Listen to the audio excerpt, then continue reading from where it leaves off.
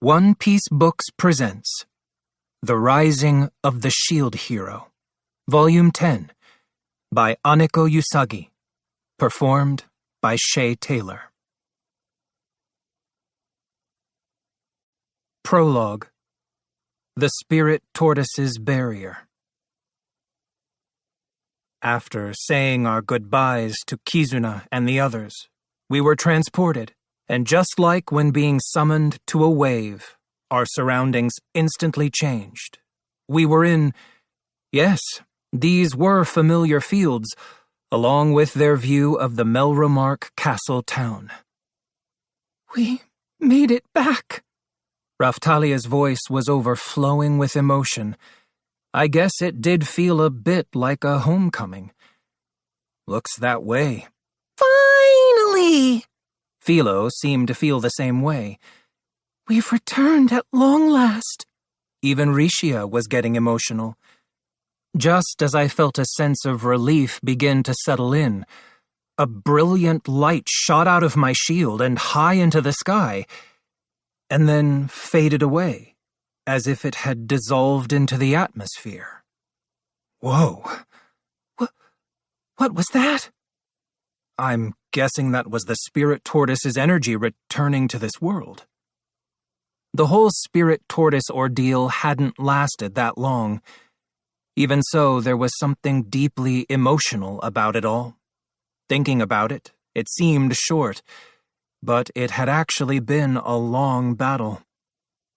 The Spirit Tortoise was something that existed to create a barrier that would protect the world. But someone seized control of its body, and so Ost reached out to me for help. It turned out it was Kyo that had manipulated the Spirit Tortoise and inflicted great damage upon this world, and we ended up chasing him all the way to another world.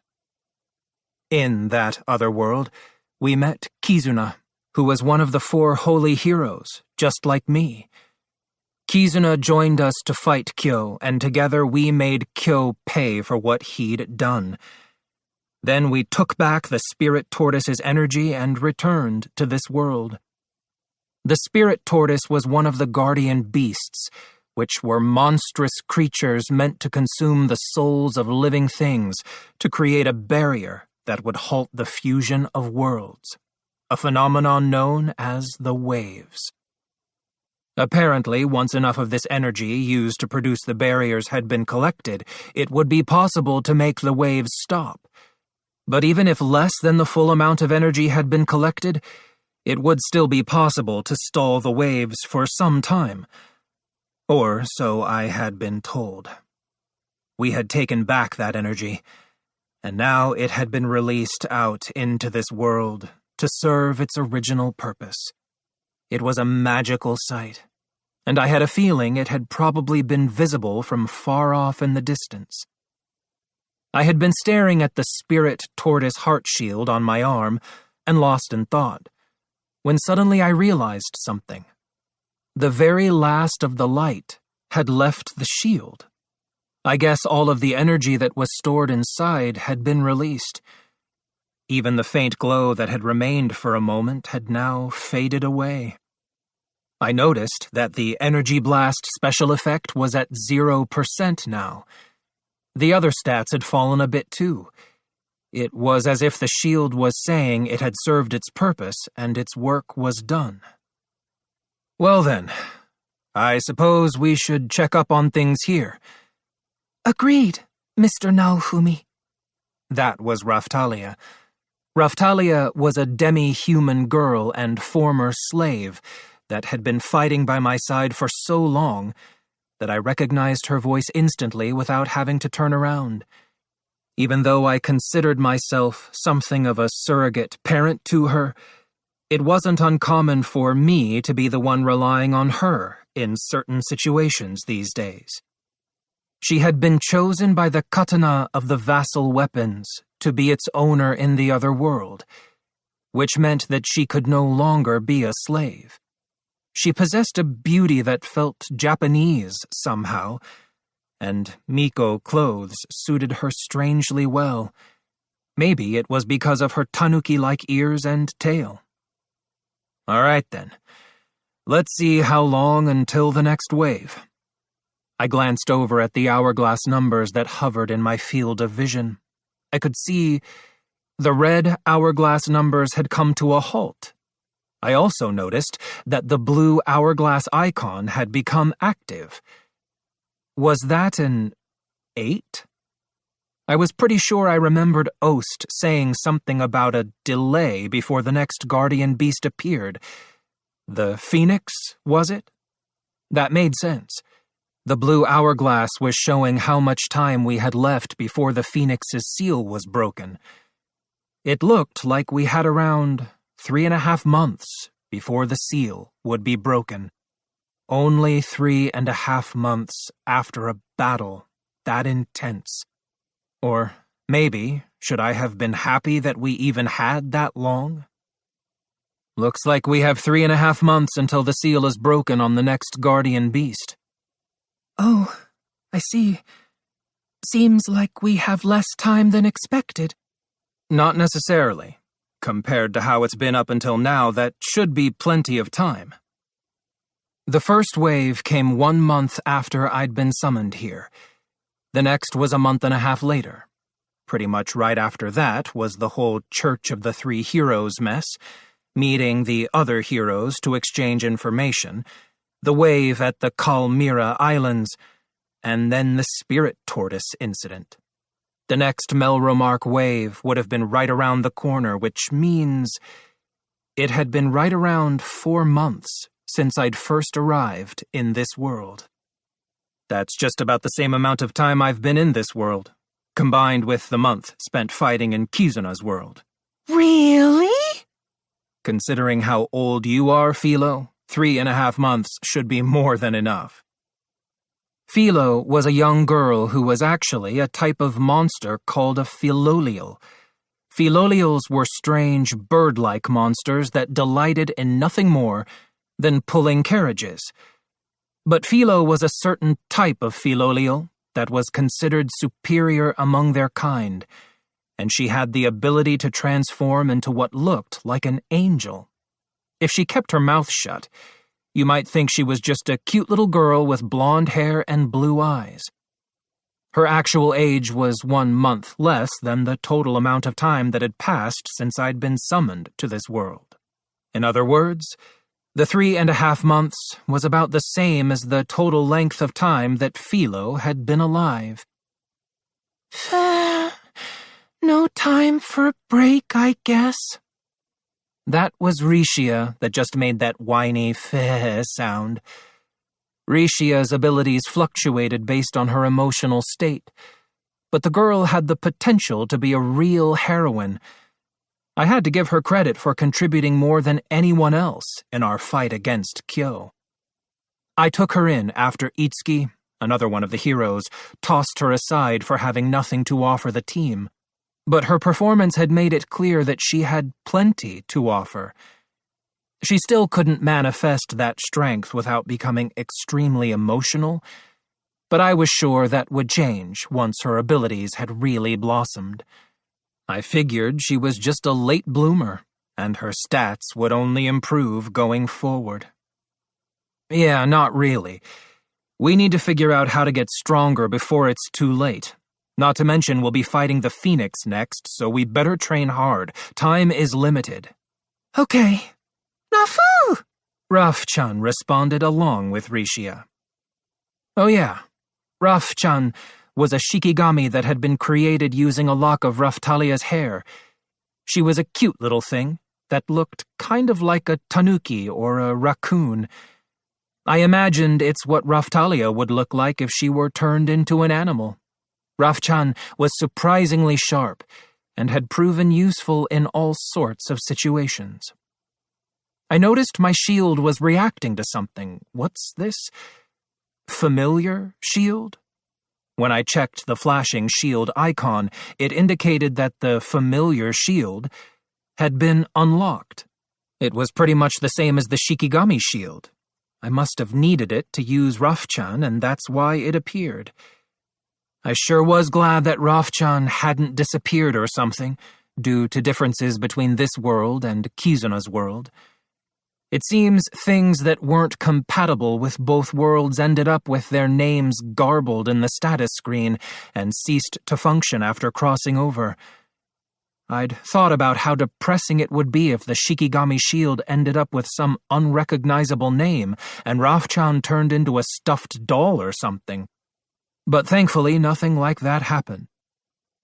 Mr. Naofumi, you're thinking about something weird, aren't you?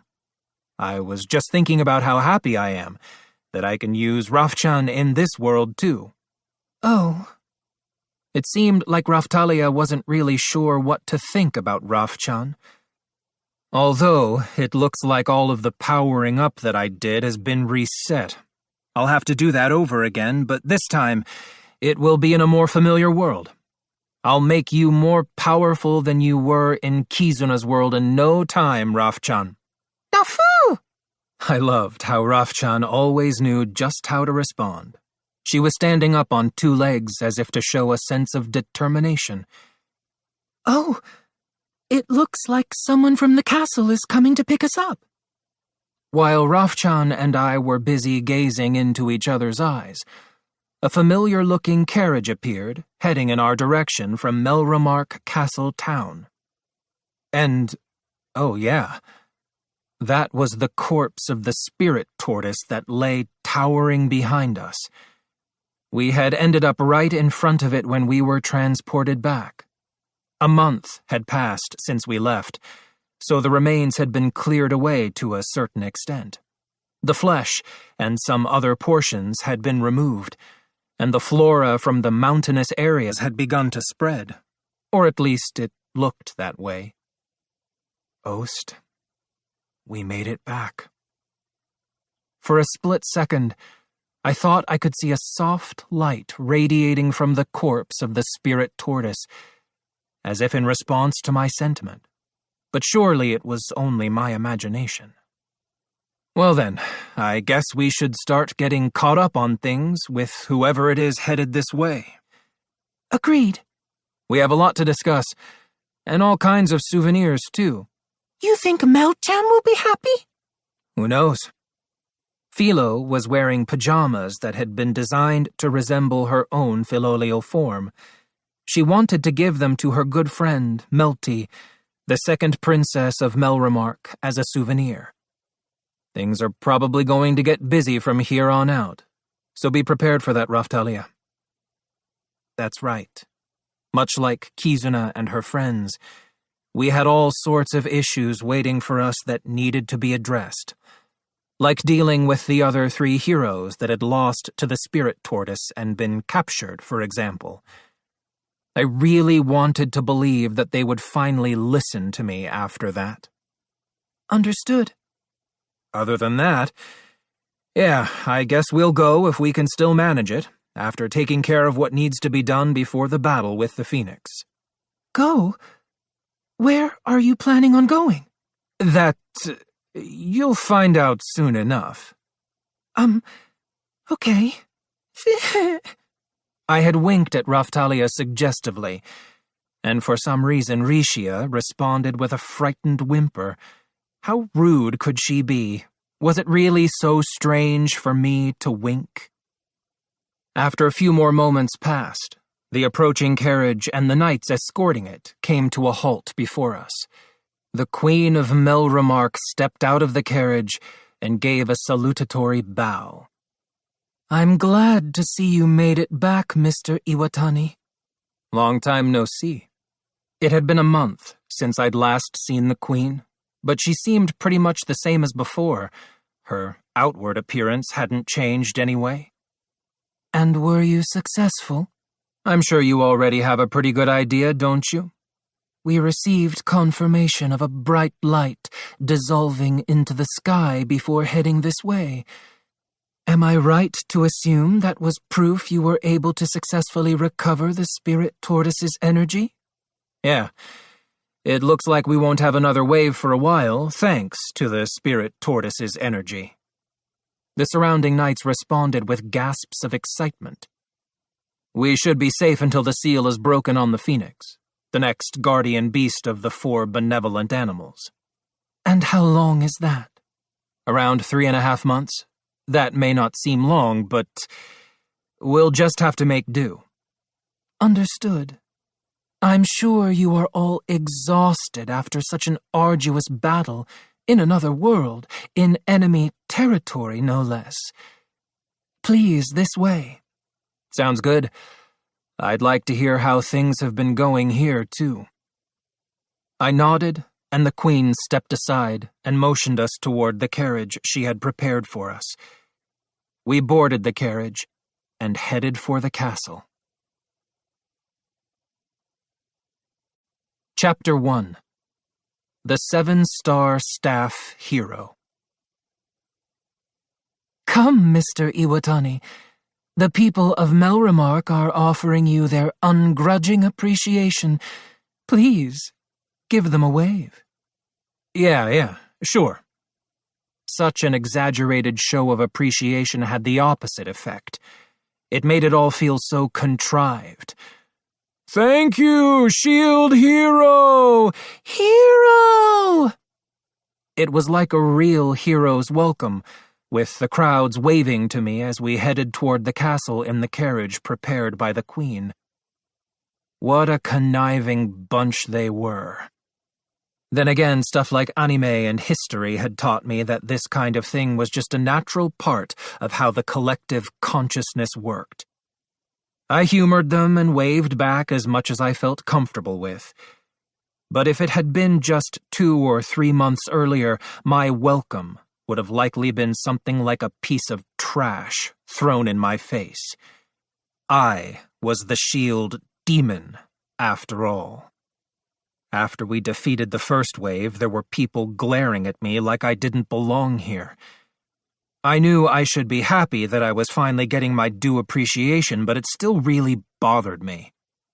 I wondered how much time had passed in this world since we had crossed over. By the way, Queen. Yes? How much time has passed here since I left? I had made a point of keeping track, but I still wanted to check to make sure. It was always possible that an exceedingly long amount of time had actually passed, like in the tale of Urashima Taro, the Japanese Rip Van Winkle. 2.5 weeks. Oh, really? Strange. Apparently, time passed quicker in Kizuna's world. You could see the surprise on Raphtalia's and Rishia's faces when the Queen said it had only been 2.5 weeks. What is it? Around a month had passed in the world we followed the enemy to. I see. To think there would be such a difference. I wasn't sure if it was a good thing or a bad thing, but I figured it meant we had saved some time, maybe. We finally arrived at the castle and were taken to the throne room. What happened with the coalition army? All of the members are working hard to rebuild their own respective countries. The damage done by the spirit tortoise had indeed been awful. I had seen the scars left by the battle. We had managed to defeat the spirit tortoise here in Melremark, but its massive corpse was still lying out in the fields with an expansive wasteland of wreckage extending out behind it. Let us review the current situation. At present, all of the dragon hourglasses across the world have come to a halt. The red hourglass on my status screen has stopped too. I see.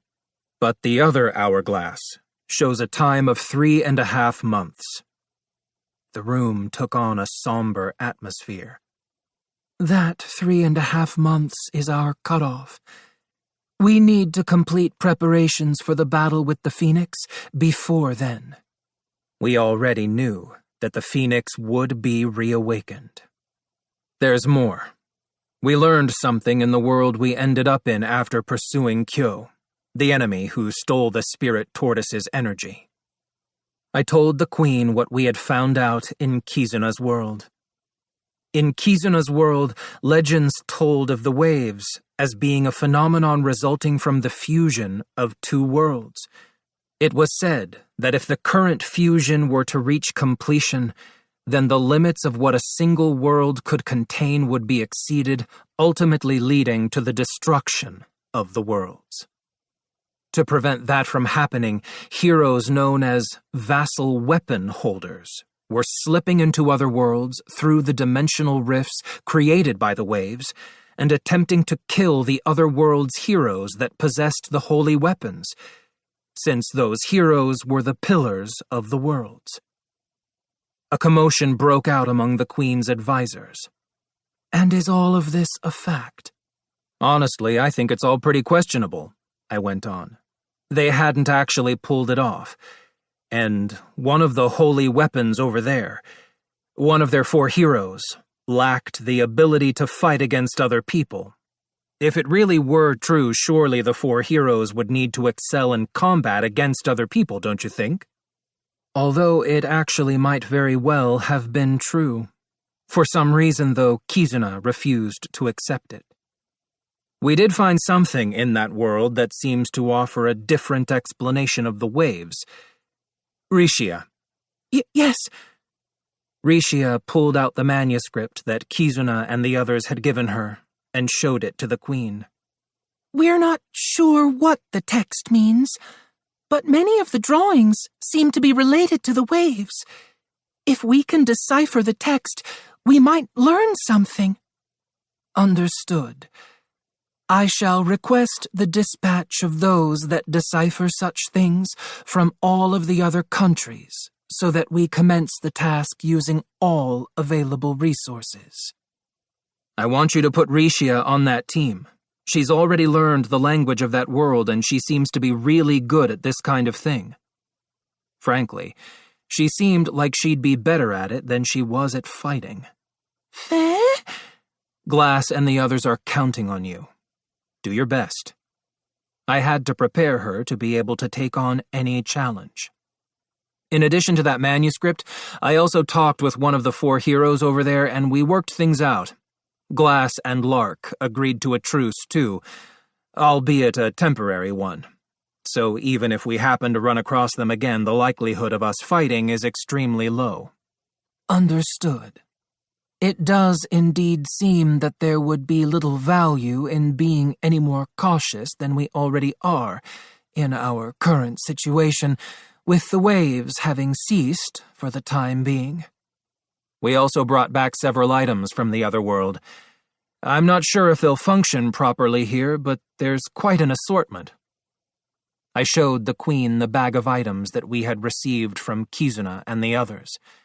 If everything worked out, not only would the items help us deal with the waves, but they were all things we could easily make a fortune off of, too. There was equipment that could emulate the drop function of the legendary weapons, as well as the Scroll of Return, also known as Return Transcript, which was equivalent to a teleport skill and could summon the user to an hourglass just like during the waves. Now then, there's something important I'd like to address before anything else. I took a step toward the Queen to make a suggestion, or perhaps I should say, request. During the next 3.5 months, it's imperative that we recover from the curse that came as a toll of our battle. That's right. Right now, Philo, Raftalia, and I all had drastically reduced stats due to the after effects of the all-sacrifice aura. Even worse, full recovery was still a long way off. I had no idea. To be honest, we were in pretty bad shape. We wouldn't be able to really push ourselves until we had fully recovered from the curse. Even a normal battle would likely be pretty tough right now. According to the doctor in Kizuna's world, full recovery would take around 3 months. I planned on trying out various methods of recovery on my own too, but we would still have to get by with reduced stats, one way or the other, until we had fully recovered. Still, it was too bad, because I knew that at one point I had become ridiculously strong after meeting with the other heroes to discuss our power-up methods. Luckily, my defensive power had been spared from the effects of the curse, so we could probably still manage, somehow. In 3.5 months, the Phoenix's seal will be broken, and the battles we'll face after that will probably grow more difficult as well. I'd heard that the monsters being stronger in Kizuna's world had something to do with the waves. The situation was slowly getting worse, so the heroes had to be considered indispensable. There was no way I could handle everything on my own, and Raphtalia couldn't be expected to take up all of the slack, even if she did possess the katana of the vassal weapons now. I had given Vittoria my word, too. At the very least, we needed more solidarity among the 4 heroes. Considering what lies ahead, I think the heroes need to get together and have another discussion. The 4 heroes and the vassal weapon, the 7-star heroes, I guess. I figured that the term vassal weapon holders probably corresponded to the 7-star heroes in this world. I wanted to talk with them and learn about their power-up methods, if possible. The Queen covered her mouth with her folding fan upon hearing my words. I have taken your words into consideration, Mr. Iwatani. As for the meeting with the 7-star heroes, I will contact Faubrae and the other countries and do my best to make it happen. The Queen's response confused me. Just the 7-star heroes? What about those 3 idiots, the remainder of the 4 heroes? Wait a minute. The 4 heroes. What happened to the other 3? The Queen averted her eyes when I asked. Hey. I'm very sorry, but just several days ago. In addition to myself, the 4 heroes consisted of the sword hero, the spear hero, and the bow hero. Ren Amaki, Motoyasu Kitamura, and Itsuki Kawasumi, respectively. The 3 of them were convinced that they had ended up in some kind of game world and ran wild, relying solely on their knowledge of games from their own worlds. They had confronted the spirit tortoise and been defeated, after which they were captured by Kyo and used as a power source to control the spirit tortoise. I remembered seeing Eclair and the old Hengen Muso lady carry them off just before we set out for the other world. Anyway, this is what had happened according to the Queen. The heroes had yet to awaken and remained unconscious at the hospital until several days ago, when there were reports from the hospital that each of them had regained consciousness.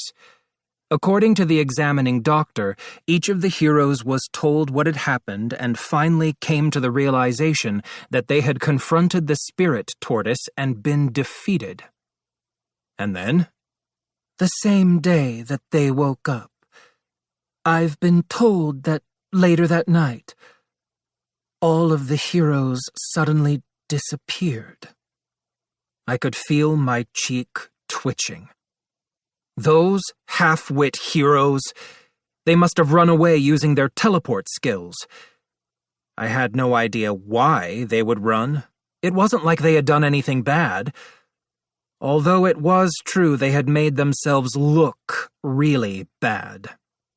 We have implemented an information blockade, but there are still rumors among the people that the defeat of the other 3 heroes is one of the reasons for the spirit tortoise's increased violence. The hero's situation is concerning. Ugh. I don't know where they went, but please try to see to it that they are protected if possible. I will do my best. However, it is possible that if they feel they're being blamed for the spread of destruction, they might behave rashly. I have ordered that they be handled with caution. Jeez.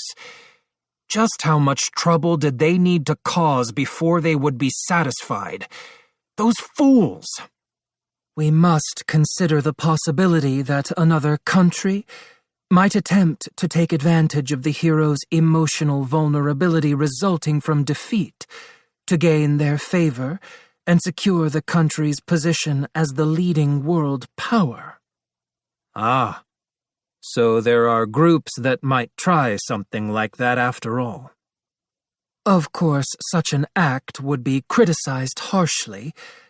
We would not stand by quietly, nor would Faubourg, I am sure. That's the huge country that first attempted to summon the four heroes, right? Yes. The country is closely involved with the four heroes.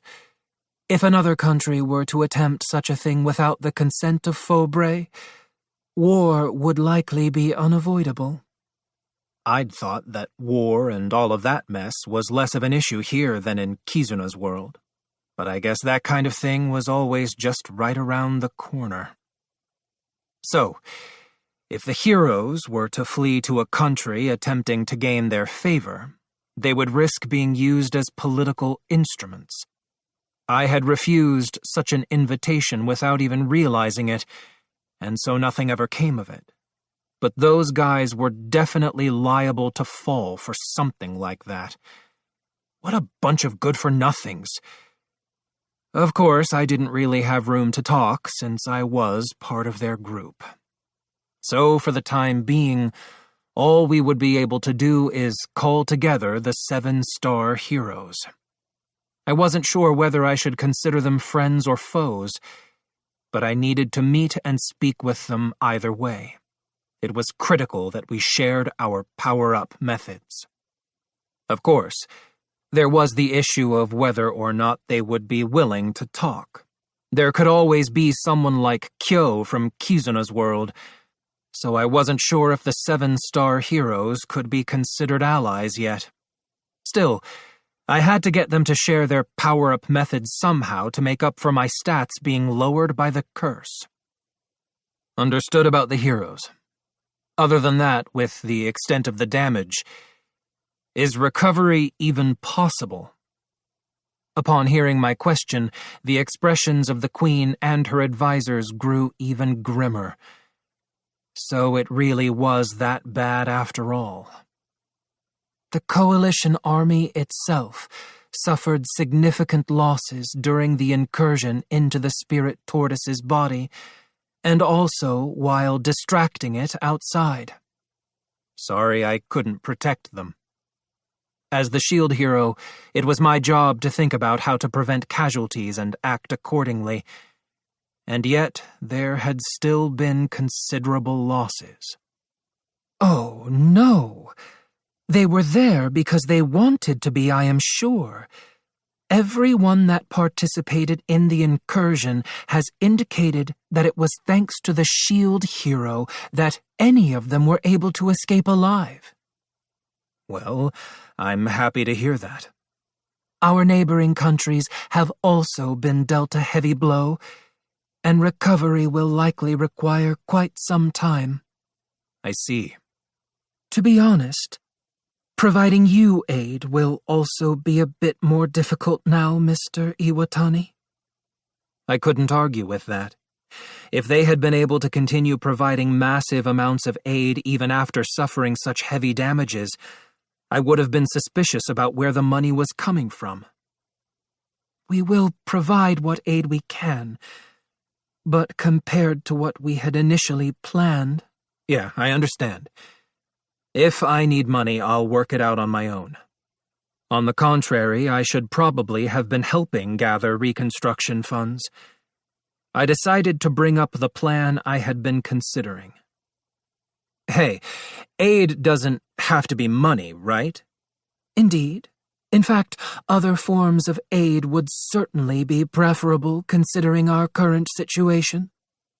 This was related to an issue I had noticed while leading the coalition army, and something that I had been thinking about for a while.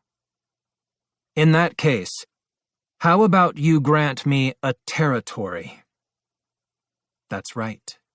Seeing Kizuna and the others made me think about how the waves should be dealt with. At the same time, I figured it was the best I could do to show my thanks to Raphtalia.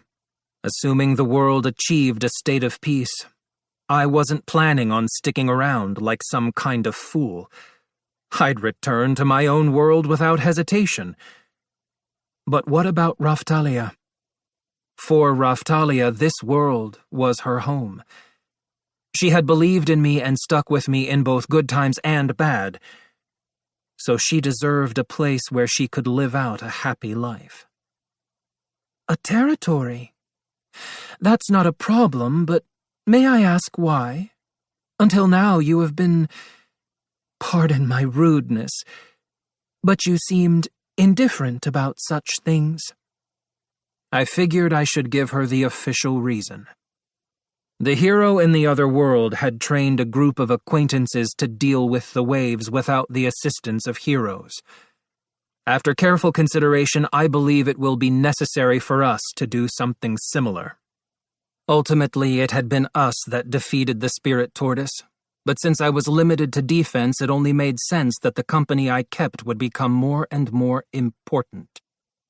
I believe I understand your reasoning, Mr. Iwatani. Without the Coalition army, we would have lost to the Spirit Tortoise. I want to be clear about that.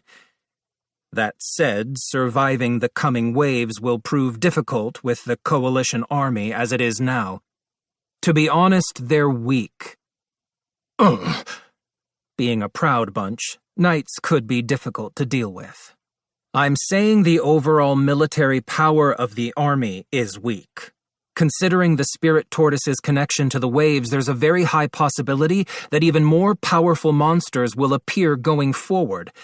That's why I want to build a private army that is prepared to deal with the waves. I'll need money too, and a territory would provide a basis for all of this. That makes sense. I am beginning to understand your line of thinking, Mr. Iwatani. We needed to reward you anyway, so this is a good chance. The Queen closed her folding fan and pulled out a map. Somewhere close to the castle town would probably be best. Do you have a place in mind? Here. Without hesitation, I pointed to a coastal area near the port. The port was the one we had departed from when heading to the Kalmyra Islands. What? Raftalia had started to say something, but held back. That area. Yes, that's where Miss Seaeto is currently serving as governor. You mean Eclair? She's got more going on than I expected. Yes. I had been planning to assist with the reconstruction of the territories in that area as well, but according to reports, the current situation doesn't sound very promising. I see.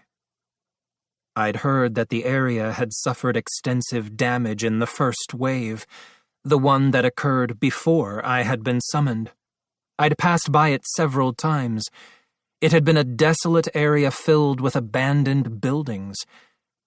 I wasn't sure if it was because of the wave, but even the plant life seemed to lack vitality.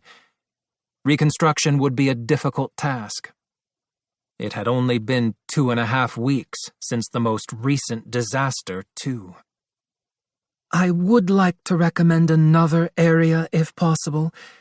That area suffered extensive damage in the first wave and is in ruins.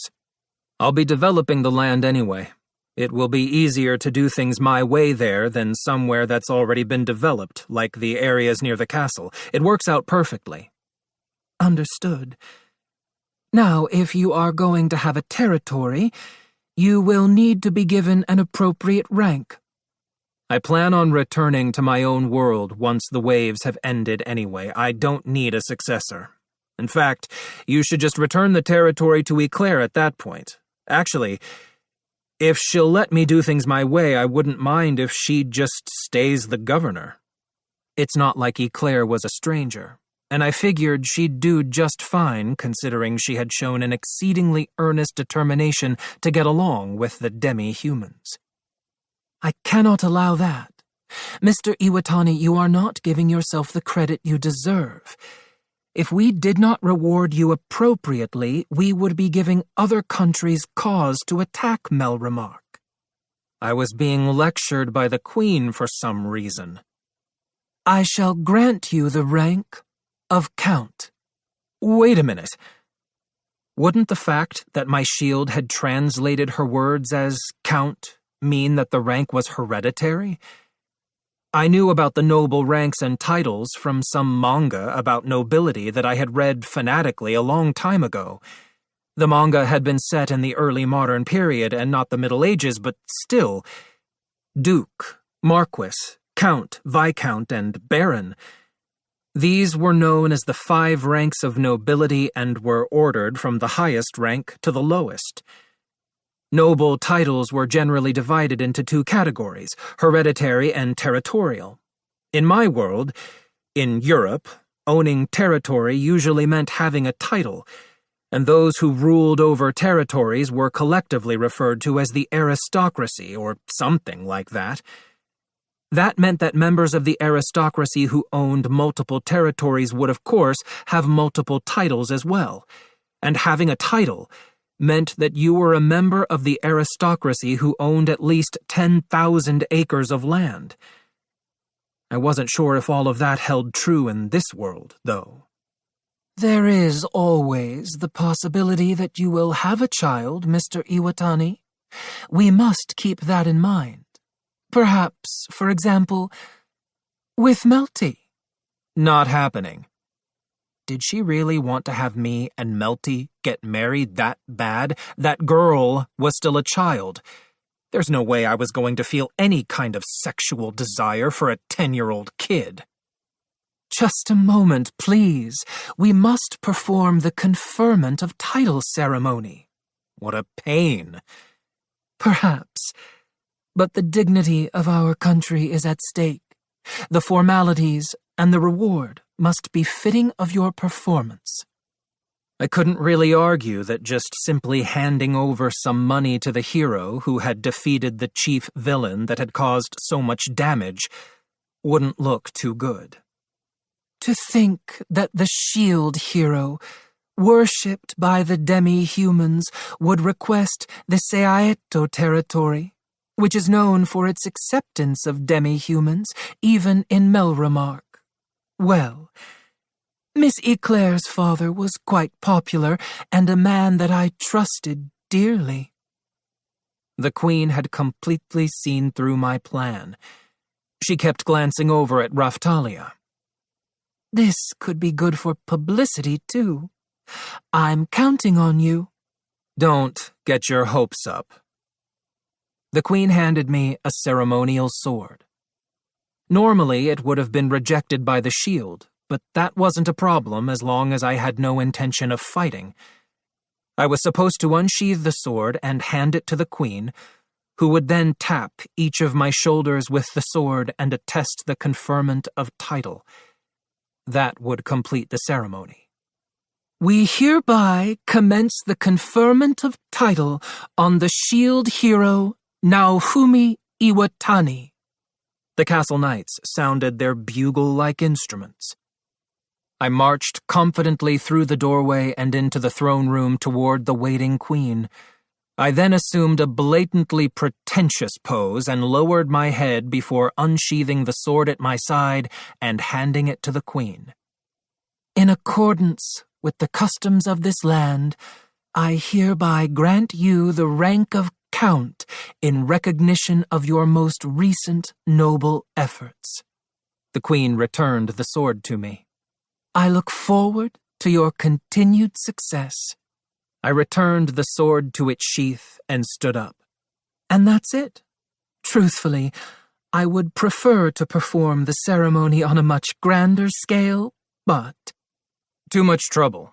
I expected that would be your response, so I kept it simple.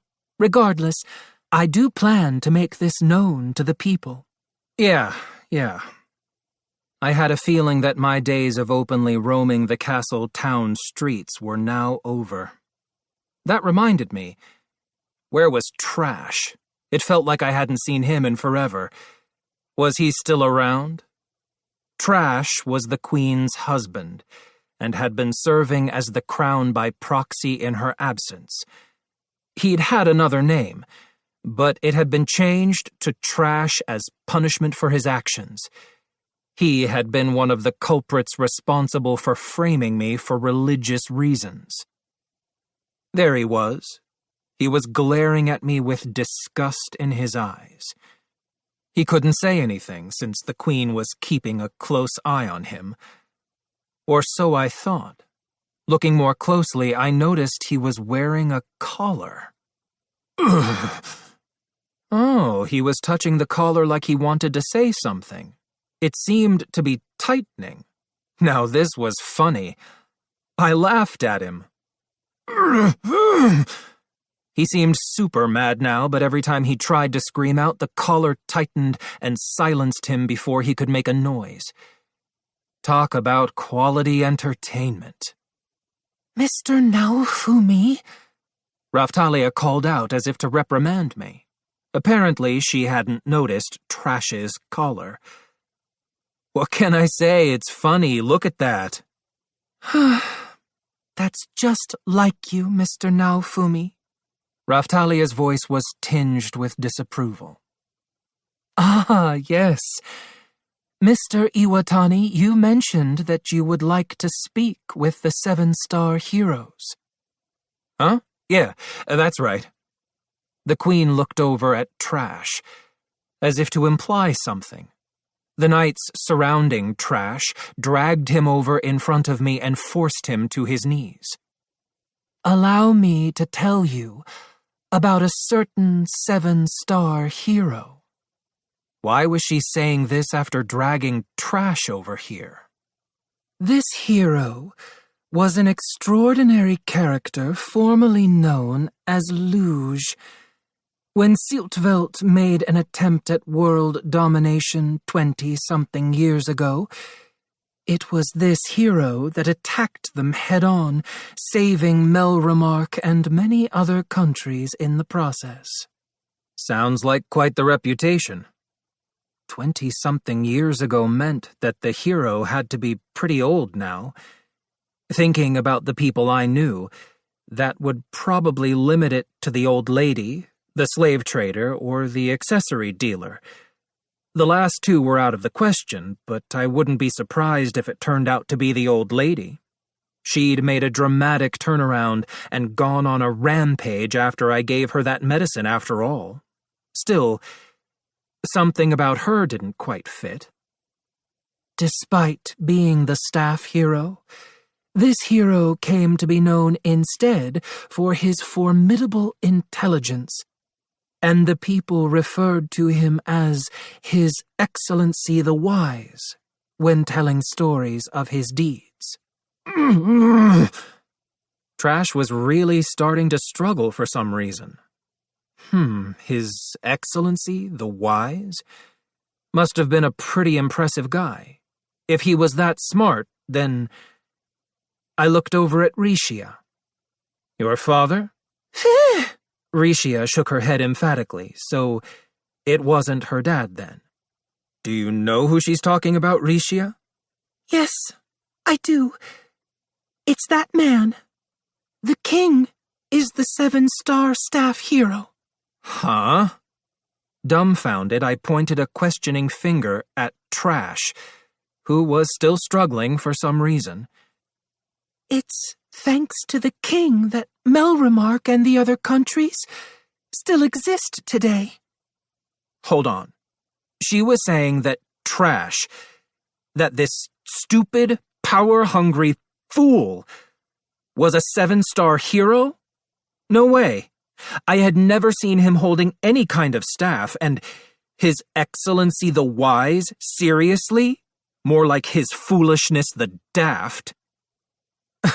Good one, Rishia. You almost had me there for a second.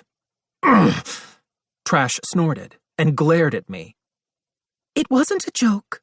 I'm sure that this all must be some kind of strategically planned act. Mom and Dad always said that Melremark would remain peaceful and secure as long as the king were here. And that right there is why your mom and dad ended up ruined nobility. Mr. Naofumi. Raphtalia reprimanded me again. But it was probably true.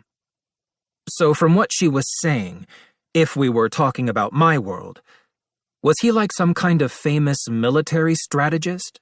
Was he the kind of character who couldn't be underestimated because he was always several steps ahead, and even if he acted foolishly, it was sure to be some kind of trap? Yeah, I wasn't falling for that. I get it, the guy exists, but this is some kind of political decoy, right? I pointed at Trash defiantly. Unable to stand it any longer, he made a fist and lunged at me. I will not allow it. Icicle prison! Ugh. Now encased in a cage of ice, Trash glared at the Queen. Or maybe the real Trash died and this is some kind of replacement. Not at all.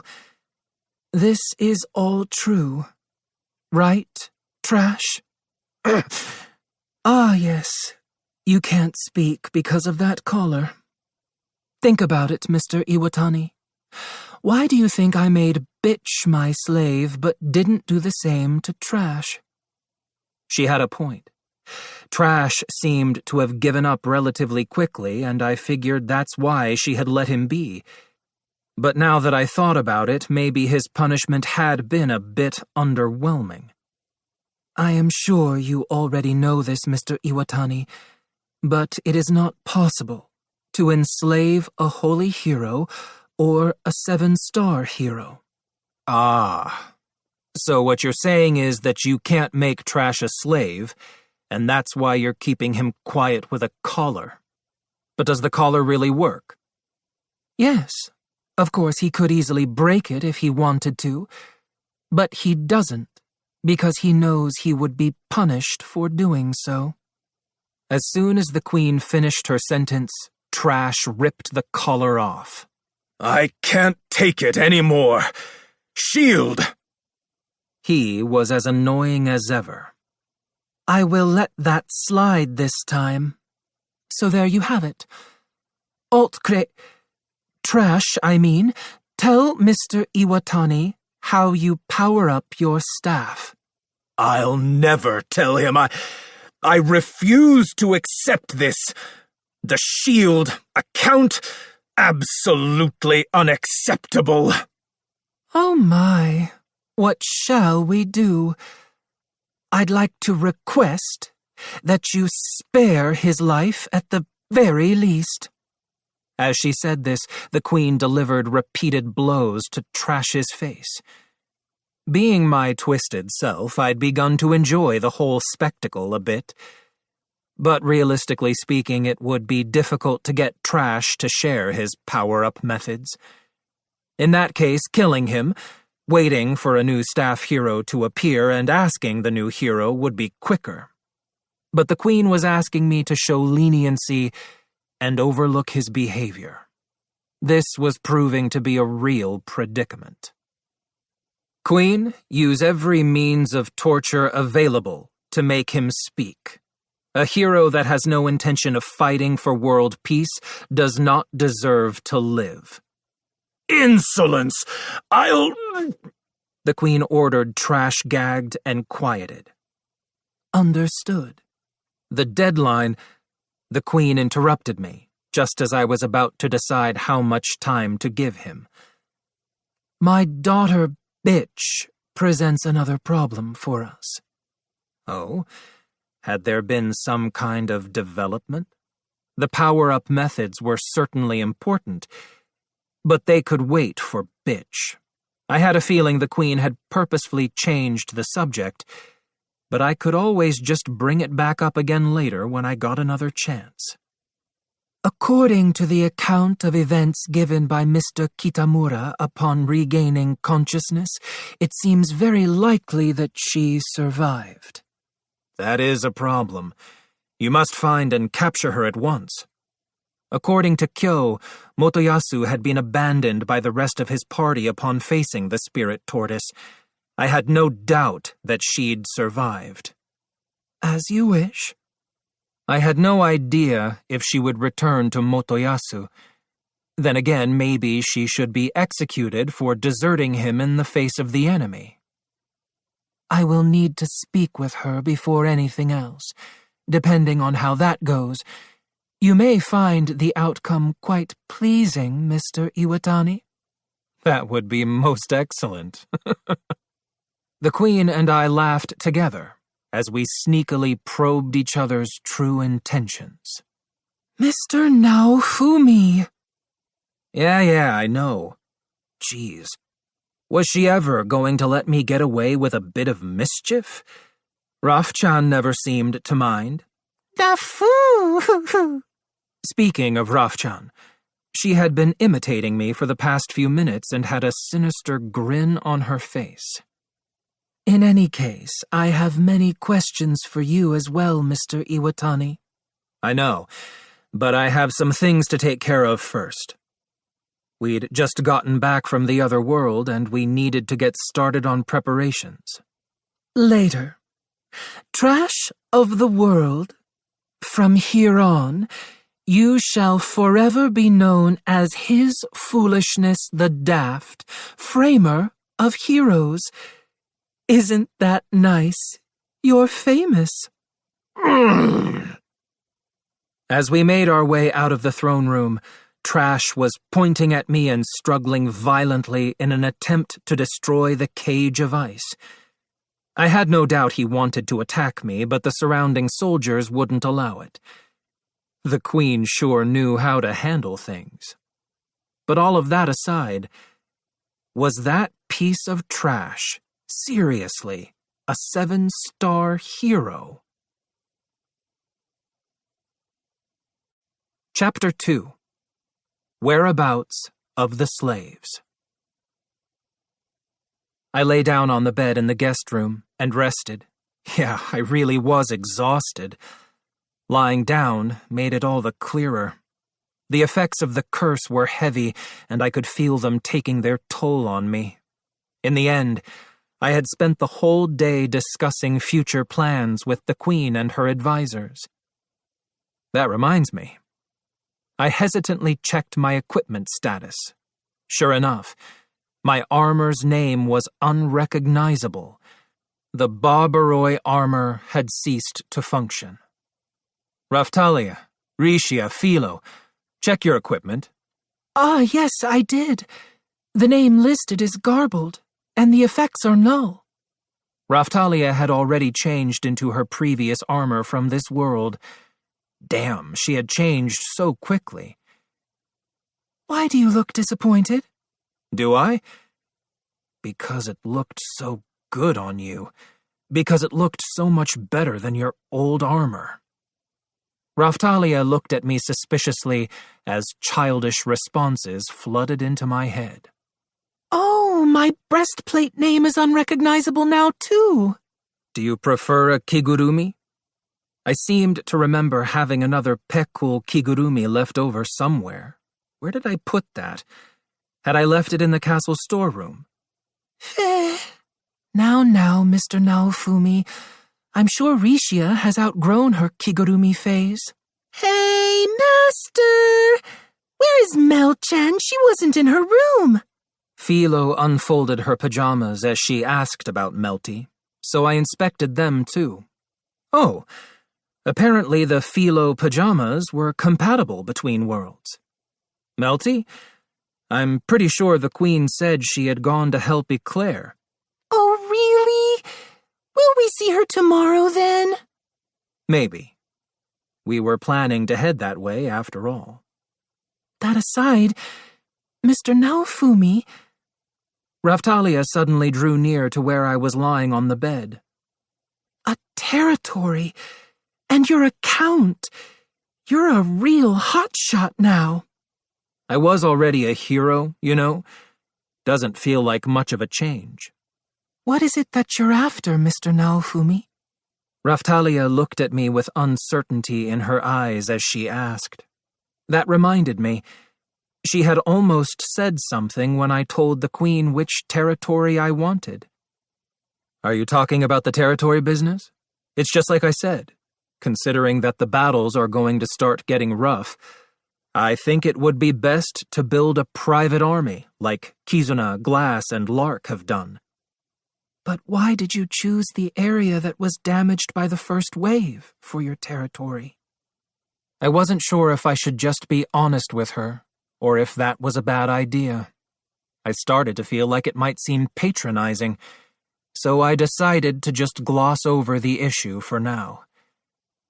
It's an area I'm already familiar with, and I should be able to do things my way there. The area has strong ties with Eclair's father, and it's unlikely that anyone would have a problem with me getting involved there. Raphtalia and I sat there in silence for a few moments. Finally, she let out a sigh of resignation. Understood. We'll just leave it at that. We'll round up some slaves, starting with those that you know, Raphtalia. It will be easier to fight with people you're already familiar with. After that, we'll move on to other ordinary slaves. Once we've established a respectable amount of fighting power there, we can consider training the castle soldiers or something. I wanted to train the slaves and develop enough fighting power that we would be able to easily defeat Glass and the others, should it come to that. At the same time... This meant that Raphtalia's friends would have to join my private army if they wanted to return to their precious village. I was basically holding the territory hostage. You're trying to act all bad again. Let me guess. Something about hostages? Yikes, she had completely seen through me. You two are like an old married couple. Rishia went and dropped a real bombshell. Although, it was true that I had spent more time with Raphtalia than anyone else in this world, so she probably did understand me better than anyone. We were nothing like a married couple, though. What is that supposed to mean? Raphtalia's face turned red in embarrassment as she shouted at Rishia. Just like I thought, any talk of love or romance really ruffled Raphtalia's feathers. Rishia had stepped on a landmine. Raphtalia may have started out as a child and a slave, but she had an exceptionally kind heart and always looked out for others. She'd lost her family, and her village had been taken from her, so it was easy to imagine the sorrow she might have felt. That was why she was fighting, to ensure that no one else would have to end up in a situation like hers. Driven by such a noble goal, Raphtalia undoubtedly had no interest in things like love and romance. Not to mention that, even though she may have looked like an adult, she was still a child in terms of age. She wasn't even old enough to be interested in boys yet. I guess, since Rishia was in love with Itsuki, for better or worse, her female mind would be sensitive to stuff like that. That's right, Rishia. Raphtalia doesn't like those kinds of jokes. Best be careful. Mr. Naofumi. Raphtalia's face returned to a normal color as she began to regain her composure. That was much better. I didn't want Raphtalia getting too upset. Oh, okay. Rishia cocked her head to the side in confusion while staring at Raphtalia and me. Now then, tomorrow is going to be a busy day. I was going somewhere with that, but thinking about what was to come suddenly reminded me of something. That reminds me, Rishia. We were talking about whether or not you should reset your level, right? Yes. I want you to consider going without the reset. Why is that? But Mr. Naofumi, didn't you say that starting over from level 1 would improve her abilities? I've been thinking about that. I observed Rishia's performance to a certain extent while we were in Kizuna's world. You know that much, right? Yes. I made sure to keep an eye on how Rishia developed while we were there. Honestly, there's not much of a difference between her abilities right now and what they were like over in Kizuna's world. It's practically nil. Really? I mean, there is a small difference, but compared to Raphtalia or Philo... So, Rishia, I estimate that your abilities will likely have a growth spurt coming. Your class-up could be a problem, though. Raftalia and Philo both improved drastically after their class-ups. Fitoria's feather had made it possible for Philo to have a special class-up that paved the way for a lot of her abilities to really blossom. Depending on the person and their abilities, a class-up could have long-lasting effects. Rishia was a jack-of-all-trades and master of none, but for all I knew, the right class-up might make her more adept at a certain kind of magic or something. Oh, I suppose you're right, but Itsuki chose this path for me. That's something that I treasure and wouldn't want to change. I see. Understood. She may have been tossed aside by Itsuki, but her heart hadn't changed. That was all the more reason to make him regret it. That sounded good to me. We continued to just hang out for a while, resting up for the coming day. Okay then. After eating breakfast at the castle, we spoke with the Queen briefly before getting ready to head out. Where are we headed? To visit the slave trader. Mr. Iwatani? The Queen raised her hand as if there was something she wanted to say. Might you be going there to purchase slaves from the same village Miss Raftalia is from? Yeah, why? Regarding that, we may have complicated matters a bit. I must apologize in advance. What was that supposed to mean? I had a really bad feeling about this. My cheek started to twitch. Actually, I didn't even want to know what it meant, but there was no way around asking. What do you mean? Well, after the spirit tortoise incident, I reinstated Miss Seaeto's status as nobility and issued a proclamation ordering all Melremark citizens, including nobility, to release any demi-human slaves from the Seaeto territory immediately. I see. Since that would include the others from Miss Raftalia's village, I had hoped the proclamation would allow us to quickly find any survivors. I had already figured out what the Queen was trying to say, but I didn't want to hear the words honestly. Even Raftalia was turning pale. Our investigations show that the results have been less than favorable. It would seem that before the Emancipation Proclamation was even made, the slaves were sold off, and their whereabouts largely remain a mystery. Shit! Would the filth of this country ever stop dragging me down? I mean, it's not like I couldn't understand their motivations. If I found out an item was going to be nerfed in an online game, I would sell it off in a flash, but come on! Ugh! This really sucked. Our investigations continue, and the monster trainer that you patronize is currently searching for Miss Raftalia's friends. In other words, they hadn't found them. That's why they were still searching. I steadied Raftalia, who started to look like her legs might give out on her, and the fact that my plan had already hit a brick wall from the very get-go started to sink in. Fortunately, Keel and 3 others have already returned to the Seaeto territory. So there were 4 in all, counting Keel. That was it. Considering the kind of development I had in mind, we would need a lot more than that. I was left with no other choice. For the time being, it looks like we'll just have to round up some demi-human slaves without being too picky. Mr. Naofumi? We can't build a territory with 4 people. We need more. There were all kinds of things that needed to be done.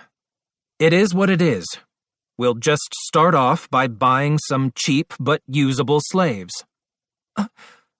Understood. I'm sure they'll probably end up being children. Younger slaves would have more room for growth, among other things. I continued to mull over the situation as we parted ways with the Queen and headed for the slave trader's tent. We threw on cloaks and made our way through the back alleys toward that oh-so-familiar tent for the first time in a long while. Oh! There sat the slave trader, a man I would have preferred not to associate with, looking bored, waiting for the next customer. Wasn't he supposed to be searching for the slaves from Raphtalia's village? I doffed my hood to show my face and gave him a salutatory wave.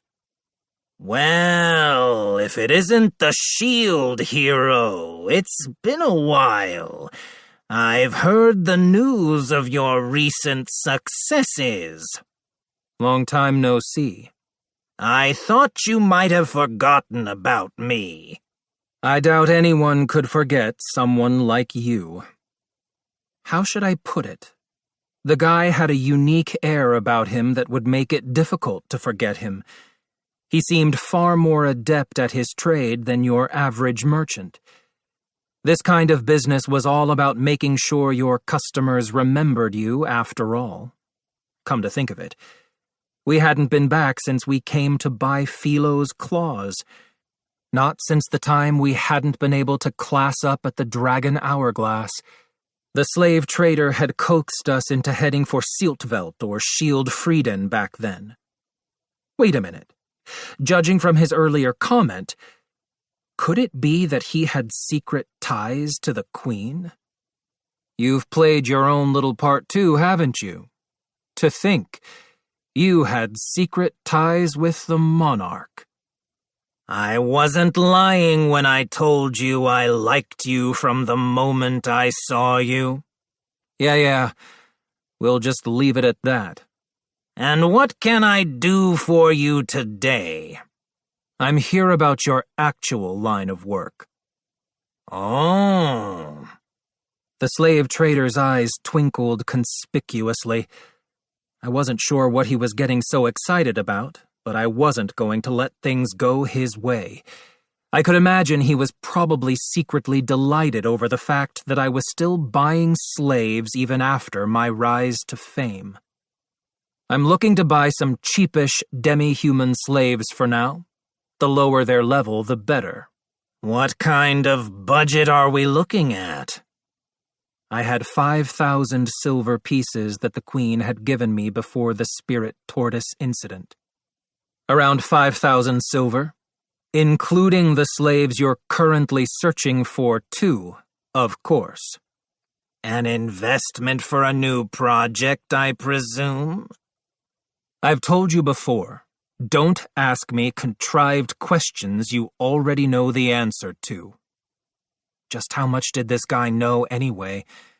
I had a feeling I might just believe it if he told me he could see the future or something. This way. The slave trader motioned us toward the inner depths of his tent. We began to follow behind him, but Philo came to a halt. What is it? I don't want to go. She must have picked up on the grim atmosphere and signature stench that lay ahead. I had gotten used to it, but it certainly wasn't pleasant.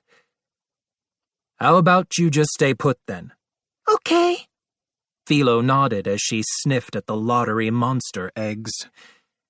Did she realize that was where our paths had joined? I warned her not to eat the eggs, and then chased after the slave trader. After catching back up to him, we approached the cage where I had met Raphtalia. This is the place where my fate was forever changed, Raphtalia murmured. It wasn't that I couldn't understand her sentiment, but, thinking about it now, it had really only been a short amount of time, even though it felt so long. It hadn't even been 6 months yet. I'll make you a special deal today. How generous of you. I'm very excited about this intriguing little project you're starting. You're going to become a regular customer now, I presume? Yeah, I guess so. Business is good, thanks to the shield hero. What's that supposed to mean? I'm sure you'll understand if you just think of it as the same phenomenon that occurred with the bird god. Ah, Raftalia had played a big part in our success after all. I'm sure the Coalition army held her in high regard too. If people knew that a slave like that had been purchased from this guy, his business was sure to benefit. But that's pointless if you don't have any slaves from Raftalia's village in stock. Oh no, that's a completely different issue, yes, sir. Let's start with... I figured I would just pick several slaves that caught my eye. This one, and that one. Also, that one over there, that one under the blanket, and that one too.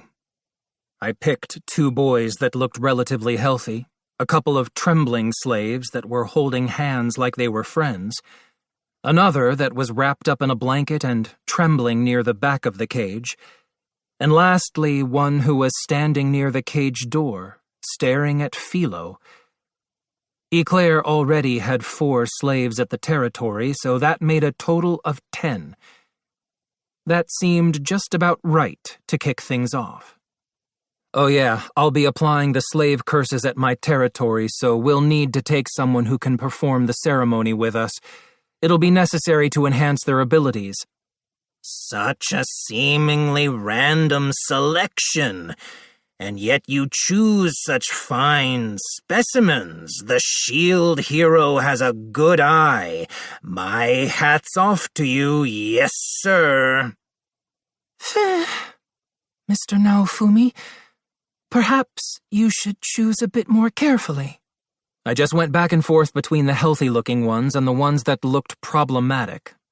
Hey, you in the blanket. Come over here. I was sure this one would be weak and feeble. I could tell it was trembling in fear, too. The slave trader gave an order and a brawny man opened the cage and tore the blanket away from the child.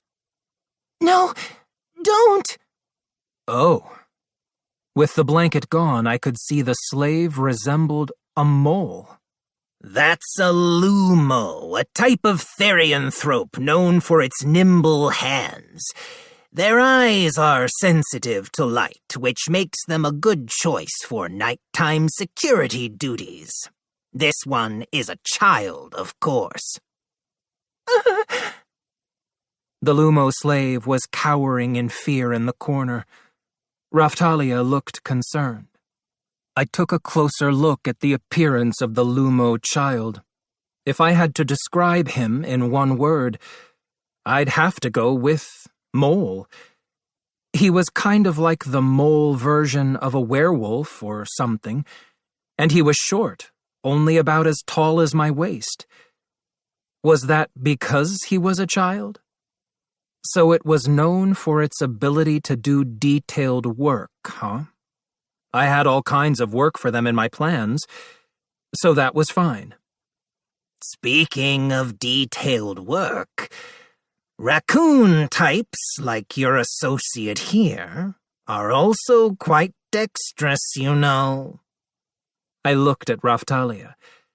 Now that I thought about it, I'd never taught her to do work like that. I'd had her help tan some monster hides, but that was about it. Maybe the fact that she didn't express interest in doing that kind of thing meant that she was naturally clumsy. You're thinking about something rude, aren't you? Not really. But yes, Lumo types tend to be well suited for delicate work that requires dexterous hands. They also tend to be rather reserved. A good choice, yes, sir. I took another look at the trembling Lumo slave. Is it just me, or does this country have a lot of scumbags that are into physical abuse. Every slave I'd seen was covered in scars from being whipped. This country has a long history of being at war with the demi-humans, so it's only natural, yes, sir. Meaning people like the nobility that fought in those wars use physical abuse to make themselves feel better about the past? The nobleman that Raftalia had gotten tangled up with had done just that. We even have a special low-priced option for borrowing a slave, just to physically abuse it a bit before returning it. Yes, sir. We require the slave to be purchased outright at a hefty sum when it's not returned in usable form. The shadiness of this country was astounding. Watching on as I reconstructed the demi-human village would probably leave a bitter taste in the mouths of the nobility. Physical abuse is punishable by law, of course, yes, sir. So it's illegal. The way it's treated sure makes it seem legal. I couldn't help but feel that way, thinking about this tent tucked away in a back alley.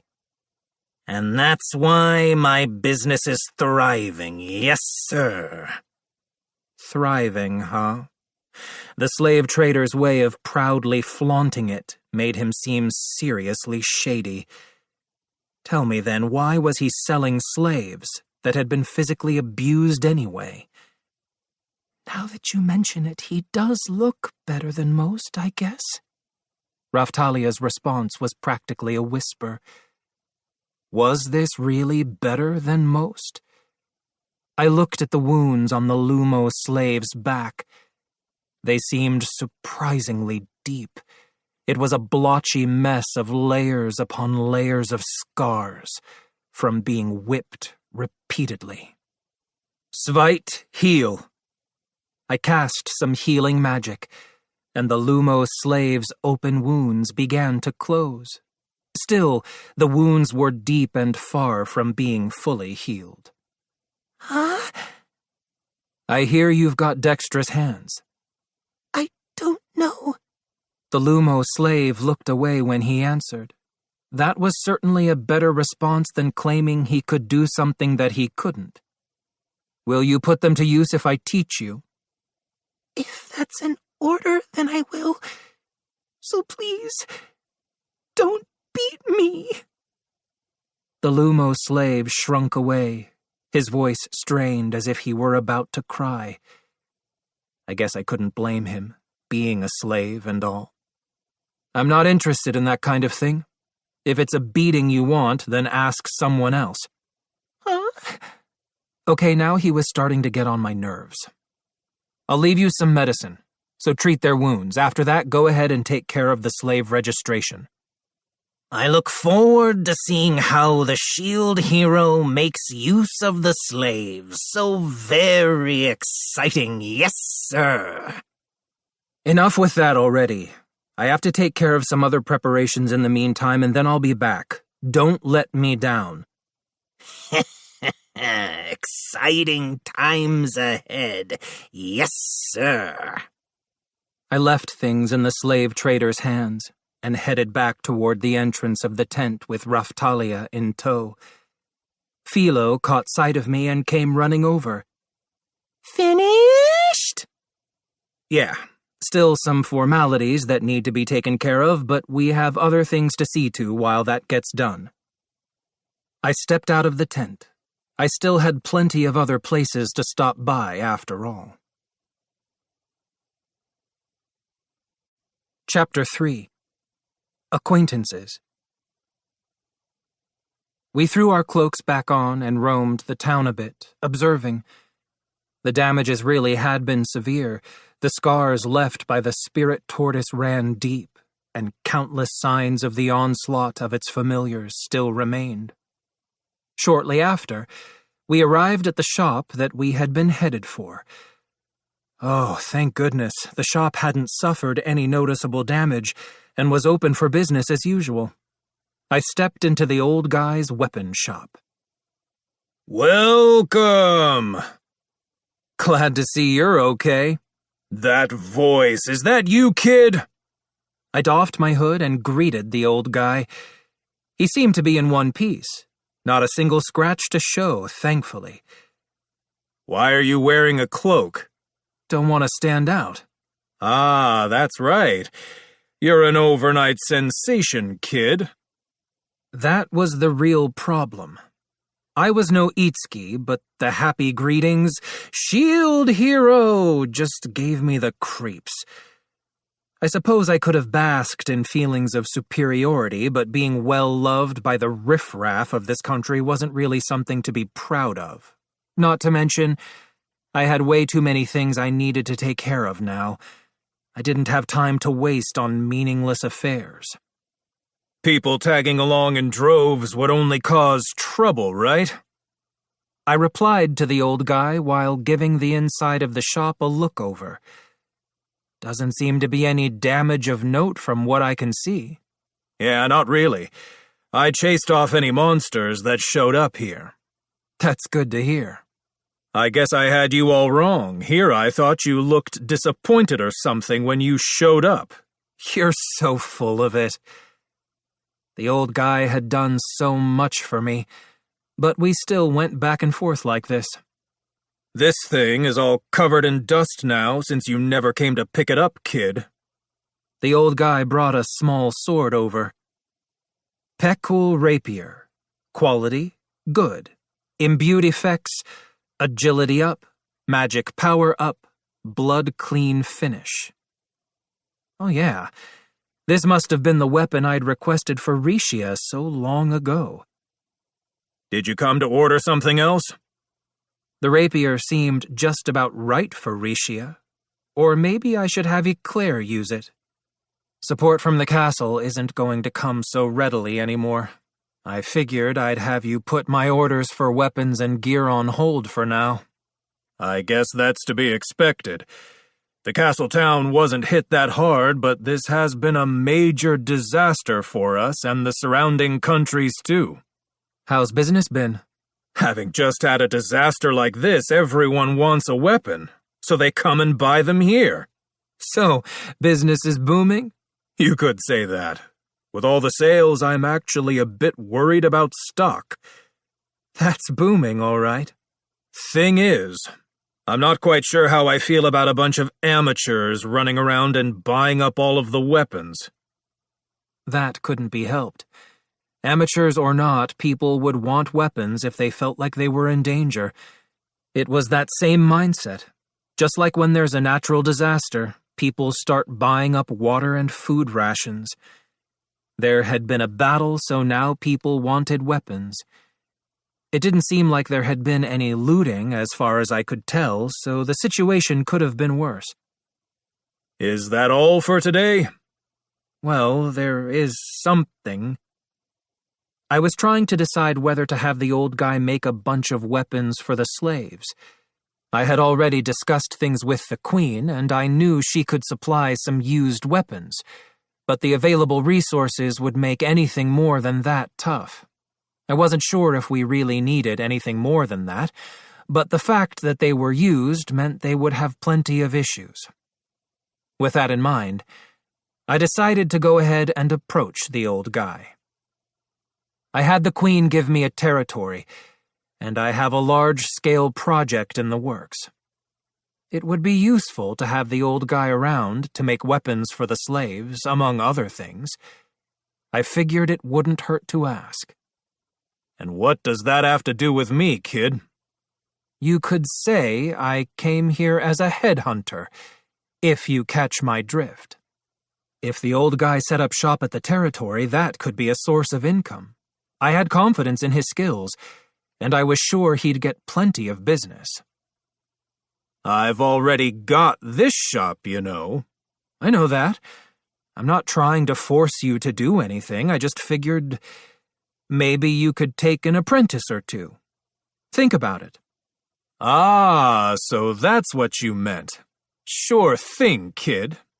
That said, I don't really think I'm good enough to be taking on apprentices or anything.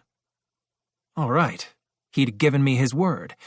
Now I'd be able to have one of my more dexterous slaves become an apprentice of the old guy and learn his trade. Skill in a trade would mean money. Of course, I didn't plan to bite the hand that feeds me or anything like that. Stop being so modest. I'm confident in your skills. I'll do my best not to let you down. Anyway, I've got a lot in the works, so spread the word among your associates for me. The location is... I told the old guy where my territory was, and explained how the village would be my base of operations. I figured there would be plenty of people wanting to get in on a new project. If I only chose the ones I could trust from that group, I could expand my operations and that would lead to more profits. My territory was relatively close to the castle town, too. Got it. Well, we were all worried about you, kid, and it's a good opportunity, so there very well may be some takers. I have a debt to pay, so I plan to treat them well. And that's especially true in your case, so think it over. Got it. After a bit of light-hearted conversation, the old guy gave me a long look. There's something else, isn't there? You can tell? You always show up with a million things at once, kid. I guess so. I didn't really want to show him, but I took off my cloak. With one look, the old guy understood. What in the world is that? The old guy was staring at my Barbaroi armor with his head cocked to the side. I took the armor off and put it on the counter. I chased the culprit that caused the spirit tortoise to go on a rampage to another world. When I got there, my barbarian armor had ceased to function, so I had a local blacksmith modify and reforge the armor. The result was this Barbaroi armor, but now that I'm back, it has stopped functioning too. The old guy stared at the Barbaroi armor long and hard. He started poking at different parts of the armor as if to see how it responded. There's no problem with the core, but I can't say one way or the other about the rest without doing some testing. Can you fix it? It's possible. Give me some time. Sure. I'm counting on you. This shop is here just for you, right, kid? By the way, they're practically handing out materials from that beast now. If things work out, we might be able to make something out of them.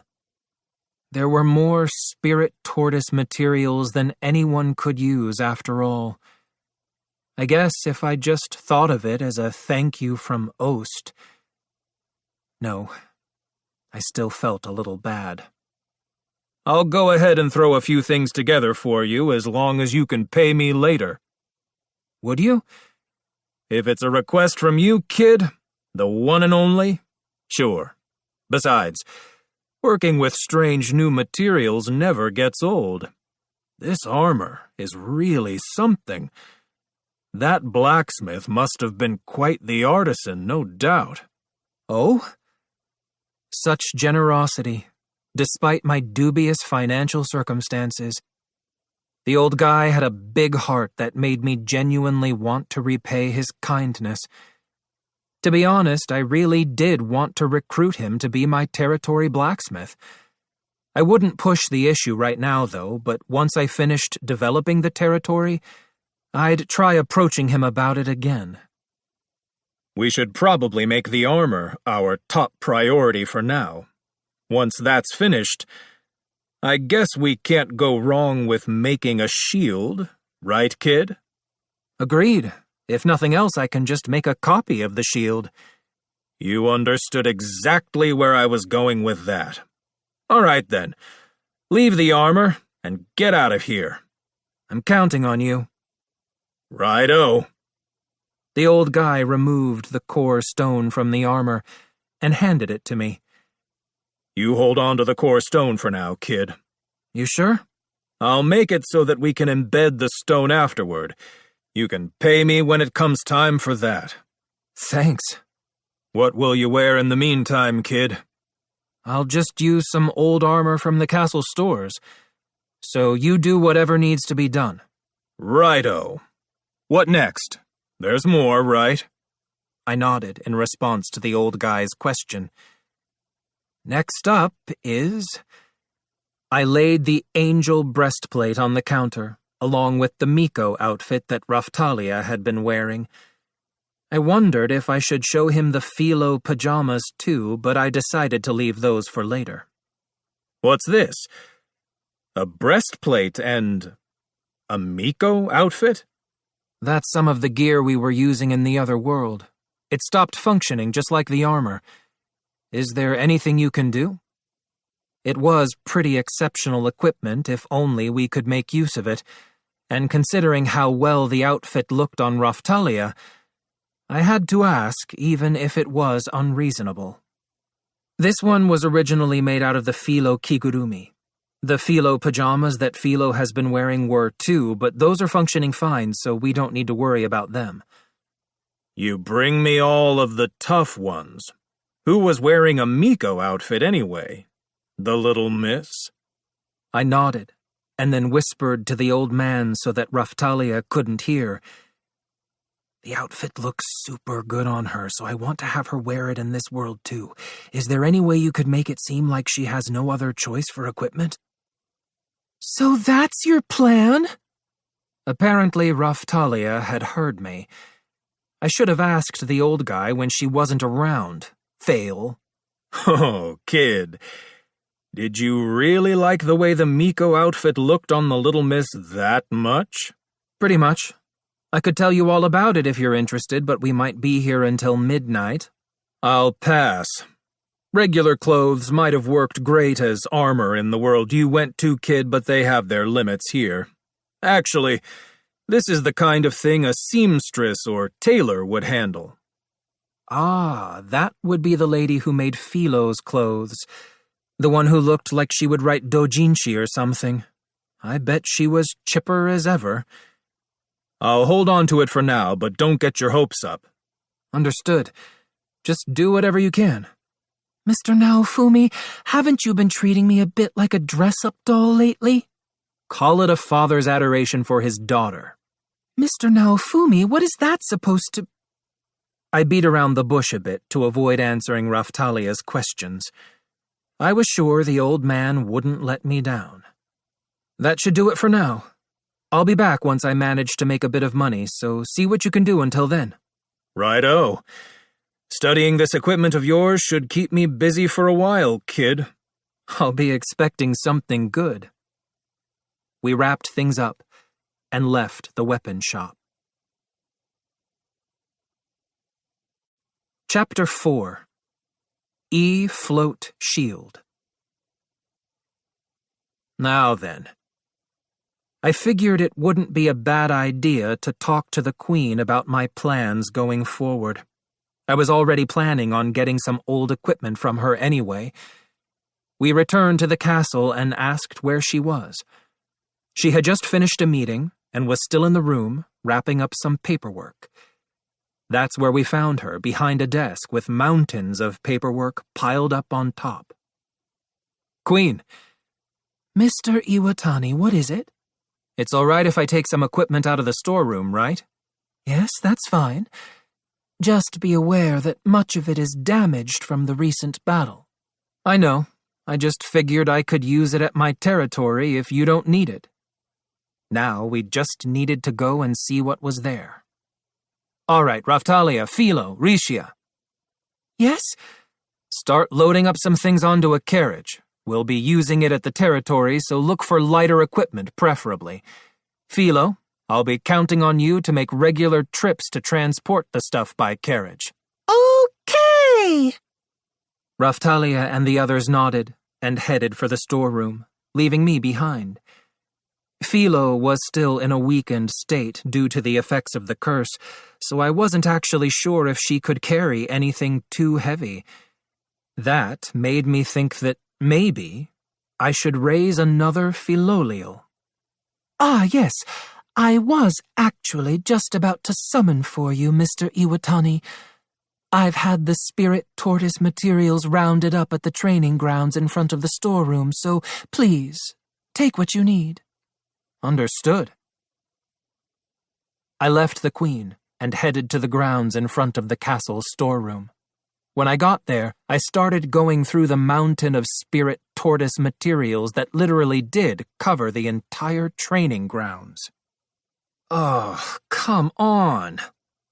Eyeballs and brains came tumbling out of the pile, startling me. I mean, this had basically been a friend of mine, so it just felt wrong. And then, all of a sudden, what?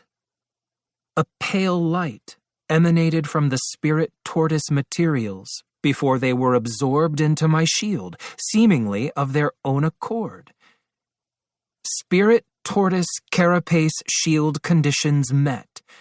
Spirit tortoise skin shield conditions met.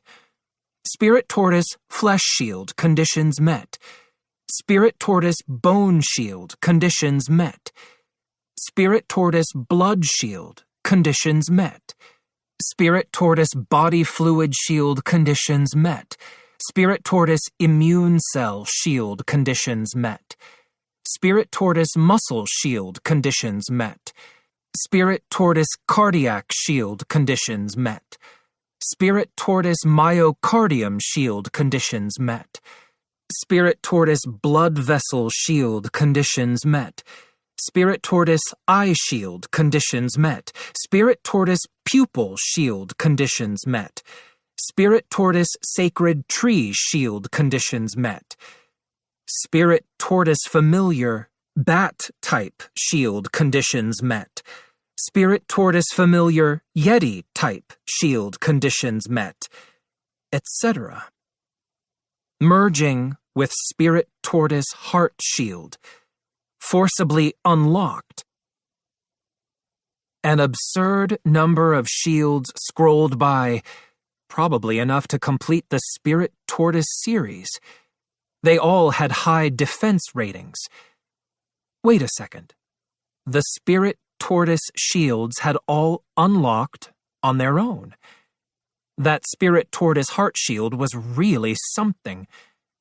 An image of the Spirit Tortoise appeared as a backdrop to the Spirit Tortoise series listing on the status screen floating in my field of vision. Now to check their stats. Oh, I noticed a shield that had been unlocked had a usable skill. Spirit Tortoise Carapace Shield 0/40C. Abilities unlocked. Equip bonus. Skill E Float Shield. Equip effects Gravity Field. C Soul Recovery. Magic Defense Up. Large. Mastery Level 0. E Float Shield, huh? Was that related to the Airstrike Shield? What kind of skill was it?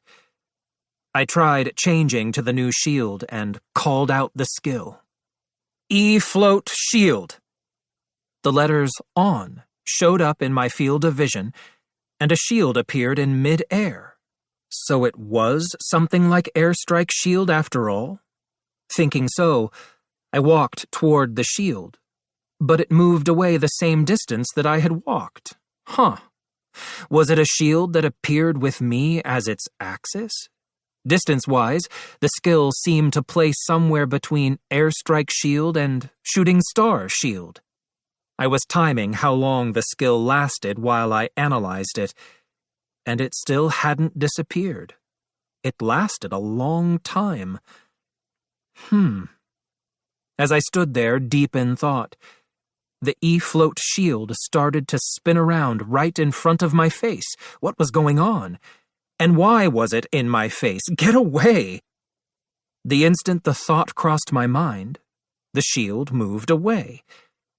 So it was a magical shield that moved wherever I wanted it to? Now that would be convenient. It would be even more convenient than Chain Shield.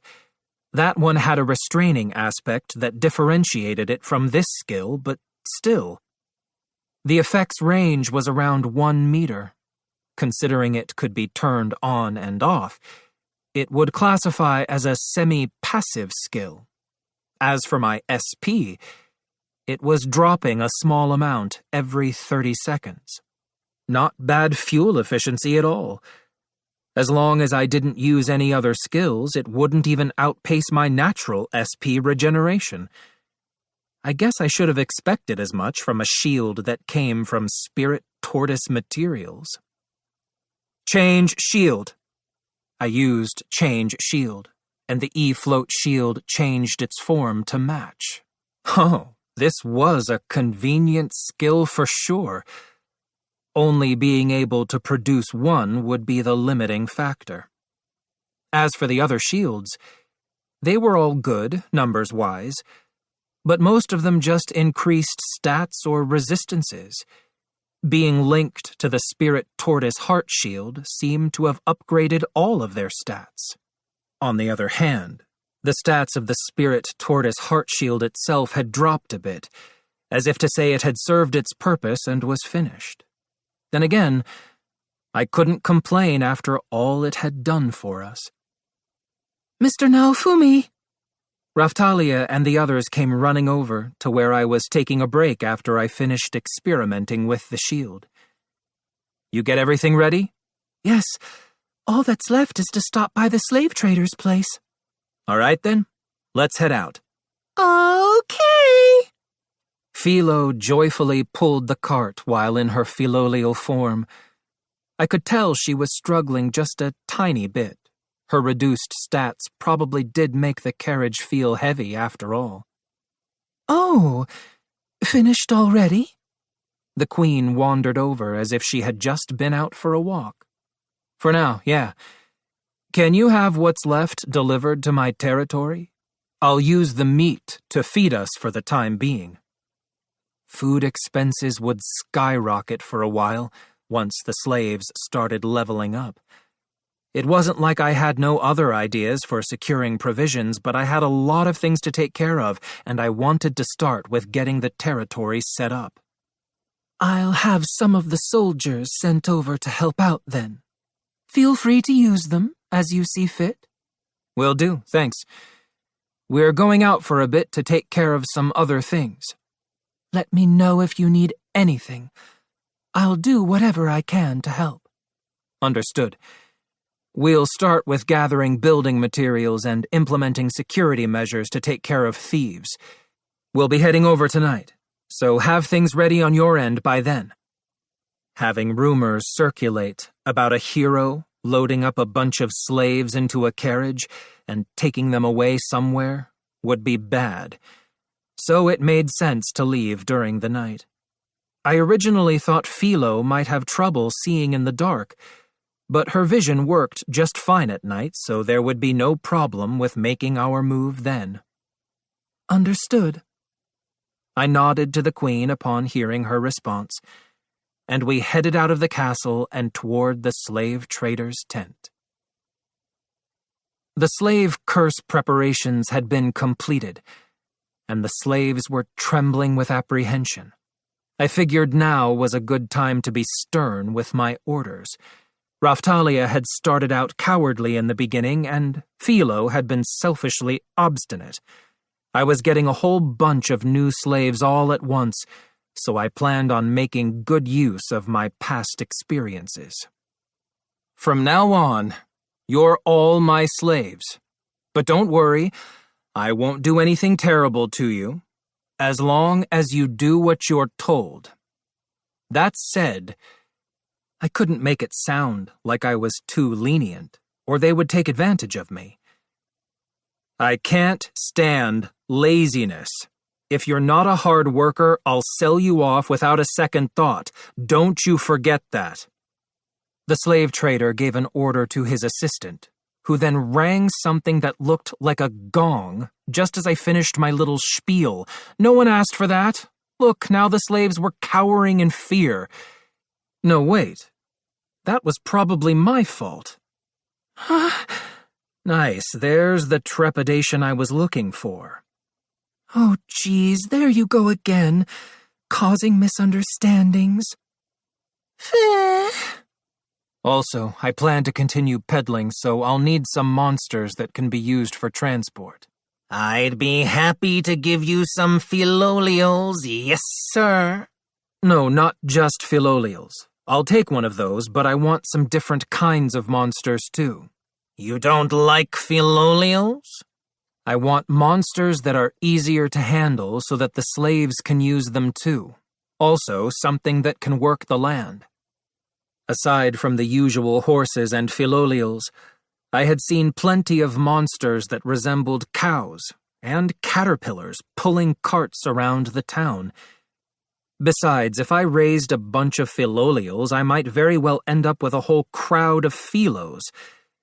I could hear the chorus of Philos all shouting, Master, we're hungry. Just the thought of it sent shivers down my spine. Oh, God, spare me. Supposing I were going to raise more Philolials, it'd have to be one at a time. I had to be especially careful when dealing with Philolials. It might have made sense from a fighting power perspective, but we were still just laying the foundations. With that monstrous appetite, raising more than one Philolial at a time would be difficult. Even if we did have the spirit tortoise meat, it's not like we could just hang around the castle town all day feeding it to them. I had to start with what I could handle, and build up from there, or things would get out of control and I'd end up buried in debt. It was a future all too easy to imagine. I see. In that case, leave it to me. Will do. Would you prefer eggs, or would you rather purchase adult monsters? The eggs would be cheaper, by the way. Eggs should be fine for now. Understood, yes, sir. The slave trader walked off toward the tent where he conducted the monster side of his business. I opened up the slave curse settings. Oh, looking carefully, I noticed you could set work-related rules too. I'd have to think about what work I'd have them doing later. Looking out of the tent, I could see the sun beginning to set. Rishia, I have a job for you. Huh? What job is that? I want you, along with Raphtalia and Philo, to help raise the slaves and monsters I just bought. Okay. And I want you to take the lead. A jack-of-all-trades and master of none like Rishia would excel at a leadership position once she'd gotten used to analyzing the situation. Raphtalia and Philo would probably tag along as protection, but I wasn't planning on just creating a bunch of high-level slaves that didn't know how to fight. There was value in simply experiencing battle, so I'd gradually move Raphtalia and Philo away from the front lines. It was the perfect chance to have Rishia experience a strength of her own that couldn't be measured by levels. Of course, you'll still be continuing your Hengen Muso-style training with the old lady. Okay, I'll do my best. There she went again with the weird pronunciation. Jeez, this girl was hopeless. I've selected some eggs that should satisfy the Shield Hero's requirements, yes, sir. The slave trader returned with several eggs in hand. You have my thanks. Now then. I guess there was no avoiding it. First things first, I looked back at the slave trader who was rubbing his hands together and made an announcement. I'm going to cook us a meal. I used the spirit tortoise meat that Philo had brought to prepare and serve several dishes in the tent. There was your standard grilled meat, as well as a soup and a stew. Having been made using spirit tortoise meat, the dishes tasted a bit strange. Oh, this is good. What is this? It's better than my mom's cooking. Yeah, what is this? Mr. Naofumi is an excellent cook. Yup, I love Master's cooking. The slaves were all getting along and devouring their food. This is superb. The Shield Hero's cooking is simply delectable, yes, sir. During the commotion of getting everything ready, the slave trader and his assistant had slipped in with the slaves and were helping themselves to the food. I couldn't let it get to me. It wasn't my intention to feed them, but they had provided the space after all, so I decided to let it go. Do as you're told, and this won't be the last time I cook for you. I expect you all to work like you mean it. The slaves continued eating and nodded in response. They could just consider it celebration in advance, since things were going to get busy from here on out. They needed to be well-nourished or they wouldn't last. After finishing our meal, we set out into the night with the slaves, the slave trader, and his assistant in tow, making our way through the castle town and then departing for the territory. Chapter 5. The Seaeto Territory. We made our leisurely march through the night, with Philo pulling the carriage, and we reached the part of the territory near Raphtalia's village by morning. Master, we're here. According to the queen, Eclair and the others were not staying in the village that Raphtalia had lived in, but rather in a neighboring town. We kept going, and after a short while, we arrived at a town that looked a bit run down. Oh! A Melremark soldier. The same young soldier that had asked to join me during the second wave, actually, was standing near the entrance to the town. Shield Hero! Long time no see. Indeed, I was there during the Spirit Tortoise incident but didn't get a chance to talk to you. I had to give him some serious props for making it out of that alive. It was a close fight with heavy losses, so the fact that he had been there made me shudder. We received word that you would be coming. I assume you want to meet with Lady Eclair and Princess Melty. Yeah, I figured I should at least say hello before anything else. This way, then. We followed the soldier into the town. It had been reduced to ruins. The streets were lined with a variety of buildings, including houses that had been destroyed, perhaps by the wave, as well as others that still looked usable. It didn't seem like it had been a very big town. Even the town mansion looked pretty average, and wasn't as big as the ones I'd seen in other towns. The young soldier said something to the gatekeeper, who then opened the gate without hesitation. Yeah! Yeah! I could hear some kind of shouting coming from the mansion courtyard. I climbed down from the carriage and made my way in that direction. Eclair, the old lady, Keel, and 3 other kids that I didn't recognize were training in the courtyard. Mr. Iwatani! Noticing she had guests, Eclair stopped the training and waved to us. Ah, I smell Melchan. Philo let go of the carriage and ran off into the mansion. How is everything? Bubba Shield! Long time no see. I heard all about it. You went to another world and defeated the bad guy, right? Yeah, we took him out. I'll tell you all about how he died later. I wanted to be there too. Keel stamped his foot in regret. The reason he couldn't come with us was because he'd fought recklessly and had to get his injuries treated. Keel, are your injuries all healed up? I'm all good. They weren't that bad thanks to you, Bubba. It's been a while, Keel. Raphtalia smiled as she approached Keel. The other kids that had been standing at Keel's side backed away several steps, speechless. Surprised, right? That's Raphtalia. No way. Is that really Raphtalia? She looks completely different. Dafu! Just then, Rafchan jumped up onto Raftalia's shoulder and howled.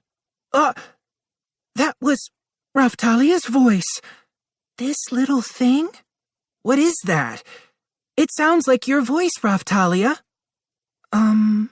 Just ignore this little thing. It's a shikigami that was made using a lock of Raftalia's hair. They're known as familiars here. Her name is Rafchan. Be nice to her. Oh, so she's kind of like Raftalia's alter ego. Keel, don't say that. I left Raftalia and the others to rekindle old friendships, and went to talk with Eclair and the old Hengen Muso lady. How have things been progressing? You're working on rebuilding the territory, right? About that? Eclair's mood suddenly darkened. My student Eclair here has been training quite hard. The reconstruction, on the other hand, has not seen much progress, interjected the old Hengen Muso lady. Oh? So it was so bad, even the old lady could tell. Hadn't the queen said that Melty was helping out? I fully intend to follow in the footsteps of my late father and rebuild the territory, but I haven't been able to find much help. It seems it will take quite some time, Eclair explained. Well, your father's connections can only take you so far, I'm sure. The Church of the Three Heroes made things a lot worse too, from what I hear. Raftalia's family had died along with many of the villagers. On top of that, I'd heard that many of the survivors had been captured and sold into slavery. After all, you can't expect the people that originally lived here to return if most of them are dead. Not to mention, the residents that were made slaves were all sold off before the queen could secure them. You're trying to locate them now, right? That's right. We're working behind the scenes to do everything we can to bring them back. And what happens when you do? Let's say you find 10, maybe 20 of them. Are you just going to throw them into the ruins of a town and say, all right, rebuild your town? Is that your plan? Eclair fell silent. So that was seriously her plan. Try thinking ahead a bit. I couldn't help but sigh. Eclair had an overly serious personality that made her an excellent knight, but she lacked the qualities that made for a good governor. Hey, where is Nice Guy? The guy that was taking care of Keel? Or even one of the country's leaders will do. We need someone to drill you in the basics of reconstruction. I pointed at Eclair and spoke bluntly. How dare you? She snapped. Just then Philo came running up, pulling Melty along behind her. Melchan, Master is over here. I know. Calm down, Philo. Melty, perfect timing. What were you thinking, letting this knucklehead govern a territory? Are you stupid? We meet again after all this time, and that's what you have to say to me? Just what do you think makes me unfit to govern? Eclair's furrowed brow made it clear she was upset. Seriously? I'm sure Melty has noticed this too, but Eclair, you obviously understand absolutely nothing about what governing a territory entails. What? I'm certainly no expert, but I still understand what's necessary to manage a territory and make it livable. I looked at Eclair and pointed to a chair. Melty subtly instructed her to sit down for me. Raftalia and the others? I'd just leave them to getting caught up for now. We were going to be busy with other things soon after all. First of all, governing a territory is about more than just owning the land. The people that live on that land are important. I understand that much. That's why I'm trying to bring the people that lived here back. I'm saying that just bringing them back isn't enough. I drew a picture of some people on the ground. That would represent the population. To rebuild the territory, you'll need people, clothes, food, and housing. Securing food would come first. In a world like this, hunting monsters and using them for food would be quickest. Next would be a base of operations for daily life, housing and the like. And then there would be clothing. That would include equipment, too, in this world. As for the people, I totally get wanting to prioritize the people that originally lived here, those that were lost. But it's not realistic. It's not about how much we can prioritize them.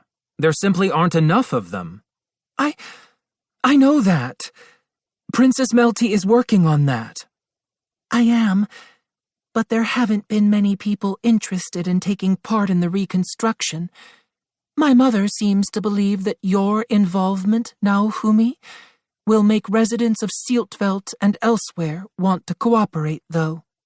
That may very well work in our favor, but let's be realistic. Time is limited. We need to be snatching people up greedily. Of course, this wasn't Raftalia's village, so it's not like I needed to say anything, but still. I don't really know what being nobility in this country entails, but establishing a safe living environment is what you need to be focusing on right now. Oh, but isn't it just horrible to be stuck with rebuilding some ruined territory with no future? Eclair hung her head upon hearing my words. What were you doing during the 2.5 weeks I was gone? Training? I'd say that's pretty accurate, said Melty. No, I was working with Keel and the others to gather more people. We did make some suggestions to my mother. She also sent one of her best to help out here at the mansion. We've made some progress with repairing the buildings, too. Melty gave me a quick report of the situation. I guess they were doing something, at least. And I guess you planned on moving on to the neighboring village once you finish rebuilding this town? Melty and Eclair nodded in response. I sighed. Well, do whatever you want. I'm technically the governor now, but I'll leave the reconstruction of the town to you two. Huh? Are you not going to help us now, Fumi? I plan on rebuilding the neighboring village as I see fit. I'll need to coordinate with you to do that, so it's not like I'm just leaving everything to you and disappearing. There was no need for me to play boss and order Melty or Eclair around. We could all go about our own projects simultaneously. If my reconstruction plans went well, then people would naturally begin to gather here in this town too. Now that that's decided, I snapped my fingers, and the slave trader and his assistant climbed out of the carriage, came over, and grabbed the 3 kids standing near Keel. What are you doing? No, stop! Ah, I thought they might remember you. They had been slaves before, after all. Bubba Shield! Don't tell me! Yeah, you've already been through this, haven't you, Keel? That's right. You kids are going to rebuild your village, and the best way to do that is by becoming my slaves, so that we can improve your abilities. I know that, but still... Mr. Naofumi, I'm not sure that forcing them is... Raftalia voiced her doubts with a worried look on her face. Don't worry, it's just a formality. No, I never want to be a slave again! The little brats were struggling with all their might, but the slave trader's assistant showed no sign of letting go. Mr. Iwatani! You think you can rely on charity alone to bring back the village? Are you all just going to wait on Eclair and Melty to rebuild it for you? Do you really think you'll get your village back that way? Seriously? The brats groaned in response to my questions. That's right. I'm sure they had already figured it out long ago. The villagers that had been lost weren't coming back. And it was clear that things weren't going to get any better if they relied on Eclair. If you become my slaves, you can become strong, like Raftalia here, She played a big role in the battle against the spirit tortoise. I've heard rumors, but is that really true? Keel has gotten a fair bit stronger too, hasn't he? I added. Now that he mentions it, you do seem a lot stronger now, even though not much time passed before we were reunited, Keel. Really? I mean, right? Bubba Shield made me his slave and leveled me up. Keel looked proud of himself. Although he did rush into battle recklessly and end up in the hospital, next time don't be so rash. I won't. I got left behind because of my recklessness. I definitely won't let it happen again. So there you have it. To put it another way, you've all been chosen by the Shield Hero, so why resist? Become a slave. Become a hero's disciple. And join me in my quest to rebuild the village. You changed your wording this time, huh? Am I a hero's disciple too, Master? Maintaining a hierarchy was important. Too many of the people in this world were slackers. I couldn't ignore the possibility that they actually believed that peace would come even if they just sat back quietly and waited. It's not like I can't find someone else to help me. But do you really plan on doing nothing? Will you just surrender without a fight and end up back on the slave market again when disaster strikes? Bubba Shield, you've sold me.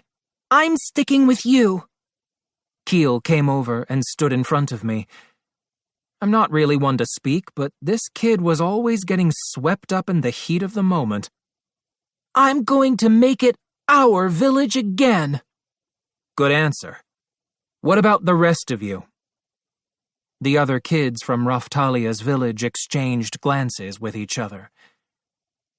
Now Fumi may sound scary, but he's actually a very caring person, Melty interjected, with what seemed to be her idea of a show of support.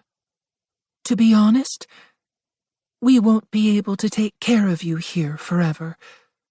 I think it would be best if you went with Naofumi and learned to take care of yourselves, if possible. Princess Melty. Eclair nodded, as if Melty had said something deeply profound. I don't see why not. Naofumi has taken it upon himself to come help out. So why don't we all do what we can to work together and rebuild this territory? Added Melty. Understood. Friends of Raftalia, the decision is yours. We'll do everything we can to assist with the reconstruction, too.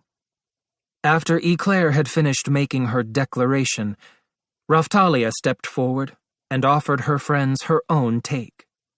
I think, instead of just standing by and watching, I think we should take it upon ourselves to get this done, right? Raftalia looked over in the direction of the village and then pointed at the flag flying on the mansion grounds.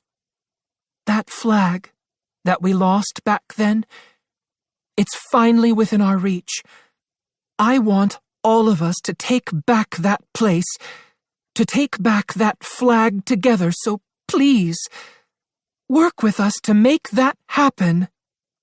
Raftalia's friends seemed to be thinking about her words for a few moments. And then, Okay, I'll do it.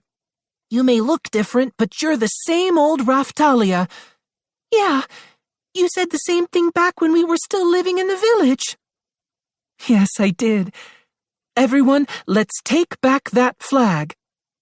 Yeah! The slave trader was starting to look a bit uncomfortable. He obviously wasn't okay with this kind of atmosphere. Now then, let us perform the slave curse ceremony, yes, sir. I'm going to work them like horses. I can't wait. I whispered to the slave trader, and he perked up instantly. I feel a sudden surge of motivation, yes, sir. Sowing the seeds of hope and then reaping those benefits for yourself. My hat's off to you, yes, sir. Was this guy really that simple, or did he just revel in the suffering of others? Whatever.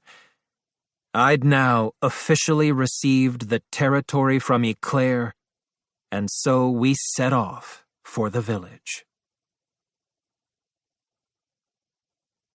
Chapter 6. Feeding the Herd. Aside from Raftalia and Rishia, I set tight restrictions on all of the slaves, so that the slave curse would punish them right away if they didn't take things seriously. On our first day in the village, I went out with the slaves to start cleaning up the wreckage of the buildings that had been destroyed. This house is important to me. It's my home. That was Keel screaming. We'd come to the location where his house had been, apparently, but all that was left now was rubble in our way.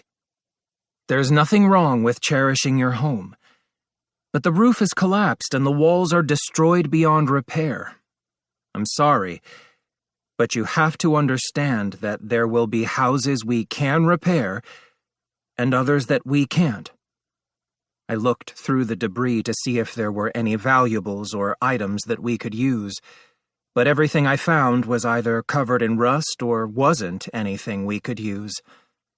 Luckily, the well was still usable. It would take a bit of work, but we could probably use the garden too. I can understand wanting to preserve the memory, but if we're going to rebuild the village, then we need to get rid of anything that's just getting in the way.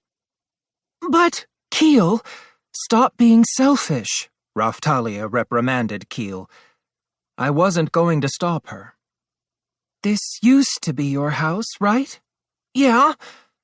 All right. Then the new house that we build here will be yours. Only it will be a communal house that you will manage. More people will be joining us, so I'm counting on you to manage it properly. Oh, all right, Keel mumbled and nodded.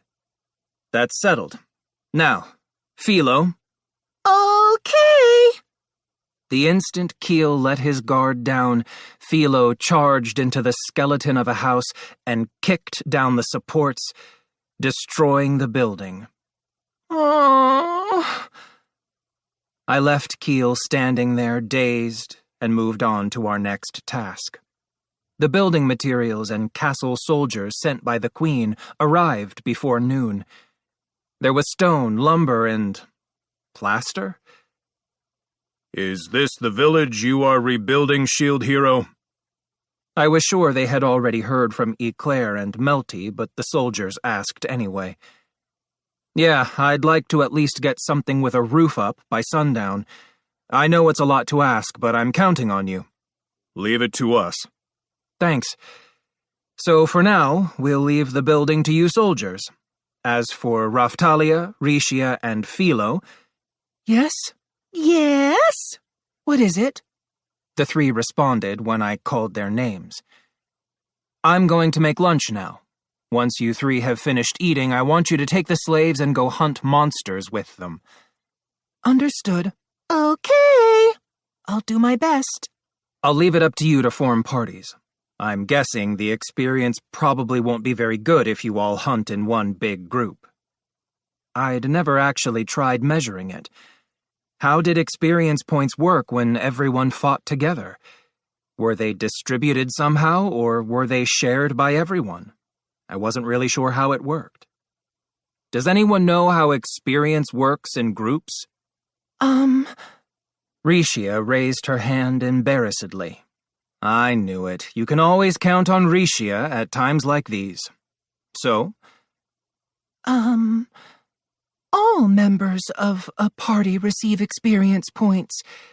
The amount differs depending on abilities and level, but the distribution is unbiased. 6 people is the limit. Any more than that, and the amount of experience begins to drop. Aha. So that's why Itsuki and his group always left you out. I didn't actually say that, because all I'd get is a loud "feh," and I'd had enough of those. So, as long as we split up into parties when going out in a big group, there shouldn't be any problem. We'd just form parties of 6, and that should take care of it.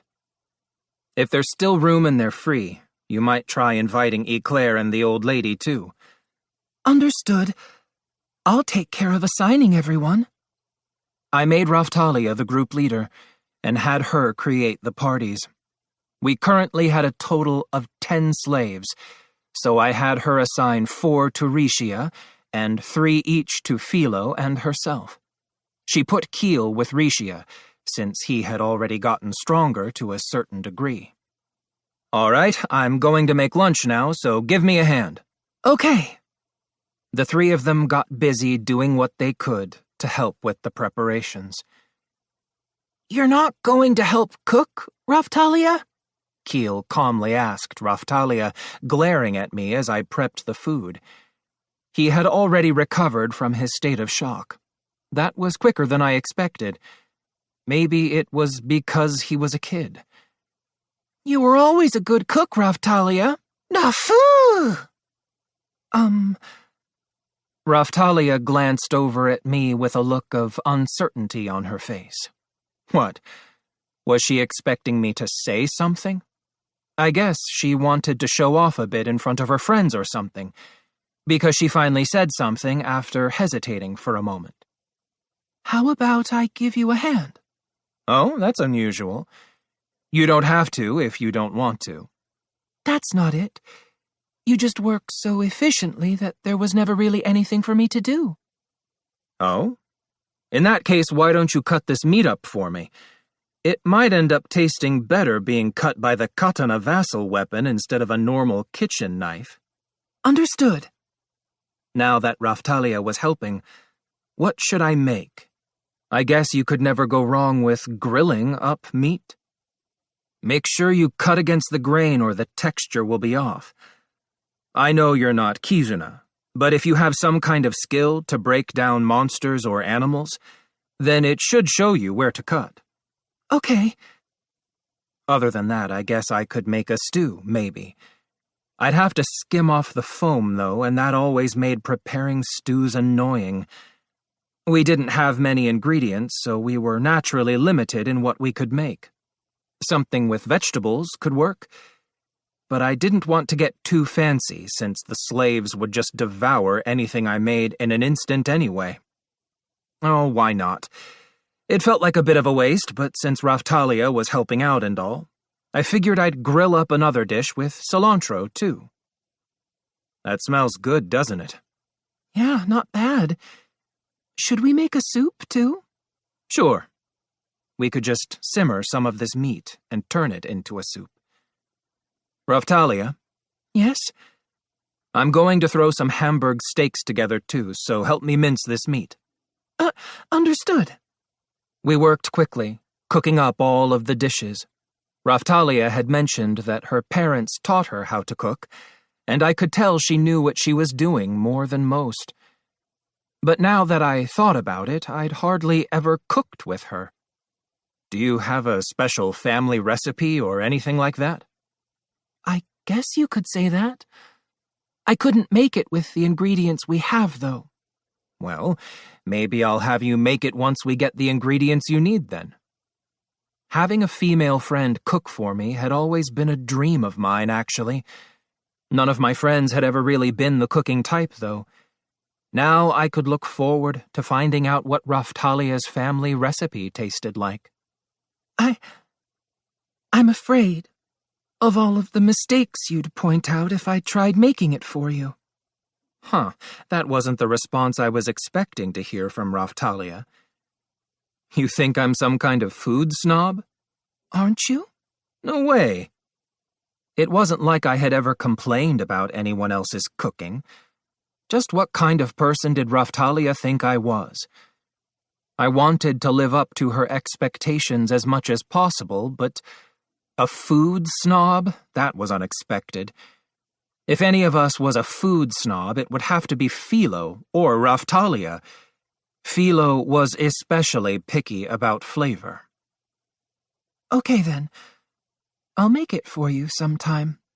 Good. I'm looking forward to it. Rafu! I loved how Raphchan hopped up onto Raphtalia's shoulder and started chirping. Hey, everyone, Raphtalia and I cooked lunch for you. Hurry up and eat, and then off you go. It's super good this time, too. Yeah, it's so good.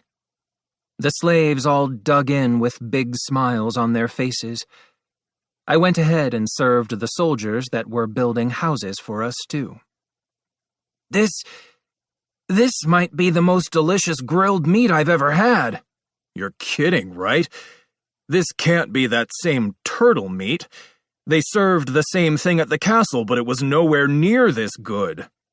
My shield's cooking enhancement really was something. There was probably a synergistic effect with the enhancement from Raphtalia's katana that made everything that much better. Maybe rubbing the meat with salt and spices during prep made a difference too. The Hamburg steaks were gone in the blink of an eye. The slaves all had their share of my cooking. Considering how they would be when they got back from leveling up, yeah, I'd have to prepare even more food or there wouldn't be enough. Okay, everyone. I'm going to give each of you a weapon, so get out there and fight. I gave the slaves their orders, and they began to panic. I handed each of them one of the old weapons that I had gotten from the castle storeroom. Most of them were short swords meant for beginners. One of the young female slaves was standing there completely pale with her blade in hand, looking just like Raphtalia had at first. If you refuse to fight, you'll feel a burning in your chest, so be prepared.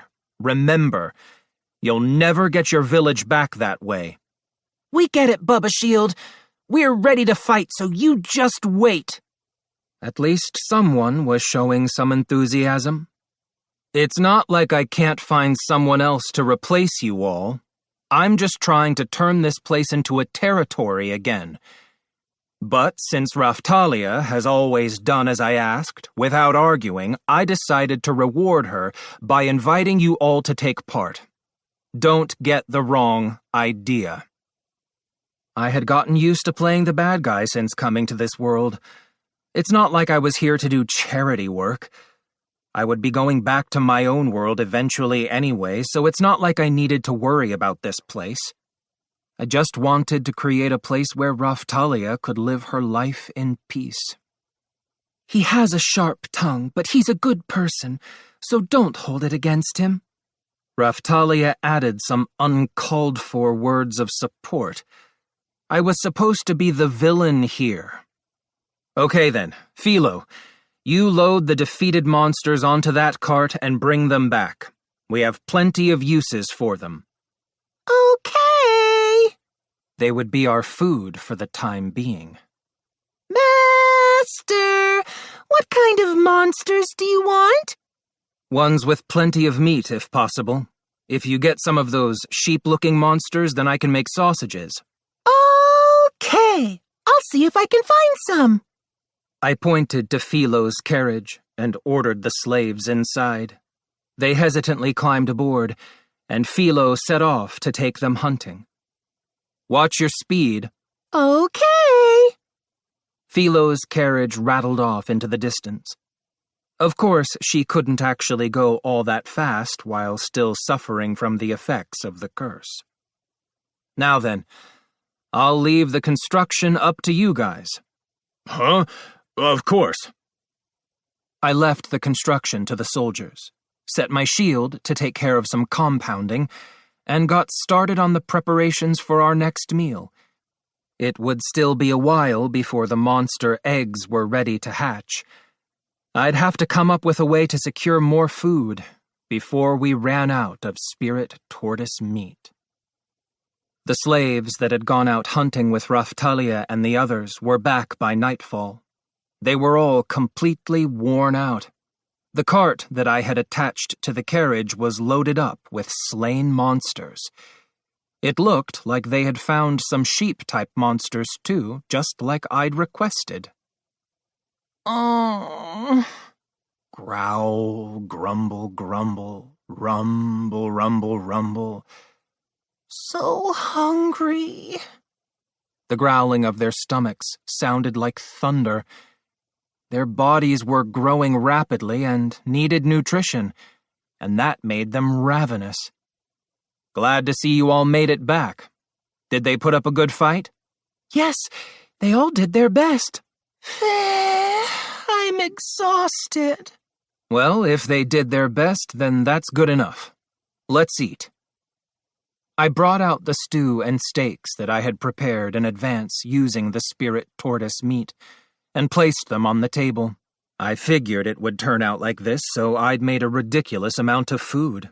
It was a ton of food, but it would still probably disappear in a heartbeat.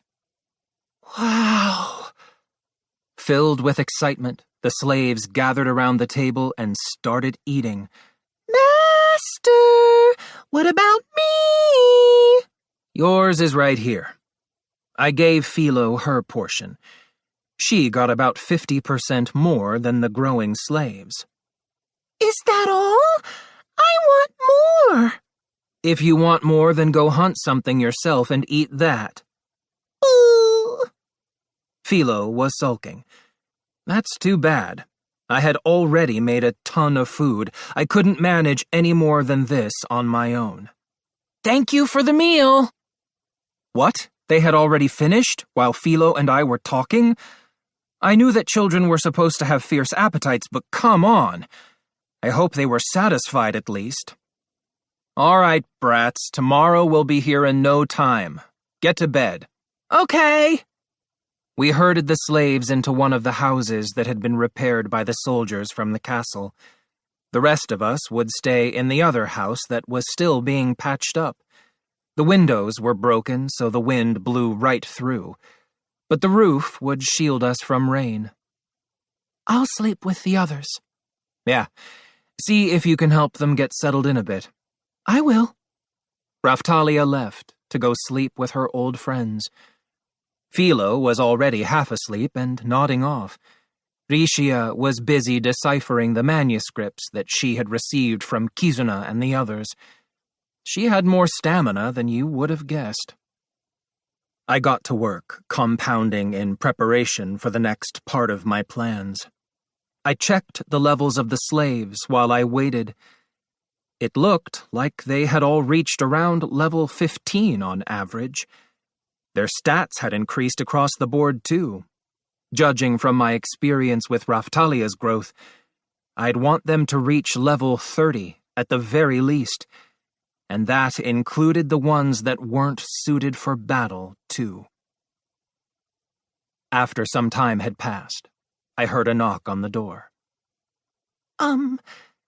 It was Raphtalia, and she had brought several young female slaves with her. What is it? Well, Raphtalia seemed like she wanted to ask me to do something, but she was mumbling. Spit it out. Did she expect me to figure it out on my own or something? Did they wet the bed? That's not it. Go on. Ask Mr. Naohumi yourself. Well... Their stomachs growled, and the slave girls hung their heads in shame. Ah, I get it. I should probably make enough to feed the other brats too, right? Thank you. I headed out to the cooking area outside and started preparing a meal.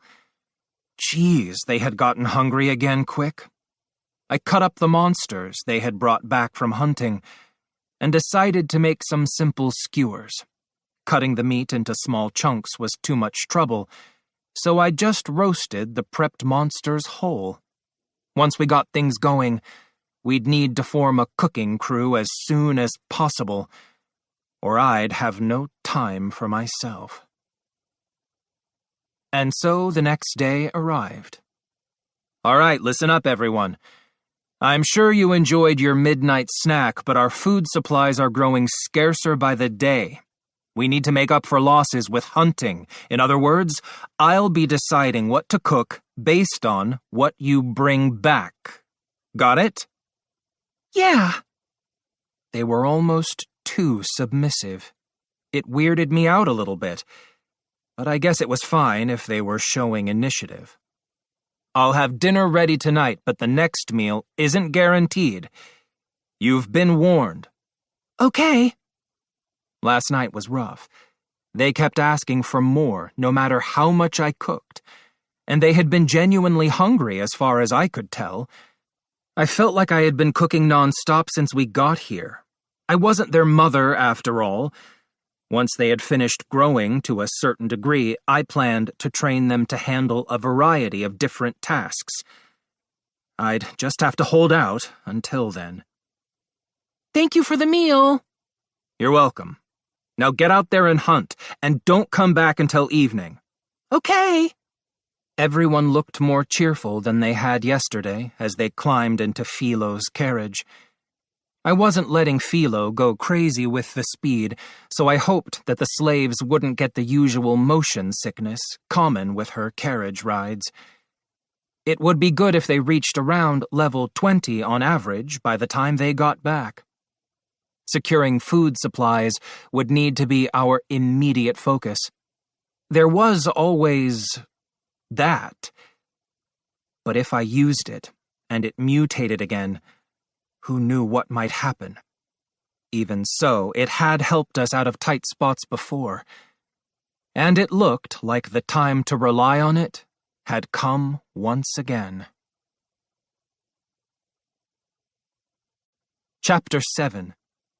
Employing the Bioplant. We're back. The whole lot of them had smiles on their faces despite being covered in mud when they got back. They were definitely livelier than they had been yesterday. On the other hand, Rishia looked utterly exhausted. Raftalia and Philo didn't really show any signs of being worn out. Then again, they were both pretty strong, even with the curse's effects in place. I see that. Did you all do your best out there hunting again today? Yeah, that goes without saying. The adaptability of children really was an amazing thing. It was only the second day, and they had already adjusted.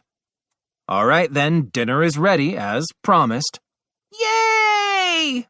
They shoveled the food I had prepared into their mouths. Now then, Raftalia. Yes? After dinner, I'm going to do something. Something that might make you mad.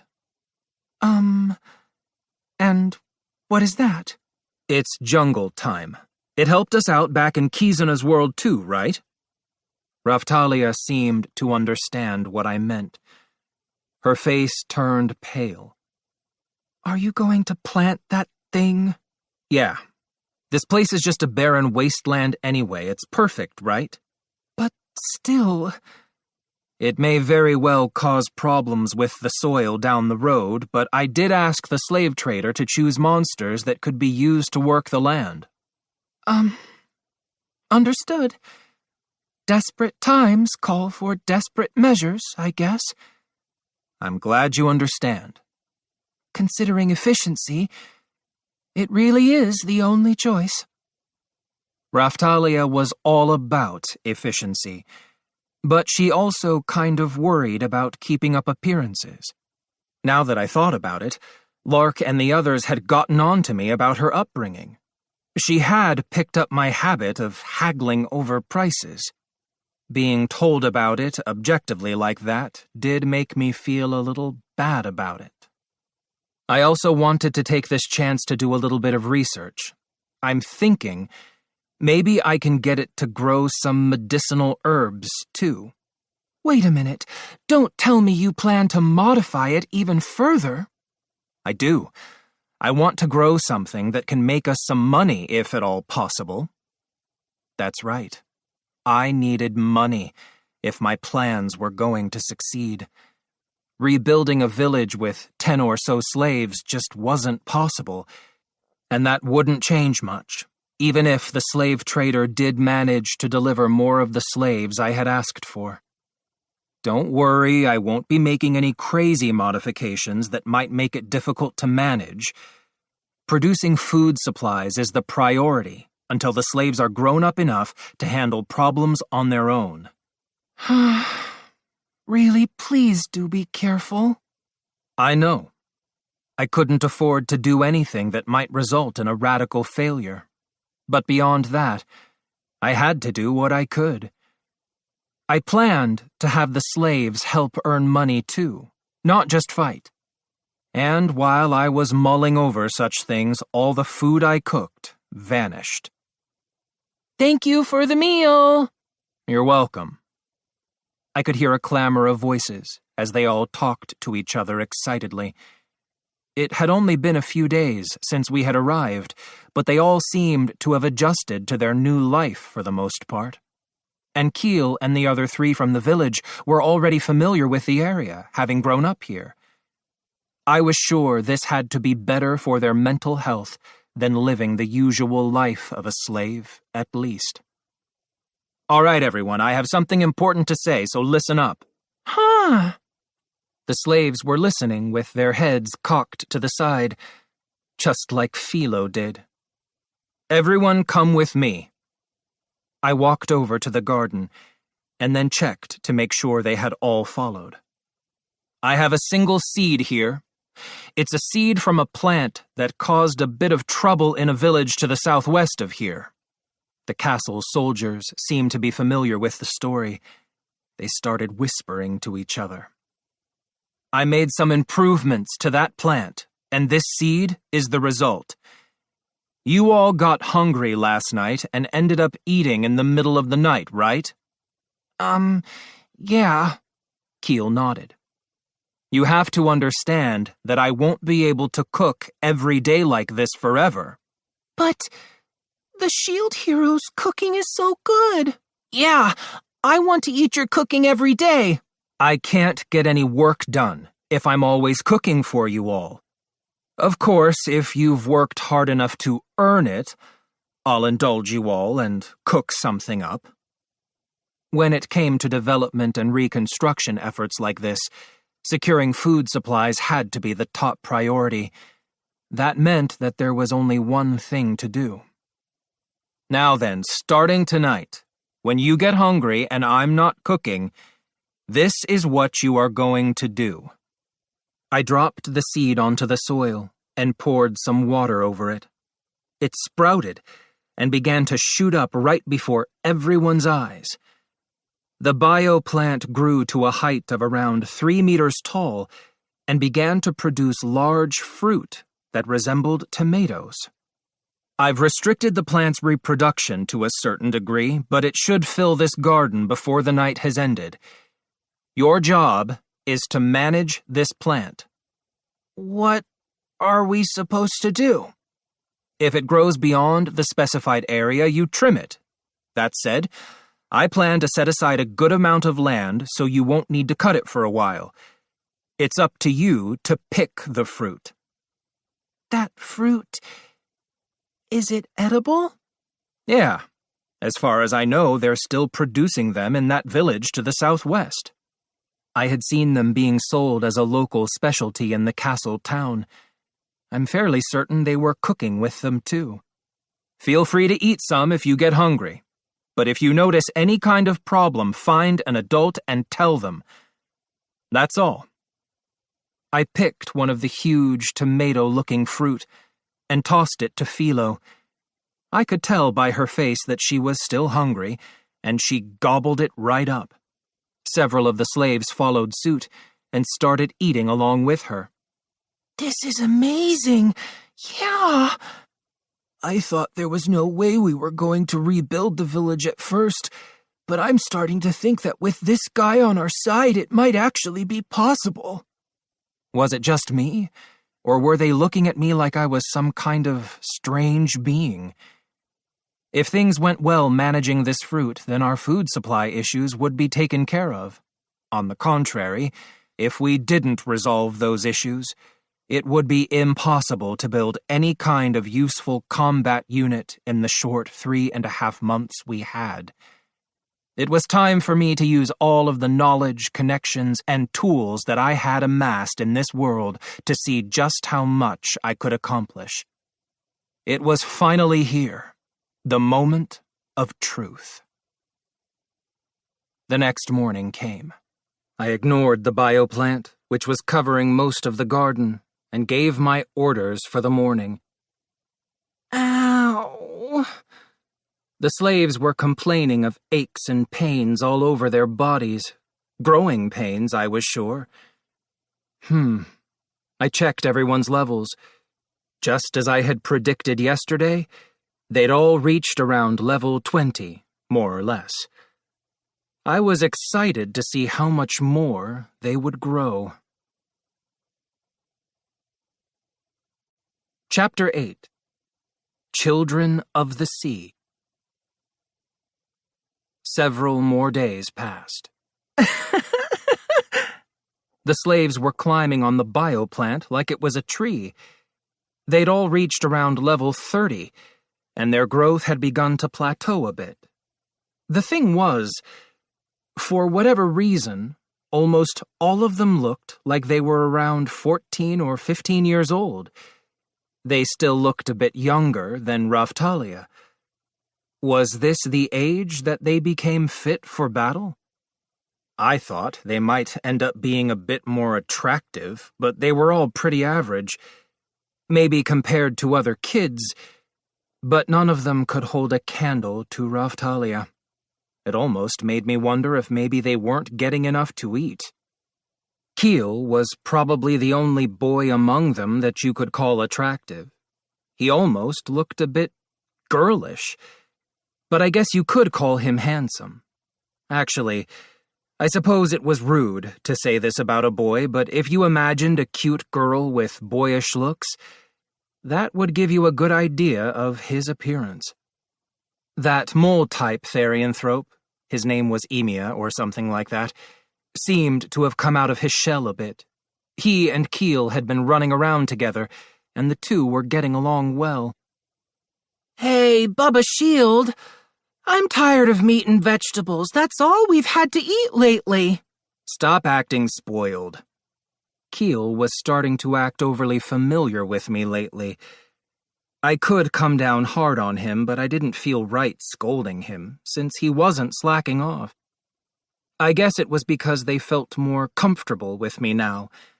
But more of the kids had started telling me all about their time as slaves. They always finished it up with a thank you. I was glad that morale was high, but still. We'll go to the ocean and catch some fish so you can cook them up for us, Bubba. I don't remember ever becoming your Bubba.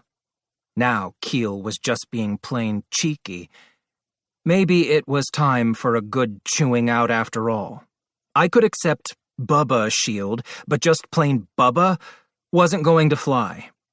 But he showed no sign of stopping. If only Sadina were here. We could be having seafood every day. Oh? Raphtalia had mentioned that name before, too. I think she mentioned she was an aquatic therianthrope. She must have really taken care of everyone, because it wasn't just Raphtalia. Pretty much all of the kids originally from this village mentioned her from time to time. This was a good chance to find out what kind of character she was. Raphtalia, I know you mentioned her before, but just who is this Sadina? Sadina was a fisher by trade. She also took first or second place for the strongest fighter in the village. Oh, in that case, she must have fought in the wave, and... My voice trailed off as I was about to say, died. It made sense that she would have fought in the wave, and that meant the likelihood that she had died in battle was high. If Sadina had been here, I'm sure we would have been able to fight off the enemies from the wave and the slave hunters too, Bubba. Hold on now, she's that strong? No doubt, I've never seen Sadina lose a fight. From what I've seen, I'd say she's stronger than that night lady, too. Stronger than Eclair? That would make her a real force to be reckoned with. But if that were true, then it prompted a rather large question. Then why was your village destroyed when the wave came? Well, Sadina was far out at sea fishing with the other village fishers at the time. That made sense. So she wasn't around when the wave hit. Not to mention, when the waves occurred, things got wild all over the place, and I'm sure the ocean had been no exception. I wouldn't say it out loud, but there was a good possibility she had died in the aftermath. Assuming someone that strong had survived, I'm sure they would have returned to the village. Keel and the others may have enjoyed talking about Sadina, but it was probably best not to continue this conversation, even though I was the one that started it. Come on, Bubba, can't we go down to the ocean? Do you really want to eat fish that bad? Perfect. A chance to change the subject. I want to eat fish that you cook, Bubba. That's what I want to eat, too. Me too. It was like a bunch of philos had been mass-produced. Thank goodness I hadn't decided to hatch even more philolial eggs. Fine. We'll go see what kind of seafood we can catch today. While we're at it, Philo can go swimming and hunt some monsters. Okay! And so I ended up taking the slaves to the ocean. It had gotten warmer lately anyway, so it was good weather for a dip in the ocean. The kids that had grown up here would be familiar with the ocean, so I was pretty sure they would know how to swim. After walking for a bit, we arrived at the beach. Whee! The slaves all took everything but their underwear off and started jumping into the ocean excitedly with fishing spears in hand. Ahoo! Oh, there went Rafchan too, running toward the water excitedly. I wondered if I should use the familiar power-up function to raise her aquatic aptitude. I wouldn't have minded seeing her spin her tail like a propeller to swim. I was thinking about Rafchan when I noticed we had a little problem. Philo, grab Keel. Huh? Okay. What are you doing? Philo turned into her philolial form and grabbed Keel just as he was about to jump into the ocean. He was floundering about between Philo's wings, having suddenly been snapped up unexpectedly. What's the idea, Bubba? We have a problem. We're going to have to completely rethink how you should be handled. What does that mean? The other slaves noticed the commotion and were looking our way. It looked like they had caught on to what was happening. Emiya, who had Rafchan on his shoulder, approached Keel and asked, Keel-kun? Or should it be Keel-chan? Nafuhu! Huh? What does that mean? I'm a boy. Keel's chest was wrapped in a sarashi cloth, and down below he was wearing a loincloth? Raftalia walked over and reached her hand out toward Keel's crotch, as if that were something normal to do. She was acting more and more unpredictable lately. Keel, do you know the difference between a boy and a girl? Huh? Well, you see, boys have... Raftalia whispered something into Keel's ear. That's ridiculous. If I were God, I sure wouldn't make being a boy or girl that complicated. Look at the other boys. No, look at Mr. Naohumi. You see differences, right? His chest is flat, isn't it? What's your point? That thing down there doesn't grow out until you're an adult, and my chest is just a bit swollen. It should heal soon. Grow out. The kid had quite the imagination. Just what kind of home environment had Keel grown up in before becoming a slave? I started to envision one of those little girls who talks like a boy. And then an image of Kizuna popped into my head, raising her hand, saying, "You called?" "Sorry, but no one called for you," I yelled back at the imaginary Kizuna and told her to go away. She disappeared after telling me how mean I was. Kizuna was no doubt that type, but at least she knew that she was a girl. How on earth did Keel not notice during her time as a slave? Maybe it didn't really matter either way, or maybe the slave trader that sold her kept quiet about it to make her more appealing to a certain kind of twisted clientele. This country was rotten after all.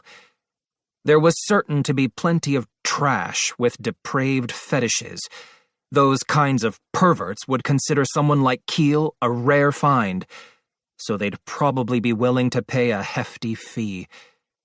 That despicable nobleman that we fought had apparently gotten off on abusing children. Then again, all the slaves showed signs of abuse. A sadistic streak was probably something that all of the slave owners shared. But Dad used to say that if a boy considered himself a man, then he was a man, no matter what anyone else said. He meant a man of the sea, right? Like a sailor or fisherman. So that's how it was. Daughter wanted to be like Daddy and ended up not knowing the difference between a boy and a girl. Actually, the fact that he even said something like that was probably his way of telling her she was a girl. I thought Keel was a really cool boy, but I guess she was a girl all along. I still think she's great. Gender doesn't matter. The slave girls were whispering to each other excitedly. I knew girls really went for the whole pretty lady dressed like a man thing, but a girl that wanted to be a man of the sea? Come on, what's the point in differentiating between boys and girls in the first place? It doesn't make any sense. Keel's gender identity had been shaken to its foundations, and she didn't know how to react. Was that Philo jumping in? Why was she intervening now? Well, you see, the reason that animals are divided into males and females is so that they can mate. Also, Philo answered the confused Keel. She went on to eloquently describe the role of man and woman, dressing it all up in rich, luscious language, not as a simple fact of life, but as a sweet, romantic ritual that bordered on the realm of art. I looked straight at Raphtalia, but she shook her head violently. Was it Rishia, then? I looked over at Rishia, and she screamed, "It wasn't me!" Philo was terrible at explaining things, so the fact that she could go into so much detail meant that someone had to have told her all of this. That left Kizuna's group. It must have been Lark, considering what a lecher he was. Why do you know so much about this? Did Lark tell you? Nuh-uh, I've always known. Genetic memory? Surely not. I bet Philo had done the dirty with some wild male Philolial. She must have learned about it then. Or maybe it was when she had been a humming fairy.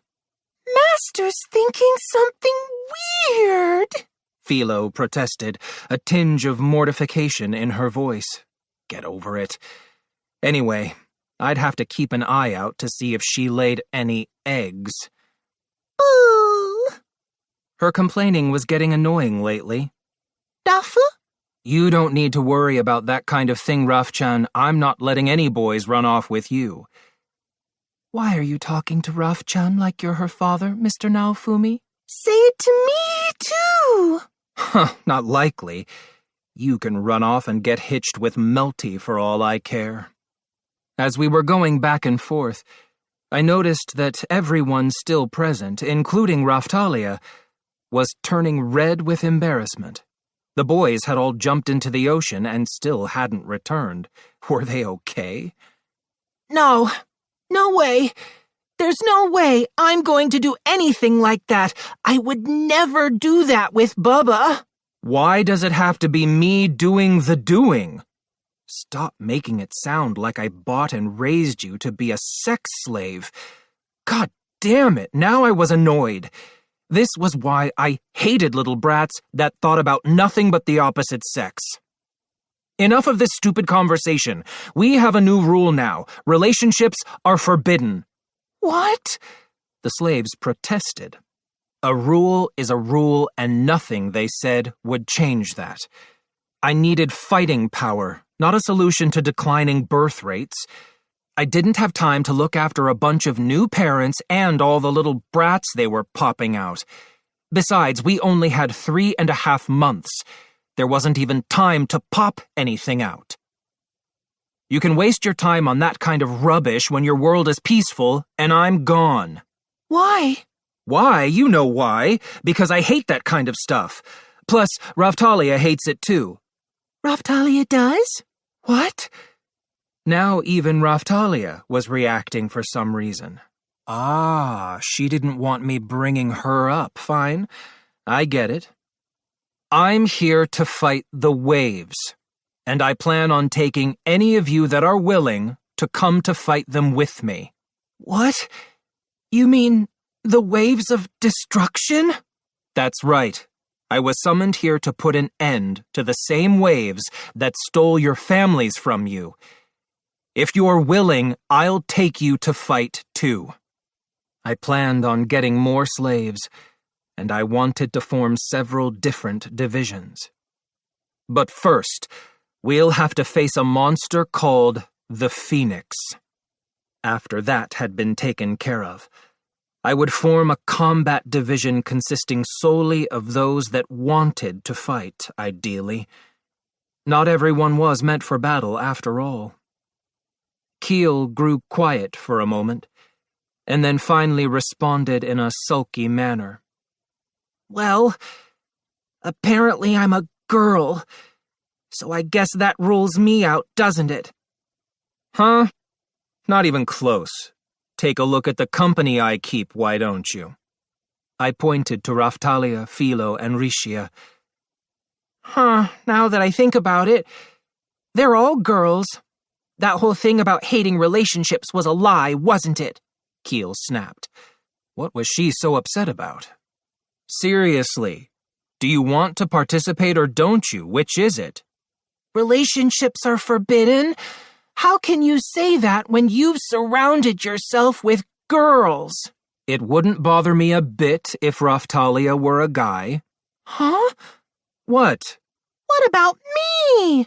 A male Philolial would be just fine. Boo! What were they getting upset about? I guess it was time this group of knuckleheads had a lecture.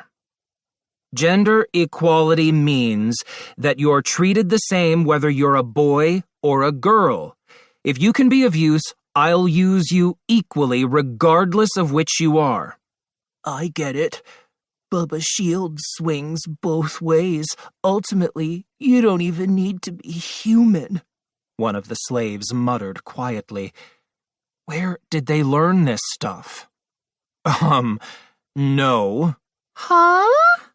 What does swing both ways mean? So, Philo didn't know that one, eh? Maybe the whole genetic memory thing was possible after all. Wait a second. You don't need to be human?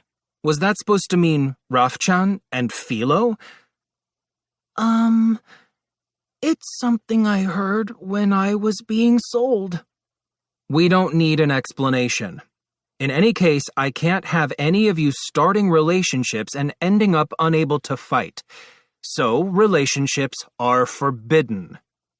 Aside from Keel, the slaves all nodded hesitantly, as if they weren't quite convinced. Wait, so if I work hard, then I can fight too? Yeah, But thinking about it down the road, after the fighting has ended, actually, you'd probably be a hit with all the creeps that go for that kind of thing, so we'll have you learn to peddle goods. What? Why? You're one of the better-looking slaves here, and you're not shy. You'd do well peddling stuff, I'm sure. I would? No, I don't wanna. Don't worry. Just be yourself. People are even tougher to deal with than monsters. You'll enjoy it. Coming from you, Bubba Shield, that only makes it scarier. Was it something I had done? Having Keel in the vending division seemed like a good idea. If I dressed her like a boy and had her sell accessories or something, I bet the female customers would love it. And then if I paired her with Raftalia, we could take everyone's money, man or woman. By the way, Keel, what?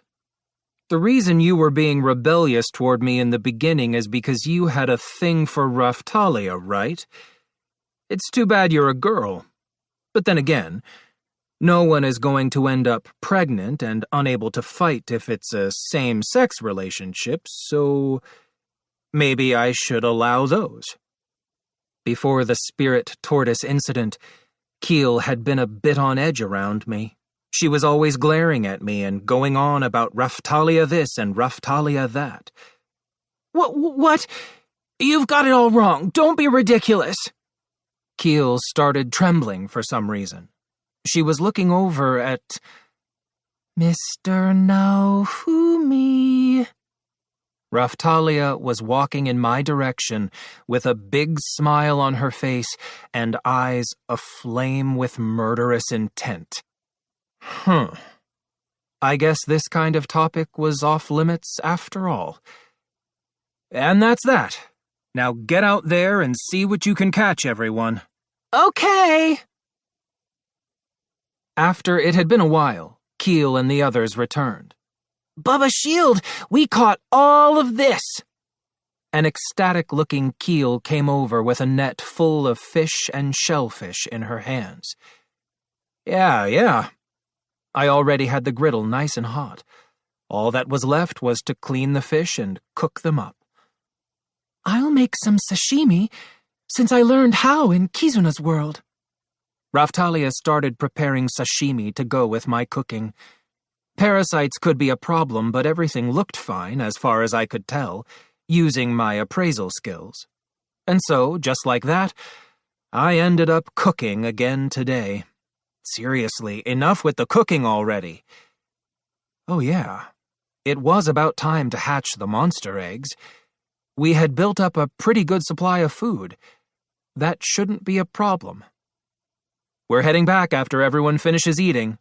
Okay. Just past noon, we all left the ocean behind and returned to the village. I wanted to hatch the monster eggs before anything else. I'd already finished binding them to myself yesterday for the most part.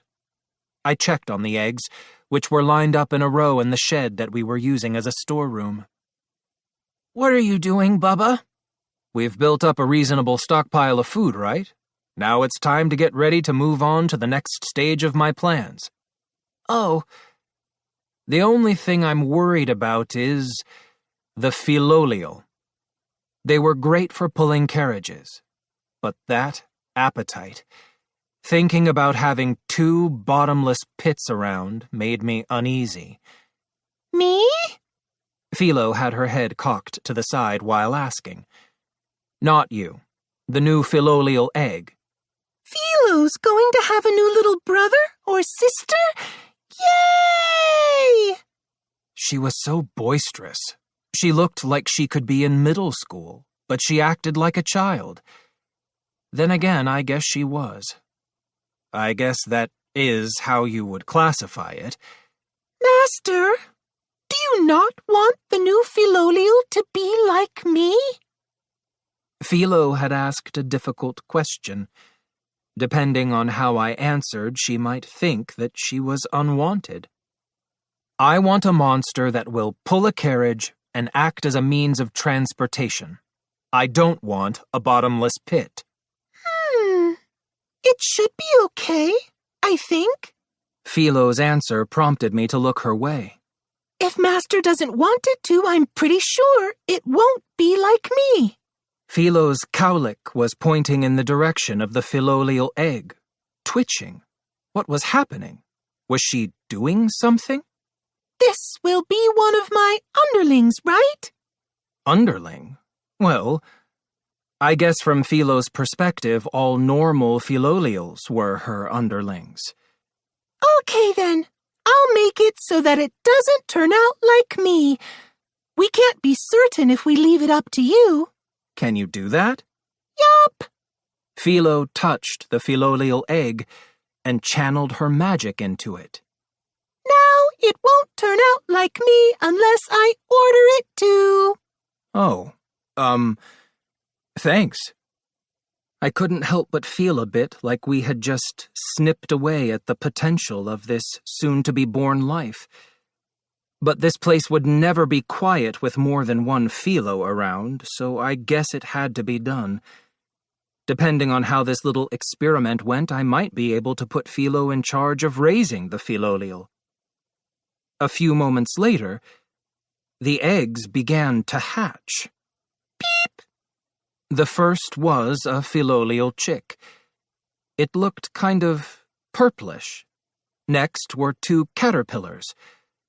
So those would be able to pull carriages when they got bigger, huh? They were called caterpillans. I tried absorbing a piece of the shell into my shield, but nothing happened. After that came 3 earthworm-looking monsters called dunes. Were these the ones that would work the land? I set some basic restrictions for the monsters. There you have it. Now, all of you, take these things out and level them up. Okay. They put the monsters in a big box and all carried it out to the carriage together like a bunch of kids that had just gotten their parents to buy them pets. The Philolial chick was sitting on top of Philo's head and happily chirping away, despite having just been hatched. How did I end up in another world playing daddy to a bunch of kids? I couldn't let it get to me. I just had to keep telling myself that this was all an investment that would pay off when the waves came. Oh, another thing? What? I'll be forming divisions to take care of cooking and other small tasks soon, so if any of you are interested in learning how to cook, speak up. Preferably anyone that isn't comfortable fighting and would rather avoid it. Raphtalia had started helping out with the cooking lately, but it was still just too much.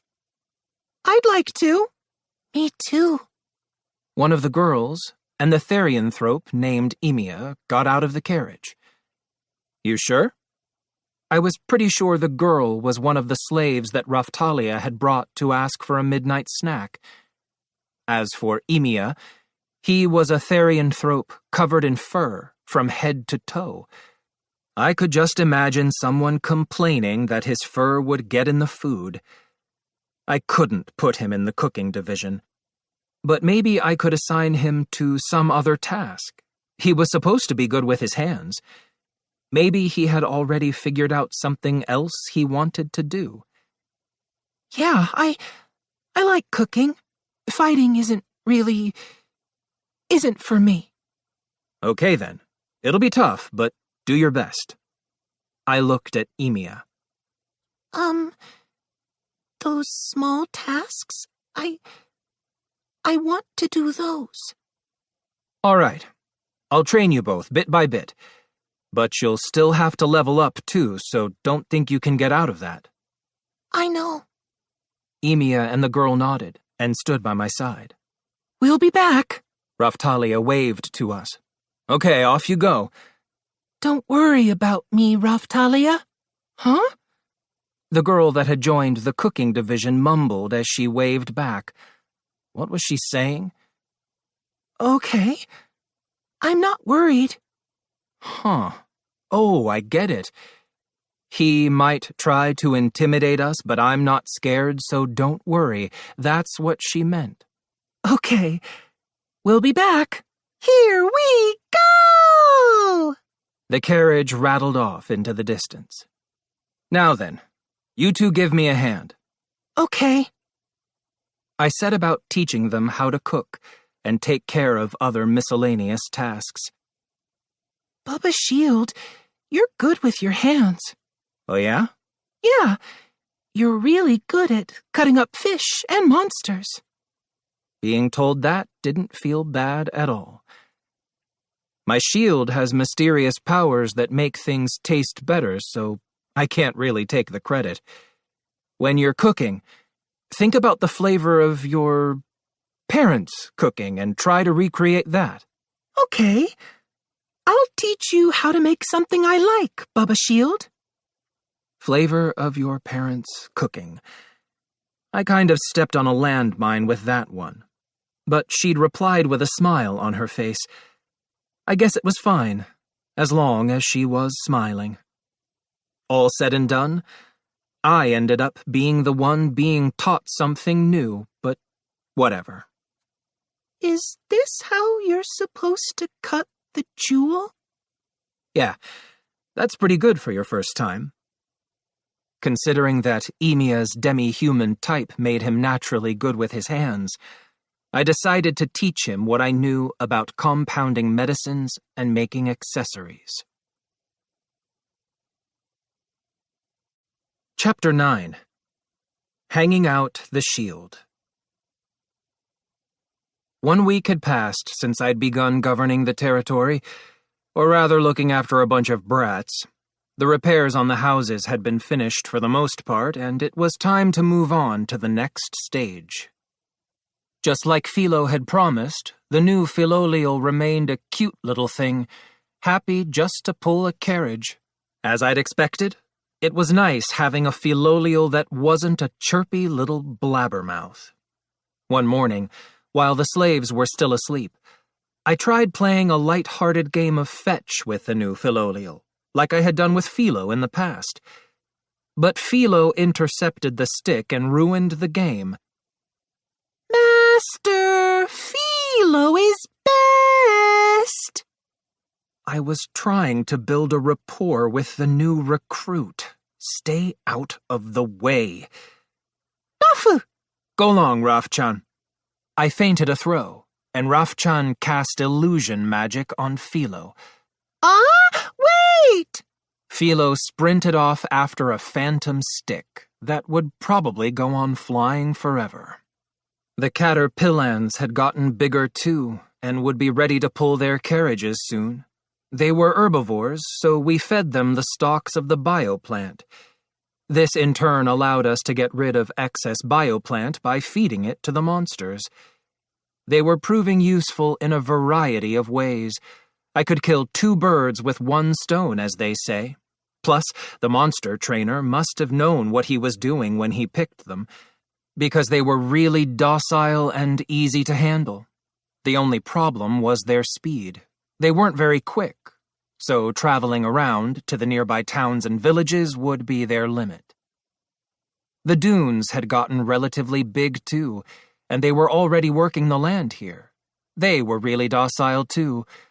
I'd heard that wild dunes normally burrow into the ground and avoid fighting. Apparently domesticated dunes could be ordered to fight, but they weren't very strong. All right. I figured it was time to start peddling goods. Well, what do you think? I'd prepared 2 different outfits for Keel. One was a masculine set of armor that suited her preference. The other was a frilly dress meant to throw customers off guard.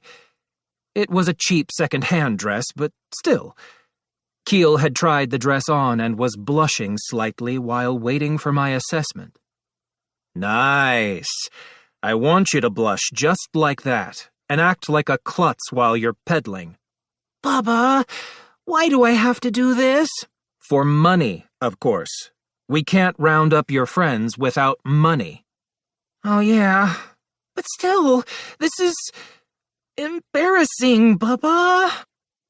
For the first round of Keel's peddling, I'd have Philo pull the carriage and I'd stay inside and observe. My plan was for Keel and Raftalia to sell the medicine I'd made. Okay, Rishia, you're in charge of leveling. Okay. Teaching the slaves to sell was priority number 1. If we didn't do this, making money would be practically impossible. I was sure people would start talking if we hung a Shield Hero sign on a carriage and traveled around the country for 3 days or so. I'd been making medicines daily so that we could do this, and I was pretty sure we could heal any illness, no matter how serious, as long as I was there. And we're off. Wait, Bubba, I still get motion sick. I ignored Keel and took off.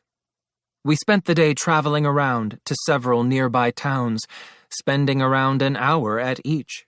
With Philo running at top speed, that was possible. It had been a long time since I'd last been out hawking goods. Many of the same townspeople from before showed up, acting like they had missed me. So, the Saint was actually the Shield Hero. Oh, yeah. I figured I wouldn't get any business if people knew who I really was. Sorry for all you had to go through. No worries. They were all just empty apologies anyway. If I were to now cause a problem instead, there's no doubt they would all be screaming, "So you were the Shield demon after all." I didn't go for the whole customer is God thing that Japanese people liked to push. The phrase originally came from something some Japanese folk singer said, and wasn't even supposed to mean what people think it does. I was given a territory, so I decided to peddle medicines and other goods more extensively to help with the country's reconstruction and prepare for the coming waves. Your business is appreciated. Just look for the shield sign hanging from the carriage. That's right. There was a sign shaped like a shield hanging on the outside of our carriage right now. So, you're doing it for the country and our people, I see. Making an impression like this would lead to more customers. It might have been a good idea to have Philo's underling pull a carriage in Philolio Queen form too. Then again, I didn't want to deal with the racket that would come with it. It might be fine if there was someone else willing to look after the thing, but I'm sure that would never work out. You hear that? Let's give our business to the Shield Hero. Yeah! Word of mouth sure was handy at times like these. Even good rumors spread before you knew it. I had no idea how they knew, but customers were showing up to meet us the moment we arrived at the next town. Hey, Bubba, did I do okay? After we finished selling our wares, Keel, looking ridiculously embarrassed, asked for my verdict. Yeah, your smile can't sell quite like Raftalia's can, but several of the customers were grinning because they thought your clumsiness was cute. Is that supposed to be a compliment? It was the same no matter what world you were in. Seeing that kind of innocence just made people feel good inside. Raftalia's support role worked well too. This setup should allow us to make a bundle. Even cheap, poor-quality medicinal herbs would end up being average quality if I used my shield to make the materials. Then, if I used those average-quality materials to make more advanced medicines by hand, the end product would turn out to be above average. We could expect to make a nice profit. After vending for 3 days, we'd made pretty respectable earnings. We also bought up medicinal herbs along the way, and I used my shield to make medicines out of them. Keel and several of the other slaves had observed our work and seemed to have the basics down, so things were going well. I'd delegate more carriages to peddling soon. And that's when it happened. Well, well, if it isn't the Shield Hero. The slave trader's carriage rolled up into the village. He'd been visiting a lot lately. I guess I couldn't really complain, though, since I had him searching for the slaves from the village for me. I'd seen him talking to the slaves here, too, though. Would he even try to sell the slaves a slave of their own? I mean, I was giving them a small allowance, but come on. Did you bring me another slave from the village? Unfortunately, I have brought no such thing, yes, sir. Then why are you here? Go away. Should I throw salt over my shoulder? If he tried saying he came to mooch food because he was bored, I'd knock him off his carriage. Your response to my showing up without a purpose sends tingles of excitement down my spine. I get the feeling you're trying to turn me into your own personal chef lately. That was just a joke, yes, sir. Are you trying to pick a fight? Not at all. I'm actually here to extend an invitation to the Shield Hero. An invitation? The slave trader threw his hands up into the air. Everything was theatrical with this guy. Whatever it was sure to be a waste of time. Indeed. Since we've had so little luck finding any of the slaves here in Melromark, I consulted a relative of mine, and I've been told that they are on the market in Zeltobel. Yes, sir. Ah, I see. In other words, the slave trader had found out where the slaves were, so he had come here in person to report his findings. What a bothersome guy. How long does it take to get there? Let's see. Traveling by boat would normally be fastest, but that precious Philolial of yours should be able to make it there in around a week and a half, I think. A week and a half for Philo. That was a long way. Even so, it was closer than the Spirit Tortoise country. That reminded me of something. A while back, the other heroes had mentioned that the weapon shop in Zeltobel was really good. That meant they had traveled there. No wonder their levels weren't as high as I expected them to be back then. Their weapons were top class, though. How long by boat? 2 weeks. I glanced over at the others around the village. Everyone was busy doing his and her part to help with the reconstruction. Raftalia was teaching some slaves the do's and don'ts of peddling, and Philo was taking a nap. The slaves that wanted to fight had been training with the old lady in the neighboring town during their free time, just like Keel. Even if I did make the trip, I could use my portal to return to the village at night. With daily reports, things would still be manageable. I guess we might as well go then. I thought you might say that. Raftalia, Philo, and everyone else too, gather round over here for a minute. I called everyone, and they came swarming over. I'm going to be leaving for Zeltobel in just a bit, so I'll be away from the village during the day. I'll be taking Philo and... Honestly, if I just went with Philo at first, I could bring anyone else I needed afterward. Raftalia, you're in charge of the village during the daytime. Huh? You're leaving me behind? Big sis gets to house sit. Bafu! Before I knew it, I ended up taking Philo and Rafchan with me. Well, I guess I wouldn't have a means of transportation without Philo. It's only for a week and only during the daytime, so relax. But still... With how busy we've been split up more and more lately, right?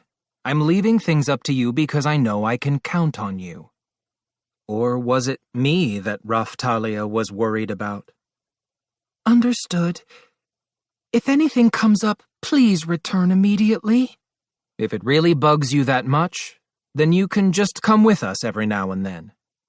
You're right. With such a convenient teleportation skill, there's no reason not to make use of it. I'd be coming back each night, so Raftalia could either go with us or stay here depending on the day. All right. We'll be back. Safe travels, Mr. Nalhumi. And so I accepted the slave trader's invitation, and we set out for Zel Tobel. Chapter 10. Zel Tobel. Our journey went smoothly, and we arrived at the capital city of Zel Tobel. Pretty lively place. We made our way noisily through the city's bustling streets. Even the Melremark Castle town wasn't this lively. Once we arrived, I went back and fetched Raftalia and Rishia, of course. There was plenty to be uncertain about, and I wanted to be able to fight if needed. It didn't really feel so much like we had traveled to a faraway place since we were returning to the village at night. As for Zel Tobel, how should I describe it? The country was full of stone, Colosseum-looking buildings that really stood out. What kind of country is Zel Tobel anyway? I don't really know anything about it. Well, then, allow me to explain. Yes, sir. The slave trader began his explanation, full of excitement. Zel Tobel is known as the country of merchants and mercenaries. Just like it sounds, the country runs on mercantilism and the mercenary business. Yeah, I got that impression. You know what mercenaries are, I take it. They're people who earn money by fighting. The country also has strong ties with the guild that oversees all of the adventurer business. As a commercial hub, it single-handedly takes care of everything, from distributing weapons and armor to supplying medicines and other consumables that the guild needs. Here, money changes hands on a scale that is unheard of in other countries. Looking out of the carriage as we trotted along down the streets, it wasn't hard to believe. The Melremark Castle town was full of life too, but this place felt like a real smorgasbord. The urban landscape seemed to continue on, alternating between bustling business districts and slums. The country has no king, by the way. It is administered by a council comprised of the most influential merchants. Oh? So the country was more of a republic then. It made sense for a country that touted itself as the country of mercenaries. Maybe it was a merit-based society. The country also has a profound dark side, as evidenced by the saying, "War is fought in the shadow of Zel Tobel." Do be careful, shield hero. I will. My family is based out of Zel Tobel. The country has treated our pockets well. I thought that might be the case. That reminded me. I had a nightmare the night before. A whole crowd of creeps that looked just like the slave trader appeared out of nowhere and started trying to sell me slaves and monsters. Zel Tobel is famous for the Colosseum events that are held all around the country. Colosseum? He was talking about fighting arenas, right? They were probably pitting mercenaries against each other and betting on who would win. It's one of Zel Tobel's top attractions. I am confident that attending one of the events would make your whole trip worth it, shield hero. I'll think about it. So where are we supposed to go now? We need to get off of the main street. Turn down that back alley over there. That should work. Got it. Philo. I guided Philo toward the back alley that the slave trader had pointed out. As soon as we entered the alley, a rope came flying toward Philo from out of nowhere. That sure is an unusual monster you have there, eh? A group of brutish-looking guys stepped out in front of us. Did these idiots not know who Philo was? Either way, they reminded me of another group of idiots I knew. Ugh! Philo kicked the fool that had recklessly tried to capture her with a lasso and sent him flying off into space. Huh? What is this thing? Stop struggling! Ugh! This monster is a savage. Hurry up and wring its neck. Ugh! Philo had bitten down on the head of one of the idiots. He struggled for a few moments before going limp. I guess he'd passed out. Monster! Somebody save me! Philo spit the unconscious half-wit out and tore the rope from her neck. I prefer them a bit saltier. He didn't taste very healthy. The thought that Philo might actually turn into a man-eating monster scared me. I had a feeling she was growing up to be a real basket case. Philo people are not for eating. Huh? She was just a Philolial, after all. Maybe it was delayed intellectual development. What a bother. Considering what I needed her for, less intellect would be better. Philo, the thing about people is, it's the children that taste best. They're nice and tender. Nafu! Nafu! Nafu! Don't tell her that, Mr. Naofumi. And don't you encourage him, Rafchan. I remembered there being a monster from some game or book that said something like that, so I tried repeating it to Philo, but she shook her head with revulsion. No! See, that kind of thing works better on Philo. Oh, for crying out loud. I can't tell if she actually gets it or not. Look, Philo, don't go putting people in your mouth unless you're trying to scare them. It's for your own good. Yup. I just did it because I figured it would make them run away. Oh, so she actually understood intimidation, and that's why she did it. I guess she was learning after all. I couldn't have her being too smart, but understanding that much should be fine. What was that about being salty? The taste he left in my mouth. I just had to pray she didn't acquire a taste for humans because of that. We stopped the carriage in front of a shop owned by an acquaintance of the slave trader, and then we got out and followed the slave trader down the alley. When we came out of the other side, I could see a huge coliseum. It was a stone building that resembled a domed ballpark, and a brawny man stood guard at its entrance. It must have been a pretty popular place, because there was a long line of people waiting to get in. This way. The slave trader continued around to the back entrance and gave a quick nod to the man standing guard, who then stepped aside and let us through.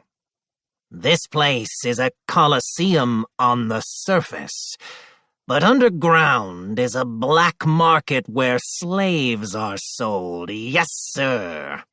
Oh? Of course. The same is true for the vast majority of coliseums in this country. The wares offered vary with each guild. Yes, sir. What about yours? Needless to say, we deal primarily in slaves. Even so, we don't control the market exclusively. After continuing on for a few moments, we came to a stairway leading underground. As we walked down the steps, I could hear cheers coming from above. Business must have been good. Business seems good on the Colosseum side of things. What kind of competitions go on up there? Fights, for the most part, but sometimes there are other events, such as eating contests, yes, sir. I'd like to get Philo in on one of those. I wouldn't have minded seeing just how far that bottomless pit could go. Huh? I'm going to enter? It's a possibility. We could cut our food expenses and even make some extra cash. Then again, I was sure losing would carry significant risks. I'm sure that would turn out to be quite interesting. Yes, sir. The slave trader made some kind of strange signal to the brawny man. He knew I was just running with the conversation he started, right? So, how much further? We're almost there. A few moments after he responded, we arrived at the bottom of the stairs. I could see countless cages at the end of a corridor lined with stone walls. There were more cages here than in the slave trader's tent, and they were packed full of slaves with no regard for their race, human, demi-human, or otherwise. I could see a small room beyond the prison area. Inside, another slave trader stood waiting. Oh, if it isn't Melromarx. Oh, my dear uncle. I couldn't believe my eyes when I saw the man that the slave trader was hugging, evidently overjoyed to see him. The slave trader was an excessively obese, odd-looking gentleman who wore a tailcoat and spectacles, and this other merchant had the exact same figure. Even his face was nearly identical. The only difference between them was the design of their spectacles and tailcoats. Mr. Naofumi, I think there's something wrong with my eyes. What a coincidence. Me too. He had said it was a family business, but these two were practically clones. Shit. My nightmare had become reality. I'd seen something similar in an anime about a girl at a family-run hospital, but this? You wouldn't be able to tell them apart at all if they wore the same outfit. This is the man that invited you here, Shield Hero. My uncle, yes, sir. Well, well. If it isn't the Shield Hero, pleasure to meet you. That look in your eyes is liable to steal my heart. Yes, sir. Just stop, now. This was bad. I was getting goosebumps. I wanted to run away immediately. The thought of having come all that way for nothing pissed me off, though. So I resisted the urge to turn around and leave. Now that's a voice fit for a slave driver. How thrilling. Can I interest you in taking my daughter's hand in marriage? I imagined a female version of the slave trader. Oh, God, spare me. Spare us both. Did you call Mr. Naofumi here just to make such ridiculous remarks? An angry Raftalia rested her hand on the handle of her katana. We were searching for her friends and fellow villagers, so you couldn't hold it against her for getting upset. Lash out, Raftalia. It'll confuse them. Just a joke. You're bad, uncle. Not as bad as you are. The two were laughing together. I felt sick. Get back to the subject. You want to talk business already? I was hoping to develop a bit more camaraderie with the Shield Hero, yes, sir. Whether that happens or not depends on how you behave, Uncle, yes, sir. Yes, sir. Yes, sir. Yes, sir. Was there no end to it? I'd seriously had enough. Could I leave yet? I didn't get the slave trader one bit. I had no idea why, but he always agreed with me no matter what I said. It made me think he had a hidden agenda, so I was always on my guard. I fear his ominous aura may bewitch me. Yes, sir. What? Am I supposed to be evil incarnate or something? Oh no, I'm simply referring to your special knack for using slaves. It's something that we can sense. The shield hero keeps his slaves squirming just the right amount and has a charisma that would make them happily leap into the jaws of death for his sake. Bubba, I'm hungry. Master, I'm hungry! Shield hero, I'm hungry! Why did I hear their cries for food playing in the back of my head? Was that charisma? I couldn't let it get to me. Enough about that slave trader. Tell me about those slaves I want. Understood, yes, sir. Uncle, what is the status of those slaves I asked you about? Yes, sir. The slave trader asked the other slave trader. The other slave trader. Okay, this is getting ridiculous. The Zeltobel slave trader wiped the sweat from his brow. About that. The situation has become a bit complicated, yes, sir. What does that mean? After receiving the request for slaves from Melromark, I did make an attempt to search, but you're looking specifically for slaves from the village of Lurolona in the Seaeto territory, are you not? That's right. The territory that I'd been given had originally belonged to Eclair, and... Wait, so Raftalia's village was called Lurolona? I didn't know that. Is that a problem? Very much so, yes, sir. Why is that? The color drained from Raftalia's face as she asked. I had a bad feeling about this, or rather, I had a feeling something had happened that was going to cause us a lot of trouble. The thing is, slaves from the village of Lurolona in Melromark's Seaeto territory are currently being traded for exorbitant prices in Zeltobel. Why? Why in the world would the prices of the very slaves that I wanted to buy be skyrocketing? If this was thanks to some nonsense like fate, then I wanted to find whoever pushed that fate on me and beat them to death. But no, something as ambiguous as fate had no place in business. There was certain to be a reason for the surge in prices. Was it because the slaves had been victims of the wave? No, that couldn't be it. If that were the case, then the prices would have gone up a while back. When did the surge in prices begin? Around 1 month ago, I would guess. That's when I started hearing Lurolona and the territory being mentioned in several places. Yes, sir.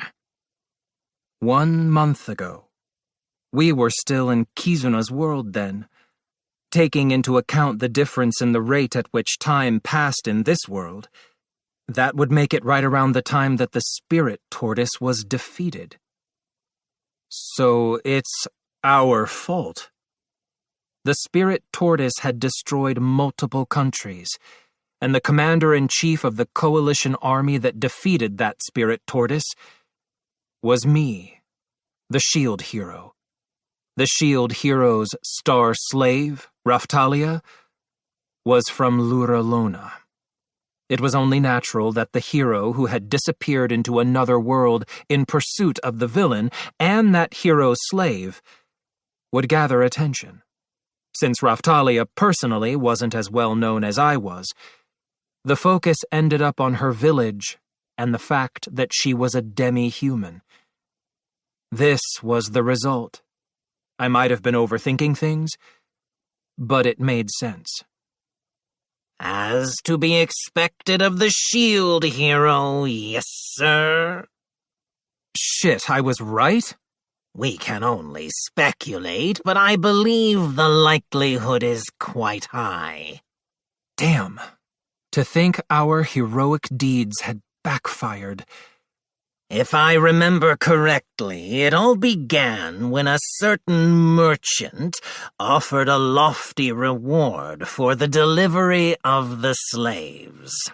After that, talk of the shield hero and his Luralona slave gradually began to spread. Before long, any slave said to be a Luralona demi-human, despite being unable to tell whether they truly were or not, began to fetch a high price. Yes, sir. So prices were skyrocketing now, even though it had become difficult to tell whether the slaves being sold were actually from Raphtalia's village. I'd seen this before. It wasn't limited to slaves. This was what they referred to as a bubble in stock market terms. You could never know when it would crash. It was easier to think of it in terms of Japanese yen. Every now and then the price of yen would begin to rise for some mysterious reason, so everyone would start buying up yen. As a result, the value of the yen would rise even further. There would still be people selling yen, of course, but the majority of people would be buying, and so the price would continue to rise. Right now, the slaves from Raphtalia's village, Luralona, were that yen. Even so, demi-human slaves are everywhere you look. No matter how much of a hot item they are right now, there would just be too many fakes for that trend to continue, right? Indeed, that's why it has become a requirement that the slaves speak not only the official language of Melremark, but also the unique dialect of the Seaeto territory. Yes, sir. Surely that was something that they could just be taught. Then again, the language that you grew up speaking tended to be more deeply ingrained than most people realized. I had a friend once that was always speaking a certain regional dialect, even though he thought he was speaking standard Japanese. It would be obvious to anyone that knew the difference. That probably had something to do with the rising prices, too. Since it was only slaves from Luralona in Melremark's Seaeto territory, they were kind of like limited edition products. I can't believe this. Raphtalia seemed to grow dizzy. She stumbled backward a few steps, and I reached out and held her in place. So what, is the money that I prepared enough to buy them? To be honest, that's not likely. Yes, sir. The slaves should be appearing in the underground auctions shortly. Yes, sir. I believe it would be best for the shield hero to go and observe the situation for himself. Yes, sir. I couldn't imagine a situation so bad that even the slave traders couldn't afford to buy up the slaves. This place sure looked like whoever was running it was filthy rich. Even Rishia's whimper sounded frustrated. Well, let's have a look then. Right this way, yes, sir. We put on our cloaks and followed the slave traders out into the Zeltobel night. We made our way through the back alleys, passing a variety of shops before arriving at a tavern. The slave trader approached the counter and spoke to the man standing behind it. We'll have a bottle of Good Night Binary. The tavern master furrowed his brow and cast a stern glance at us. Anything to mix that with? Loose winner money, yes, sir. The tavern master stepped aside so that we could join him behind the counter, and then signaled us to follow him. He led us to a door in the back, and we continued through the doorway and down a stairway leading to the basement. Was that some kind of secret password back there? Before long, we ended up in a large hall and were shown to our seats in what appeared to be a special section. This is the venue for tonight, yes, sir. Ah, I see. So this was the underground arena where they showcased illegal fights. It looked more like a place where you might see the opera or something. Or maybe a concert by some Japanese idol was more likely. First, the shield hero should familiarize himself with the hand signals used to make a purchase during the auction. Ugh, what a hassle. The slave trader began to lecture me on the hand signals used to indicate different amounts of money.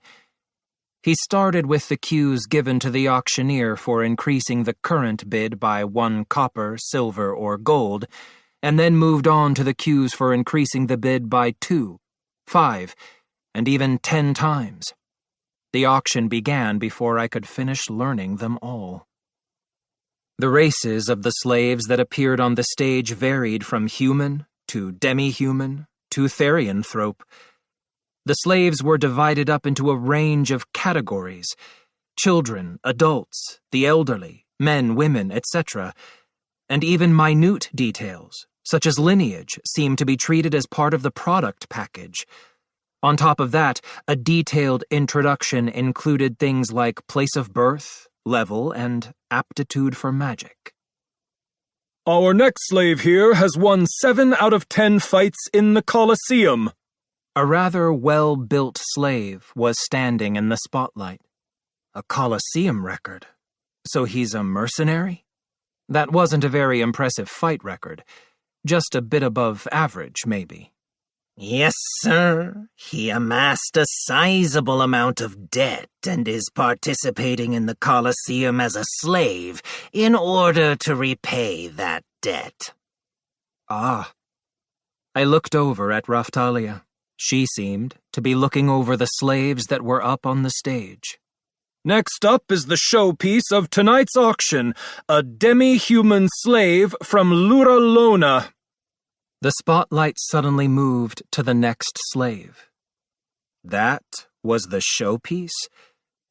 The slave looked like a demi-human child and seemed to be trembling ever so slightly. No.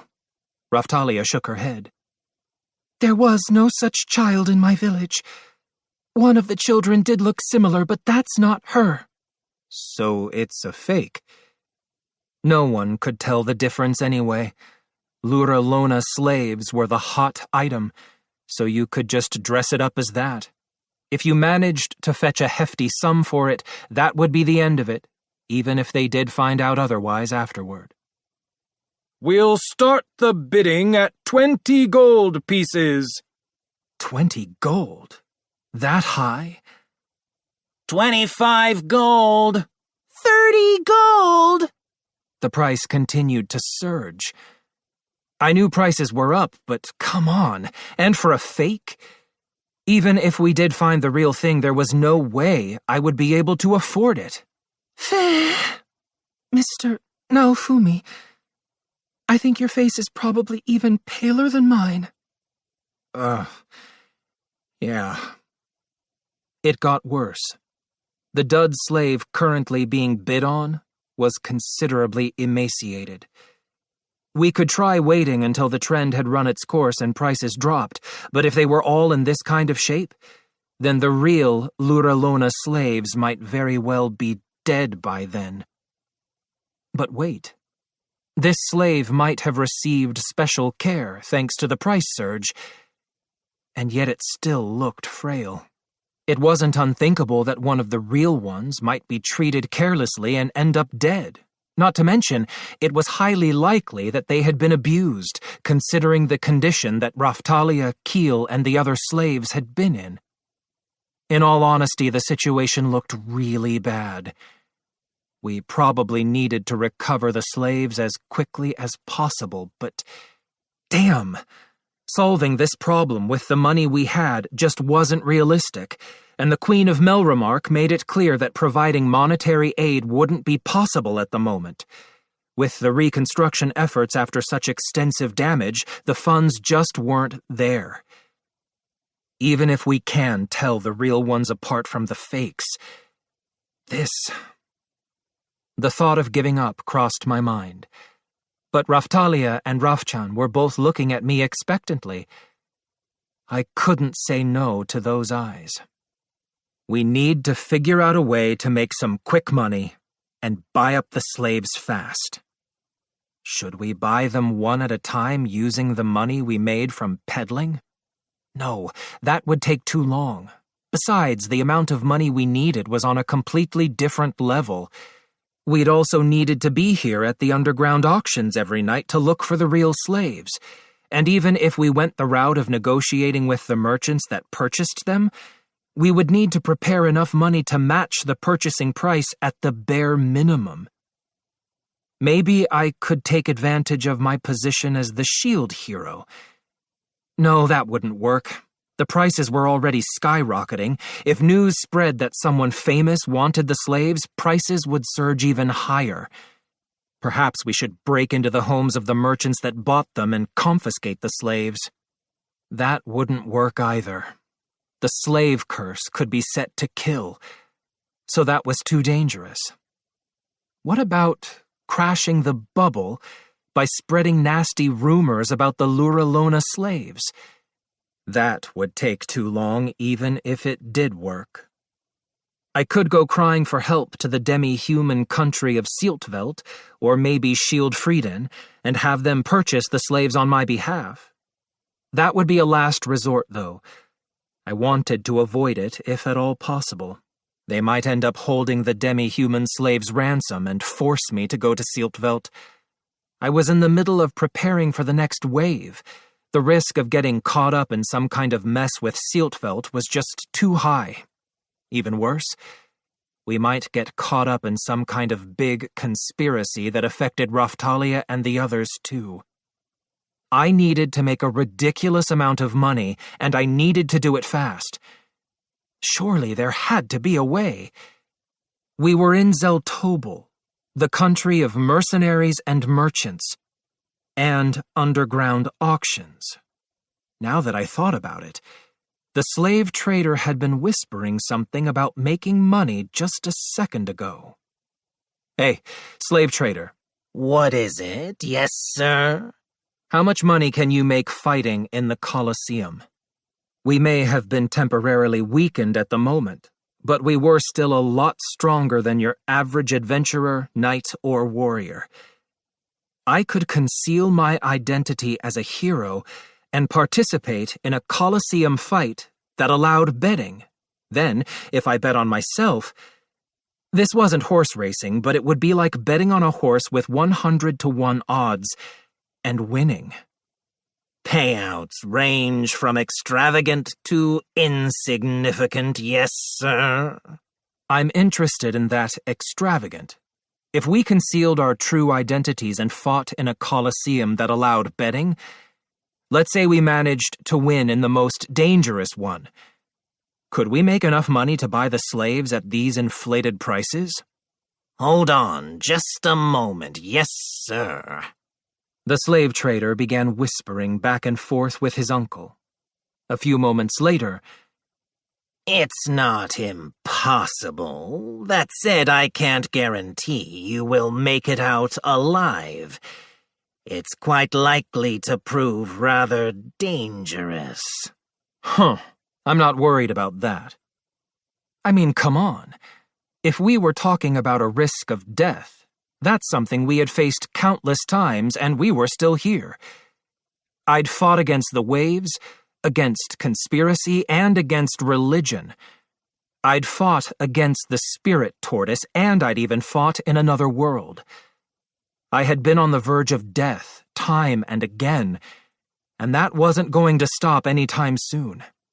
If that was the only problem, then I'd face that risk again fighting in the Colosseum for the sake of Raftalia's village. Raftalia looked at me with a mix of expectation and apprehension on her face. Rafchan was doing the same.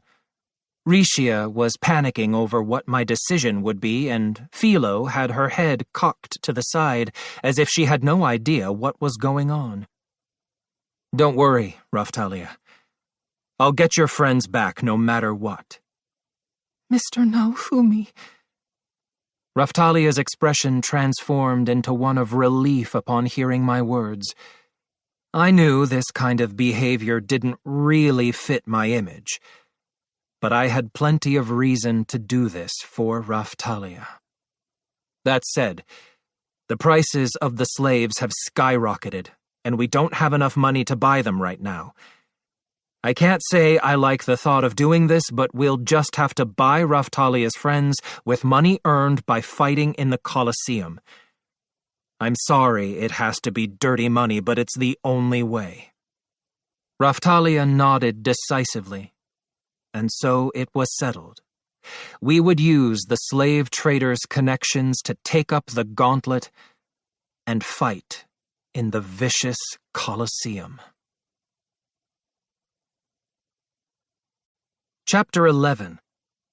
Slave Hunters. Before anything else, we needed to get the money for the wager.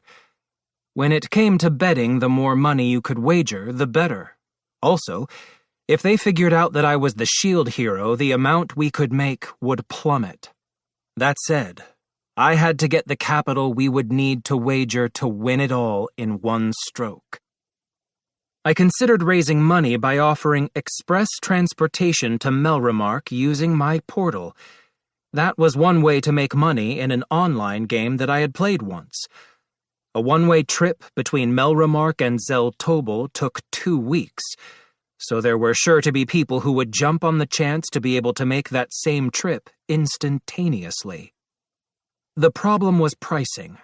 Even if people were willing to spend more, you'd probably be lucky to charge somewhere between 1 and 5 gold pieces for the fare. Generating positive word of mouth would also be important for getting customers. Smuggling could end up being a problem, but that could be solved by working with whoever was responsible for inspections in Melromark. Still, making money doing something like that would draw far too much attention. Another issue was only being able to send 6 people each hour. I wanted to avoid going that route if possible. We returned to the slave traders' underground market.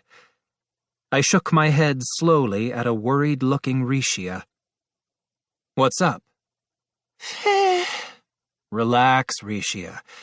I don't plan on making you fight. I wasn't sure if it was just poor air circulation or what, but Philo seemed to be less energetic than usual. Even if we tried making money by placing some of the stuff we got from Kizuna's world on the black market, doing so in an efficient manner would take time.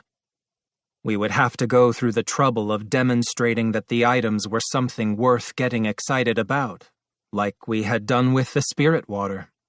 We had the Scroll of Return items, but there were only so many. Even if we talked up the fact that they allowed the user to teleport to the dragon hourglasses and then set out to produce more, there were just too few to start with. There were the items that could check defeated monsters for drops, but those were still being analyzed. We would need to mass-produce them, and while we had figured out how to do that, it still wasn't clear if they would function properly in this world. In that case, I will take care of entering you into the Colosseum fights. Yes, sir. All right. I don't care if it's dangerous or whatever. Just make sure it's the one we can make the most money off of. I look forward to seeing what kind of performance a determined shield hero will give. Yes, sir. I'm in a bad mood right now. Get out of my sight before I decide to give you a piece of my mind. The way your eyes suddenly fill with such sinister intent, it sends tingles of excitement down my spine. I guess we should head back to the village for the time being. The situation had changed. Even if we had a plan now, we still needed to go back to the village first. Yes, I agree. We should probably explain the situation to Keel and the others. That won't be an easy talk. It wouldn't be fun telling them that we needed to make a ridiculous amount of money to rescue their friends, and there was no telling if we'd even be successful. Then again, only 4 of them were actually from Luralona, and that was counting Keel. Regardless, the slaves' eyes sparkled with pride for the hard work they were doing to rebuild their village. Either way, we need to go back. Later, slave trader. I look forward to seeing you again tomorrow. Yes, sir. Truthfully, I'd rather not see him again, but this was for the village. I gave him the obligatory wave while registering the portal location, and then we teleported back to the village. We arrived back in the village, and I was left speechless. What the hell? What's going on? It wasn't just me. Raftalia, Philo, Rishia, and even Rafchan were all at a loss for words.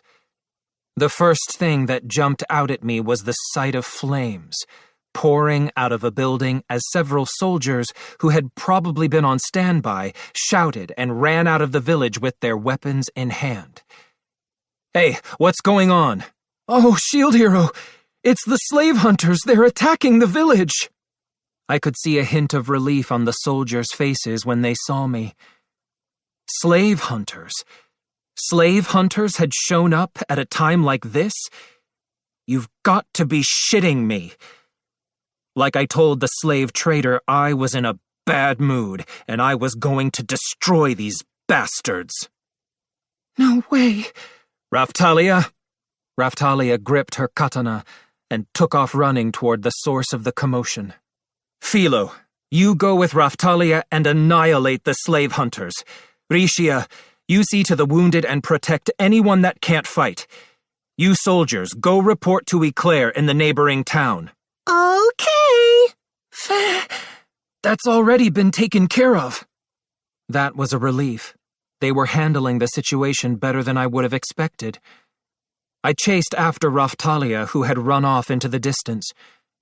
That's when I noticed that the village was completely surrounded by slave hunters. There were 10 slaves in the village. A good number of soldiers were keeping guard over the village, too. There seemed to be quite a few slave hunters, but it was impossible to fully grasp the situation in the dark of the night. That didn't matter. We would do what had to be done. Struggling is useless, yelled one of the attackers. Yeah, Raftalia shouted as she cut down the attacking slave hunter in the blink of an eye. Ugh! Blood erupted from the slave hunter's body as he crumpled forward onto the ground with a thud. I was only guessing, but he probably hadn't classed up yet. Or maybe going up against Raftalia's katana would have been an exercise in futility even if he had already classed up. Let's protect the village, come on! I could hear Keel's voice. She was armed, and it looked like she was fighting off the slave hunters successfully, along with the other slaves from the village. I had been a little bit worried, but it seemed like the slaves were holding their own. Perhaps being raised as my slaves had paid off. They had gotten about as strong as Raftalia had been before she classed up. I wanted to believe that they would have no problem standing up to the likes of slave hunters or bandits in terms of abilities. So, you want to fight, eh? Then I won't hold back. Ugh! The slave hunter pointed his sword at Keel and...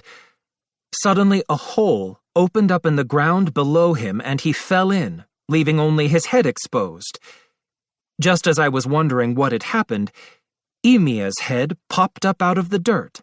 Thanks, Emia. Emia gave Keel a thumbs up. So that's what it was.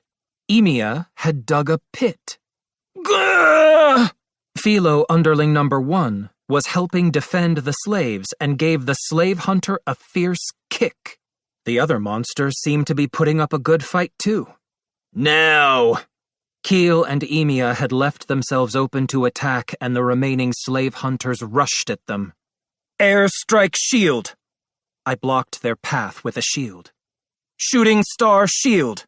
Then I cast a force field around us and stepped in between Keel and the slave hunters. Bubba! Looks like you guys are putting up a pretty good fight. You bet! This time we will protect the village! Keel's eyes were filled with determination. That's right. She was no longer a poor, helpless slave that had to rely on others to protect her. Now she had the strength to fight back and protect the others in the village against the injustice of the slave hunters. We can fight back now thanks to you, Bubba. That's good to hear. I see you're helping out too, Emia. Oh, yeah. Emia looked proud of himself. Yeah. At that very moment, Raftalia flew in like a bat out of hell and mowed down the attacking slave hunters. She was emanating an aura of bloodlust. The slave hunters weren't dead, but their fighting days had come to an end. Rafchan's fur was standing on end as she moved in sync with Raftalia, assisting her in combat.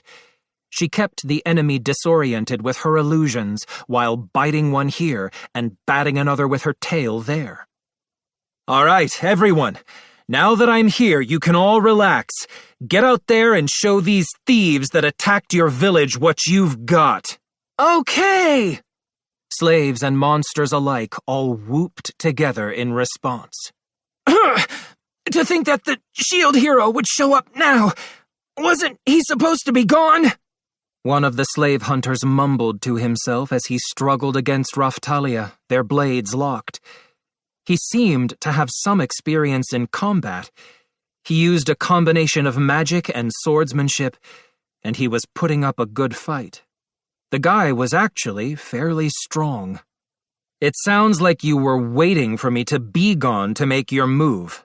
Unfortunately for you, heroes have the ability to teleport. I guess they were foolish enough to think that I wouldn't drop in to check on the village while I was away. Raftalia. What? Can you produce a light bright enough to illuminate the whole village? I want to see how many slave hunters there are. It would also serve as a flare to signal the others in the neighboring town. Leave it to me. Raftalia thrust the slave hunter away from her and took several steps back to join me. She sheathed her katana and began to cast a spell. Philo. Yup, I'll protect everyone. While Raftalia was casting her magic, Philo launched a flurry of kicks at the slave hunters. Keel and the other combat division slaves followed up, finishing off one slave hunter after another. Even so, it would take someone of Philo's level to make such quick work of the more skilled slave hunters, so the slaves were slowly losing ground. Shooting star shield. Airstrike shield. Second shield. Attack support! I stood in front of everyone and took the brunt of the slave hunters' attacks while casting skills to protect Philo and the other slaves. I grabbed the arm of one of the slave hunters and threw him toward Philo. Gah! Naturally, Philo finished the slave hunter off with a swift kick. Buffu! Rafchan's tail puffed up as she assisted with Raftalia's incantation. As the source of your power, I command you. Let the true way be revealed once more. Flood the area with light. Dryfa light. Raftalia conjured up a ball of light and hurled it up into the sky. The magical light lit up the village like a flare. That was sure to signal the soldiers in the neighboring village who would then come to our aid. As the light made its way high up into the sky, I counted how many slave hunters were in the village. 1, 2, 3. There sure were a lot of them. Just counting the ones that had been hidden in the darkness, there were a lot of them. I was thinking maybe 30, but that wasn't even close. There had to be at least 50 just in the area surrounding the village. There were only 5 slaves here, including Raftalia, that were originally from this village. Just how many people did they round up to come capture them? I couldn't believe the lengths that people would go to. Then again, it was safe to assume you could get at least 30 gold pieces per slave if you captured them and sold them off in Zel Tobel. I guess the allure of making a quick fortune would attract numbers. Hiya! Raftalia leapt forward and slashed at the slave hunters immediately upon finishing her incantation. It was almost scary the way she was fighting. I guess it was to be expected, seeing as how this place was precious to her. A place worth protecting. Brave blade, crossing mists! With a katana in each hand, Raftalia relentlessly cut down one slave hunter after another. She moved gracefully, as if she were dancing on the battlefield. It really was a thing of beauty. Surely I wasn't the only one who thought so. Raftalia, you're amazing. She looks like she's dancing. The villagers were all entranced by the sight of Raftalia fighting. Keep your eyes on the enemy! I snapped back to reality upon being reprimanded by Raftalia and struck back at the attacking slave hunters. Ugh! What are you fools doing? A man who seemed to be the slave hunter's boss appeared. I could see his armor had lost its sheen. That's... Raftalia, Keel, and the rest of the slaves from the village were all at a loss for words. What was it? Did they know this guy? How long do you idiots plan on fooling around? You've turned our plan into a failure. You there, how many have you caught? We... The subordinate slave hunter's voice trailed off, and the boss let out a loud click of the tongue in angry disapproval. Then more slave hunters that looked like they knew how to handle themselves came pouring in from outside of the village in droves. To think that the shield hero would show up now. That wasn't in the plan. Still, he may be a hero, but he's only the shield hero. Just wait for him to let his guard down and then snatch up one or two of those brats. So this guy was like one of those bosses that always makes ridiculous demands, I guess. But forget about that. I was more concerned with the way that Raftalia and the others had reacted. This guy... This is the guy... Keel's face was more distorted with anger now than it was just a moment ago. Raftalia remained calm, but I could still tell that she was absolutely furious. The fact that her tail was puffed up more than it ever had been before made that clear. Raftalia, Keel, you know this guy? I turned to face the slave hunter boss and readied my shield. Yes, the Melromark soldier that came to our village to capture us and sell us into slavery, and that killed the village's remaining adults. That's this man.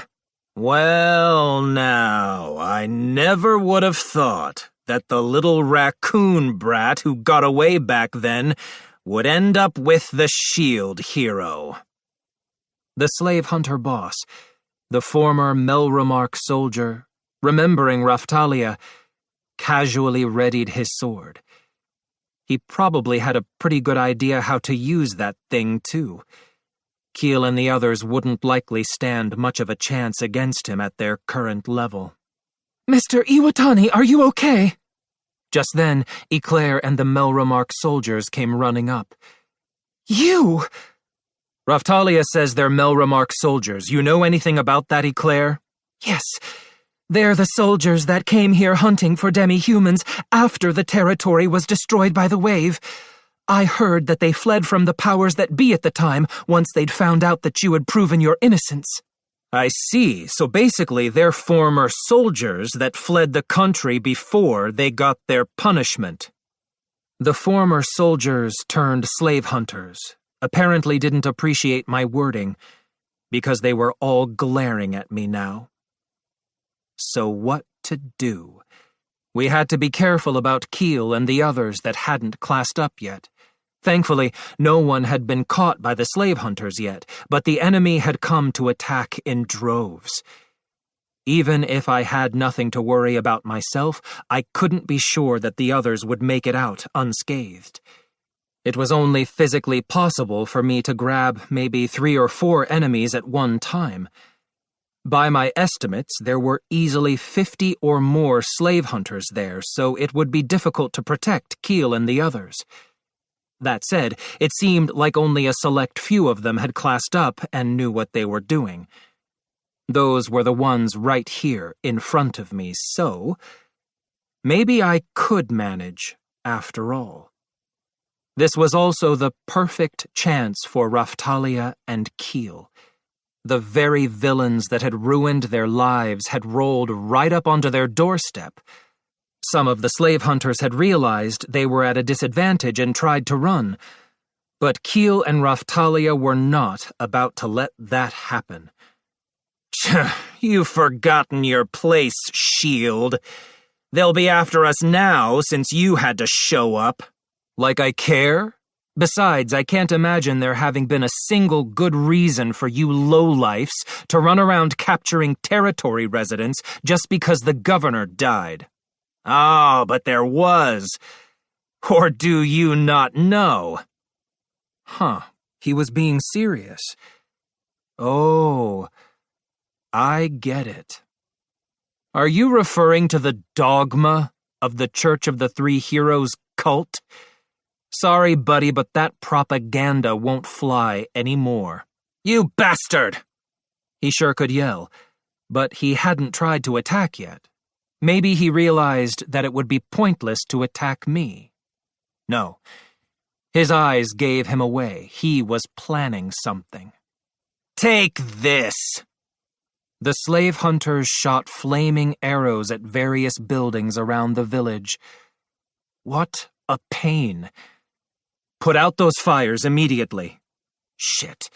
So this is what people meant when they said fighting against the odds. But it wasn't like we were just going to stand by and watch. Raphtalia, Keel, can you handle that guy? Yes. We'll protect everyone. Raphtalia nodded calmly, and Keel cried out with determination. Good. Then you two make those dirtbags pay. I quietly uttered an incantation and cast support magic on Raphtalia and Keel. Svite Aura. With all of their stats boosted, Raphtalia and Keel charged at the slave hunter boss. Philo, you give any slave hunters you find around the village a good kick. Same goes for your underling. Okay. Wah! I sent Philo and her underling Philolial No. 1 to take care of the slave hunters that were still lingering around the village. Mr. Iwatani! Eclair, don't even think about holding back just because you used to serve together. Put an end to these traitors. I plan to. Eclair and her soldiers nodded and took a fighting stance. It seems like you lowlifes thought this was going to be easy, but today is not your lucky day. You probably expected to crush the villagers, but the only thing getting crushed tonight is you. I dashed forward to provide Raphtalia with backup. Everyone, pull out! The boss raised his sword and ordered his men to withdraw, but Raphtalia and Keel both brandished their weapons and leapt at him. The boss warded off the attacks with his sword and locked blades with Raphtalia. He attempted to deliver a swift kick to Keel while he was struggling with Raphtalia, but Keel saw through the attack and dodged it by half a step. The boss guarded against Raphtalia's katana with his own sword. He was nearly thrown backward, but steadied himself just as Keel's sword grazed his armor. Damn you! Don't get cocky, you demi-human scum! There was a loud explosion that came from right where their blades were locked together. Magic? Now they were getting fancy on us. Looking more closely, I could see that there was someone in the rear providing support by casting magic. I'm not done yet. Unfazed by the explosion, Raftalia spun around and sliced sideways with her katana. Whoa!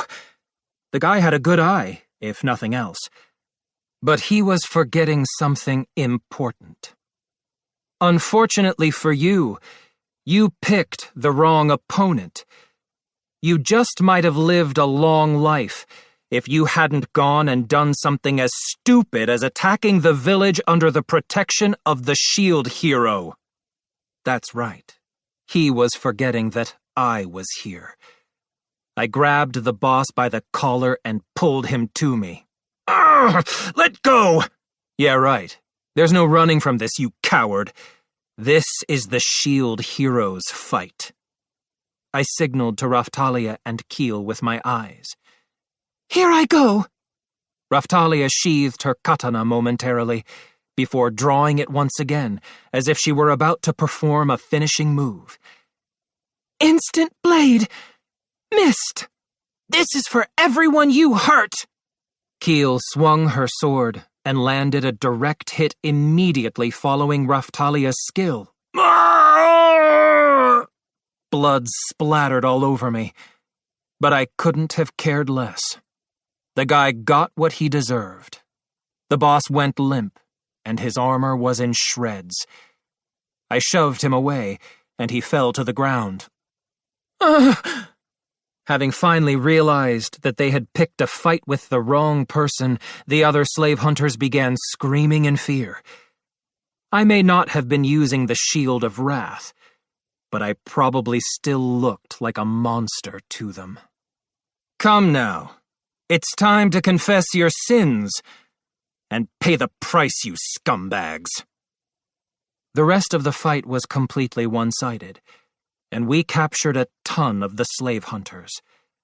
The boss that Raftalia had defeated was still alive, although just barely. I thought they had killed him, but apparently they stopped just short of it. You're not going to finish him? No. Raftalia and the others apparently wanted to hand him over to the authorities and have him punished. Now then. I looked at the hordes of slave hunters, tied up and scattered all across the village square. To think they had rounded up and brought so many, and the whole lot of them were low-life trash. Damn! They're monsters! Yelled one of the slave hunters. You told us we would be able to handle them regardless of their level advantage. The slave hunter subordinates were spouting off begrudging complaints at their leaders. That's a lowlife for you, blaming it on his superiors when he fails. That's just too bad for you, scumbags. You want the heroes to protect your world? Well, this is part of that. We won! Everybody, we won! Keel and the rest of the slaves from the village let out a big hurrah in celebration of our victory. Emiya and some kid who seemed to like monsters looked like they were getting in on the celebration as well. It didn't matter if they were originally from the village or not. They'd all experienced a similar kind of trauma. Their victory against the vile slave hunters would be good for them. Yes, we won. I think that this time, for sure. We took back the flag. We lost that day, whispered Raftalia, while gripping her katana firmly and staring off into the distance. Flag, huh? You really want a flag that bad? That's not what I meant. Raftalia, this flag... Eclair interrupted before I could finish, speaking to Raftalia with a remorseful look on her face. I'm sorry. This should have never happened while I was here. Don't worry about it, Eclair. But tell me, do you know if there was a flag flying in this village? Yes, it was a flag presented as a gift to the village by my father. Aha. So that's the flag that Raftalia had been talking about. Eclair, why don't you fly that flag again as a reward for their victory? I suggested. Mr. Naofumi, Raphtalia exclaimed in surprise. All of the hard work that everyone has put in since coming back has finally paid off. Raphtalia, this is a new beginning for your village, is it not? Raphtalia closed her eyes for a moment, as if she were reminiscing about the past, and then she opened them again and nodded. You're right. I'd like that. Besides, Keel seemed to be oddly fixated on that flag too. I'd made her that kid's lunch with the flag on it on a whim once, and she had been completely ecstatic. She held on to the flag like it was a piece of treasure. Now I could see that the flag had special meaning for them. All right, then. I put the conversation with Raphtalia and Eclair on hold and looked over at the slave hunters we'd gathered up. What should we do about these scumbags? Ordinarily, they would be taken to the castle, where they would then receive a fitting punishment. But with this many of them working together in a coordinated effort... Of course, it is a grievous crime, in my opinion. Most likely they will have their levels reset and then be held in involuntary servitude. Not executed? Normally, the principal offenders would be, but... Eclair looked long and hard at the faces of the former soldiers, who would likely be categorized as the principal offenders. These men come from some of Melremark's more respectable families. Even if they were sentenced to death, it would most likely be a very lengthy process. Meaning that if the Queen forced it, there would be backlash from the nobility, putting her position at stake. Eclair nodded in response. I guess even monarchies had to deal with annoyances like this. Maybe that was why the former soldiers seemed to be taking the whole thing rather lightly. Those scumbags. Did they not realize the situation they were in? A great deal of emphasis is placed on lineage. If worse comes to worst, the Queen could be replaced with someone of the same bloodline favored by the nobility. It's not unthinkable, considering that the country is currently in a weakened state due to the spirit tortoise incident. Meaning a distant relative. That was probably it. It's not like the Queen's 2 daughters would be the only royal family. There would be the head family, and then there would be branches and all of that. The nobility could just pick one of the relatives that aligned with their purposes and have them lead a revolt, seizing the castle and replacing the Queen. The nobility would probably come up with some kind of pretext like, our poor soldiers that went missing because the country was a mess finally show up only to be apprehended based on unfounded accusations. Yeah, they would. Even though they're as guilty as can be. What a pain. Should we just kill them off and say that they struggled? The mere fact that they were alive would be a hazard with trash like this. I had absolutely no doubt that it would come back to bite us later. In that case, it would make way more sense to just have them take their leave from this world. If you used your authority as a hero, that could probably work. However, I would personally prefer that you abide by the country's rules. Even if it means a long, drawn-out process that ends up getting them involuntary servitude instead of a death sentence? And for something that happened on Eclair's father's territory, their victims would be turning in their graves. I get what you're saying. I agree that their actions are unforgivable, but even so... You would think that the nobility in charge of the area where the crime happened would get to decide how it was dealt with. They would. Normally. We could indeed decide the punishment of their subordinates. Execution, without question. There was no need to consult the Queen. Why did so many slave hunters show up here in the first place? Death penalty or not, we need to make them talk. About that. I needed to talk to the slaves, so this is the perfect chance. Everyone gather round. I went on to explain about how Luralona slaves were being handled in Zel Tobel. So, in short, you're saying that they were planning to capture the village slaves and sell them off in Zel Tobel while the prices are high? Eclair was glaring at the slave hunters with an even more threatening look than before. No way! Does that mean that we can't get everyone back? Keel stared at me imploringly with a look of worry in her eyes. Don't worry. I'll do whatever it takes to buy them back. The possibility of more of their kind showing up again is what we have to worry about. I guess problems like this came along with a sudden rise in prices.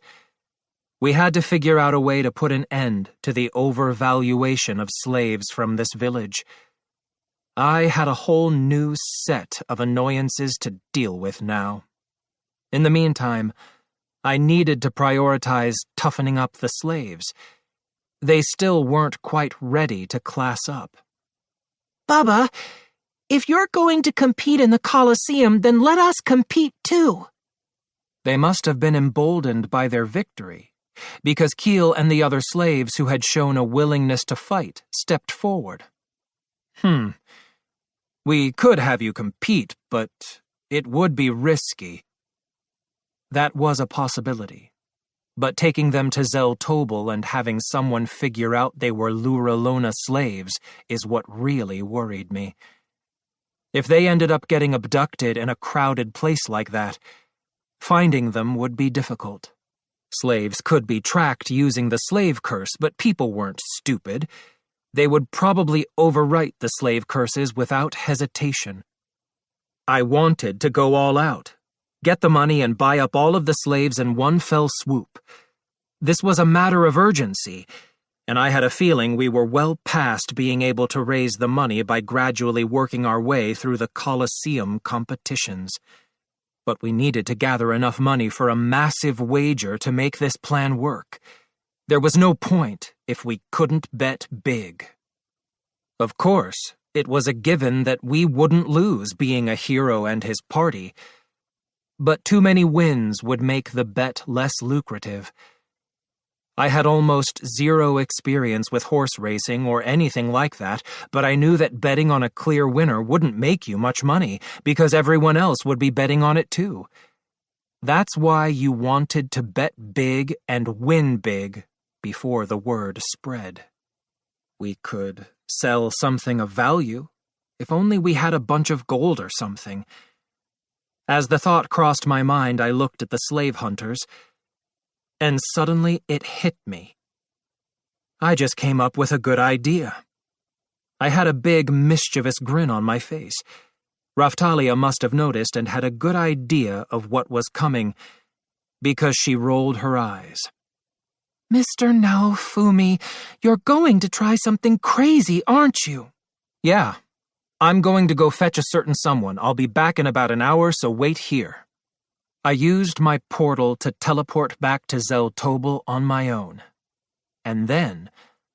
Oh, Shield Hero. I thought you returned to the village, yes, sir. I did, but something came up. I want you to come with me. Around an hour later, after the cooldown expired on my portal skill, I returned to the village again with the slave trader and his flunky. Mr. Naofumi? Where did you... Raftalia was looking at the slave trader with her head cocked to the side in confusion. The other villagers were also watching, curious as to what was about to happen. Eclair and the soldiers were looking at the slave trader with their brows furrowed. Eclair, the responsibility for these scumbags technically hasn't been given to the authorities yet, right? That's true, but what are you planning to do, Mr. Iwatani? Just be quiet and watch. I came up with the perfect way to take care of this. Be careful, Eclair. This is where Mr. Naofumi usually says something completely outrageous. Hey, what happened to Raftalia believing in me? Then again, I was well aware of the fact that I tended to do crazy things at times like these. She had winced when she heard about how I sold the spirit water. Kizuna had been really proud of the whole thing, though, so she'd just acted normal and didn't say anything. You know what will happen to you if you even think about touching us, right? The slave hunter boss was trying to intimidate me. The scumbag probably thought he would get off easy, and he certainly didn't think he was in danger of dying or anything. Surely we wouldn't do anything that would endanger the Queen's position, right?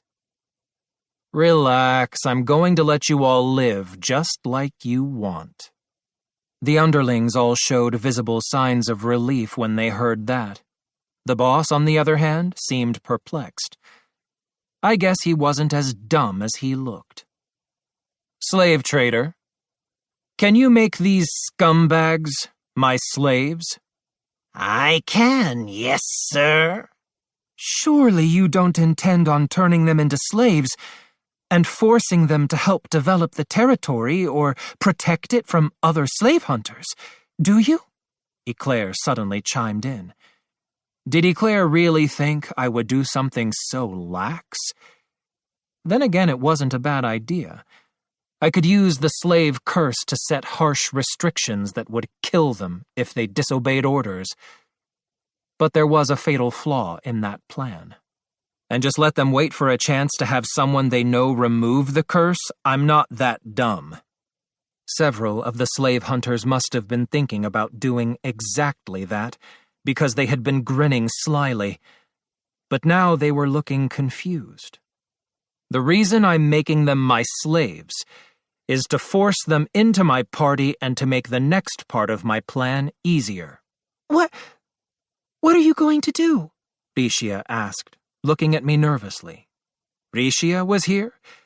She had just kind of faded into the background for a while there. I'm going to take them to Zel Tobel, and then I'm going to sell them. As slaves, of course. What? Eclair was at a loss for words. Raftalia sighed in dismay. That's right. What we needed right now was a huge sum of money so that we could go all in and win big at the Colosseum. Every little bit counted. Of course, if we sold the slave hunters off as slaves, there would likely be some Melremark nobility ready to rescue them by buying them back. There was even a risk of them getting away before that if we weren't careful. The slave hunters probably knew that because they still didn't look too worried. They probably figured that they wouldn't fetch a very good price anyway. But I wasn't going to let them off that easy. Slave trader, do you happen to have any relatives in Seeltveld? Of course, yes, sir. Good. In that case, I want to sell these scumbags to those relatives. Let's see. Tell them that they're being offered by the shield hero and that they're the slave hunters that captured the demi-human slaves originally from the Seaeto territory. The slave hunters' faces suddenly grew pale. The slave trader, on the other hand, was looking at me with the biggest smile on his face that I had seen so far. First, there was the fact that they were being offered by the shield hero, which would raise their value since the country worshipped the shield hero. Then there was the fact that they were notorious criminals that had slaughtered or enslaved countless demi-humans from the Seaeto territory, which was supposed to be a symbol of friendship between Melremark and Seeltveld. How would the Seeltveld demi-humans view such people? It would be infuriating. The living embodiment of evil to them, I'm sure. If such a person showed up on the slave market and was purchased, what would happen to them? It went without saying that they would be beaten and abused as a form of stress relief, just like Raftalia and the other slaves from her village had been by the nobility in this country. This is what it meant to pay for something with your life. That's not even funny. Selling us to Seeltveld, that's not something a hero would do. The slave hunter boss started raving. It's not as bad as a country's soldiers killing and selling off their own citizens. I'm sure you scumbags have a pretty good idea of the hell that these slaves have been through. This is different. There's no reason we should have to go through that. So what? It's okay to force it on them, but it's not cool when it's forced on you? I was at a loss for words. There's always a chance that soldiers will die in war, yet the thought of being tortured and dying a painful death as a slave frightened these guys. Just how pathetic were they? Here's a quote that I was relatively fond of back in my world, just for you scumbags. Don't shoot at people unless you're ready to be shot.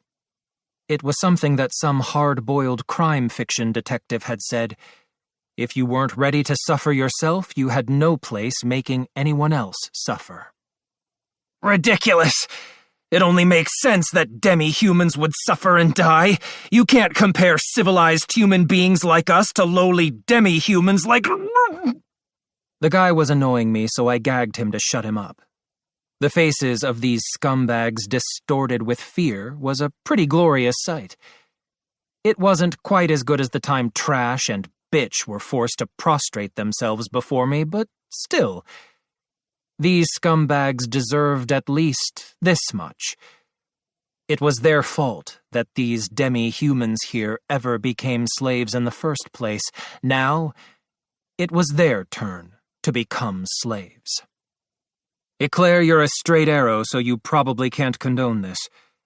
But these scumbags need to be punished appropriately, and I'm going to use the money that I make from selling them to get the Luralona villagers back.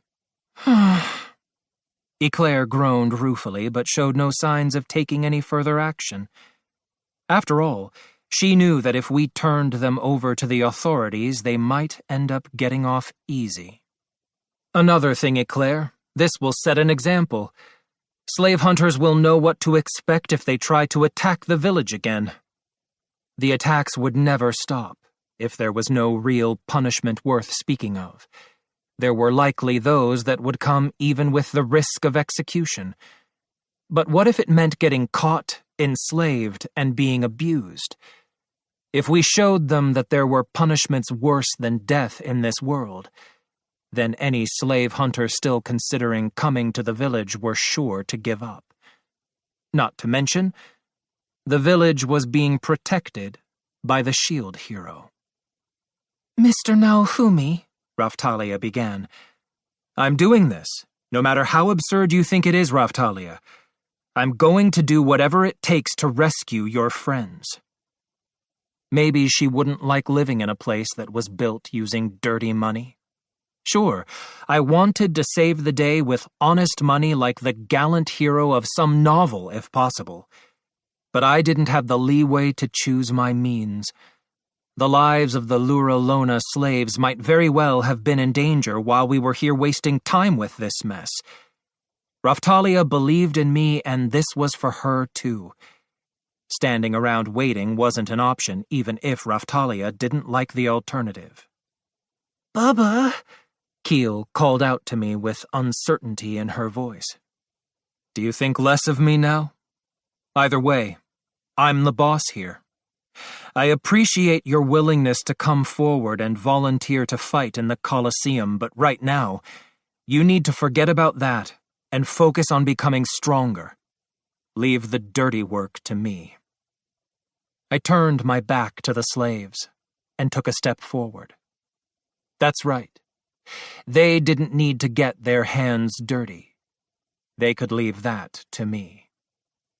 This isn't the time for you to be taking risks.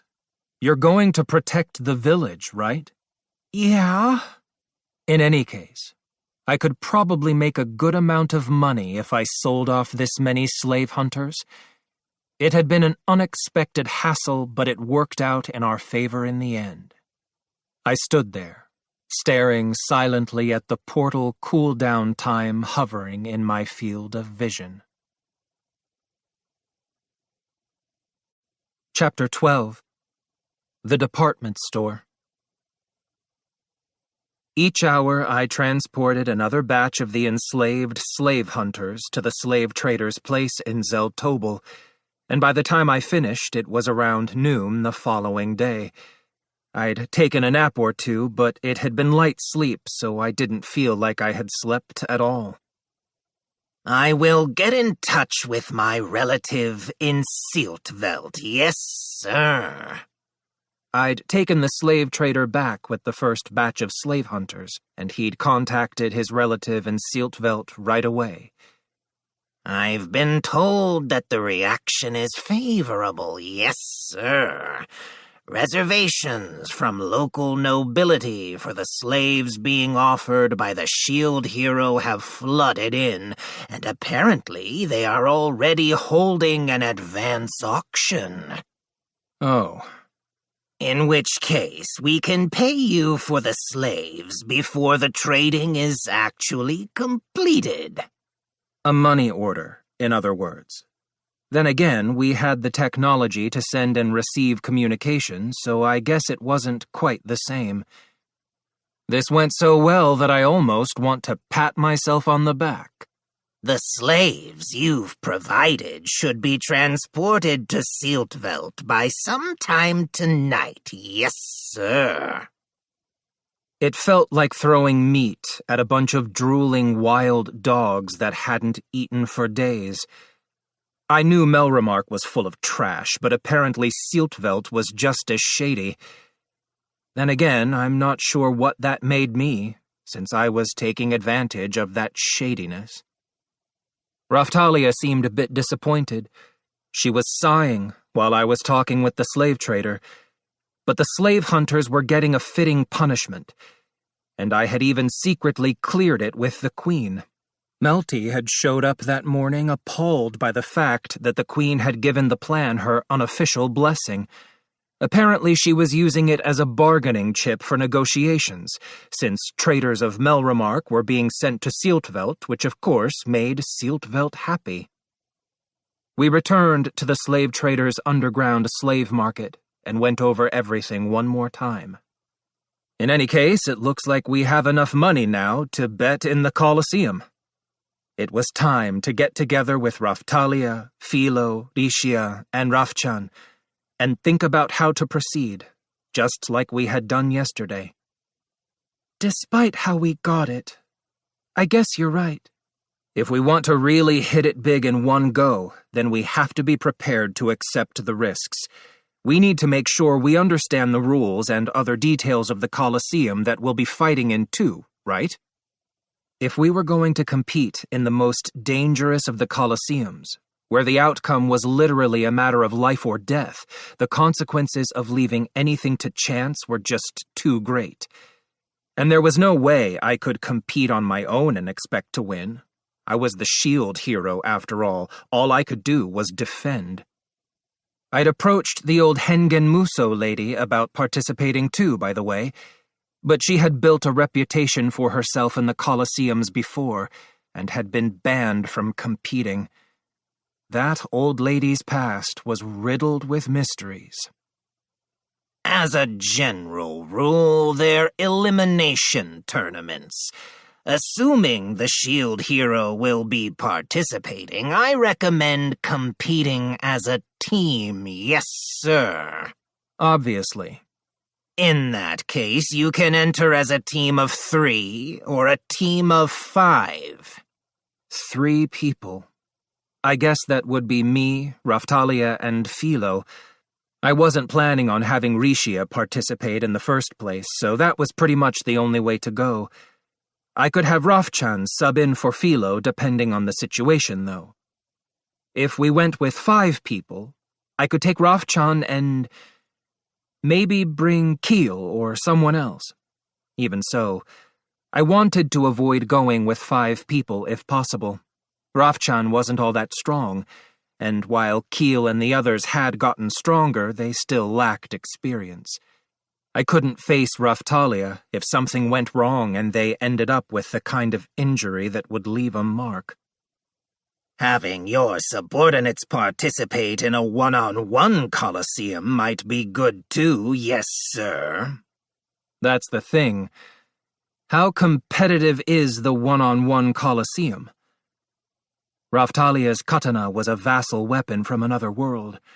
I was sure she could win easily, even if it was the coliseum. Was it just me? This was starting to feel a lot like the story from a popular old fighting manga where they ended up competing in a coliseum-style fighting tournament. The overall stakes and prize money are generally higher for the team competitions, yes, sir.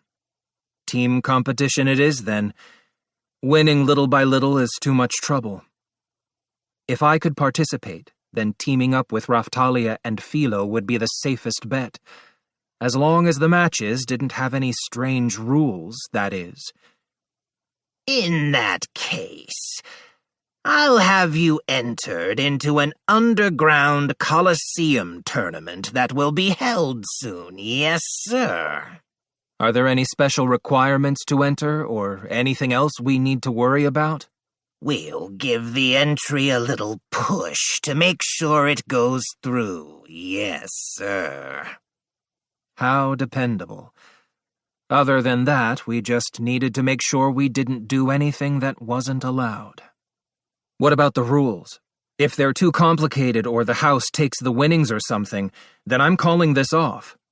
3-on-3, no level classes, no race restrictions, that's it, yes, sir. Surprisingly simple. Simple was nice. Oh, and then there was the issue of how the winner was decided. I'm sure the slave trader had purposefully omitted this part. He handed me a pamphlet that appeared to be the Colosseum rule book. It was written in the languages of all the different countries, including the official language of Melremark. It said that a victory would be declared when an opponent died, lost consciousness, or admitted defeat. And then, below that, the key point is there at the end, yes, sir. Participants are to provide their own weapons? Yes, sir. The sponsor of the next Coliseum fight is the Weapons Merchant Guild. Yes, sir. So it was an underground Coliseum backed by the Weapons Merchant Guild. I could only imagine what kind of powerful weapons would show up at such a competition.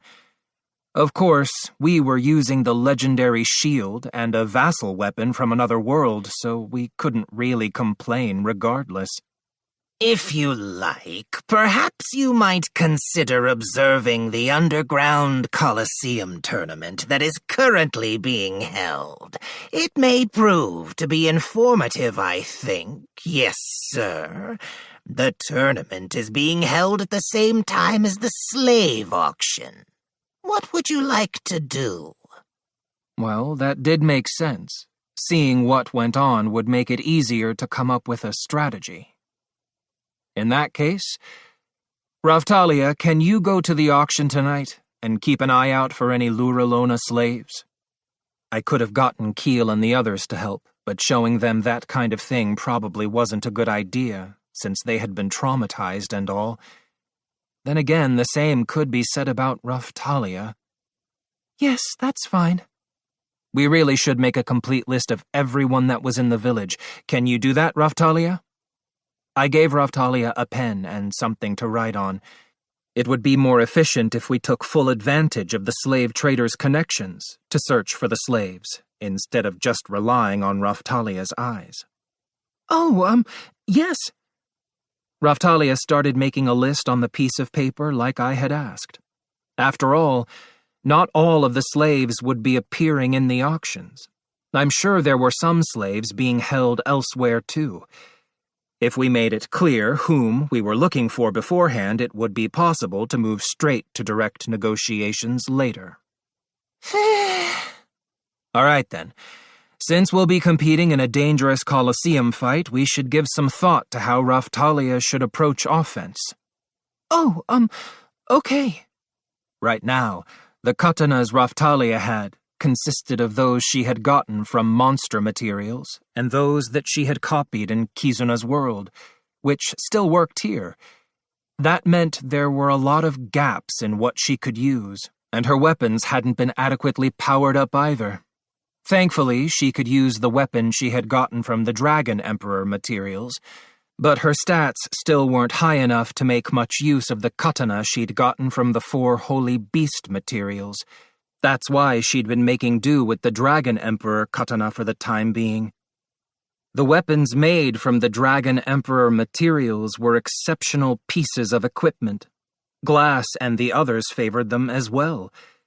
You could probably get by with relying solely on one of those weapons, but it was also better not to underestimate the importance of basic stat improvements and uncovering new skills. Not to mention, the katana still hadn't been fully powered up, apparently. Slave trader, are you familiar with any well-known weapon shops in Zeltobel? I can have you taken to one if you like, yes, sir. Yeah, let's do that. It was a really busy city, so getting lost was a real possibility. I'll have someone take you right away, then. A brawny man raised his hand, volunteering himself. All right, then. Let's go. The slave trader's assistant took us to the biggest shop in Zeltobel. It was a huge building that looked like a department store. Oh, if it isn't the Shield Hero! I noticed a familiar face tending the shop on the first floor. You're mistaken. That's right. The accessory dealer that I met a while back was beckoning me over. I acted like I didn't know him. This is my shop. I would absolutely love for you to take a look around. I couldn't help but feel like he was telling me, you'll take this shop over one day. If I kept ignoring him, he was likely to just interpret that as acceptance. I sighed and made eye contact. You've got a big shop here, eh? I sure do. Can I help you find something, Shield Hero? I came to look at weapons and armor. That would be the second floor. Before that, can I interest you in any of the accessories here on the first floor? I looked around. There was an inordinate number of glittering accessories on display throughout the shop. Honestly, I felt like I was about to go blind. Not interested. I make my own. I knew it. Tell me, have you been using what I taught you? There may come a time when you need to make something magnificent, and you won't be able to do that if you let yourself get rusty. From time to time. It's saved my life more than once. That was the truth. I had made the cap for my shield and Raftalia's sheath just recently. The only problem was that I hadn't been able to make any accessories that worked as well as the ones in Kizuna's world. The haikuiku-like effect that triggered when Raftalia unsheathed her katana didn't work as well here either. It only made her about as fast as Philo when she used the skill. Apparently, the materials that I used to make the sheath didn't exist in this world, so I had been mulling over whether I should try making her one with different specifications. Other than that, I had been making accessories for the slaves using materials from monsters. Working with monster bones was my latest obsession. They were hard, and they gave higher stats than you would have expected. What was really nice was that imbuing them didn't degrade the quality much. The downside was that the imbued effects weren't that great. Here, it's just a rough piece, but have a look. I showed him an accessory that I had been working on, albeit not very seriously. Oh, a bone accessory. Is that not a thing? Oh, you do see them from time to time, but... yes, it's a bit cheap. but it's imbued with effects that a practical adventurer would appreciate. It may be cheap material, but it's still good for working on design, right? By the way, I hear that you now have a territory of your own. If you want to set up shop there, then why don't you come by? I'm going to hold you to that. The accessory dealer's eyes twinkled devilishly as he shouted. That just made me want to make things difficult for him. That's the kind of person I was. You better not get in the way of development. Also expect to be charged a fee for doing business there. Of course. It seemed like the majority of the merchants I knew were a real depraved bunch. If he really did come to the territory, I'd have to keep close tabs on him. How is the accessory business treating you these days? Business is good. We did just have quite the catastrophe after all. Even the civilians seem to have realized that it's up to them to protect themselves. The circumstances seem to be treating his pockets well. Also, I've gotten in on the miraculous Kalmyra accessory business that you got started as well. Oh yeah. He was talking about the advice I'd whispered to that fraudulent merchant back then. I'd seen those accessories show up every now and then, and it always surprised me. Anyways, I'm going to go look at the weapons. I look forward to our next meeting. Yeah. Go easy on them at the Underground Coliseum tournament. Of course, I fully expect you will win, so I won't be taking part this time. Shivers ran down my spine. To think he'd already heard in such a short amount of time. Just how connected was this guy? I'll be rooting for you. Thanks.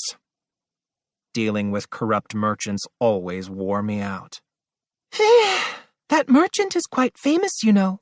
I thought that might be the case. They say he'll put you out of business if you get on his bad side. Don't worry. He likes me. On the contrary, I was more afraid he'd try to force me to take over his shop. Rishia and I continued chatting as we climbed the stairs up to the second floor. Wow, this is great! So shiny! It looked like a showroom with all kinds of weapons on display. Philo couldn't take her eyes off all the shiny objects. She may have looked like a human, but she was a bird monster after all. Let's see. A variety of side-right weapons, like swords and spears, were lined up in a row. Ah, they were showroom products meant to attract attention, and could only be handled and looked at in the showroom. Yeah, these were definitely the weapons that the other heroes had copied. Oh, there was some spirit tortoise gear too.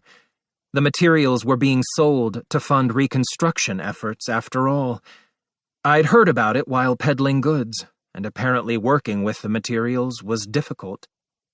It was all pretty much the same stuff that you could buy in Melremark, but everything was priced super high. I was a bit surprised to see that a shop this big was full of weapons that didn't seem to have much processing done to them. I guess it was different when they were made in other countries. I looked at the shields too, but they were pretty much the same as what the old guy had in his shop. There did seem to be a few that I hadn't seen before, so I figured I'd try picking them up. Excuse me, is it okay if I hold this shield? Go right ahead. After making sure it was okay with an employee, I went about picking up any shields I hadn't seen at the old guy's shop and activated weapon copy. Spike shield, frisbee shield, jewel shield, platinum shield. I just copied them all. Raftalia, did you find any katanas? Yes, they're over here. Oh, I guess that was the country of merchants for you. There seemed to be a lot of imports from countries in the east. Raftalia gripped the handles of all of the katanas on sale at the shop. Of course, there was no telling what the people at the shop would say if we told them we were copying all of their weapons, so we just kept quiet. It kind of felt like shoplifting, though. I noticed a weapon on display in the shop that was labeled "Not for Sale." It was one single-edged sword, and I could tell with one glance that it had been made from the spirit tortoise materials. I tried using my appraisal ability to analyze it. Spirit tortoise sword.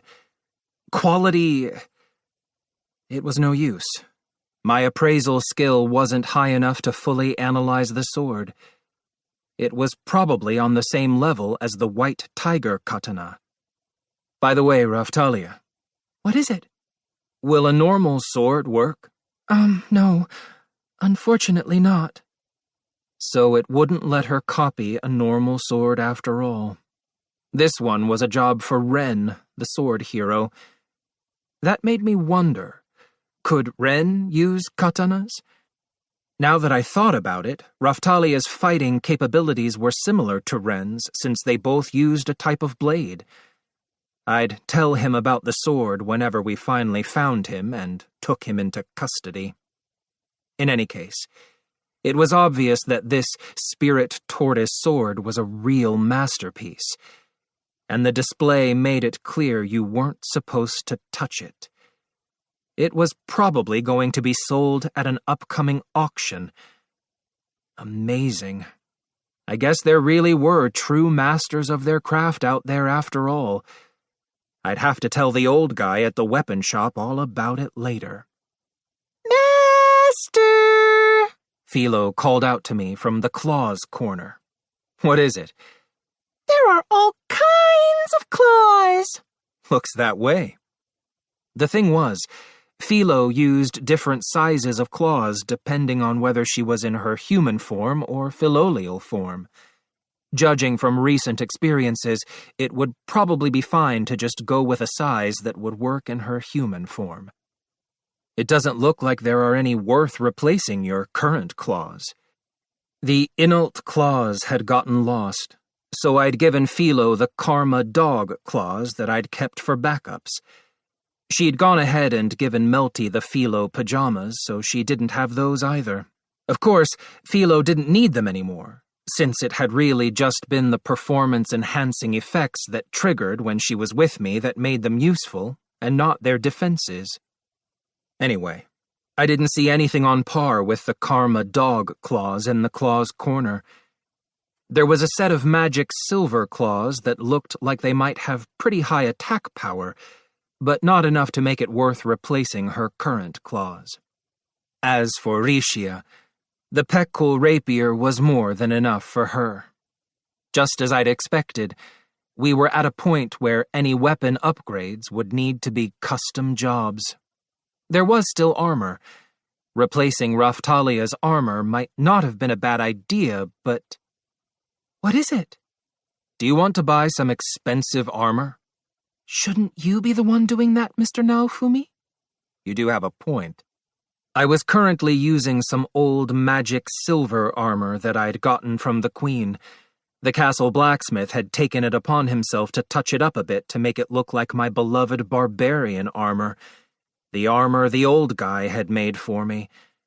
It was only a backup, but apparently he really wanted me to keep this look. It had relatively good stats for standard issue armor. Even if I did replace it, it wouldn't have been much of an upgrade. Rishia, yeah, she didn't need armor. It wasn't like she was going to fight in the Colosseum after all. I had one last kigurumi, but I still wasn't sure if I should have her wear it.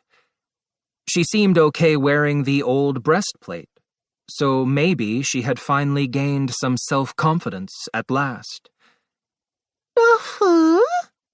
Raf-chan? I would have loved to have her wear an iron pot or a tea kettle and a hood, but they didn't seem to have anything like that for sale here. We came to look at weapons and armor, but it started to feel like this had been a waste of time. It doesn't seem like there's anything worth buying here, so we're leaving. Leaving? Already? I looked out over the streets of Zeltobel from the window. If we went around visiting all of the shops in Zeltobel, we might have been able to find some hidden treasure.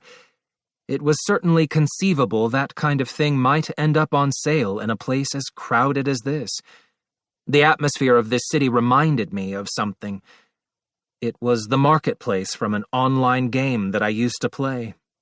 Still, I didn't think that pointlessly wandering around the city was a good idea.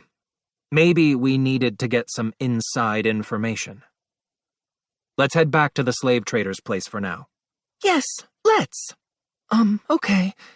This was fun! Ahoo! And so we finished our little peek at the weapons and armor shop, and headed back to the slave trader's underground slave market. Chapter 13. The Underground Colosseum. Night fell, and the slave trader had me taken to the venue where the Underground Colosseum tournament was being held. I was the only one going. I'd sent Raftalia and Rafchan to the slave auction, and Rishia was off elsewhere gathering information, and I'd assigned Philo to be Rishia's bodyguard. I'd taken a peek at the Colosseum the slave trader managed earlier that afternoon, and it felt kind of like going to a baseball stadium. But this one seemed to put more emphasis on drinking and just having a good time. The spectator seating was sectioned off like an outdoor food court area, despite being underground, and the Colosseum itself was one of those fighting rings with the tall fence like you might see in a good old RPG. There were slot machines and poker tables too, so it almost felt more like an underground casino than an underground Colosseum.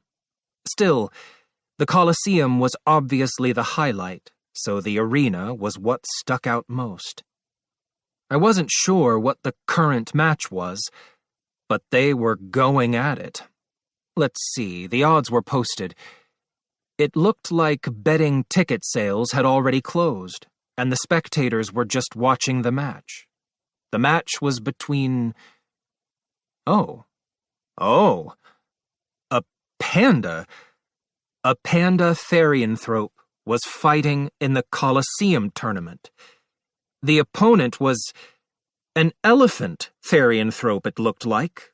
What a crazy fight. Ha! That oversized body is all you have going for you, just like usual! The panda yelled out. At least I'm not the one just rolling around and running away, retorted the elephant. I wasn't sure, but it seemed like the elephant might have had a slight advantage. I could feel the ground shaking quite a bit, even from pretty far away. Was it using magic or something? I could vaguely feel the flow of magic coming from that direction. The panda therianthrope must have been using magic too, because the area around it turned into a bamboo forest. It looked like it would be slow, but it was jumping gracefully from one bamboo stalk to another, moving all around. The elephant therianthrope went about mowing down the bamboo, clearly irritated. I looked over at the spectators, passionately cheering them on. Go for it! That's it! Get him, Big Sisla Sazusa! There's your chance, Elmalo. No, you missed it!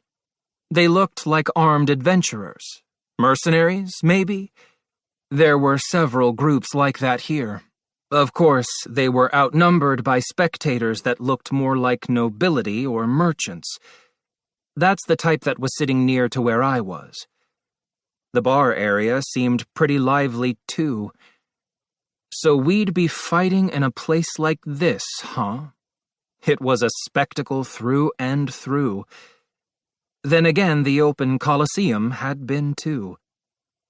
As I was just sitting there, thinking to myself, I noticed some guy that looked like he might be the barkeep, glaring at me. It looked like not drinking would draw attention, I guess. Give me a pint of whatever you've got. Nothing happened when I drank anyway. I'd never been drunk in my life. I grabbed the pint and went back to watching the match. A few moments later, I heard a commotion coming from behind me. Gulp, gulp. Ah, come on, finish your drink already. Someone sounded like they were in good spirits. I'm not finished yet. I could hear onlookers oohing and awing excitedly. Whatever it was, it seemed just about as lively as the match itself. I turned around to look, and there was a group of people gathered around in a circle, clapping and calling out, "Chug it! Chug it!" Not bad, eh? Ah. And then a loud slam echoed out, followed by applause. Oh, the competition is weak as usual. Is there no one here that can give a gal a run for her money? The voice I heard had a slightly provocative tone to it. "There's no way anyone could beat Nadia," someone's voice rang out. "Yeah, exactly.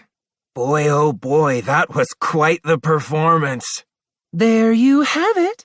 I'll be taking this money, boys. Oh, and the drinks are on you, Nadia replied to the crowd's cheers. They finished the exchange and the crowd dispersed, carrying away the loser with them. What a petty game. I'd never understand what people found appealing about drinking contests. I had gone back to watching the match, still thinking about such absurdity, when I heard a voice that sounded like the woman from the drinking contest. Oh, here's a new face. First time here? You don't look like you're having much fun now, do you? I glanced in her direction without moving. Standing there was a beautiful woman that had a Japanese air about her. She had long black hair, and her skin and facial features were on par with rough Talia. She was in her mid-20s, maybe. Her hair and skin reminded me of glass. But there was something different about her, too. Glass's facial features and expression gave off an air of seriousness and grace. But not this woman. She looked more like the cheerful big sister type. A human? No. Her arms and legs were black, almost like they were wrapped in rubber. She was pretty much half naked with the clothes she had on.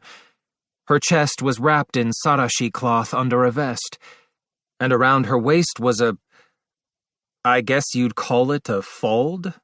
Depending on how you looked at it, you might call it a loincloth. She had a harpoon strapped to her back. I remained silent and looked away from her. She didn't seem like someone I needed to waste my time with. Oh, were you watching the match? She helped herself to the seat next to me and tried talking to me again. But she must have noticed the leave-me-alone vibes I was sending her way, because after that she didn't show any further sign of forcing the conversation. But then an audacious grin appeared on her face, and she rested her chin in her hands and began speaking slowly. Today's match goes to little Sasa. Little L hasn't noticed yet, though. Huh? The fighters were named La Sasuza and Elmalo. Sasa must have been some kind of nickname. Oh, could you not tell? Little La Sasuza is going to win today. From what I had seen, the elephant therianthrope, Elmalo, had been going all out, rampaging around, and the panda therianthrope had been forced to go on the offensive. Honestly, taking strength and everything else into account, too, I couldn't see how the elephant could lose, even if the odds were in favor of the elephant. But then, Hee-yah! Bamboo claw! The panda thrust its claws into the ground while casting a spell, and the ground started shaking, and a massive stalk of bamboo shot up straight through the elephant and smashed into the ceiling of the Colosseum. Gah! After a moment, the stalk of bamboo shattered and dissipated into the surrounding air. There was a loud crash and the whole venue shook. The elephant had fallen over onto the floor and lay there absolutely motionless as a pool of blood spread out from under it. Was it dead? As the thought crossed my mind, a stretcher was brought out and a doctor began treating the elephant as attendants carried him away. Then the referee came over and raised the panda's hand into the air. "We have a winner! La Sazusa!" The spectators cheered loudly, their oohs and ahs echoing throughout the venue. Considering the odds, anyone that bet on the panda would probably be really happy with the outcome. They seemed to be pretty competitive odds, too. Nice call. They began cleaning up the arena immediately, and the panda went back to the waiting room. What can I say? I'd sensed that the panda recited some kind of magical incantation during the fight, but I'm sure the elephant had been on guard, too. In all actuality, the elephant had gotten off several whammies of its own. You didn't bet on the fight then, did you? No. I just came to do a bit of see what this underground Colosseum is all about. This woman, she seemed to know the Colosseum pretty well. I got the feeling that it wouldn't be a bad idea to talk with her a bit. Oh, so you're interested in fighting in the Colosseum then? I guess you could say that. Betting is a secondary goal. I wouldn't worry about betting until our odds were set to make a big win. In that case, you should have come a bit earlier. The main event has been over for a while now. Oh, really? Yeah. See that monster they're cooking over there?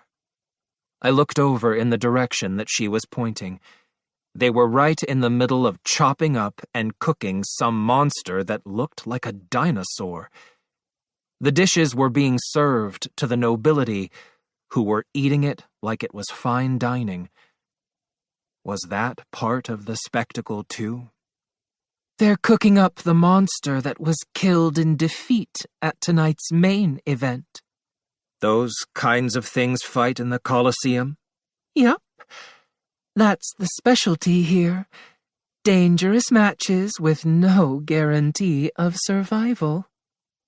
I guessed people wanting to see that kind of sensation is the whole reason entertainment like the Colosseum existed after all. As I thought about such things, I looked over at the monster. From what I could see, I wonder, what was the cause of death? It didn't look like it had been killed with a blade or anything like that. It might just have been hard to tell. It had already been chopped up by the cooks, but judging from the head and the whites of its eyes and skin, it seemed like the cause of death had been some kind of magic. Powerful fire magic, maybe? That didn't seem quite right either. So what kind of Colosseum match are you looking to fight in? I'll tell you everything you need to know, darling. The woman continued on cheerfully. She got on my nerves a little bit. Hey, keep the drinks coming over here, will you? She was ordering me drinks without even asking. There was a whole row of drinks lined up in front of my seat now. You're paying. Am I then? So, what do you want to know? Let's see. Things to watch out for here. I'm especially interested in the next big competition. I see. I'll tell you all about it then, darling. The next competition is a team fight tournament. The rules are generally 3-on-3, no level limit, and you can bring your own weapons. I already know that much. What I want to know are the nitty-gritty details of what to watch out for and things to be careful of. Then again, it's not like I can really believe what you say. I was asking a complete stranger in a place like this. It was just for reference and nothing more. The woman was refilling my cup, again without asking. She seemed to be implying that I'd need to drink up if I wanted her to talk. Fine. I chugged a drink. Let's see then. You'll probably want to watch out for participants that send in wild and vicious monsters that have no monster seal. What would be the point in sending wild monsters into the Colosseum?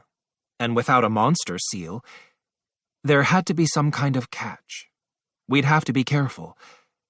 I looked back over at the monster being cooked. She was probably referring to that thing. I wondered what participants would consider a threat. I'd heard that the maximum level for people in this world was 100. Anyone fighting in the Colosseum would be high level, I assumed. Well, the open Colosseum. The Colosseum that the slave trader managed was split into classes by level, but this one had no classes or restrictions. Wild monsters. That's what would provide an element of threat to a bunch of max-level fighters. I suddenly remembered watching Fitoria defeat the tyrant dragon Rex a while back. Honestly, just how powerful had that beast of a monster been? It's not like we hadn't been able to put up a fight, but from what I could tell, tough battle wouldn't have even begun to describe it if Fitoria hadn't shown up. If there were ordinary adventurers out there that could defeat that thing, then there would be no need for evacuations. I get it. Wild monsters have no level limit, and that means there are monsters over level 100 that they can send in. It would probably be easier to think of it in game terms. If you had 3 level 100 fighters, and they were faced with a level 200 monster, what would happen? We weren't talking about a rough fight here. But if they weren't careful, none of them would survive. There were Monster Hunter games where you had to fight in a small coliseum, and those were the really tough ones. Of course, I couldn't imagine there being anything on the level of the Spirit Tortoise. What would be the required level to fight that thing anyway? I'd been able to stand up to it as a hero around level 75, but that was only because my hero adjustments essentially made me about 4 times stronger at the time. Not to mention, the reason Raftalia and Philo were able to put up a good fight was because they had my growth adjustments and had gotten all kinds of special stat boosts during their class-ups. Still, they wouldn't have been able to defeat it without me. That thing was on the same level as a castle siege or a raid boss. We had Ost's help, too. If I had to make a quick estimate of the level required for a normal adventurer to confront the Spirit Tortoise head-on and defeat only the outside body, I wasn't really sure what kind of abilities normal adventurers had, but I'd say level 250 would have been the minimum. Of course, that was if they fought it alone. It would probably drop a bit if there were several adventurers. Even so, the level would still need to be high, at least 200, I'd say. And if we were talking about a bunch of adventurers that weren't much stronger than Rishia in her non-awakened state, then they'd lose no matter how many of them there were. Even if the monster were only around level 120, a single adventurer— no, even with 3 adventurers, knowing whether they could win or not would still be unclear. All said and done, you really couldn't underestimate differences in levels and basic stats. You might think that level 100 would be similar for a monster and a human, but just looking at Raftalia and Philo made it clear that wasn't the case. And if you were faced with 3 of those monsters, then what? It was the kind of risk you could only find at the no-holds-barred underground Colosseum tournaments. Bingo!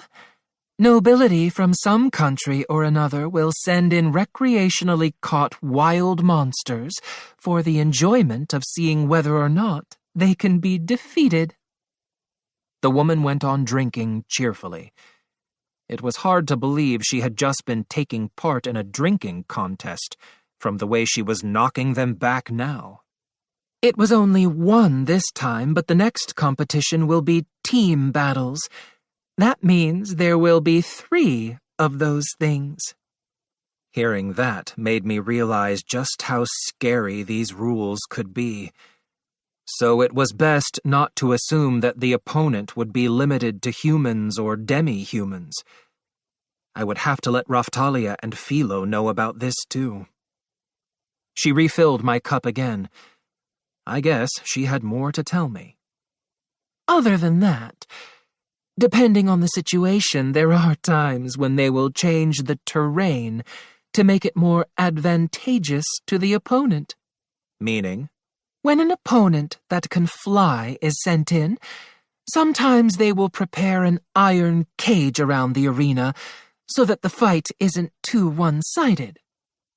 So the organizers would shift the odds in favor of one side or the other to keep the match interesting. That has to suck when that works against you. Also, there is support from spectators. Spectators can pay to provide assistance to the opponent they bet on. In other words, spectators could shell out large amounts of money to help shift the outcome of the match in their favor and win big.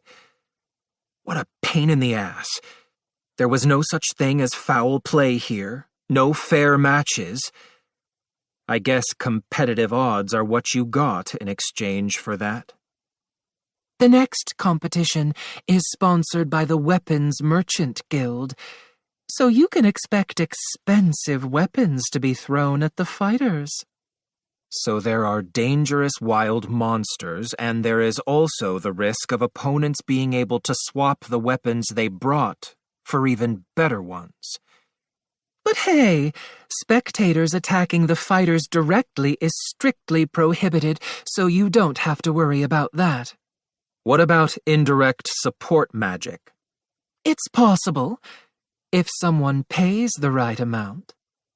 It was probably best not to entertain naive ideas, like all you needed to do during a match was focus on the opponent in front of you. Thinking it over, I chugged another drink that she had poured for me. But seriously, how much did she plan to make me drink? I could hear it all swishing around in my stomach. That will be in the rule book for the match you participate in, so make sure to look that over and you should be fine. I looked at the section where the rules were listed. The following support will be permitted during this match. There it was. You can drink, can't you? This is starting to get fun. She seemed to be enjoying herself as she watched me chug drink after drink. Yeah, all right, I said. Anyway, that pretty much covers what you need to watch out for. Oh, yeah? There was nothing left for me to do here. I stood up, ready to leave. Oh, leaving already, are you? Let's have a few more drinks. No more for me. But you gave me some good info. I'll pay for the drinks as a sign of my gratitude. It was obvious that she was planning to have me, the newbie, pick up the tab in exchange for some information. Then again, I was stingy. Normally, there was no way I'd do something like picking up a tab. But it was a fact that the information had been helpful. Considering what lay ahead, I could just think of the money spent as part of an investment. That wasn't what I was after, you know. Whatever you say. One final question. What might that be? The next match had started, and it looked like they were being given the support that she had been talking about. How did you know who would win in that last match? I'd thought that I couldn't tell because I wasn't familiar with the rules, but that still didn't fully explain it. As far as I could tell, the fighters in the last match hadn't received any assistance. Intuition, maybe? Seriously, intuition? Then again, I knew that intuition couldn't be underestimated. Watching Philo made the power of wild instincts painfully clear, for example. If you think of anything else, just come see me again, darling. I'm here every night, and I'll be happy to tell you what you want to know. Her response was curiously light-hearted. So she really hadn't had any kind of ulterior motive when approaching me? Then again, I can't really recommend participating in the underground Coliseum either. Her parting words left me strangely uneasy. Chapter 14. Ring Name. Anyway, keeping in mind what that drunkard woman had told me, we completed our entry into the underground Coliseum tournament. We had several days left before the event. Right now, I was at the slave trader's place with Philo, waiting on Raftalia to get back. Rishia was still in the middle of gathering information and looking over some documents. The slave trader forced our entry through for us, so to the organizers we were still just some no-name mercenaries for the time being. Although I had a feeling the accessory dealer must have been involved too, or our entry probably wouldn't have gone so smoothly. I guess this was the Zel-Tobel underground where anything goes, so it was probably safe to assume that this level of foul play was practically expected. Anyway, things would be slightly different than they had been for the matches I'd seen while talking to the drunkard woman. Instead of the competition being held only at night, matches would take place day and night for several days on end, or so I was told. It was because this competition was one of the biggest, and there were a ton of fighters participating. We would be fighting once per day. Personally, I thought they should just sift out all the weaklings in preliminaries, but the merchants wanted to move their money with each fight since it was a lengthy tournament. This was all according to the slave trader's explanation. He did say the number of times we fought each day was supposed to increase in the latter half of the tournament at least. It made no sense from a Japanese person's perspective. Anyway, it would make things more difficult if they figured out who we were from the very start, so Raftalia, Philo, and I planned to wear masks and other equipment that would hide our faces and conceal what our races were. By the way, higher-ranking fighters will be rewarded with money and other various goods, yes, sir. That may be so, but the grand prize was indeed impressive. 150 gold pieces was a pretty nice chunk of change. But the amount of money changing hands in this tournament was far greater. I had ordered the slave trader to place our bet on ourselves just before the advance betting ticket sales ended. We had to make sure we won big. The whole point of participating was to be a dark horse and come out on top. Fighters would also receive a fight purse for each match they won. Of course, that would just be chicken feed to us. Understood. I'll make it a straight bet for the overall tournament, yes, sir. So there are bets for each fight, too?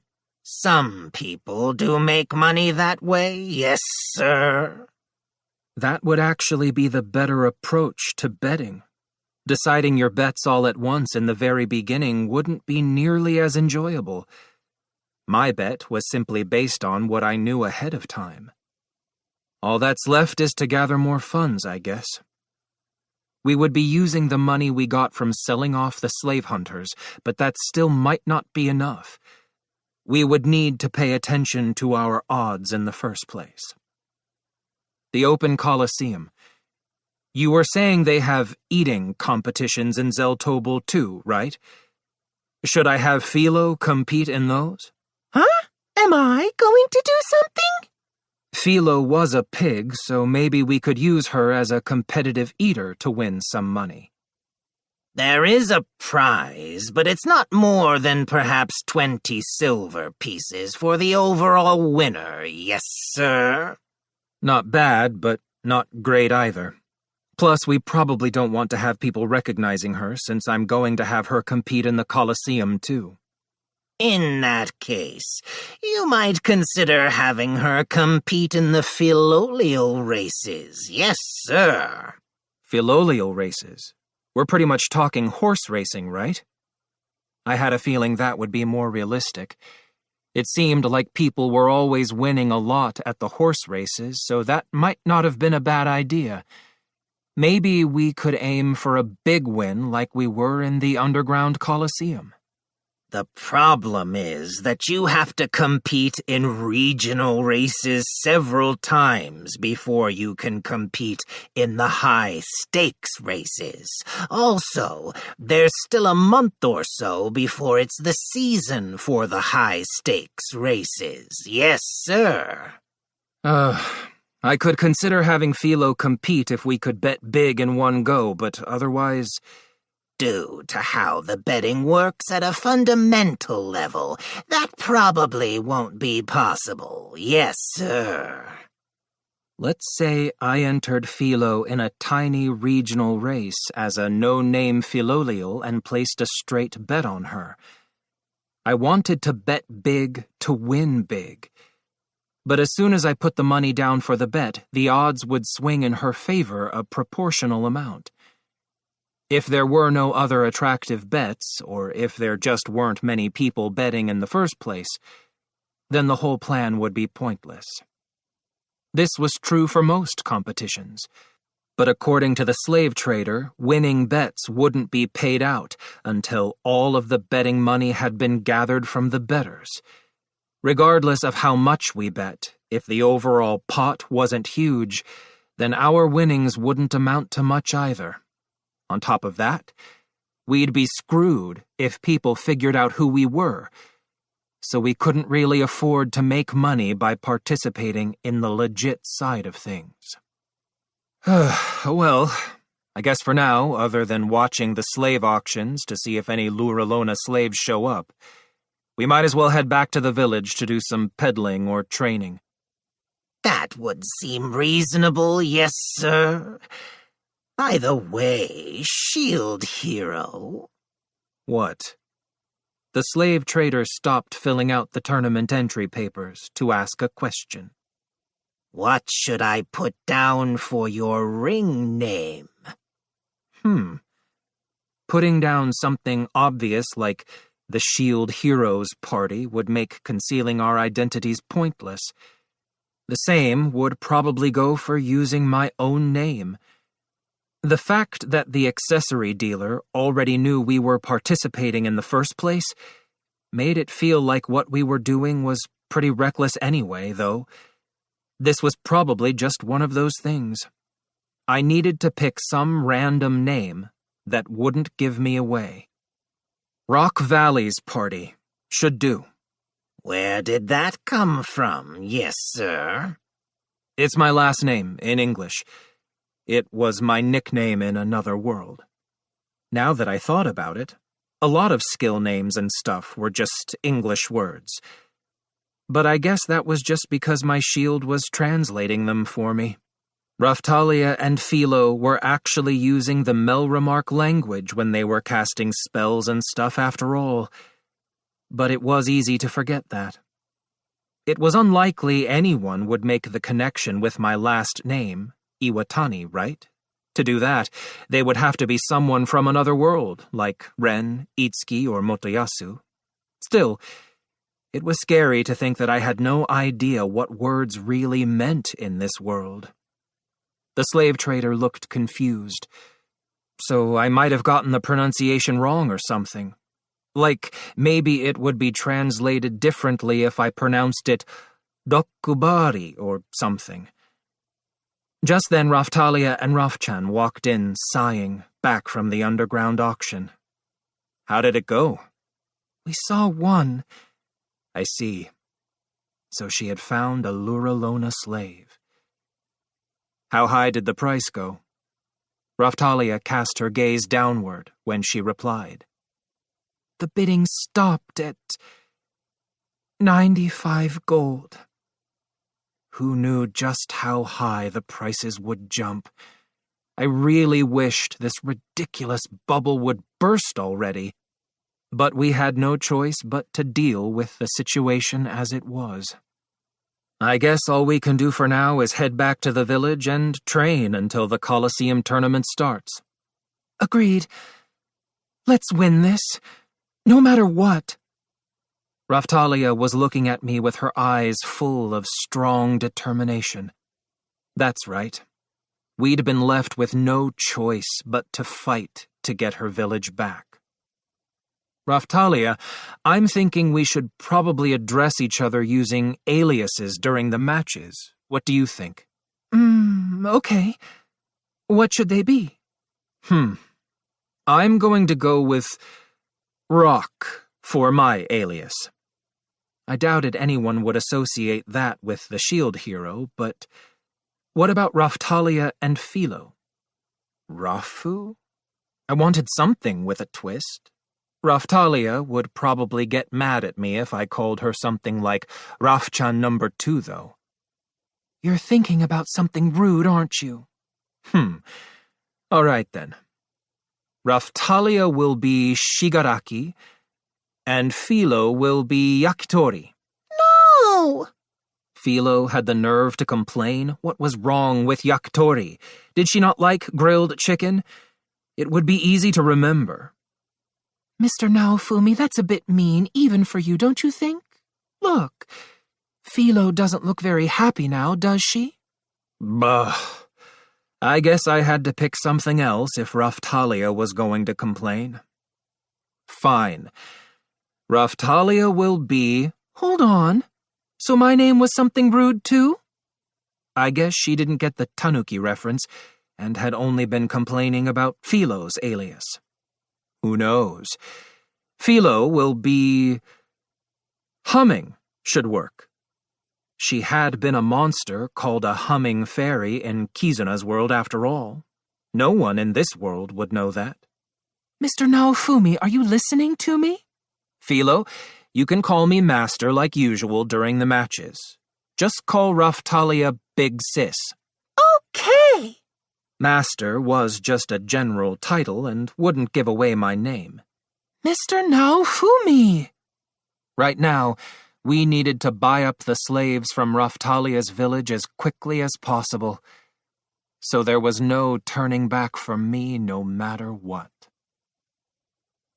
We returned to the village, and it ended up being the day before the Colosseum tournament by the time all of us had gotten fully prepared.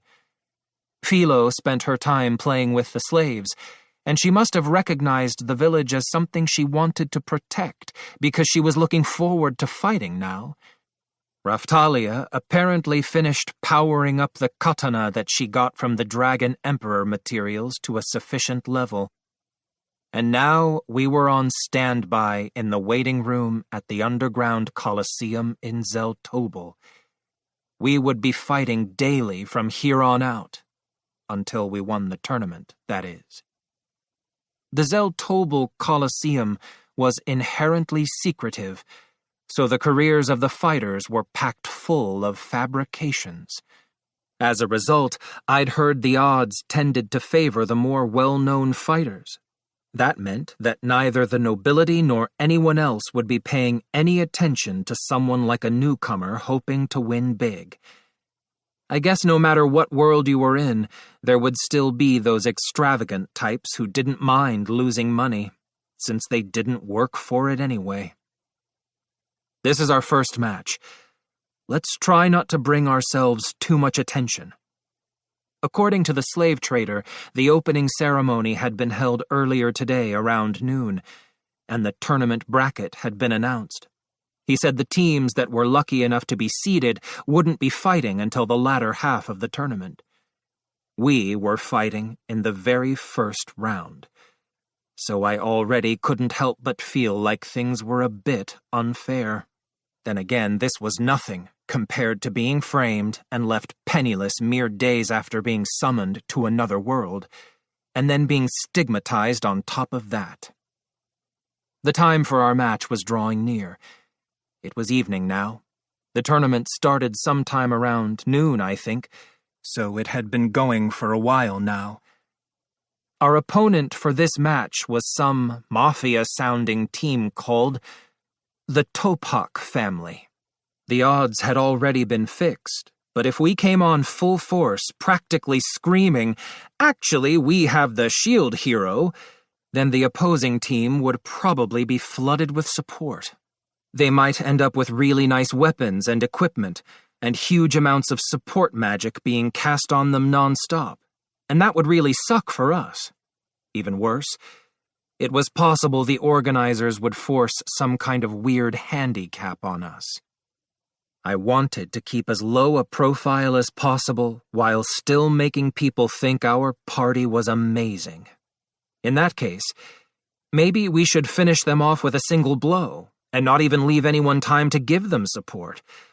Or we could pretend to struggle and make it look like we just barely managed to win. Either way, we would have to see how strong they were first. For now, you lead the attack, Philo. Raftalia, you provide support from behind. If you can show the spectators an illusion, then do that. So it's up to me? Yeah. What is the point of deceiving the spectators? Make it so that we don't stand out too much. For example, if you can make it look like we're struggling, then do that. I think it should be possible, but don't you think that's a bad idea? It wasn't against the rules. But then again, it could be problematic if the organizers stepped in. It was a risk we had to take. Even so, Raftalia, at least make it look like I'm attacking the enemy. I don't want anyone figuring out that I'm the shield hero. Then what about your skills? I'll just have to avoid using them as much as possible. They'll probably just think yours are special techniques you developed on your own. Up until now, I had been using my skills non-stop left and right, so I was a little bit worried. Regardless, it would be best to avoid being noticed if we wanted to advance through the tournament without having to face any unnecessary obstacles. Looks like it's almost time. Come on. Raftalia and Philo, cover your faces at the very least. Don't forget to use our aliases. Philo put on a domino mask and tied a bandana around her head. Raftalia was wearing a kabuto helmet to cover her face and ears so that people couldn't tell what race she was. She had hidden her tail too, of course. I was using an iron mask to cover my face too. A gong sound echoed throughout the air, and we headed out of the waiting room and toward the arena. Cheers filled the air. The venue was packed. There were far more spectators now than when I'd come to observe before. To think that there would be this many people at an underground coliseum. Oh, and nearly everyone in the audience was wearing masks. Like maybe they were nobility that had come here in secret. It was a pretty unsettling sight, really. I bet all kinds of countries would have been in trouble if you killed off all these creeps. As I was standing there thinking about such things, 3 muscle-bound mercenaries that looked like they knew how to fight came strolling out of the entrance on the opposite side. And now, a face-off between Rock Valley's party and the Topak family. Are you ready? The announcer was practically screaming as he stirred up the audience. This guy brought along a girl and some kid. Who let this bunch out of the show tent? Hold up. The audience will love it if we do something brutal to that girl and kid right in front of this guy, don't you think? Yeah, you're right. All right, let's start by beating this guy to a pulp, and then that's what we'll do. What a vulgar bunch. Didn't they know it was always the small fries that licked their chops like that before a fight? Actually, I wasn't sure who was worse, these guys or the bandits we always ran into while peddling. You good? Yup. It was probably best to assume we wouldn't be receiving any support from the spectators. Then again, it was only our first match and wouldn't be drawing much attention, so there was no need to worry about that, right? The spectators were cheering a bit, but I could tell from their eyes that they were just hoping to see the kind of tragedy these creeps had mentioned. On the contrary, if the unquestionably weak-looking team with the girl and a child ended up winning, that might build some excitement too. If we gained a certain amount of popularity, then we might be able to get some support too. Let the battle begin! Another gong sound echoed out, and the match began. And in the same instant, a blunt weapon that looked like a morning star was tossed down right next to where the Topak family mercenaries were standing. From the look of it, it seemed like a pretty impressive weapon. Someone must have thrown it in, hoping the other team would use it to make a mockery of me. Svite. Aura. In a whisper, I cast support magic at Philo. Then I picked her up from behind and lifted her up onto my shoulders. She must have realized what I planned on doing, because she climbed onto my shoulders and held her claws up out in front of her. There was a reason for putting her on my shoulders. I had a convenient little skill called Abilities Increase While Carrying Medium. As long as someone was on my shoulders, they would receive an overall increase in abilities for a period of time. Philo was currently in her human form, so she wasn't very heavy and wouldn't slow me down. Master, what should I do? It's probably best not to show all of our cards yet, I guess. Being too strong would make us stick out. We should probably just stick to a low-key strategy for this match. According to the slave trader, our opponents were relatively unknown, so there was no need for theatrics. Yeah, I'd even come up with a signature phrase to go with it. All right, make it hard, and make it quick. Okay. Philo started focusing her attention like she did when preparing to use Haikuiku. What's that pose? Is she getting ready to play a game? This is going to be a piece of cake! The opponents shouted. It's going to feel good celebrating tonight, and we even get to have some fun with a girl. The Topak family mercenaries all grabbed their weapons and started running our way. One of them swung the Morning Star. The thing seemed like one of those special named weapons, and I blocked it with my shield. It struck with a heavy thud, and flames burst from the tip of the Morning Star, engulfing me in hellfire. So it had a special effect, huh? I guess it was a nice weapon after all. I deflected the flames with my cloak, but there was a pillar of fire rising up from under my feet, although with my high defenses, the flames were kind of just bouncing off. It's hot. The heat was getting to Philo, Her arms and legs had extended just a bit outside of the area I had protected. The pillar of fire itself was still down there, although it wasn't burning me. I flapped my cape and the remaining pillar of fire dissipated for a moment, but then it reappeared. So it even had a residual effect. That weapon was even better than I thought. This thing is awesome! The mercenary was maintaining a bit of distance from me as I stood there in the pillar of fire. He started whirling the Morning Star around like he was going to come after me, and then he swung it at me from the side. Paying attention to the path of the Morning Star, I reached my left hand out and grabbed it by the chain, bringing it to a sudden halt. What? Raising a hand to Chief? How dare you! Take this! Yeah! I held on tight, and the Topak family mercenaries all crowded around me, swinging at me with the weapons they had been given. Oh, how nice of them to gather up in a tidy little group for us. Humming, you ready? Yep, all set. All right, then. After jerking the chain and pulling the mercenaries closer, I grabbed Philo and hurled her at them as hard as I could.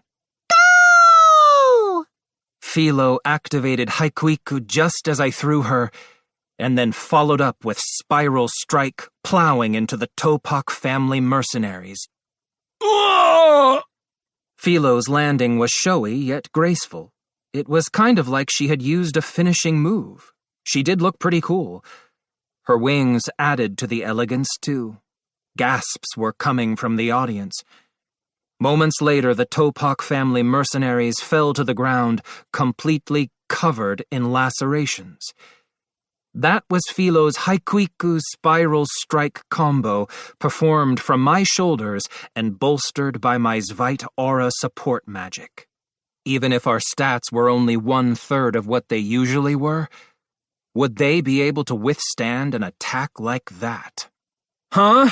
Is that all you've got? You must be a bunch of low-levels. This is what happens when you underestimate the Colosseum. I flashed a cruel smile and made sure to speak loudly while trampling on the faces of our fallen enemies. The spectators had been speechless, but they must have liked that because they erupted into cheers. I was still holding on to the bundle of fun Morning Star that created fire pillars. That's right.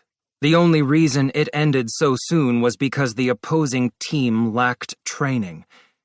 That's the impression I was going for. Being high level might have been a prerequisite, but what high level meant would depend on the tournament.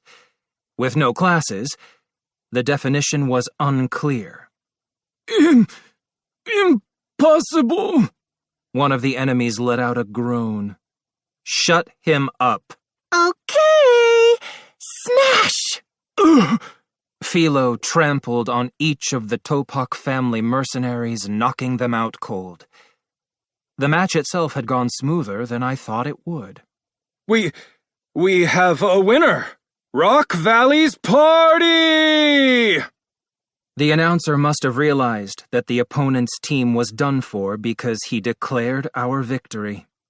Just like I expected, being forced to either kill the opponent or render them unconscious sure was a hassle.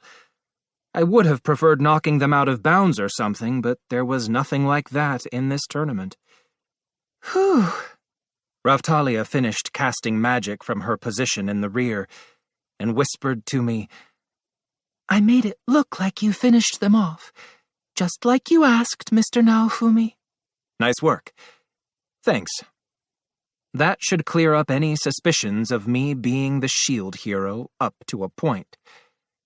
I waved my hand as a declaration of our victory, and then nonchalantly picked up the Morning Star that the Topak family mercenary had dropped, and headed back to the waiting room. Mr. Naofumi, what are you planning to do with that weapon? Huh? I figured it was ours to keep. No one had said anything, and this was a coliseum where people fought to the death. There was no rule against stealing an opponent's weapon. The merchant-looking guy that had provided the support for the other team did seem a bit bitter, but he obviously wasn't hurting for weapons. Make good use of that weapon. He may have looked bitter, but that's what he yelled out at me. He was probably thinking that if we used the weapon and won, it would be lucrative for his shop or the merchant guild he belonged to. But I could only use my shield, and Raphtalia couldn't use anything other than her katana either. That left Philo, but Philo was fond of her claws. I figured I'd ask her anyway. Philo, you want to use this weapon? She didn't seem to like the idea. Besides, even if Philo went swinging the thing around violently, there was no guarantee she could actually make good use of the weapon. All right, Philo, how about this? From now on, when a match starts, you fling this weapon at our opponents. Okay. With Philo's superhuman strength, if she flung the weapon at the opponent, it would probably intimidate them a bit, at least. After that, who cares? Then we could just use it at the village or maybe sell it off. As long as we used any weapons we grabbed at least once in a match, it would be free advertising for the merchant guild that we took it from, and they might even decide to provide us support later on. Oh, that was a good idea, even if I do say so myself. Anyways, there wasn't much point in sticking around at the venue.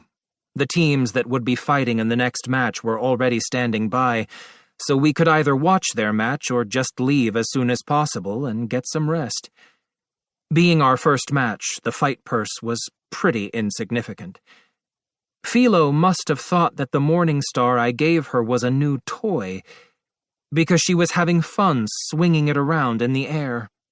Jingle, jangle. It was an adorable sight.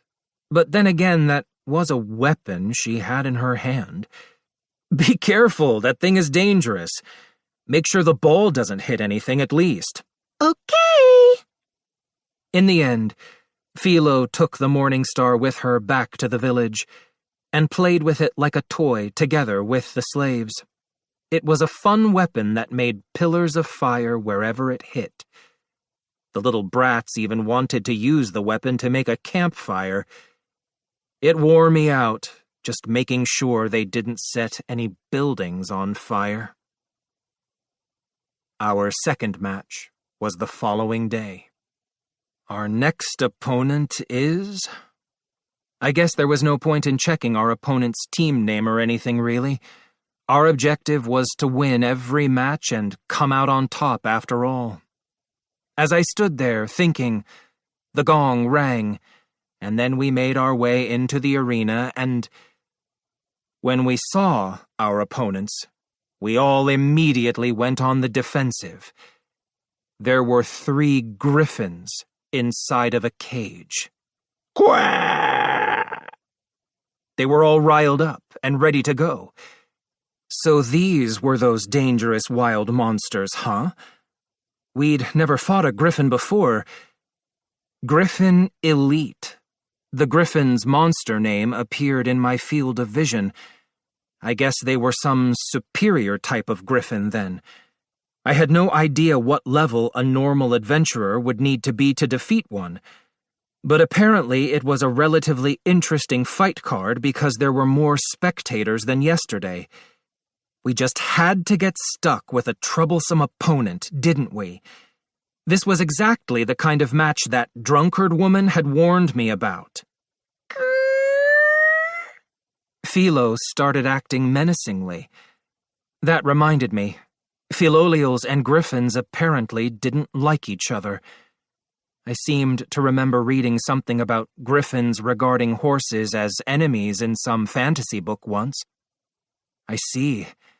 It must have had something to do with both taking pride in being used as a means of transportation and fighting over who was the best.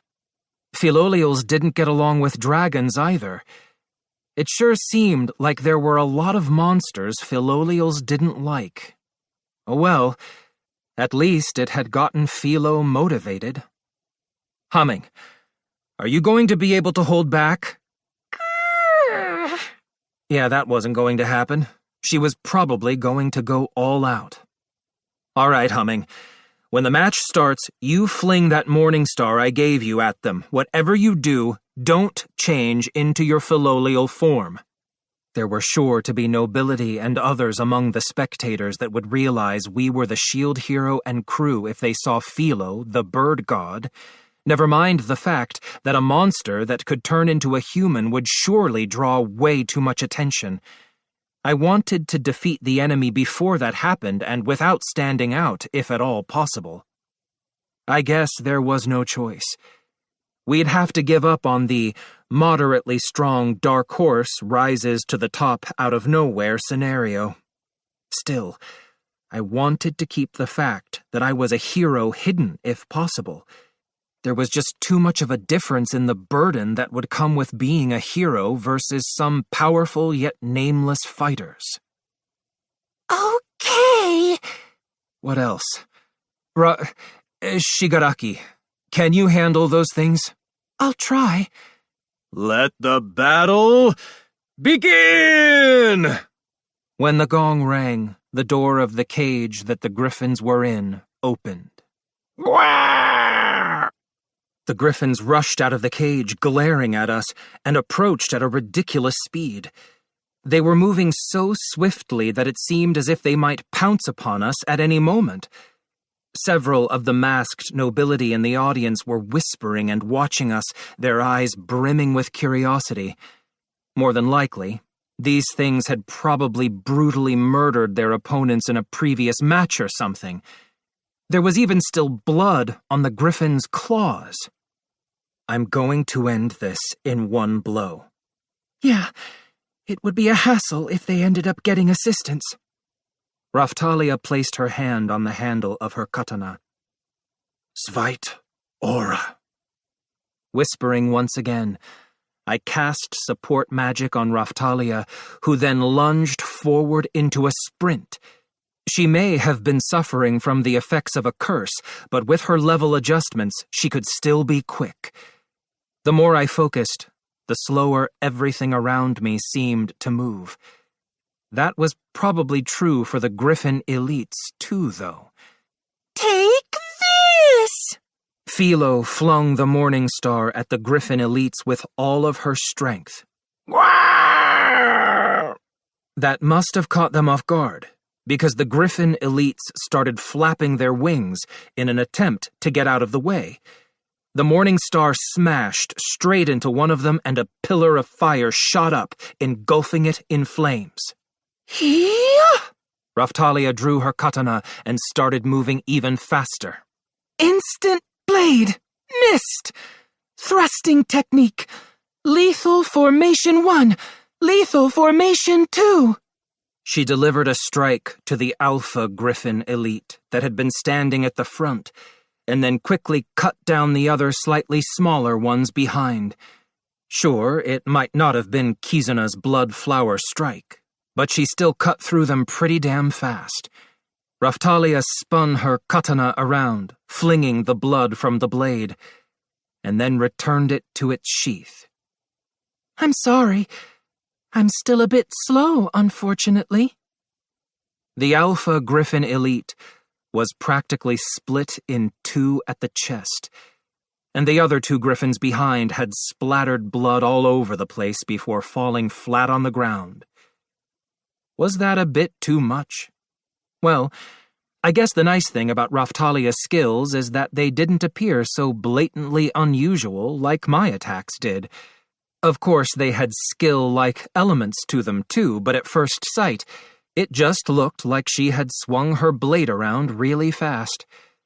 I'm sure people would realize you were a hero immediately if you started making shields appear in mid-air. Or maybe they would think it was magic. I still wasn't sure where that line was drawn. Both the spectators and the announcer were speechless. We have a winner! Rock Valley's party! The announcer screamed out, and after a brief delay, the spectators burst into cheers. We had finished the fight so quickly that they didn't seem to know how to react. As expected, I still can't fight at my normal level. I had to use a skill just to be able to defeat an opponent like that in one blow. Yeah. Jingle, jingle. Philo picked up her beloved Morning Star and came back over to us. I gave a perfunctory wave as we headed back to the waiting room. I wanted to avoid standing out, but it looks like that's going to be difficult.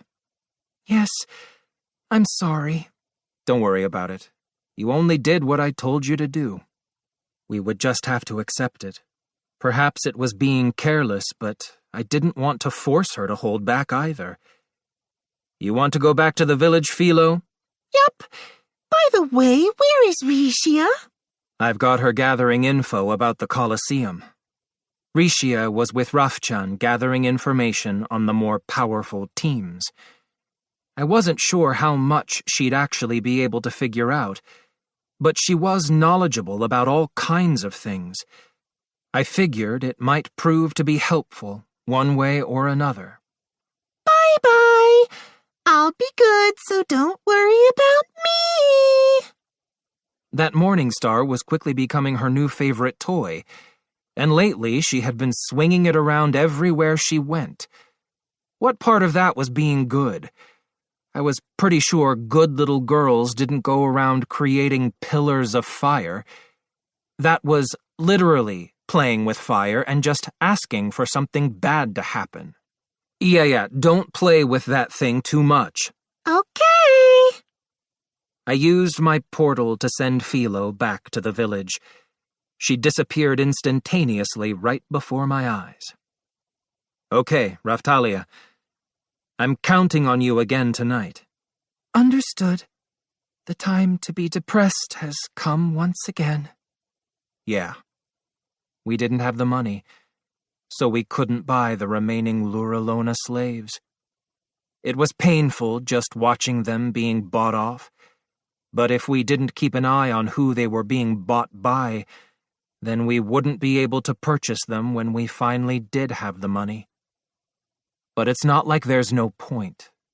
Just keep at it. I know. All right, then you keep at it too, Mr. Naohumi. Will do. I was going to go watch the remaining Colosseum matches, like Rishia had been doing. I'm sure if Rafchan had been in the audience rooting for me, it would have made me happy. Chapter 15.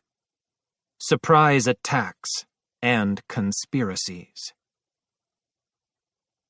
It's not like I was planning on making a habit of it or anything, but I headed back to the tavern where I'd met the drunkard woman. Things were relatively lively there, but the matches were still going on, so the customers seemed to be mostly paying attention to the Colosseum. Judging from the atmosphere, mercenaries and other participants with upcoming matches had gotten together there and were exchanging information. Oh. I grabbed a random seat and ordered a drink, and the same drunkard woman from before cheerfully made her way over to where I'd sat down. Damn, I'd been seen. You seem to be advancing in the tournament quite nicely. I saw your matches, you know. You figured out it was me, huh? I'd gone to the trouble of wearing an iron mask so that no one would recognize me, but she had obviously figured it out. I could tell by your build and how you move. That made me think. When someone puts on a mask or something like that in an anime or manga, suddenly even their own family doesn't recognize them. They'd probably be made in an instant in real life. I guess you could say the fact that they didn't notice meant they must not have been very close. Had my plan been pointless? By the way, I never introduced myself now, did I? I'm Nadia. If I told her my real name, it might give my identity away. What should I do? Whatever, I would just use my ring name. I'm Rock. That's right, isn't it? Little Rock. Tell me, Little Rock, have you gotten used to things at the tournament? We haven't been struggling as much as I thought we would. Fighting without revealing how powerful we really were was surprisingly difficult. In the end, we'd pretty much halfway given ourselves away. Itsuki liked to do things that way, apparently, but I just didn't get it. We were only concealing our strength because it would cause problems for us if people found out. If there was no need to stay hidden, I'd happily send Philo on a rampage without hesitation. Everyone is paying attention to you, you know. You did finish those griffins off really quickly, after all. So that was a standout fight card, after all. Nadia gave an affirmative response in her usual, overly familiar style, and then ordered a ridiculous number of drinks just like last time, before continuing the conversation. Just how much did this woman love her alcohol anyway? Several mercenaries began to approach us, but the drunkard woman, aka Nadia, waved them away with a casual flick of her hand. She'd said that our fight had gotten us some attention, so maybe they just wanted to ask me some questions. Well then, Little Rock, how about I give you part 2 of things to watch out for at the tournament, then? Huh? You mean there was more? Well, it's really more common sense. It's not so much a problem that you'll encounter at every tournament, but it's something that participants should always be on the lookout for. Oh, I see. It's an especially prevalent problem for the official coliseums, and you can even get disqualified for it in some cases, you know. Spit it out already, why don't you? Nadia responded by pouring a drink in a stein and passing it over to me. So she wanted me to drink it? Fine, whatever. I chugged whatever it was that she had filled the stein with. It was some kind of fruit wine.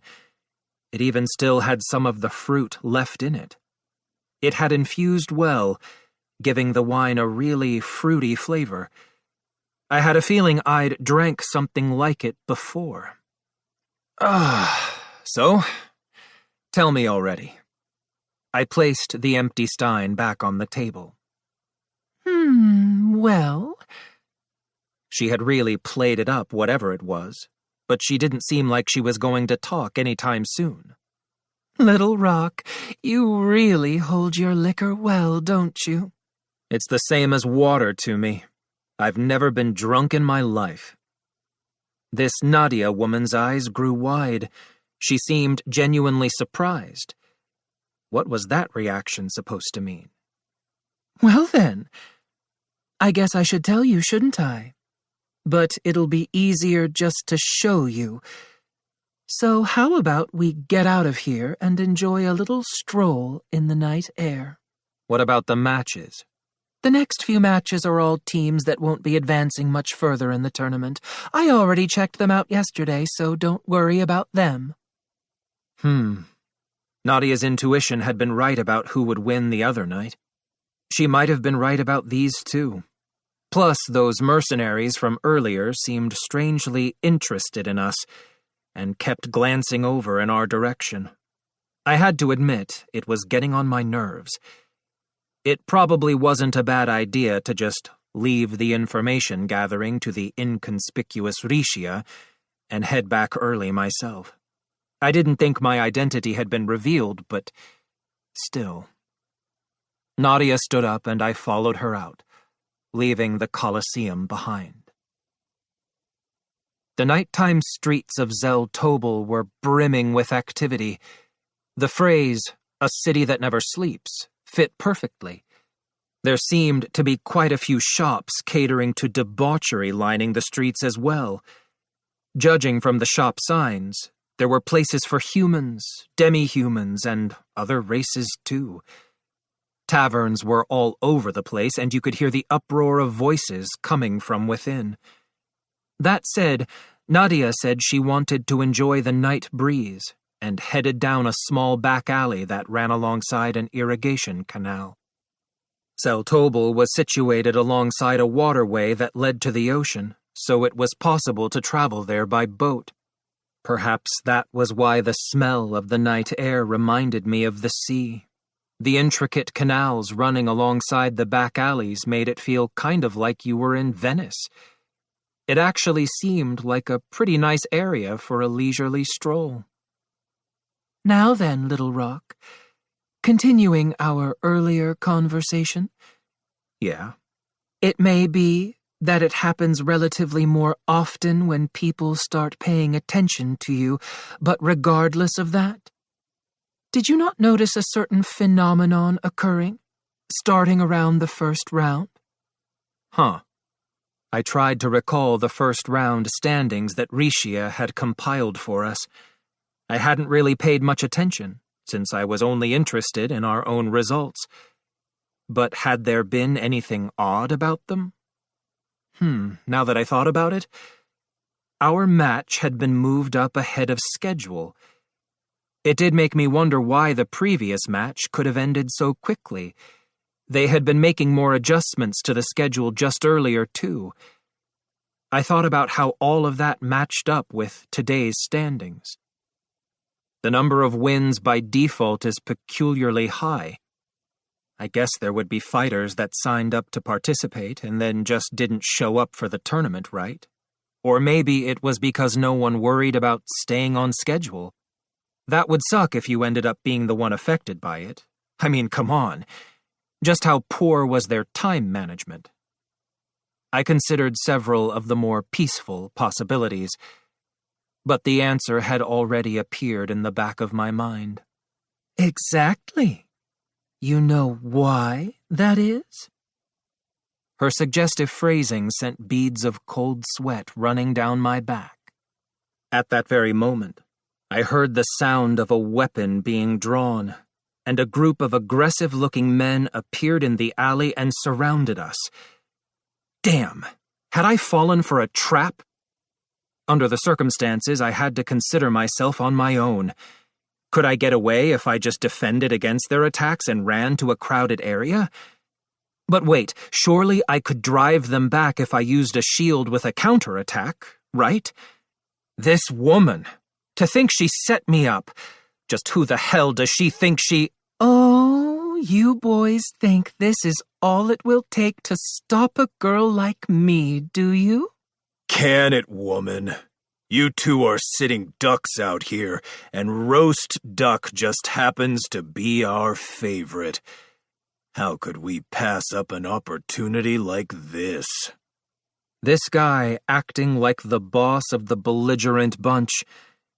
Yeah, he'd been at the tavern. I guessed they were mercenaries. They looked like they had been in a few fights before. Nadia, and you too, Rock Valley. Do us a favor and die! The boss shouted out his rallying cry, and the surrounding men all lunged at us. I held my shield out to defend against their attacks, but— Now, I've got nothing against children being a bit feisty, but you boys are just plain naughty, aren't you? Nadia spoke quietly as she took the harpoon from her back and began to cast a spell. As the source of your power, I command you, let the true way be revealed once more. Lightning, strike down and penetrate those before me. All Dryfa chain lightning!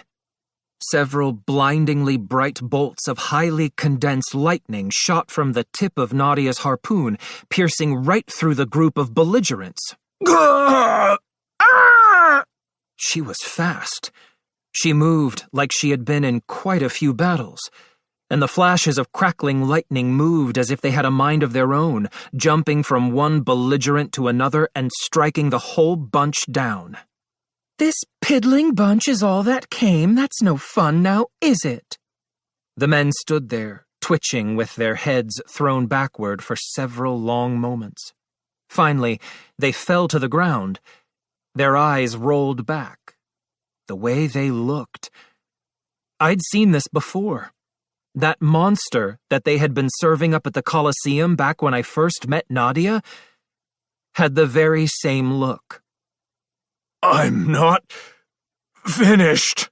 Oh? One of the men that hadn't been wounded as badly as the others stood up and rushed at Nadia.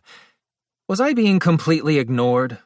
Well, I had no obligation to help Nadia, and as far as I could tell from the way she moved, it didn't look like she needed my help either. Nadia quickly spun her harpoon around and thrust it hard at the man's chest while taking a firm step forward. Gah! It connected with a loud thud, and the man went flying, disappearing into the darkness of the alley. Shortly afterward, the sound of his body smashing into a wall echoed out, followed by silence. I guess that's it, isn't it? As if to signify an easy victory, Nadia twirled her harpoon around before returning it to its place on her back. I guess that explains it, wouldn't you say? Pretty much. The reason for the wins by default was fighters were ambushing their opponents. The opponents would be rendered unable to fight. Some of them would probably end up incapacitated or even dead. There were probably cases of it backfiring on the attackers, but that meant that ambushes like this were common. There was a lot of money at stake in this tournament, not to mention the whole thing was shady to begin with after all. Ah, so that was why you could place early bets on who would advance in the tournament.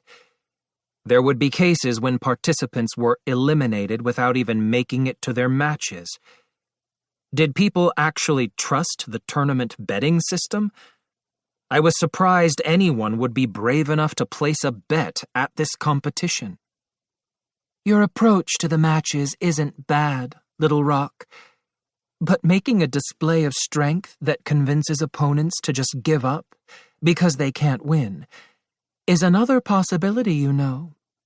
You mean because otherwise I'll have to deal with pests like this coming after me? Well, it's not like everyone will give up, since there is money involved, you know. But this woman, she was unexpectedly formidable. I guess she wasn't just a drunkard after all. They fight dirty, and they'll use every trick in the book. So watch your back. Hanging around, spacing out in a place like that tavern is just asking for trouble, even if it's a girl like me giving you trouble. Putting it like that must mean that you're willing to fight dirty too if it means winning. That's right. I already made one attempt on your life, you know. What? What had she done? Had she used her magic to try to shock me along with those other guys? That's too bad, because hitting me with a stray bullet wasn't going to make me flinch. Or maybe she had poisoned my drink. I had a skill that detected poisons, though, so there's no way I wouldn't have noticed. Realistically speaking, with all of the skills I had from my shield, it would be near impossible to assassinate me.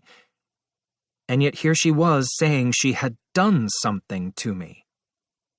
I was puzzling over the issue when Nadia suddenly took my hand and placed it on her chest for some reason. She was rather well endowed. She probably had Raftalia beat by the looks of it. Now that I thought about it, this might have been the first time I'd touched a female's chest. Boobies! She suddenly exclaimed. Was this woman some kind of half-wit? I was just starting to enjoy the moment, and she had to go and ruin it. I jerked my hand away from her. Oh? So, what? What did you do to me? Oh, that. Let me make up for it by confessing my love for you. Stop screwing around or I'm leaving. You're too serious, Little Rock. The drunkard woman cackled cheerfully when she responded. I wished she would stop playing games and just answer already. I mixed Rukolu fruit into your drink earlier. Oh. That was it? Is that all? It's used to assassinate people, you know, especially at taverns. Well, I guess it was supposed to be something you diluted with water before drinking. For various reasons, people had begun offering it to me at villages I visited while peddling, almost like a proof of identity. I see.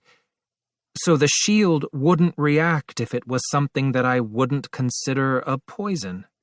But seriously, I hadn't even considered that Rukalu fruit might be used that way. The thing seemed like it would actually be great for assassinations. Arsenic wouldn't even compare. My body apparently didn't react adversely to it, but still. Nadia quickly wrapped her arms around me and kissed me lightly on the cheek. What do you think you're doing? Was she trying to come on to me? Give me a break. Nadia began walking away slowly. After she had taken several steps, she stopped and looked back over her shoulder at me. She grinned when she spoke, but I wasn't sure if the look in her eyes was cheerful, worried, or excited for what was to come. I really hope that we don't meet in the Colosseum, if at all possible. And then Nadia disappeared into the back alleys of Zeltobel, followed by the tapping of her footsteps. I really hope you give up before that, if at all possible. Those were her parting words. What was that supposed to mean? She had tried to poison me, and yet she still told me all about, and even showed me in action, the risks of the underground Colosseum. And then she disappears before I can figure out if she's flirting with me or worried about me. Then, to top it all off, she tells me to give up? I'm sorry, but giving up wasn't an option for me. I left the back alley and headed back toward the slave market to meet up with Raftalia and the others. Did you see any of the villagers?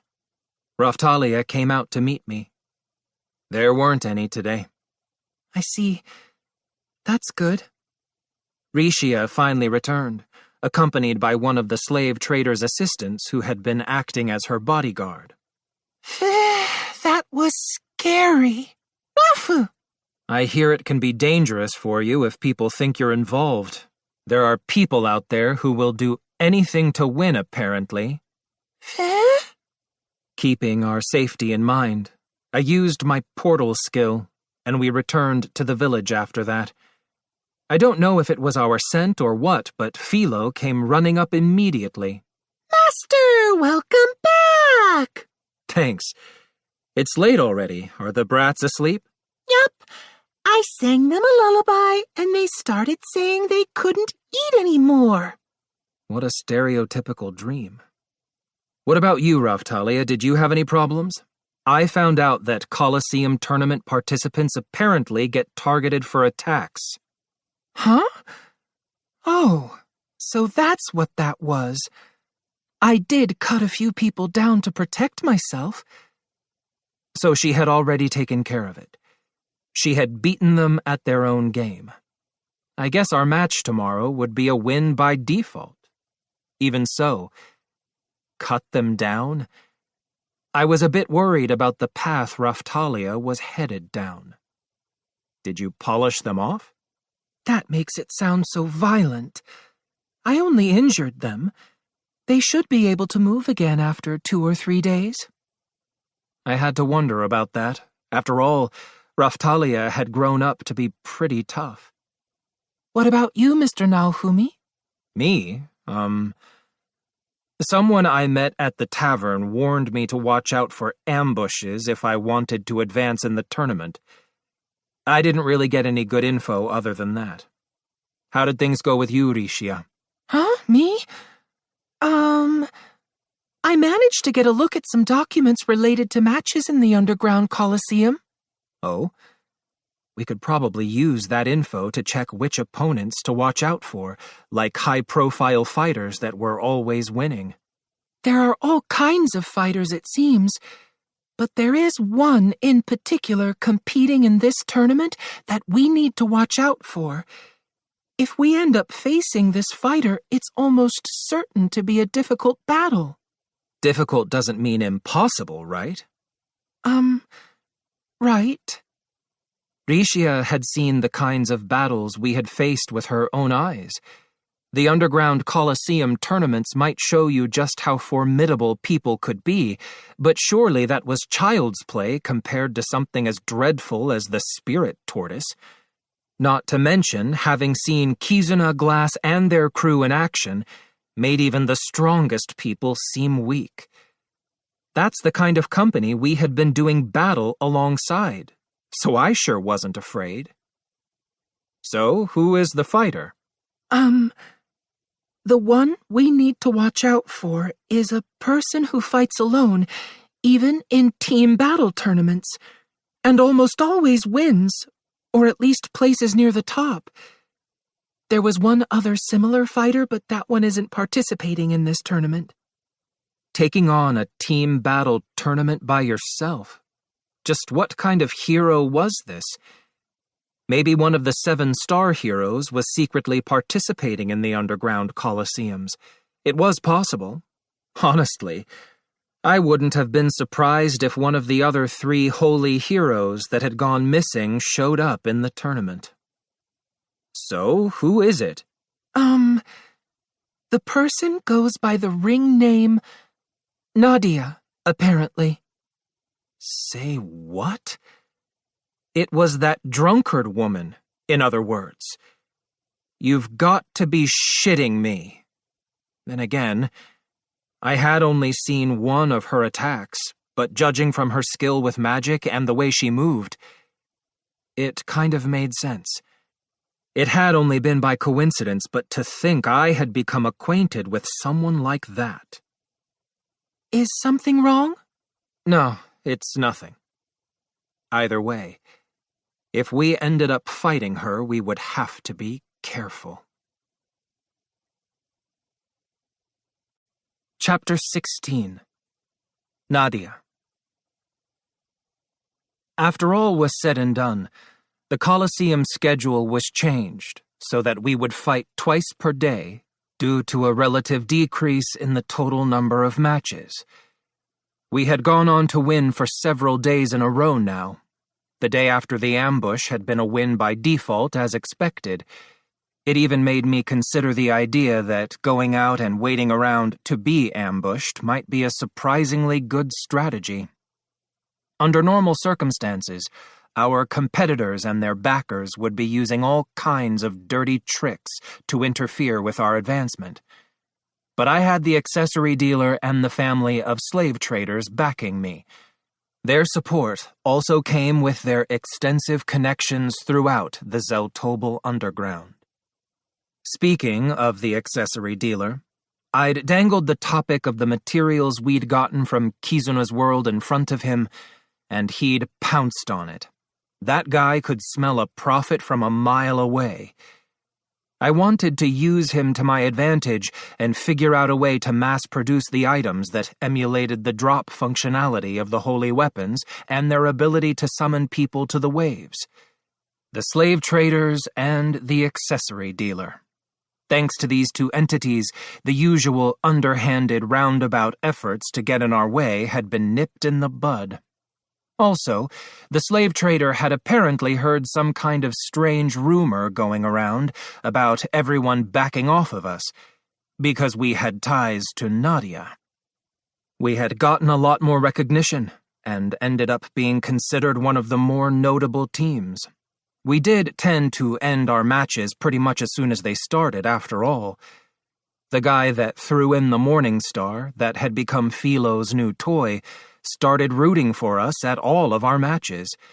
He'd thrown in a different weapon just recently too, and Philo had been flinging that one at our opponents as well. That pretty much summed up how we had been advancing in the tournament. Most of the competitors had already been eliminated, and with only a few fight cards left, we were now in the semi-finals.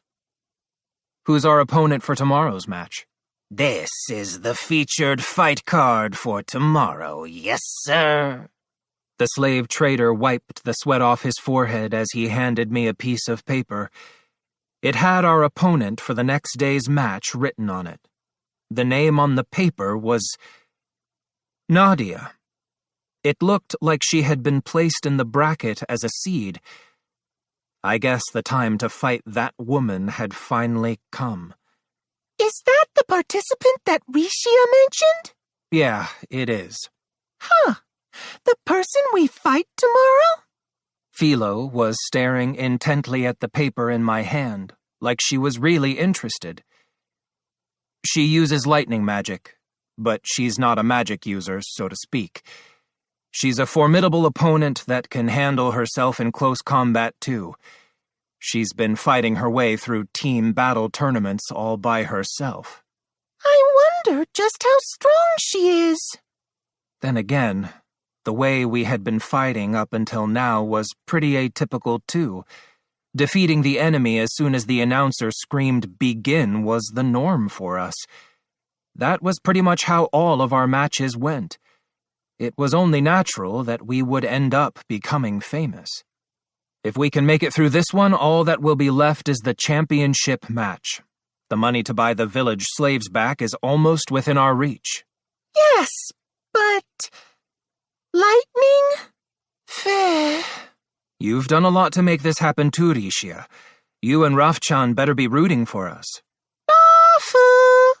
Rafchan jumped up on Rishia's shoulder and howled. There was no avoiding it. In the end, winning this match and advancing to the next round was our only option. The next day, we were getting prepared for our fight in the waiting room at the Colosseum. Outside, it had been erupting into cheers all day. Our next opponent was an infamous freak of nature that had fought her way up through the team battle tournament all alone. Still, surely she couldn't be stronger than Kyo or the spirit tortoise, right? Even so, there was no denying that letting our guard down for even a moment could prove to be fatal. If we won today, tomorrow we would be fighting in the main event, the championship match. They publicized the event ahead of time. The schedule was ridiculous. Master, can we go yet? I guess it is about time. All right, let's set out then. Yes, and then if we win tomorrow, we can finally rescue the village children. We had to be careful when facing our opponent today. There might be some kind of catch. I could think of several possibilities. Here's one. What if there was some kind of unspoken rule about who would win that was decided from the start? We hadn't really had to deal with any interference so far, since we had a pretty powerful bunch backing us. But you never knew what kind of obstacles might show up during the middle of a match. Like, what if some kind of ceremonial-level support magic was cast on Nadia during the fight? It wasn't unthinkable. Let's not take any chances today. Let's finish this, and let's make it quick. Agreed. I'll do my best. We dashed out into the arena, which was surrounded by hordes of nobility who had come in search of stimulation. They burst out into a roar of cheers. Nadia was already waiting in the arena. Oh my! You ignored my advice and showed up anyway now, didn't you? Sorry, but there's a reason that I have to win this match and move on to the finals. Before the match began, Nadia approached and extended her hand out as if to shake. I guess there's no choice then, is there? I don't plan on holding back, though, so you better show me what you've got. I don't plan on losing, even if it is you. We shook hands, and Nadia gave me a friendly hug and whispered in my ear, Might that reason be to buy the Luralona slaves? I wonder. Huh? This woman knew all about my plan. I couldn't imagine how the information had been leaked, but that meant that she knew what we were after. This is the perfect chance if you're looking to make a lot of money quick, isn't it? I'm afraid I'm not going to let you win, though, darling. She seemed to be under the impression that I was planning on buying the slaves so that I could resell them and make a profit. There was no point in correcting her. In the end, we still needed the money to get Raphtalia's fellow villagers back. You took the words right out of my mouth.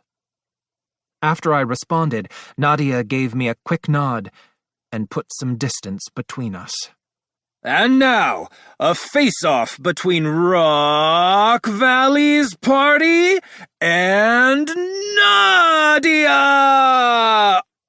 Are you ready? The announcer was shouting, like crazy, every time it made me wonder if that screaming messed up his vocal cords. I expect a fair fight, you two. Let the semi-final battle begin! Gong! A huge gong sound echoed throughout the Colosseum, taking the whole thing one more step over the top. All right then, darling.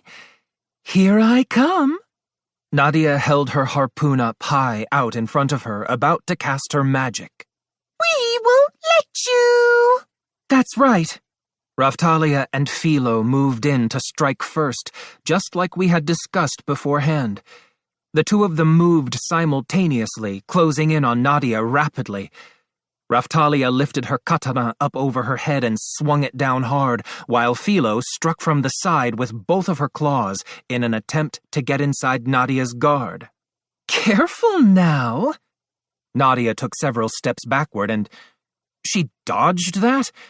She evaded Raphtalia's and Philo's attacks by a hair's width, as if she had seen right through them. We're not finished.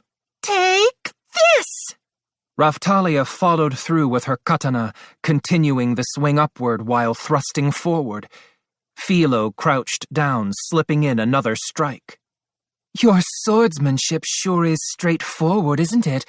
Sorry, but swings like that won't work on a girl like me. Nadia brushed Raphtalia's katana off to the side with her harpoon, and then used it to vault up into the air, dodging Philo's attack before spinning around and leaping over her back. What? Ooh! Raphthalia was at a loss for words, but Philo seemed genuinely impressed. The way Nadia responded to their attacks made it obvious that she was a highly skilled mercenary. There was a good reason she had become famous. She'd seen through all of our attacks so far. That was the only explanation for the way she moved. Wow, wow! Master, I'm gonna do that thing! Go for it. Philo quickly jumped up on my shoulders and began preparing to use Haikuiku. In the meantime, Raphthalia continued to attack Nadia. But Nadia continued to dodge every attack at the last moment, as if she could easily predict the path of Raphtalia's katana. I can tell you're not used to using a katana. Your lines are all too straight, like you're fighting with a sword, you know. That poor katana is capable of so much more. Just how strong was this woman? Damn! Did that mean our stats were too low to defeat her head-on? I guess I had no choice then. With Philo still on my shoulders, I quietly began reciting the incantation for my support magic, Svite Aura. As the source of your power, the shield hero commands you, let the legends be revealed once more. Support her completely. Svite Aura. I would cast my support magic on Raphthalia to increase her stats, and then wait for an opening to cast it on Philo too, so that we could end this right away. Or so I thought. I finished reciting the incantation, and the instant the magic took its effect on Raphthalia, Nadia glanced my way and cast a spell. As the source of your power, I command you, Let the legends be revealed once more. Dispel the power that supports her. Anti-Svite Aura. What? I realized that the Svite Aura support magic I'd cast on Raftalia had been erased. That's right. I conjured the magic myself and successfully cast it on Raftalia, and yet it had been shattered into pieces. Hold on now. I'd heard that even Dryfa-level magic could be obstructed, but to block Svite-level magic with such a short incantation? Just how skilled was this woman? Nadia had rendered my Svite aura ineffective. It took a few seconds before I fully understood what had happened, and Raftalia had also made her attack under the assumption that her stats would be increased, so she ended up missing by a long shot. What? You're wide open! With her harpoon in hand, Nadia crouched low and thrust at Raftalia. The attack was powerful and heavy, just like the one she had delivered to the mercenaries back when we got ambushed. The attack connected, and Raftalia went flying and smashed into the arena wall, which let out a loud cracking sound. Shigaraki! That was close. If a monster skilled enough to nullify support magic figured out who we really were, there was no telling what kind of attacks she would come at us with. I'm okay. Raftalia wobbled to her feet. She had her hand on her shoulder, where the harpoon had connected. Nadia went right into casting another spell, as if to say she wouldn't let an opening go to waste. Should I throw Jingle Jangle? Let's not do that. It would be no joke if that weapon ended up getting used against us right now. We were already struggling against a single harpoon. We could end up forcing ourselves into a corner if we let her steal that Morning Star from us. Right now, we had to focus on making sure Raftalia could continue fighting. I pulled some healing medicine out of my pocket and ran over to Raftalia. I rubbed it on her wound while casting healing magic. Surely healing magic, cast at point-blank range, couldn't be obstructed, right? Thank you, Mr. Rock. No worries. Anyways, that woman is a monster. Our stats may have been lower than normal, but we were undoubtedly still far stronger than your average adventurer, and yet she had easily dodged all of Raftalia's and Philo's attacks. She must have been ridiculously strong. I had expected the fight to end with Raftalia's and Philo's opening attacks. I checked my status screen, and several sections were blurred out. I'd suspected this might be the case, but apparently the arena area was under the effect of some kind of magic. I wasn't sure if it was Nadia's doing, something paid for by the spectators, or if the organizers were secretly interfering. But I guess I was going to have to get out in front and restrain Nadia myself. Is it my turn? Philo's question signaled that she had finished preparing for her Haikuiku Spiral Strike combo. I guess so. It looks like we can't afford to hold back with this one. I'd hoped to make it through this thing without revealing our secret, but this wasn't the kind of opponent that would let us off that easy. Shigaraki, I'm going to use my shields to restrain the opponent. Once I do, you attack along with Humming. Got it? Understood. Thanks to the healing magic, Raftalia was still able to fight. We had to make it through this or it was all for nothing. There was no other choice. I walked toward Nadia slowly. Oh, you're changing your formation, I see. Is it finally time for you to make an appearance, Little Rock? I guess so. They say you're supposed to save the main performance for last, but I'm going to make an exception and personally put on a show just for you. Up until now, Philo and Raftalia had finished off all our opponents before I ever had to do anything. But that wasn't going to work here. so I had no choice but to join the fight. In that case, I've got my magic ready to go, so how about I give you a little performance, too? Here I come. I took off running with Philo still on my shoulders. My stats had been reduced by the curse, but I was still pretty quick. It felt like the rest of the world was moving in slow motion as I sprinted toward Nadia. Nadia was considerably quick, too, as she pointed her harpoon at me and cast her spell. I had no idea just how powerful her magic could be, but I'd show her I could withstand anything she could dish out. You better not be thinking about taking this straight on, darling. You won't survive. As the source of your power, I command you, let the true way be revealed once more. Thunder and lightning, eradicate those before me. Dryfa Thunderburst. As I ran toward Nadia, she cast her magic and an ultra-thick bolt of lightning came hurling right at me. The roar of the thunder and the flash of the lightning were so intense that I thought I might end up deaf and blind. That's how highly condensed the magical power of her attack was. There was a ceremonial magic spell called Judgment that brought lightning down from the sky. It was the same one that the high priest of the Church of the Three Heroes used on me in his surprise attack. All by herself, Nadia had just hurled a magical attack at me that was pretty much on the same level as Judgment. This monster of a woman blew my mind. She was so powerful, it made me want to lecture her about not showing up to help when we were out fighting enemies like the Spirit Tortoise. I hugged Philo close and protected her with my shield and cape as I kept running. The magic that Nadia had cast smashed into me with a loud crackle. Speed was everything when it came to lightning. Only an instant after I first laid my eyes on it, it was right there in front of my face.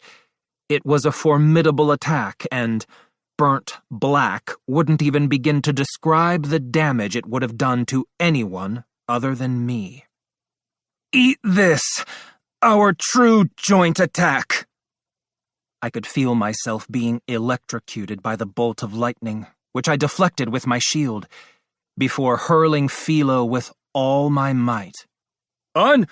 Unbelievable! Rock Valley just took Nadia's finishing move head-on and launched a counterattack of his own! The announcer was practically screaming at the top of his lungs, and the spectators erupted into cheers. Who cares about that? Right now, I needed to focus on defeating the enemy in front of me. Take this! Philo channeled all the magic power she had stored and launched her Haikuiku spiral twist combo straight at Nadia. Oh, my, impressive! That was my finishing move, too, you know, Nadia shouted excitedly when she saw Philo flying at her at a speed even faster than her own lightning had been. I couldn't tell if she was flustered or just happy. Surely there was no way she could outmaneuver Philo's attack, right? From what I saw in your other matches, she can maintain that increased speed in her movements for 3 seconds. That means she'll deliver a powerful attack during that time, right? Yeah! In that case, she'd predicted that I would counterattack by throwing Philo? No, that wasn't it. She must have realized that we would use the time she was casting her magic as our chance to launch an attack. Nadia hugged her harpoon close and began casting another spell. Yeah, she was practically announcing that she was going to reuse the thunderclouds that had appeared when she made her previous attack. Her incantation was fast. Too fast. I'd never seen anyone use magic like that. As the source of your power, I command you, let the true way be revealed once more. Lightning, become the force that protects and supports me. Dryfa lightning speed. Magic. Such a profound art. There was a thunderous roar, and lightning rained down onto Nadia herself. But the lightning enveloped and electrified her body as if it were some kind of support magic. Rather than facing Philo's charge head-on, Nadia made a large yet swift evasive maneuver. This was bad. I was guessing Philo's attack would continue on in a straight line. She could probably alter the path slightly, but Haikuiku would wear off before she actually managed to connect with Nadia. It wasn't likely that Spiral Strike on its own would be enough for a decisive blow. Philo made some kind of noise that sounded like a shriek as she hurled toward Nadia. Crackling charges of lightning were jumping from the electrified Nadia to Philo, just like static electricity. Ouch. Philo was spinning around in what was basically a special, lethal move. But even so, I'm sure getting electrocuted would still be painful. Here I go! Philo still hadn't given up. In that case, there was only one thing for me to do. Air strike shield. Second shield. Dritta shield. I made sure Nadia couldn't dodge by placing my shields behind her, at her feet, and beside her, leaving her with no escape. The shields would protect Philo from being electrocuted, while also restricting Nadia's movement to make sure Philo's attack landed. Oh, that's an interesting little trick you have there, isn't it? You surprised little old me. I have a few of those up my sleeve. The only way she could go was to her other side or up. If possible, I wanted to keep her from moving sideways to help make sure Philo's attack connected. As if to grant me my wish, Nadia crouched ever so slightly in preparation to jump to the side. Not happening. Shield prison. I added my finishing touch by placing my shield prison to her side and sealing off her escape route. How did she like that? That was my shield interference combo that had cornered even Lark. My job may have been to protect, but I could still pull a trick like this off too. All that was left was for Philo's Spiral Strike to connect, and then Raphtalia could attack. Oh my, you sure are impressive. But... Nadia thrust her harpoon into the ground hard, and used it to swiftly propel herself up into a backflip over the shield that I had produced behind her. What? Philo charged smack dab into my shield, and along with a loud crunching sound, all of her speed and power vanished into thin air. Damn! But I still had Chain Shield. Before I could finish calling out the skill name, it felt almost like the air suddenly began to cling to us. It felt like air resistance. Just trying to move my arm felt cumbersome. What was happening?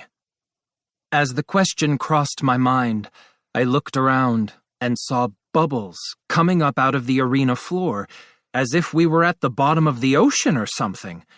I could still breathe, so just what was this? Oh, I guess our exchanges were too fast for their liking. It looks like they've used magic to alter the playing field and slow things down. What? Hindering us at a time like this? This Colosseum allowed spectators to provide support by making a monetary offering. I guess this was just an extension of that.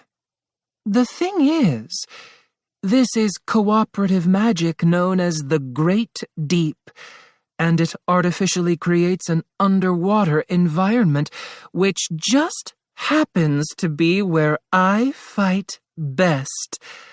I guess I really can't lose this one now, can I? No way. Raphtalia had leapt in front of me, with her katana readied to strike in a follow-up attack, but she blurted out in surprise. Damn it. Chain. Too bad. You're one step too late. The situation felt like some kind of farce comedy, as Nadia used my shields to shield herself while thrusting Philo away with her harpoon. She then used it to hold Raphtalia off after parrying her strike. Just how many fights had this woman been in? I'd played my shield skill trump card to block her escape route, and she still dealt with the situation in a flash.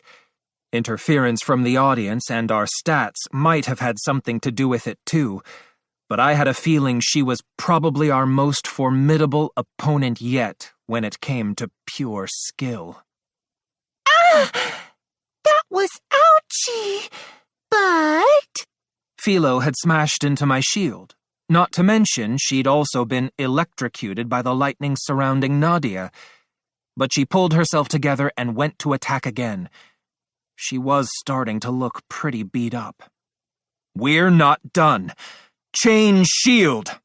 I wasn't going to just stand back and watch, but damn, I guess it was because of the artificial underwater environment.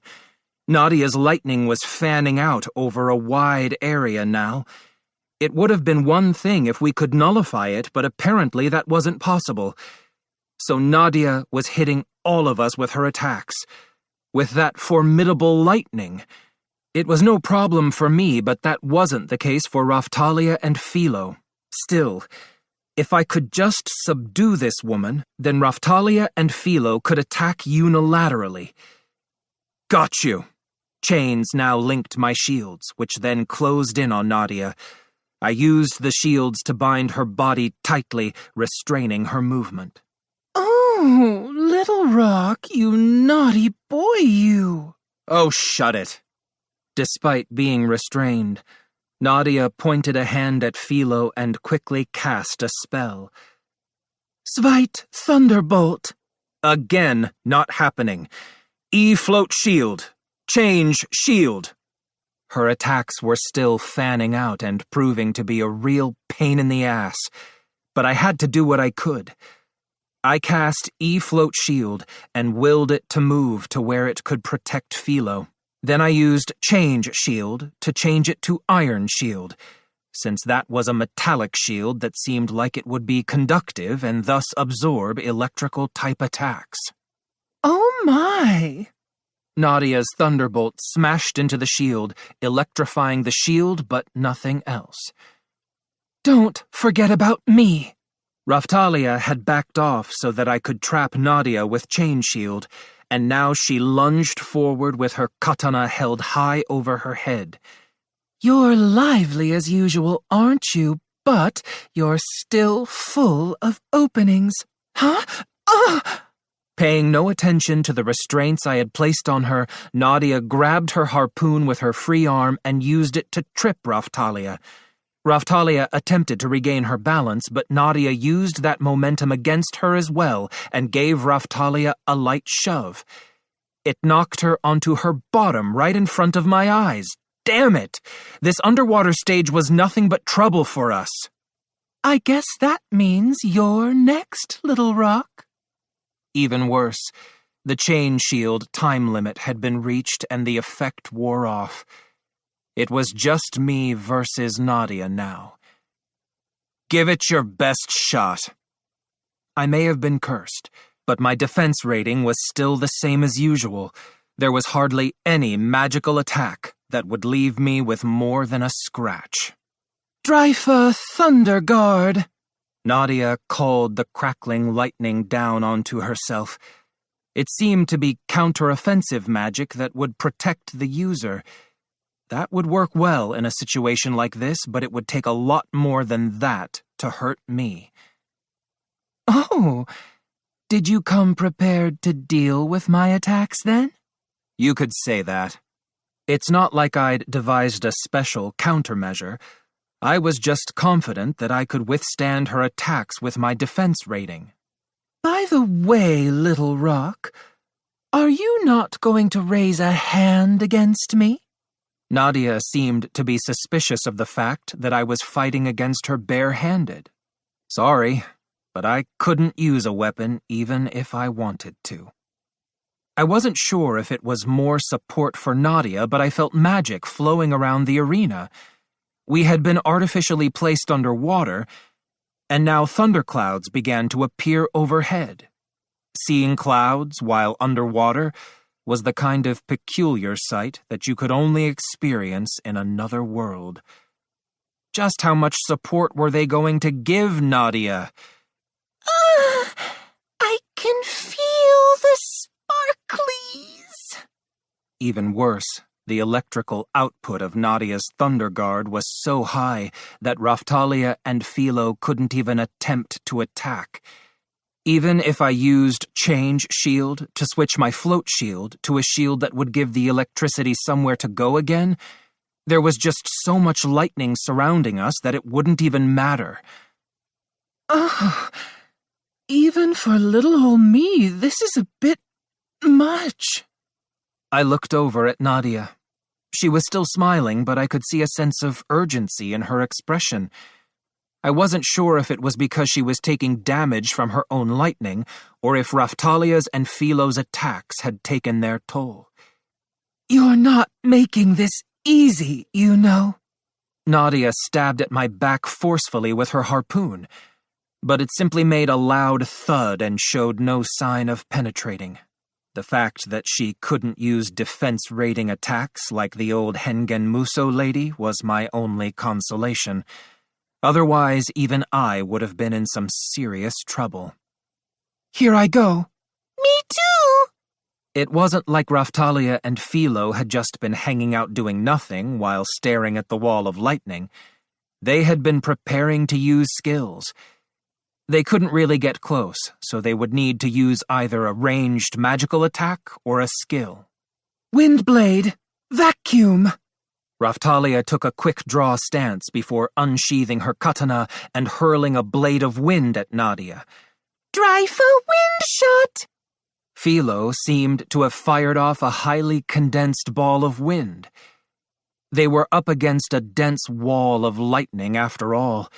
It was obvious they had put some thought into choosing their attacks. Raphtalia's skill made a loud cracking sound as it smashed through the wall, and Philo's magic followed right behind. Yeah! Nice work!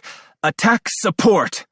A dart appeared in my left hand, and I stabbed Nadia with it.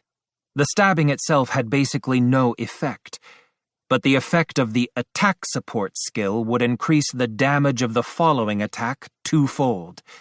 Would she be able to withstand that? Oh?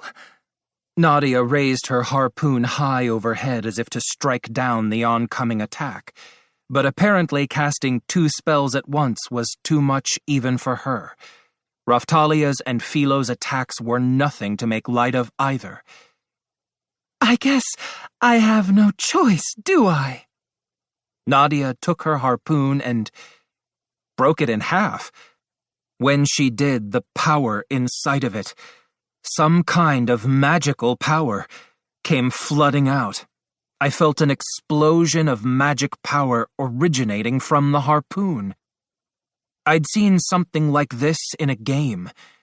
There was an attack that had been some kind of finishing move, and could only be used once because it required you to sacrifice your weapon. The trade-off for the power was that your weapon would be destroyed, and you could never use it again. To think a weapon like that existed in this world. That could be dangerous if you let it hit you in the wrong spot, just so you know. Nadia threw the broken harpoon at Raphtalia's and Philo's attacks, and it smashed right into them. In the same instant, a blinding light flashed, and the harpoon exploded. Raphtalia and Philo were thrown backward by the force of the explosion. A protective membrane that must have been some form of support magic appeared around Nadia, and the explosion blew right by her like a strong breeze. I was standing by her side, and it was the same for me. This support from outside the match was a real pain in the ass. Damn them! All of their support had been going straight to Nadia for a while now, too. You sure are tough, woman. You think so? We're not done. Yup, take this. Raphtalia and Philo sprung forward out of the cloud of dust, ready to strike. Oh, I like your spunk. Nadia used the remaining half of the harpoon, the piece that had been broken off by the lightning magic, to intercept Raphtalia's katana. Raphtalia struggled against Nadia's harpoon while being electrocuted, and Philo used that as her chance to attack. Nadia twisted around in an attempt to dodge the attack, but Philo's claws dug into her skin. Oh my, impressive. Nadia's harpoon had taken on the form of a lightning bolt, but she changed it for just an instant, which was long enough for her to swipe at Philo and send her flying away. Yeah! Oh, I almost had her. That leaves one more now, doesn't it?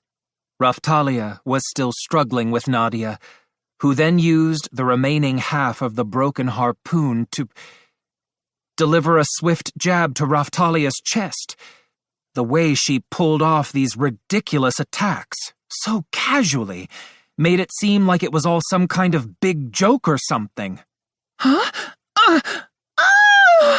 A small explosion sent Raphtalia flying right in front of my eyes, as if she had been hit by a grenade. But Raphtalia broke her fall skillfully and sprung to her feet with her katana held out in front of her. I guess expecting to finish you off with that would be overly optimistic now, wouldn't it? I already used the bigger explosion earlier, unfortunately. Taking that one point blank might have been dangerous even for a girl like me. To top it all off, Nadia had the nerve to use my cloak, of all things, to shield herself from the force of the explosion. You're so strong. Seriously, for a single person to be this strong, surely they would have to be some kind of monster, right? And then, finally, someone threw a couple of robes into the arena as support for Raphtalia and Philo. What is this? I see. Humming. Put this on. It will nullify the lightning. Wow, neat. Raphtalia and Philo threw on the robes that had been tossed into the arena. Little Rock, you can't just keep hanging all over me like this, you know. Don't you think you should approach our relationship a bit more strategically? Shut up. I don't have time for that kind of thing. Luckily, she no longer had a weapon as far as I could tell. This was a chance I wasn't going to pass up. Oh, that's too bad. In that case, I guess I'll make the first move. Once again, Nadia seized the chance to begin casting magic while Raphtalia and Philo were busy putting on the robes. Damn, was there nothing I could do to stop her? The woman never really made much of an attempt to attack me, but even if she had, my counterattacks were pretty limited. The Demon Dragon Shield had a counterattack effect called Sea Demon Bullet, but it didn't seem like it would have much of an effect on Nadia. I don't know if it was because it was categorized as a counterattack, but her Thunder Guard didn't trigger it at all. I guess being able to counterattack counterattacks would just make things too easy. At last, it looked like Nadia had finally decided to focus her attacks on me, perhaps because I was restricting her movement. I was sure it would just be some ranged magic attack. In that case, I would just surround us with shields and have them all fire off counterattacks at once. Nadia began brazenly chanting her incantation. Air strike shield. Second shield. Dryta shield. Shield prison. Change shield. As the source of your power, I command you. Let the true way be revealed once more. Lightning, paralyze those before me. Dryfa, paralyzing thunder. What? She had cast a status effect type spell that wouldn't register as aggressive. I had completely miscalculated her intentions. I'd changed my shields expecting to produce a counterattack, but they showed absolutely no response. Ugh! The powerful paralysis magic loosened my grip on Nadia slightly. Oh, impressive. That would have paralyzed a normal opponent and rendered them completely immobile, you know. While she was talking, Nadia took advantage of the tiny opening I had shown to escape from my grasp and put some distance between us. I've had to grow tough to survive. Thankfully, I had increased my resistance to status effects. I'd figured I would never know what to expect in the underground Colosseum, but man, this fight was tough. Regardless of any differences in our stats, this Nadia woman was a ridiculously capable fighter. If we hadn't been affected by the curse, winning wouldn't have been a problem. But it still would have taken more than just brute force, most likely. She wasn't the type of opponent that you could beat with lower or even equal stats. Even so, it didn't make sense that we were having this hard a time. There had to be something else going on. It made me wonder if maybe some kind of spell had been cast on us to lower our stats, and some kind of support had been given to Nadia to raise hers. Whenever I tried to check my status screen, something just felt off. Should I just use the Shield of Wrath and incinerate everything in sight? The thought suddenly crossed my mind. But I wanted to avoid relying on that shield, even for reasons other than reduced stats. Luckily, Raftalia and Philo could still fight. Not to mention, robes that would nullify the lightning had been thrown into the arena to help them out.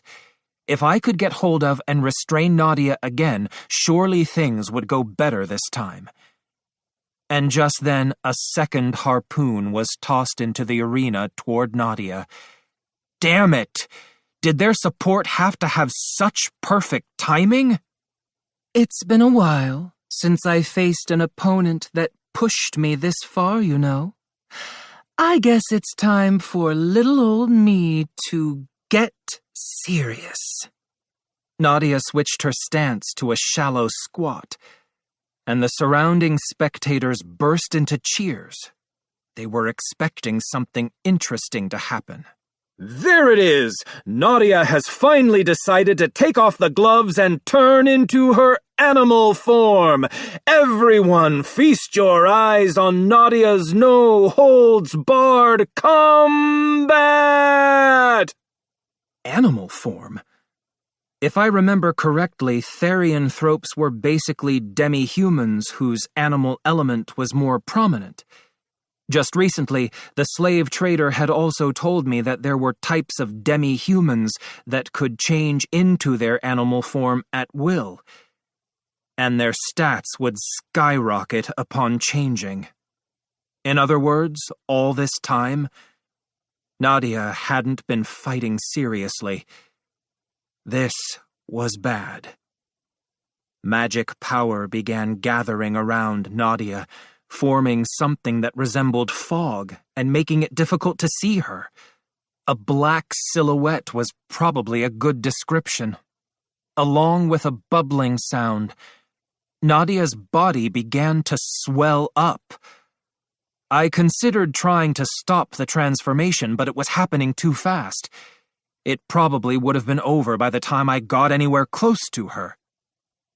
Moments later, Nadia's transformation was complete. Her new form featured a vivid contrast of white on black. Her face had become streamlined, and she had the kind of forked tail that would help a fish move around in the water. Although it looked far more powerful than what a fish would need.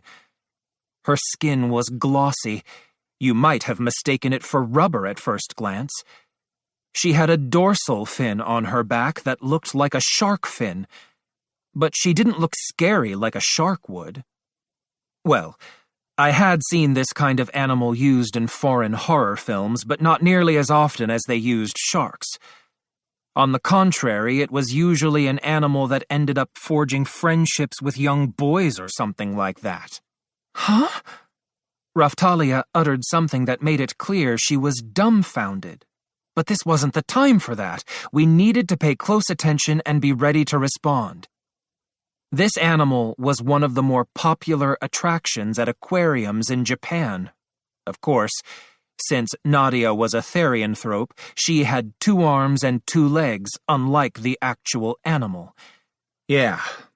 The animal I was familiar with that most resembled Nadia's new form belonged to the infraorder Cetacea, Parvorder Odontoceti, family Delphinidae, genus Orcinus. In other words, it was a killer whale. I had seen a variety of different therianthropes since coming to this world, but this was my first transforming killer whale.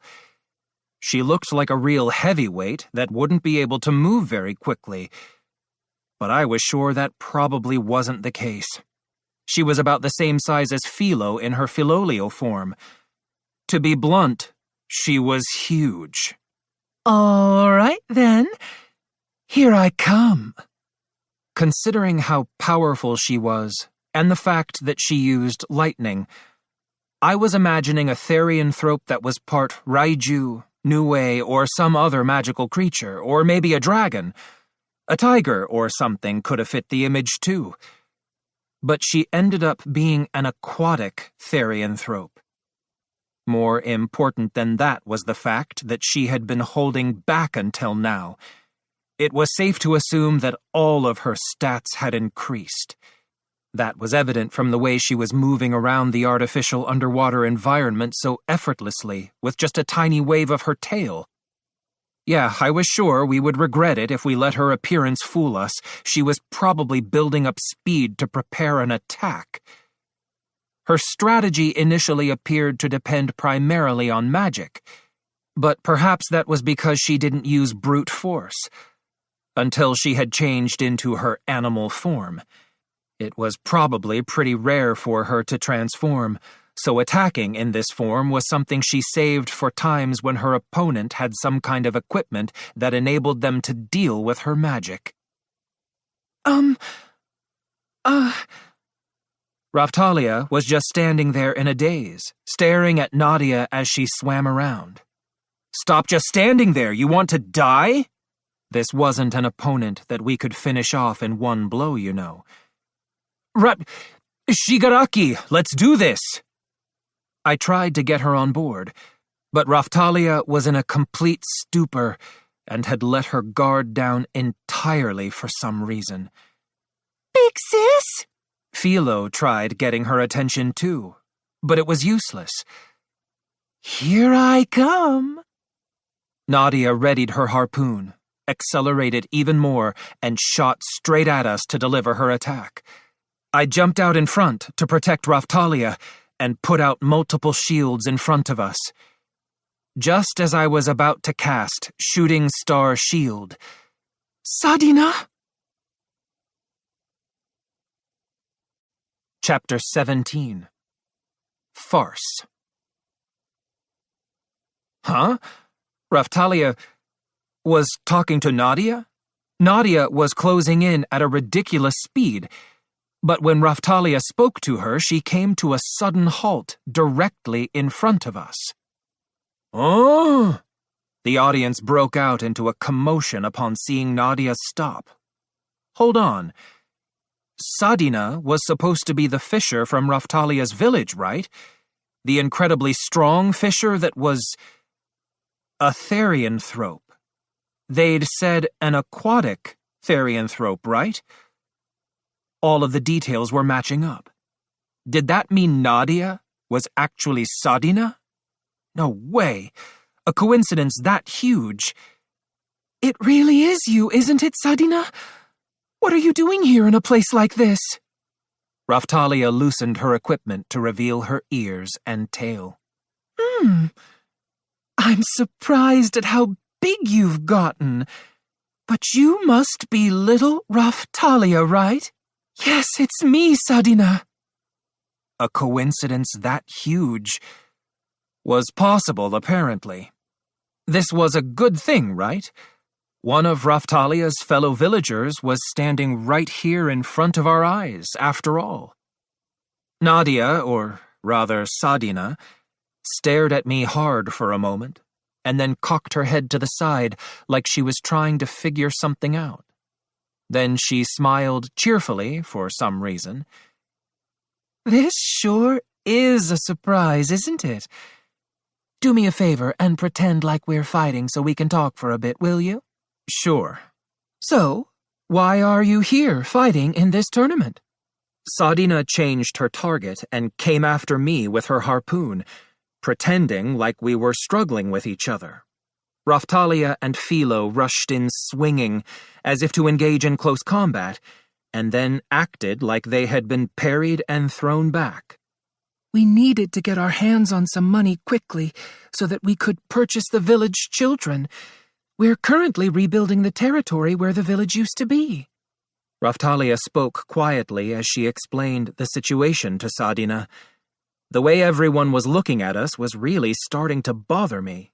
Up until just a few moments ago, it had been all-out warfare, and now we were just kind of poking back and forth at each other.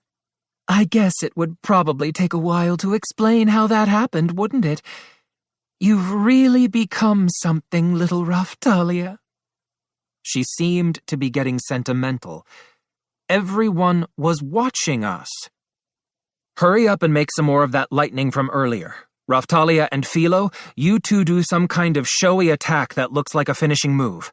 I'll use some flashy skills too. Understood. Okay. Sadina cast one of her more impressive-looking lightning attacks over a wide area. It spread out all the way to the arena walls with a thundering roar. I did my best to look like I was struggling and put out my shields to protect against her all-show and no-go attack. Then we waited for Raftalia and Philo to attack. The two of them fired off their own flashy skills back to back. The truth was, it was all just being staged, using illusion magic. In the meantime, we continued our conversation. Why couldn't you have fought in your animal form from the start? If she had used that form from the beginning, Raftalia probably would have recognized her right away. Apparently, Raftalia didn't know about Sadina's human form either. If she had, we wouldn't have ended up in a mess like this. Oh, take a look at yourself, Little Rock. I could ask you the same basic thing, you know. Using my human form is like wearing a disguise for me. I could understand what she was trying to say. We were wearing kabuto helmets and other equipment to conceal our faces. For Sadina, her human form wasn't her everyday form, in other words. I was tempted to make a snide remark about how that must have felt.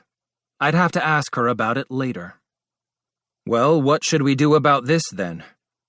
I returned my thoughts to the problem at hand.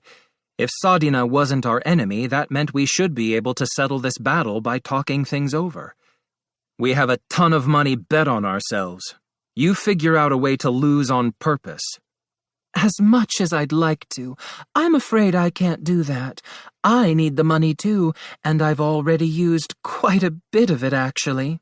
Alcohol? Oh, shush. I've been buying up the village children, with a little help from a merchant who has a thing for me. Sadina explained the whole situation briefly, and, well, basically the skyrocketing prices of the Luralona slaves was partially her fault. Sadina said she'd bought several of the villagers and was harboring them somewhere in Zeltobel. It was the shady merchant, the one working for her, who had originally offered the reward for the Luralona slaves to help find them more quickly. But that backfired and ended up causing the prices of the Luralona slaves to soar. And so, in order to scrape up the funds to purchase the overpriced slaves herself, Sadina had enlisted the help of another shady weapons merchant to get her into the underground Colosseum, among other things. Why didn't she search for the slaves in Melremark and buy them there to begin with? Jeez. That's what I wanted to say anyway. But then I realized that the stigma of being a therianthrope would have made that difficult prior to the Church of the Three Heroes being dismantled. In that case, it would have been quicker to place the order in Zeltobel, where it would be a lot easier to make money too. So according to Sadina, her job at the tournament was to make it to the finals and then throw the championship match.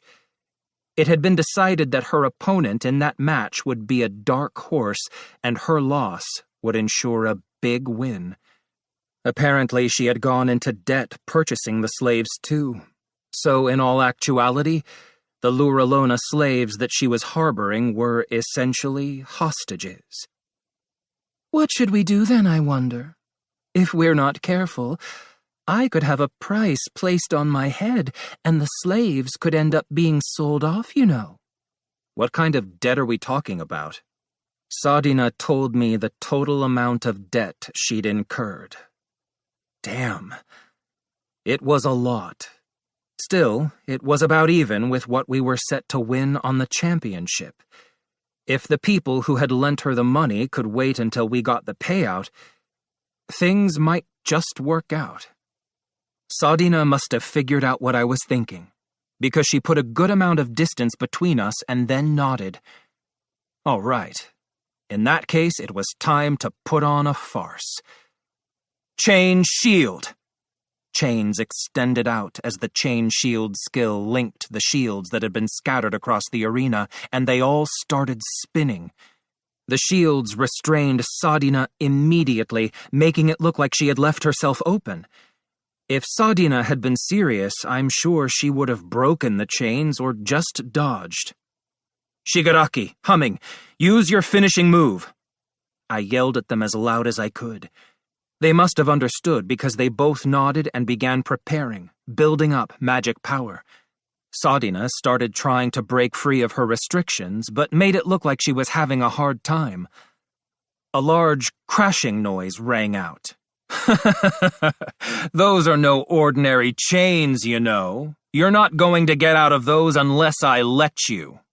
I threw in some contrived commentary to buy time for Raftalia and Philo to finish their preparations. The audience was brimming with climactic tension. We would keep going until they had reached maximum satisfaction with the performance.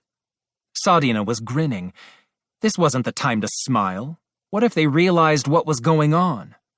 You're in for a big surprise if you think these restraints will work on a girl like me. Go ahead and struggle all you want. We threw in a bit of back and forth like that. And then finally Raftalia and Philo finished preparing their magic. At the very same instant, Sadina used brute force to break free from the chains that had been restricting her, tearing them to pieces. I responded with a shriek. What? If this had been for real, I probably would have just clicked my tongue in annoyance. Even I had to admit the whole performance was pretty lame. But the audience seemed to really be getting into it, and they erupted into loud cheers. But it's already too late. Let's do this. Let's. Okay. A huge tornado appeared. Did Philo really understand the concept of putting on a performance? I was a bit worried at first, but she'd produced a cyclone so massive that none of the Zvite tornado spells she had cast before even came close. At first glance, it appeared to be a super powered-up version of the magic she had been using so far. Raftalia fired off a fake skill to go along with Philo's magic. Illusion Blade! Immediately after she shouted the name, countless katanas appeared and began swirling around with the tornado. The whole thing was headed towards Sadina. The katanas hit her dead on, almost as if they were being sucked in toward her. She was putting on a real performance over there. I escaped from the chains, but the katanas landed a direct hit. That's what she was acting out. And that scream sounded like it hurt. I almost thought she might really be in pain, but I couldn't imagine Raphtalia actually hurting one of her fellow villagers. The tornado and katana onslaught continued for 20 or 30 seconds and then stopped. Sadina was just standing there with a well-performed look of shock on her face. Several moments later, she fell backward onto the floor with a loud thud. Apparently, that's not what the spectators were expecting to see, because the whole Colosseum fell silent. There's no way I can win this one. I give up. Pretending that she had exhausted both spirit and technique, and lacked the physical strength to continue on, Sadina admitted her defeat. Chapter 18. Exhibition Match. After a short pause, the audience burst into cheers. We win. It had turned out to be a pretty blatant farce, but we still had a lot to do after this. First, we would have to go work something out with the merchant that Sadina was working for. Otherwise, there was a good chance that Raphtalia's fellow villagers might end up being sold off as compensation for Sadina's debt before we even got our hands on the prize money. Either way, the next fight was sure to be a throwaway match. I didn't even want to consider the possibility that our opponent could be as strong as Sadina. Sheesh, you sure surprised me with that one. Sadina offered us her insincere felicitations. Then again, the plan had been for her to throw a match from the very start, so surely an upset like this wouldn't be a problem. At least that's what I thought. But apparently the people running the tournament weren't happy with how things turned out. A messenger ran up to the announcer and passed him something, which the announcer then read out. The organizing committee would like to express their heartfelt appreciation for the excitement shown by our guests today. Furthermore, they would now like to conduct a quick survey in an attempt to provide our guests with an even more enjoyable experience. Even the announcer had a suspicious look in his eyes while reading the message. I had a good idea what was going on, but there was no point in complaining. The spectators broke out into a commotion. They hadn't called it a disqualification or anything like that, since the underground Colosseum basically had no rules to start out with. But they could still take action under the guise of providing additional entertainment. That was my guess. They probably couldn't do anything to us directly due to the involvement of the slave trader and the accessory dealer, so they had decided to deal with us right here, like this. The members of the tournament organizing committee will now be making an appearance. After the announcer finished speaking, up near the top of the Colosseum, near the seating area reserved for distinguished guests, several pudgy merchants appeared. The one that looked vile enough to be their representative raised both of his arms into the air, as if waiting for applause.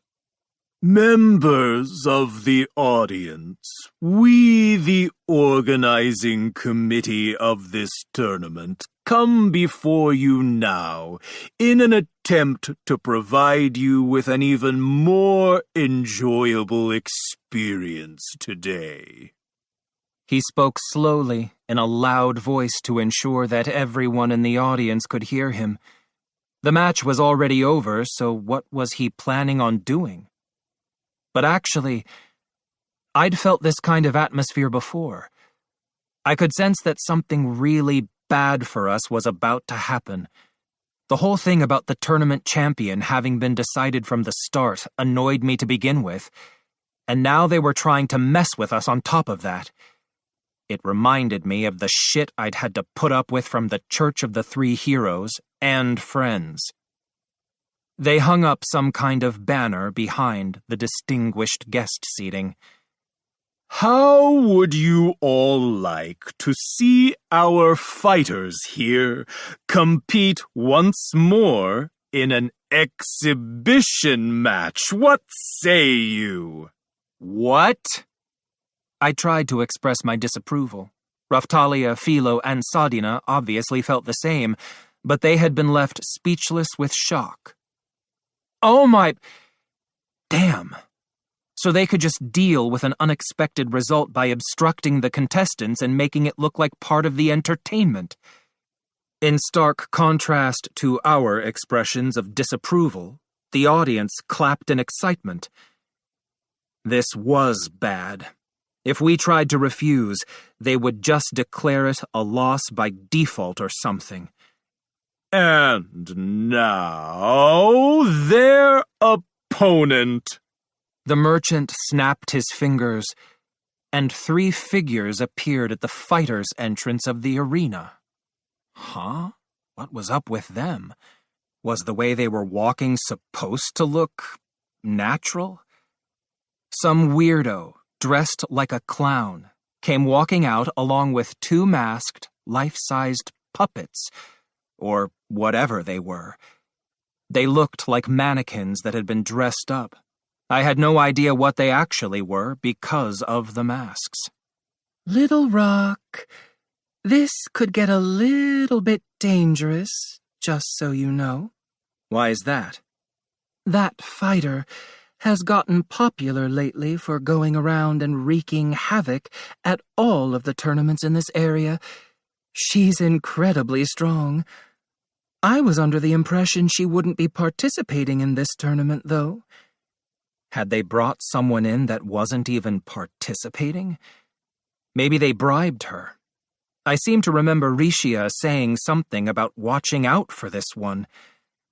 Regardless, surely we should be able to win with someone as strong as Sadina on our side, right? That's right. It's Murder Piero! So it was some messed-up clown. Talk about a creepy ring name. Of course, whatever her name really was, that was just how it had been translated so that I would understand. An ear-splitting roar of applause came from the audience. An exhibition match featuring Rock Valley's party and Nadia versus Murder Piero. The survey results will be tallied in 3 minutes. Bets will be accepted for 10 minutes following the beginning of the match. What say you? The spectators all began noisily talking it over with each other. But the way they were looking at us, their eyes were filled with bloodthirsty curiosity.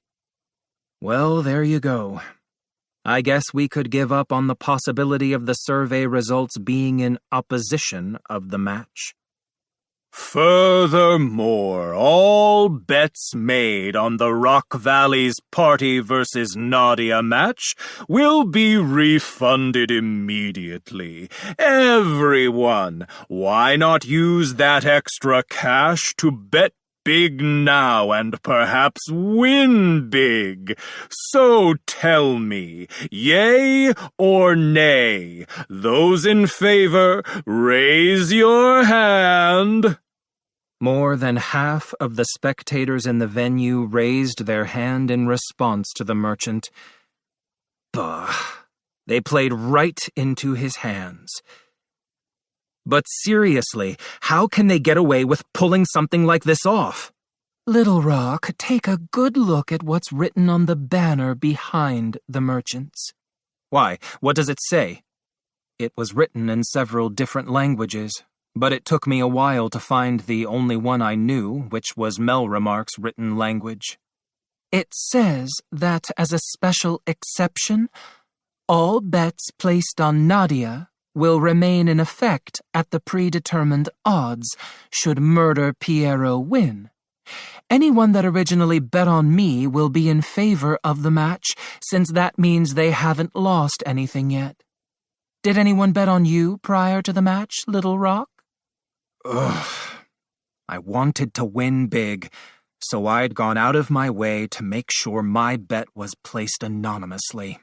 Aside from us, the slave trader and the accessory dealer, there may not have been anyone else. Hold on, can they really do that? Surely they can't just decide on a rule that ridiculous, even if it is the underground Colosseum. That's why they took a vote, and the vote ruled in favor of it. The organizers were rotten, but this audience was no better. They all just improvised to get whatever they wanted, no matter how ridiculous it might have been. Then again, if I thought of it from a merchant's point of view, I did kind of understand. The organizers had sent Sadina in as an assassin, but she ended up being defeated unexpectedly. They would have to make up for that loss somehow, but relying on their authority to interfere with the opponent would be difficult. In that case, the only real option would be to force their play by winning the support of the audience. The announcer was averting his gaze. He wouldn't be able to make things any more disadvantageous for us than they already were now. If they went too far, the spectators would become suspicious. In all actuality, some of them already seemed to be confused by the survey. It was a heavy-handed move, and if they took it any further than this, their true intentions would be exposed. That meant that winning this match would essentially be the same as winning the championship. All right, might as well use this time to cast some healing magic. I figured we should treat our wounds and recover our strength as much as possible before the match started. I tried to cast healing magic on Raphtalia and Philo. Svite, heal. But what was going on? I felt the healing magic dissipate without ever actually taking hold, just like when Sadina had blocked our magic earlier. Little Rock, there's something you need to know, so listen to me for a second. What is it? The organizers are completely blocking our magic here inside of the arena. Does that mean it wasn't you that blocked the support magic I tried to cast? No, that was me, but this is different. Right now, there are dozens of magic users all working together to completely obstruct our magic. They're casting counter-magic non-stop from several areas around the arena. Their efforts to sabotage us just kept getting more and more annoying. Whatever, if we couldn't use magic, then I'd just apply the healing medicine I'd brought. We had 2 minutes left before the match started. We would just have to do what we could in that time. Besides, I had seen how strong Sadina was. If she was fighting with us, we should be able to win easily. Another thing, Little Rock? What now? I'm guessing you probably suspected this while we were fighting, but the organizers had debuff magic being secretly cast on your team non-stop during the match. On top of that, they were buffing me. What the hell? In other words, now that the organizers consider me an enemy, you shouldn't expect me to be as strong as I was earlier, okay? Damn it. Things just kept getting worse and worse. They went so far as to interfere with us healing our wounds, so we had to settle with the bare minimum of treatment.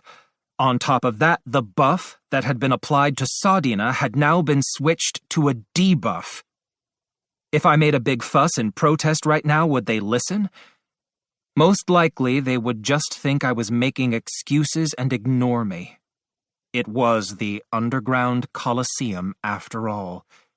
Maybe the very nature of the place made it a mistake to try and make a quick fortune there. I was starting to regret letting the competitive odds lure me into competing. Plus, our opponent would be buffed. It was safe to assume that the purpose of this 3-minute interval was to apply the buff. I had a feeling that my body felt even heavier now than it had earlier, too. You three were pretty impressive yourselves. I was pretty surprised during our fight, you know. Yeah, but I was one of the 4 holy heroes that protects the world from the waves. Normally, my strength was worlds apart from that of ordinary people. Damn it, if my stats hadn't been reduced by that curse, then a little debuff magic wouldn't have made a difference in the world. Hold on. I'd gotten my hands on a shield in Kizuna's world that would probably be useful at a time like this. It had come from the White Tiger materials. I was pretty sure it had a support nullification special effect. That could be useful right now if a debuff counted as support magic. I started messing with my shield, but then paused. I didn't have enough materials on hand to power it up adequately. I tried using what I had and then checked the status screen. It was really iffy. Since it was only partially powered up, it was far inferior to the Demon Dragon shield, which was fully powered up.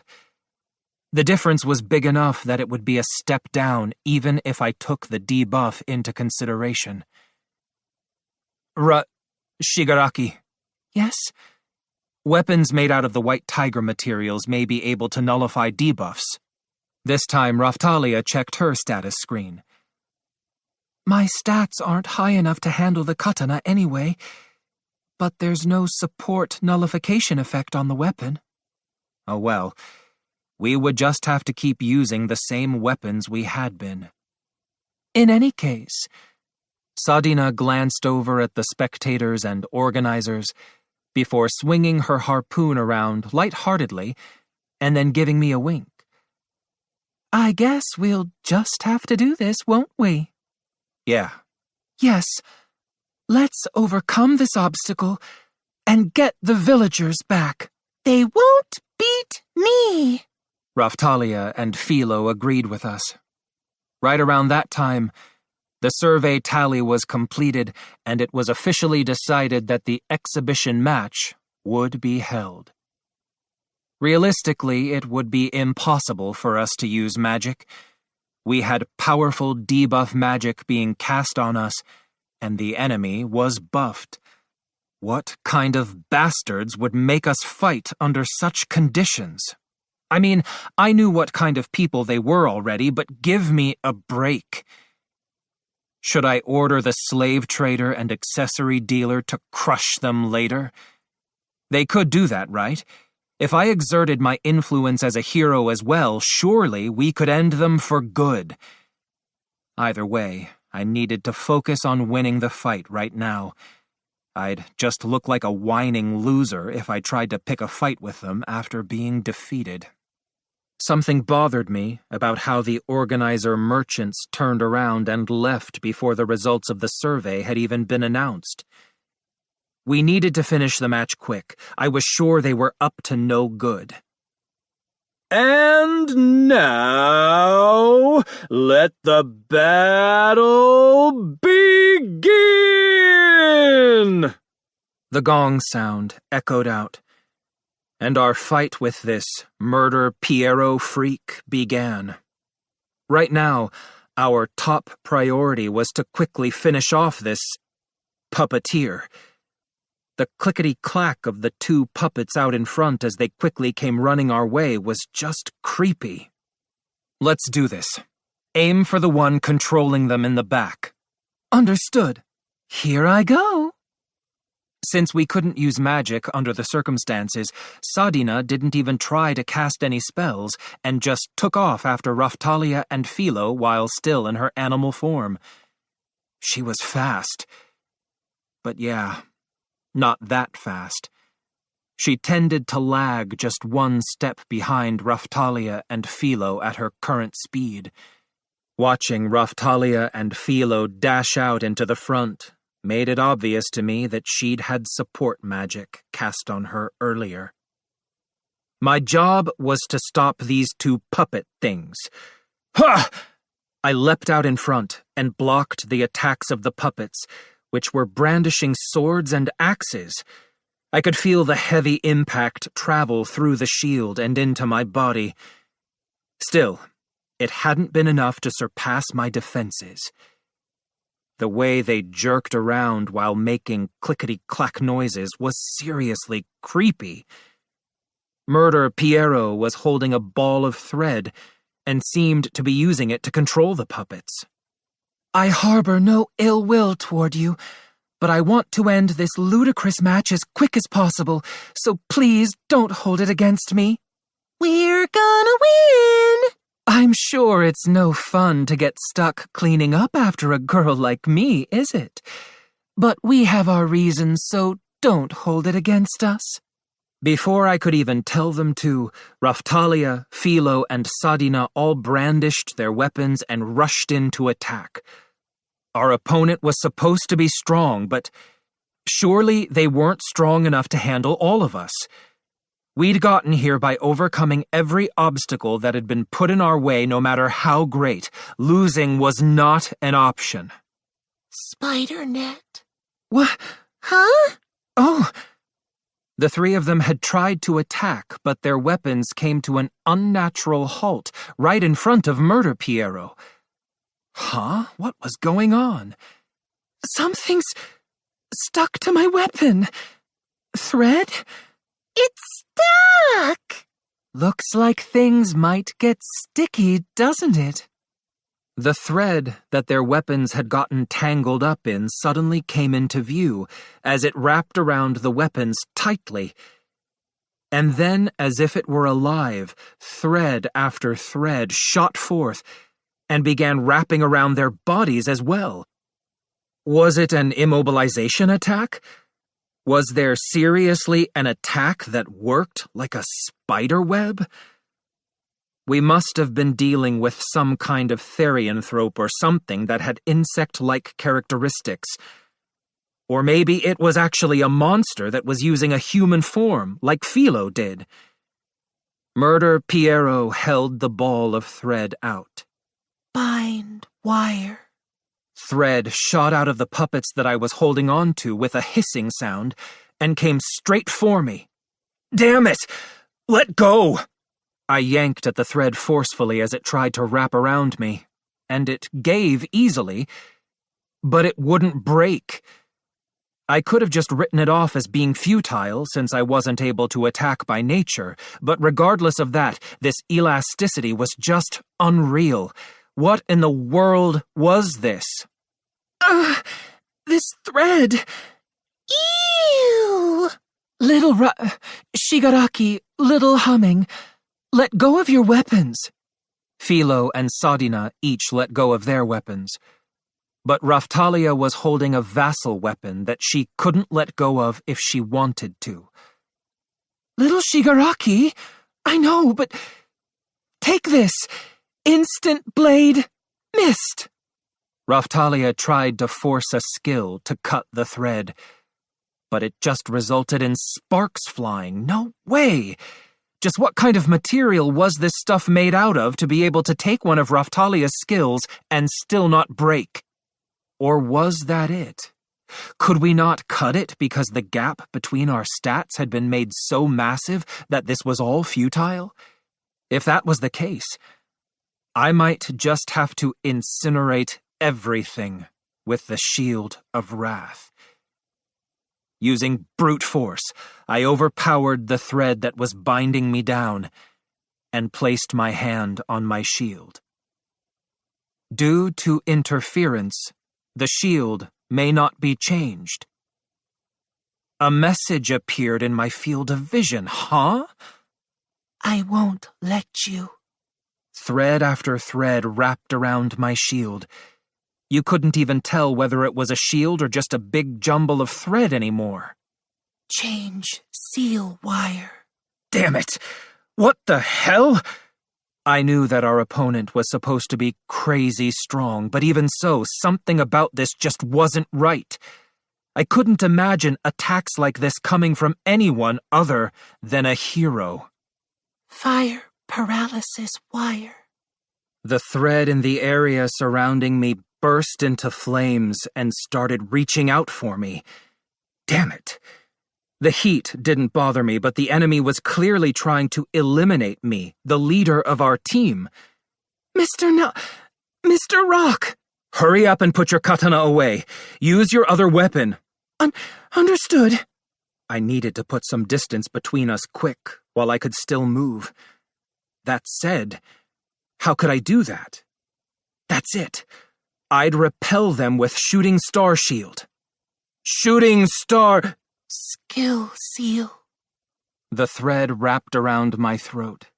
It wasn't the least bit uncomfortable, but... What?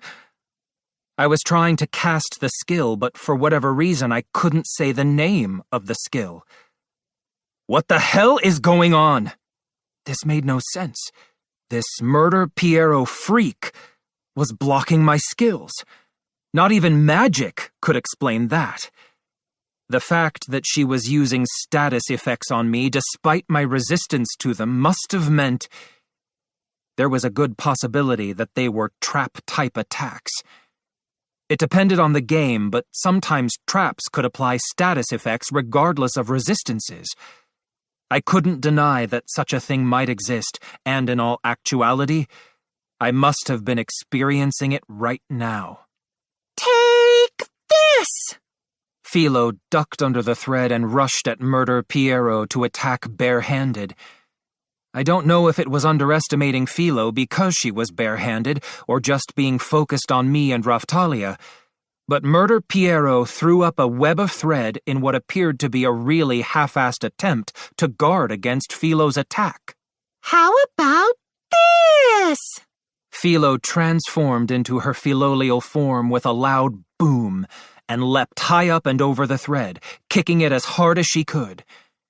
Murder Piero seemed surprised, turning to Philo and scattering several threads in her direction instantly. I'm not done. Murder Piero must have gotten careless after seeing how bulky Philo was in her philolial form, because the thread she'd scattered wasn't dense at all. Regardless of the magic interference, Philo changed to her human form, went into the accelerated state that she had learned from Fittoria, and squeezed between the threads. The instant of the attack, she switched back to her philolial form and delivered a swift kick.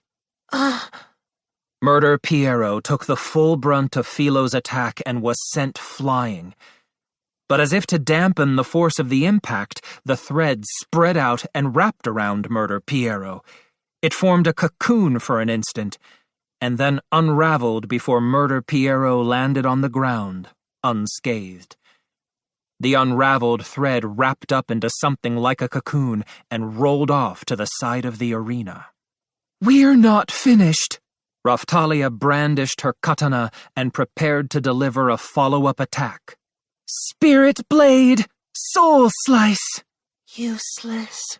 Oh, really? Raftalia's katana passed right through the thread and cut into Murder Piero.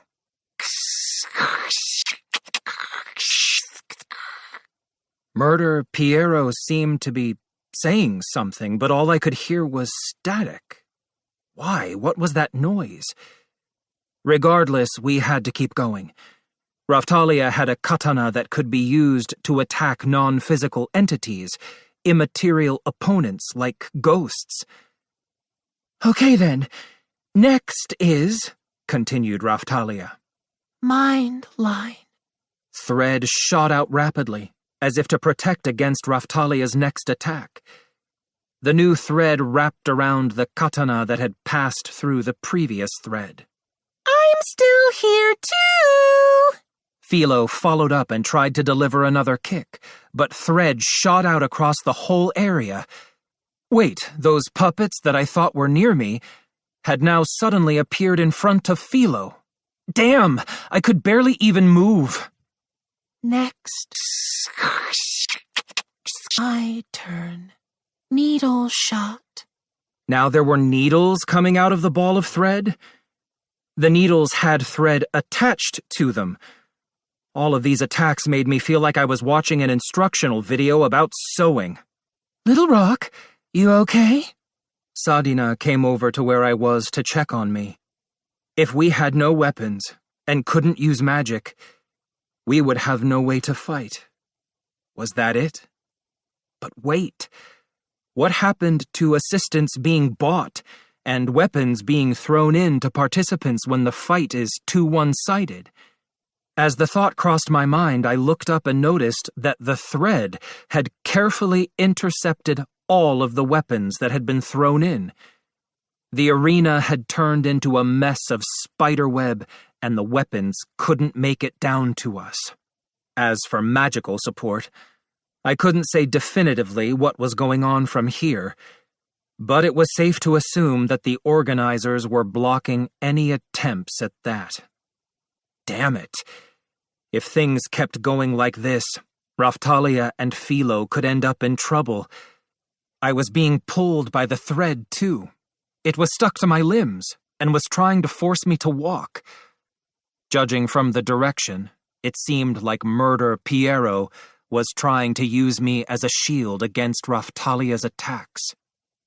I'd thought that Sadina was about as formidable as they came, but I guess there's always going to be someone stronger. Then again, that's just how it felt to me now, and this might not have been a problem for us if we could use magic and didn't have the debuffs or curse effects. Big sis! Philo returned to her human form and took a few big steps back before clearing her throat several times. Then, for whatever reason, she began to sing. "Why are you singing at a time like this?" I yelled at Philo. She looked at me and started signaling something to me with her hands. Judging from the hairdo and the way she posed with the imaginary weapon, Kizuna? And she was singing, so was it the ability she had gained in Kizuna's world? I knew she could do that when she had been a humming fairy, but did that mean she could do it in this world too? Now that I thought about it, I was pretty sure she had been saying something or other about lullabies earlier. There was a pounding sound, and the thread surrounding Philo began to shake. Moments later, the thread caught fire and quickly returned to the reel that Murder Piero was holding. I knew it! The thread must have been weak to magic-based attacks. Fire song! I was pretty sure it was just Philo singing, but the song was echoing throughout the area. So it wasn't magic, then.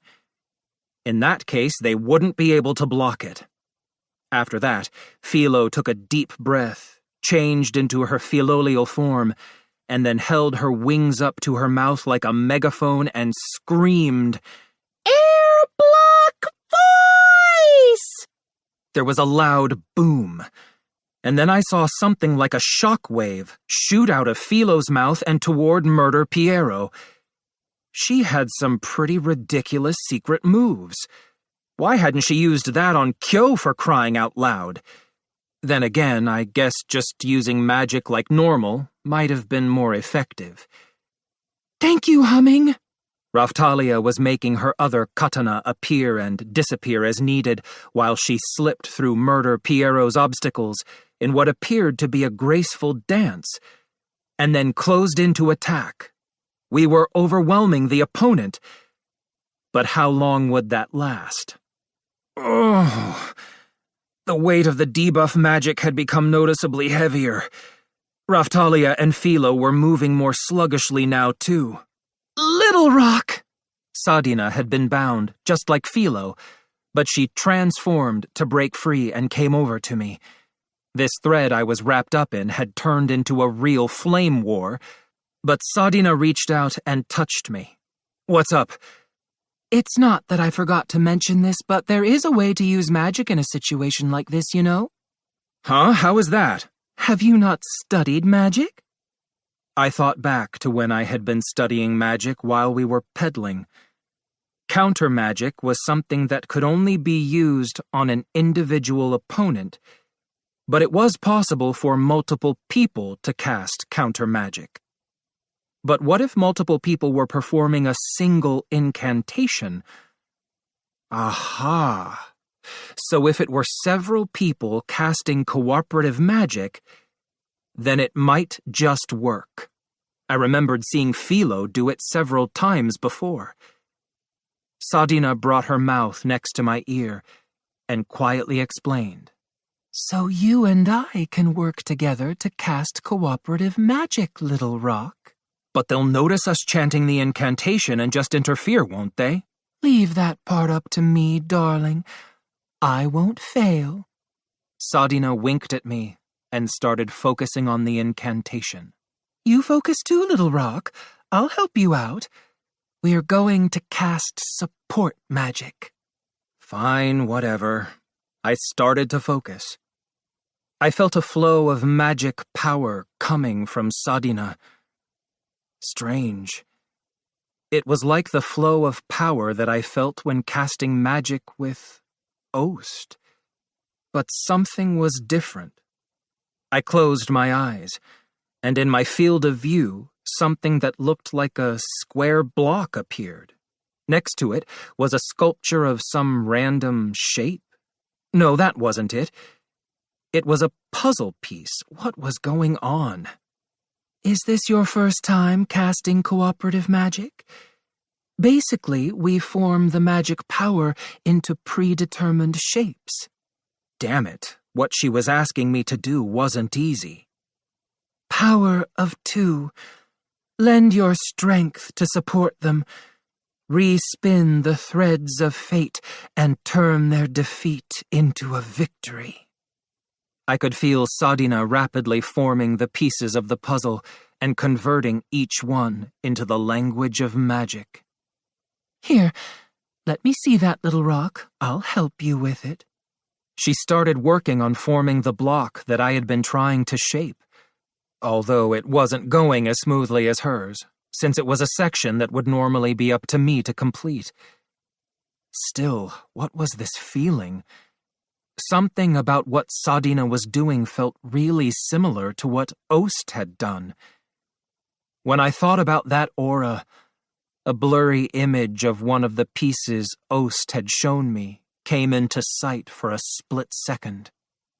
If you don't stop getting distracted and finish this soon, little Raftalia will be in trouble, you know. Raftalia and Philo were still putting up a good fight, but it was probably only a matter of time before that changed. I could see Murder Piero reeling in the weapons that had been thrown at us and trying to swing them around with the thread. Right now, I needed to focus on this magic, and after that, we'd just have to figure out a way to overcome this opponent, even if by brute force. Dragon Vein, hear our petition and grant it. As the source of your power, we implore you. Let the true way be revealed once more. Give us the power to overcome the obstacles before us. Sadina completed the cooperative magic and raised her left hand into the air. Dark clouds began to form above us, and the sound of thunder echoed throughout the arena. Oh, so this is the magic we ended up with, is it? Descent of the Thunder God! Without even trying, the name of the spell came out of my mouth at the same time Sadina shouted it. A target icon appeared in my field of vision. Little Rock, I'm sure you know who we should target with the magic, right? Yeah. Without hesitating, I chose Raftalia. Sadina must have agreed, because she pointed her finger at Raftalia. The thunderclouds moved over to the air above Raftalia, and lightning came crashing down. Raftalia shouted out in surprise. Now. She had left herself open, and Murder Piero's thread shot out toward her.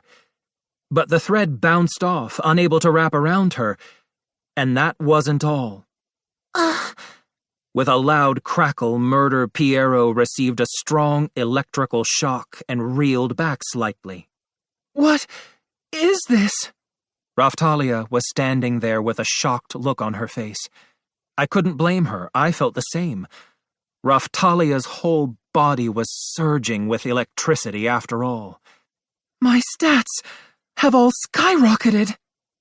Little Shigaraki, that's our powerful cooperative support magic, darling. Don't waste it. Understood. I won't lose. Not to be outdone, Murder Piero shot out a barrage of threaded needles, but Raftalia repelled every one of them and closed in on Murder Piero at a speed that made her earlier sluggishness seem like nothing but a bad dream. I can withstand any attack. Murder Piero shot a web out of her ball of thread and tried to put some distance between them. We'll see about that. Brave blade. Missed.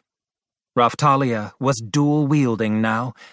She faced Murder Piero and fired off her skill. Raftalia's blades followed a cross-shaped trajectory that cut right through the web of thread and into Murder Piero. As if to follow up her attack, lightning shot from the blades into Murder Piero, who was sent flying. Still not ready to give up, Murder Piero broke the fall and sprang back up, ready to fight. You can't beat us! Philo took a deep breath and fired off another air block voice. It hadn't seemed that powerful this time, but apparently it was still more than enough to create a shockwave that did some damage to our opponent. Now to finish this. Combo skill, Blade of the Thunder Emperor.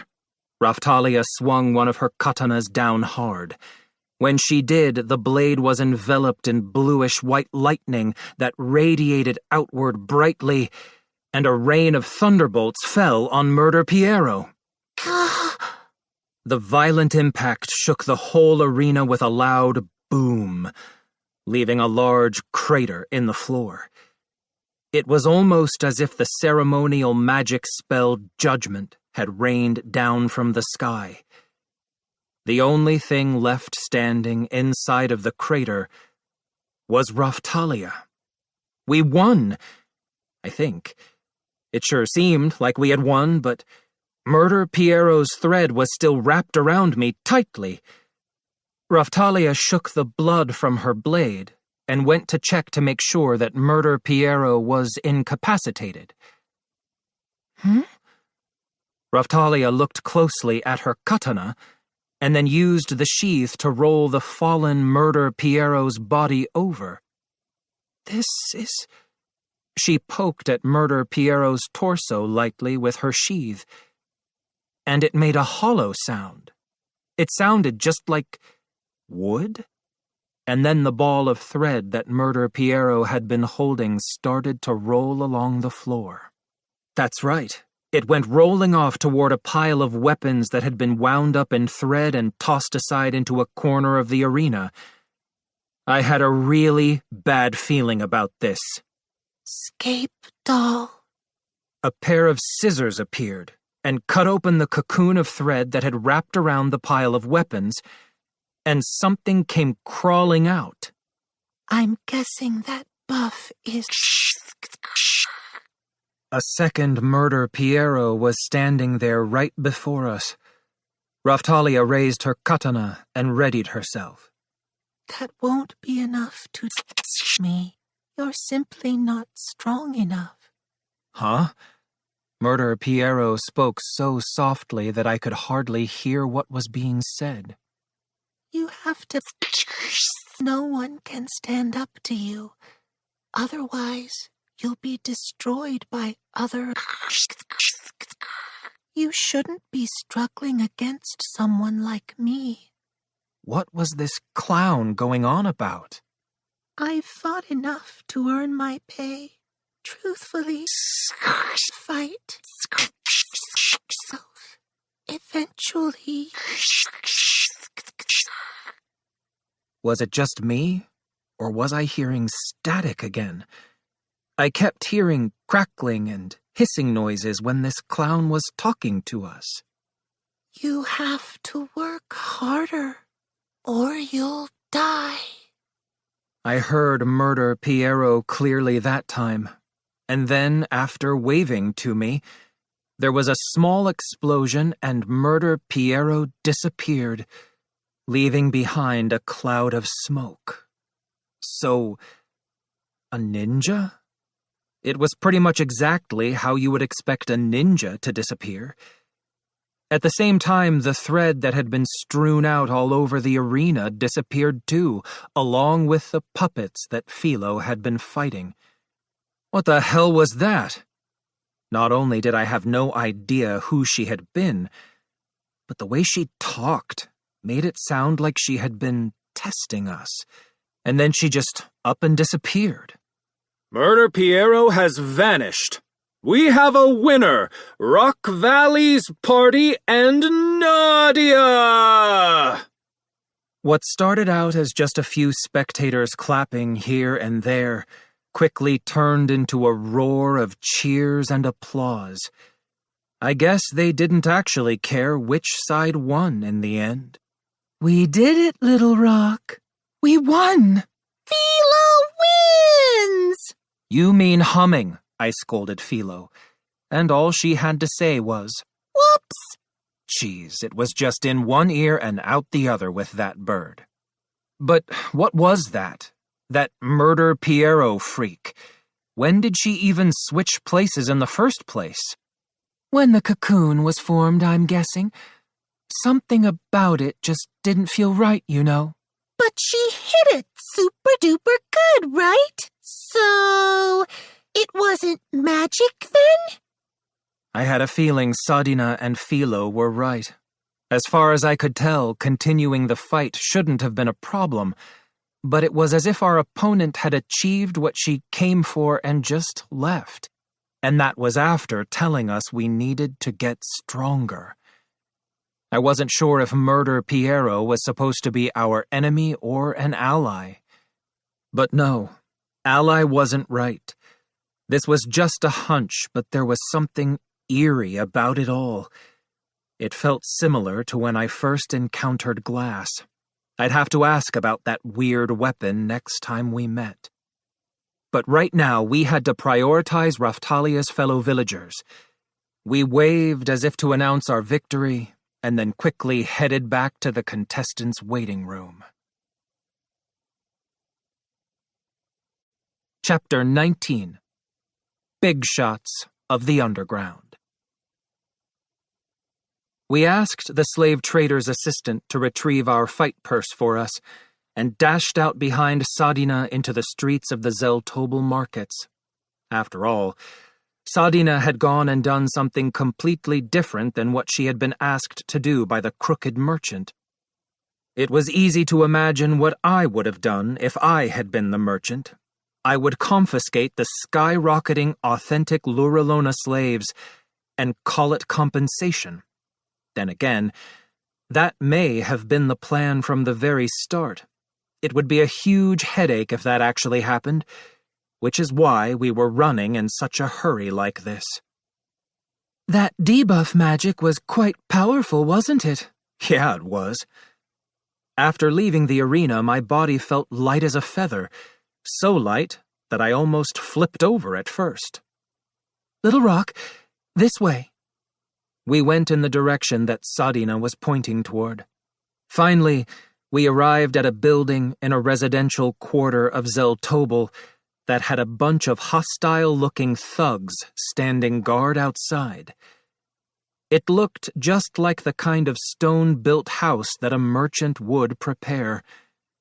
Something about it resembled Kizuna's house. In front of the house, there were several carriages lined up that looked like the kind they used to escort prisoners. It looked like my guess turned out to be right on the mark. We're currently in the process of collecting a debt inside of this building. Anyone not involved is unwelcome here. A group of mercenary types that were probably hired as protection were standing in front of the door to the house. Sorry, but we are involved, boys. Sadina began casting a spell, and the mercenaries realized who we were. It looks like that bunch showed up just like they said they would. I'm afraid we can't let you pass, lady. Be a good girl and come with us. Accept your punishment for going against the boss's wishes. And then, from out of who knows where, a whole bunch of mercenaries and whatnot around 40 men in total, appeared from all around and rushed at us to attack. It looked like they were nice enough to bring a few magic users, too. If they thought they could overpower us with numbers, they were in for a real surprise. Had they even considered who their enemy was? Even if they thought they could bombard us with debuffs, this wasn't the arena. There was no way that Raphtalia and Philo were going to lose to a bunch of riffraff in a place that hadn't been rigged up beforehand. Here I go! Jingle, jingle! Philo changed into her Philolial form, attached the Morning Star to her leg, and began swinging it around, mowing down the mercenaries. You're in our way. God! Raphtalia began cutting them down with her katana. Too bad, boys. Dryfa Chain Lightning! Sadina cast lightning magic that jumped from one enemy to the next, electrocuting the mercenaries as it went. They obviously didn't bring enough magic users to interfere with our spells. And then, as if to add the finishing touch, Sadina thrust her harpoon into the gut of one of the mercenaries as hard as she could. She sent him flying into the other few still standing, knocking them over like bowling pins. And just like that, the whole lot outside of the building were put to rest. In an area this cramped, they wouldn't stand a chance no matter how many they brought. There were also some archers or something attacking us from a distance, but I had cast Shooting Star Shield, and the arrows were just bouncing off without ever getting near us. Sadina, are the villagers' slave curses not registered to the merchant, then? Don't worry. I paid to have the slave curses removed, and I told them ahead of time to run away if anything happened. Wouldn't that mean that they already ran away from here? Sadina glanced over at the building when I asked. Philo had her head cocked to the side for some reason. The new big sis just made some kind of noise. Oh, I'm surprised you noticed. I was just checking to see how many people were in the building. Sonar? That must have been it. I'd heard that dolphins, whales, and killer whales could use sonar to locate objects in the ocean. I guess she had some kind of ability like that since she was a therianthrope. That sure must have been convenient. It's okay.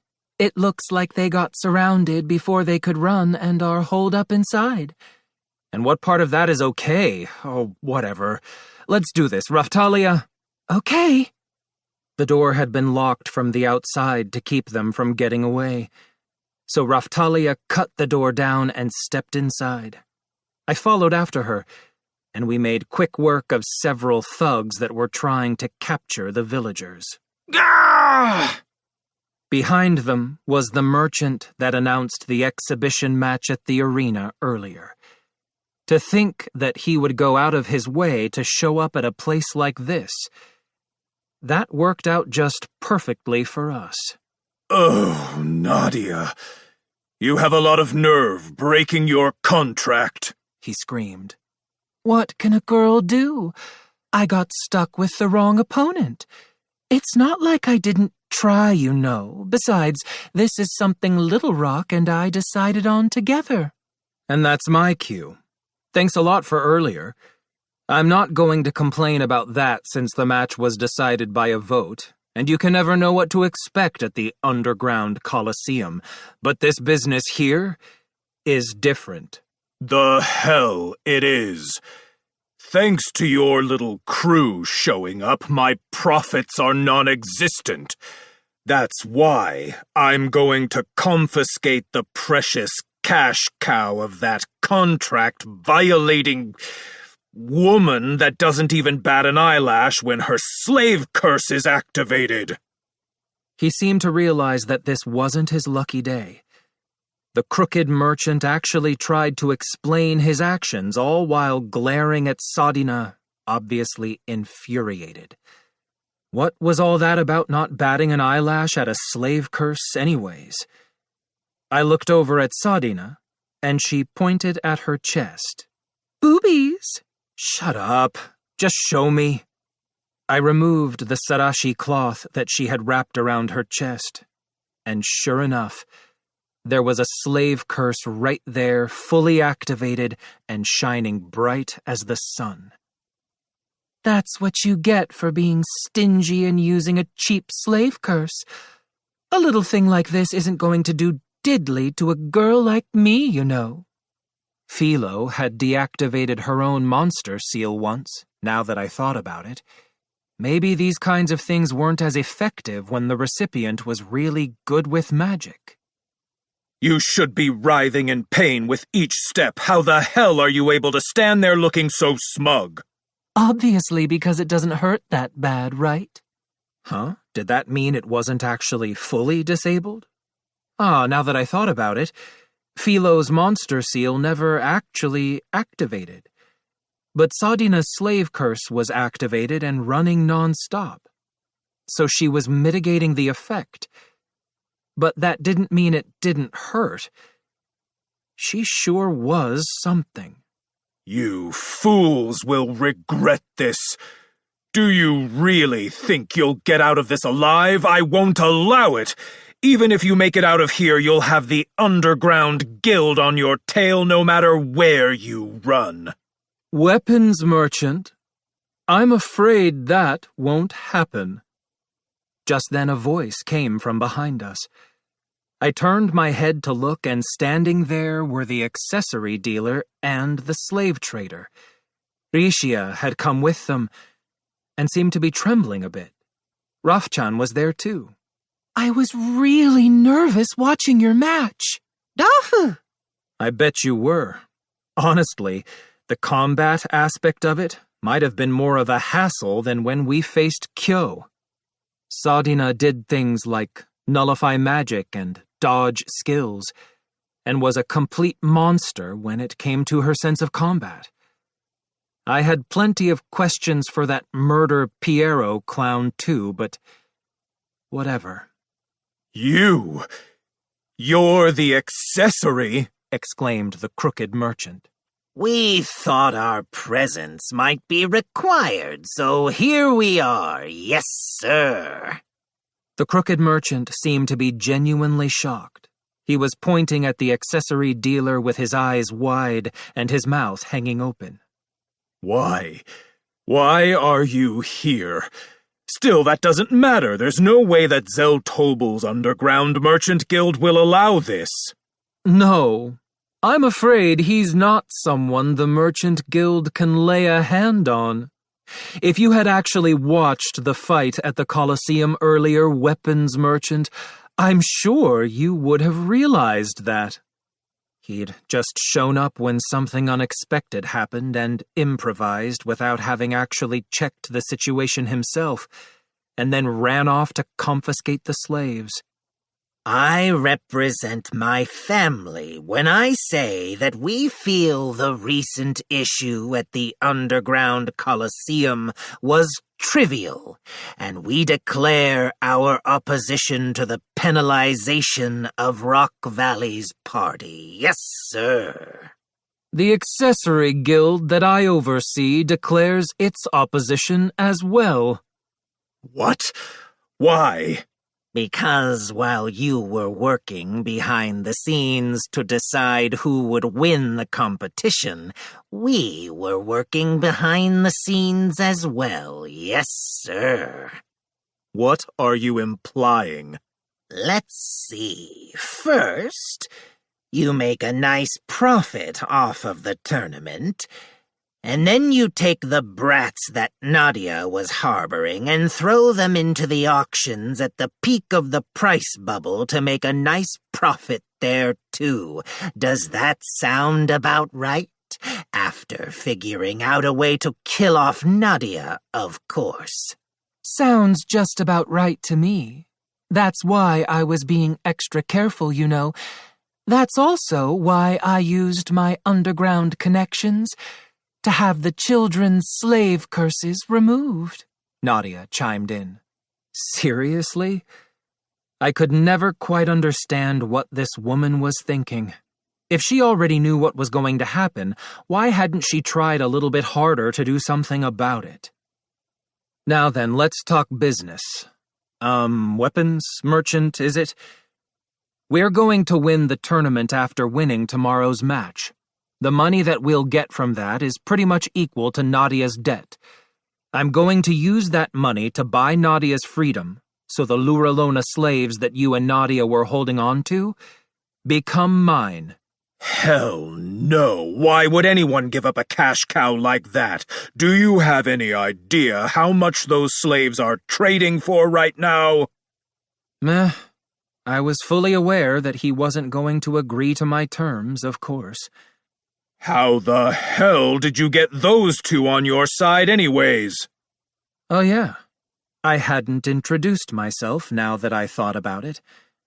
I guess it would be difficult to figure out who I was, considering the company the slave trader kept, and the shenanigans of the accessory dealer after all. Everyone at the Colosseum has already figured out who Rock Valley's party really is, you know. Whether they're the real thing or not is another thing, of course. Well, he might have heard and just laughed it off, figuring we were just imposters, so I'll go ahead and tell him. I glared down at the crooked merchant with contempt in my eyes, and jutted my thumb out in my own direction to accent my haughty self-introduction.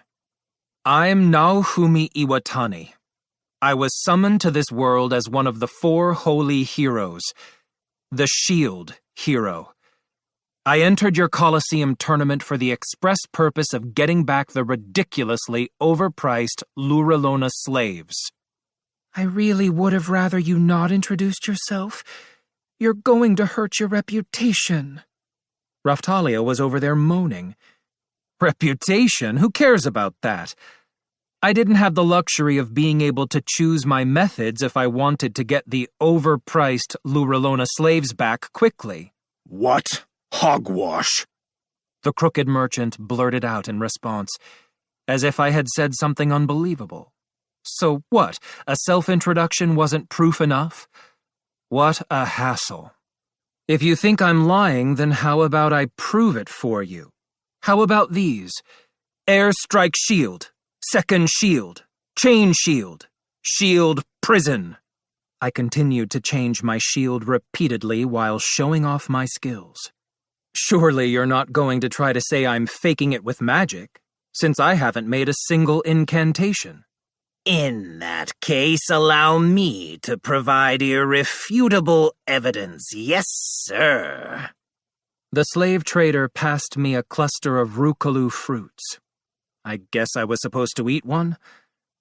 I plucked one of the fruits off, dangled it in front of the crooked merchant's nose to show him that it was the real thing, and then gobbled it up.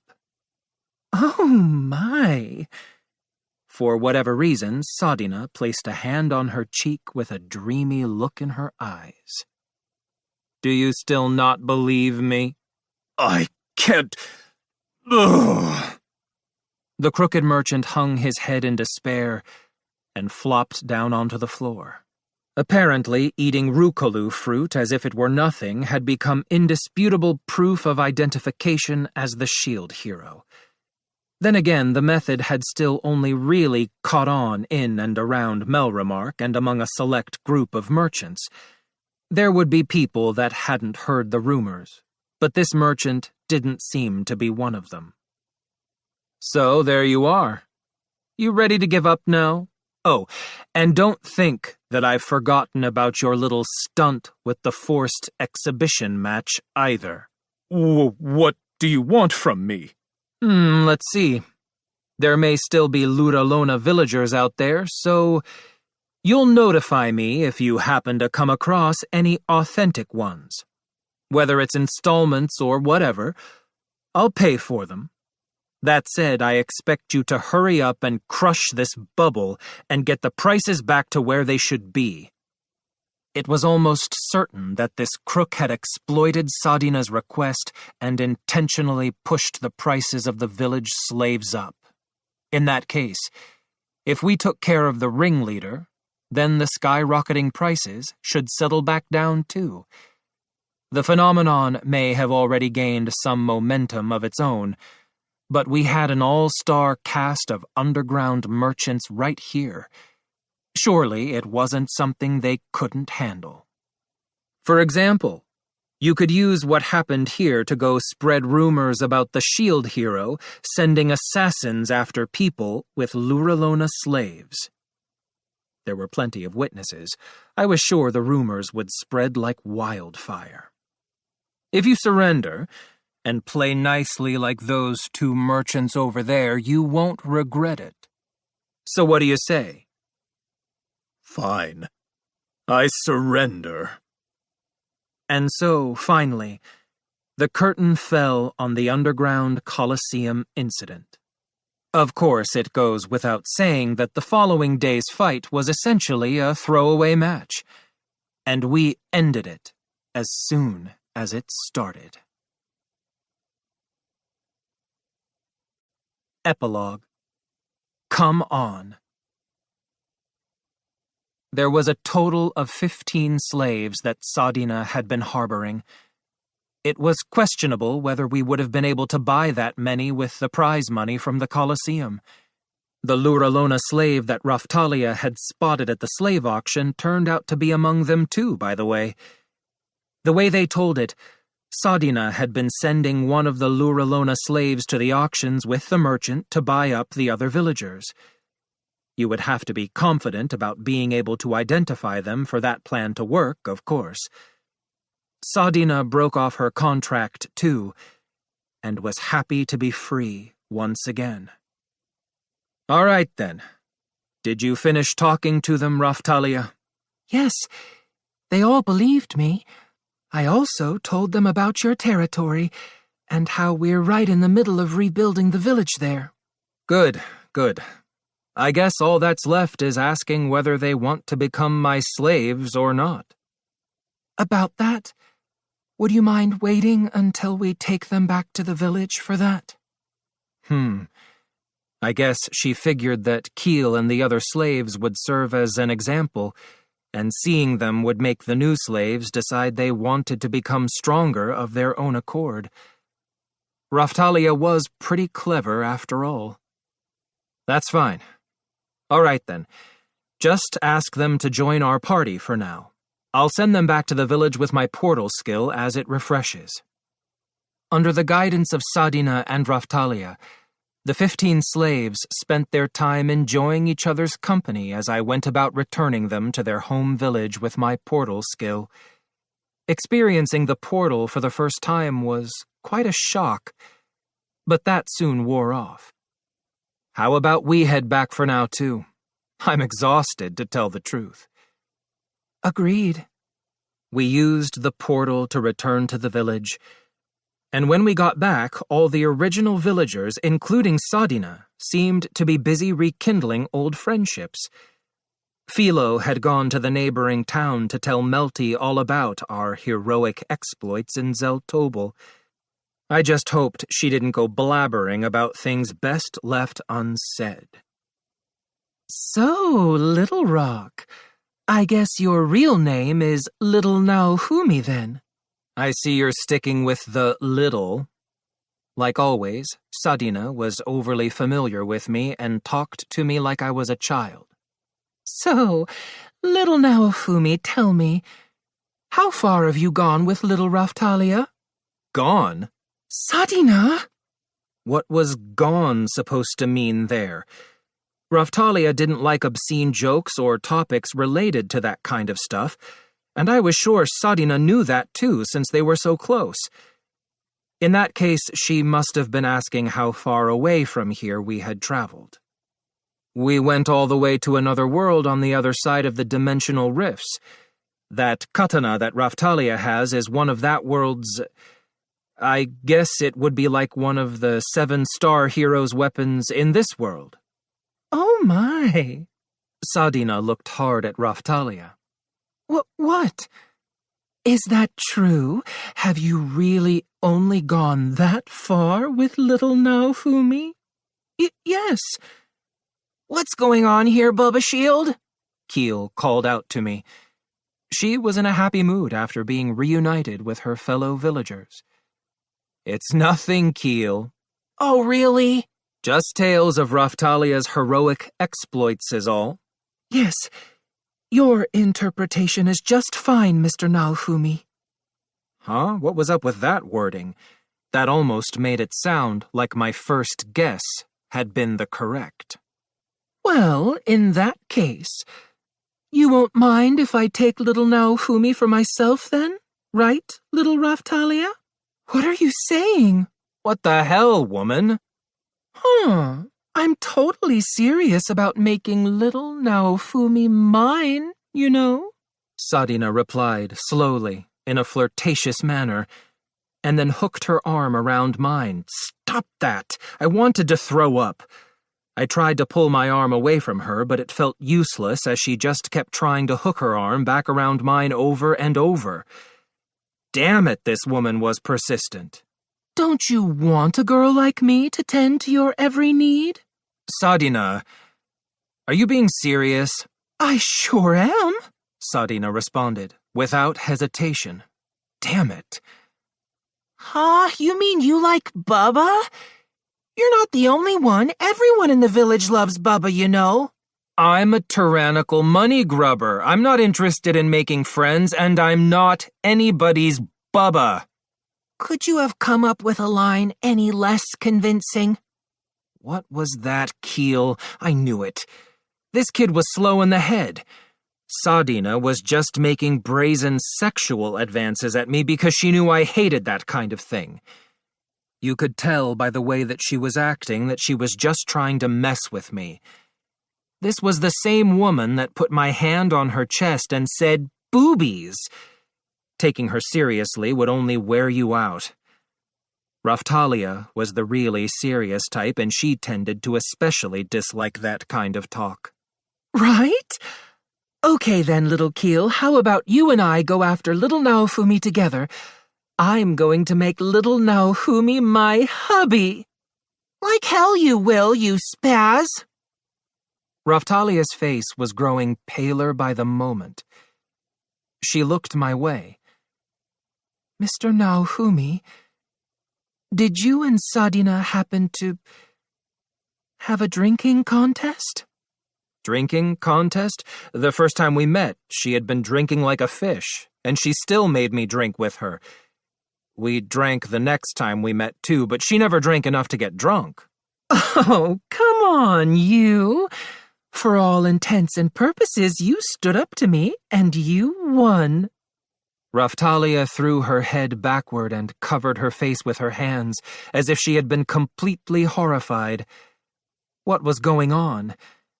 Mr. Naofumi, for as long as I can remember, there was always something that Sadina used to tell the villagers. Huh. Keel was nodding knowingly. What the hell?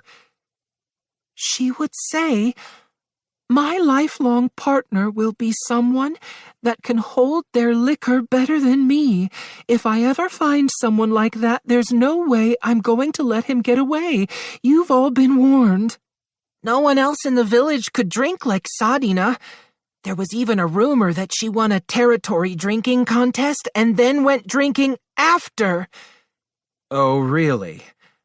The fact that Sadina says you're going to be her future husband means that you must have beat her in a drinking contest, Bubba. That's what all the villagers will think. Huh? Now that I thought about it, Sadina had given me a drink with a rucolu fruit in it. I had a feeling she'd started acting even friendlier with me after that. Huh. So that was why she wanted me to be her husband. I figured she was just messing with me, but I looked over at Sadina. The woman switched back to her human form and started drawing on my arm with one hand, while holding her other hand to her cheek and blushing. It made me think, if this had been before bitch tricked me, I'd probably be thinking score, thrilled that I was finally getting some attention from the opposite sex. Hey, Bubba, how did you manage to beat Sadina anyways? I don't know if I beat her, but she started getting real friendly after I ate a Rukolu fruit. That'll do it. Keel and all of the Luralona slaves nodded in agreement. I got the feeling that Sadina had been like a big sister to the village children, so maybe they all knew her well. People gave it to me every now and then when we were peddling, right? Huh? That was Rukolu fruit? I thought it was just a token to show you were welcome there. Having me eat a piece of Rukolu fruit had become a popular way of making sure I wasn't just some fraud posing as the shield hero. Apparently, I was the only one out there who could eat Rukolu fruit and be no worse for the wear. I liked to think of it as a sign of welcome that was also a punishment for imposters. So now you know I'm being sincere. Thank you, little Naofumi. Ugh. Sadina pursed her lips and thrust them quickly at mine. I turned my head away in a flash. Still, Sadina's lips touched my cheek, and she gave me a little smack. Oh, that's too bad. Next time it'll be the lips. Go to hell! That was close. She almost stole my first kiss. Sorry, but I had no intention of starting a family in this world.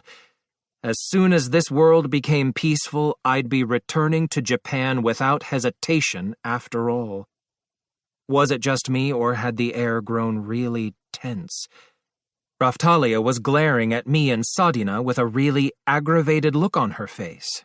See, I told you that Raftalia was serious and didn't like this kind of thing. Ba-da-foo! Sadina? Oh my, this is so much fun. Is it okay for me to be this excited about the days to come, I wonder? As long as you behave yourself. I have an idea. Hey, Bubba, you should cook for everyone. Cook for us. Yeah, cook. Cook! Shut up. Our plan to round up Raftalia's fellow villagers had made good progress, I think. I wasn't sure if I could count them as part of our fighting potential yet, but I could still use the extra manpower. But was it just me? The saying, out of the frying pan and into the fire, came to mind. Sadina changed from her human form to her animal form and was trying hard to get her arms around me while I tried to pacify Raftalia, who was aggravated because she was hypersensitive to that kind of sexual behavior. I couldn't help but think these two would be the death of me. This is Shay Taylor. We hope you have enjoyed this unabridged production of The Rising of the Shield Hero, Volume 10 by Aneko Usagi. This program was produced by Dion Audio Services. Text copyright 2017 by One Piece Books. Production copyright 2024 by One Piece Books.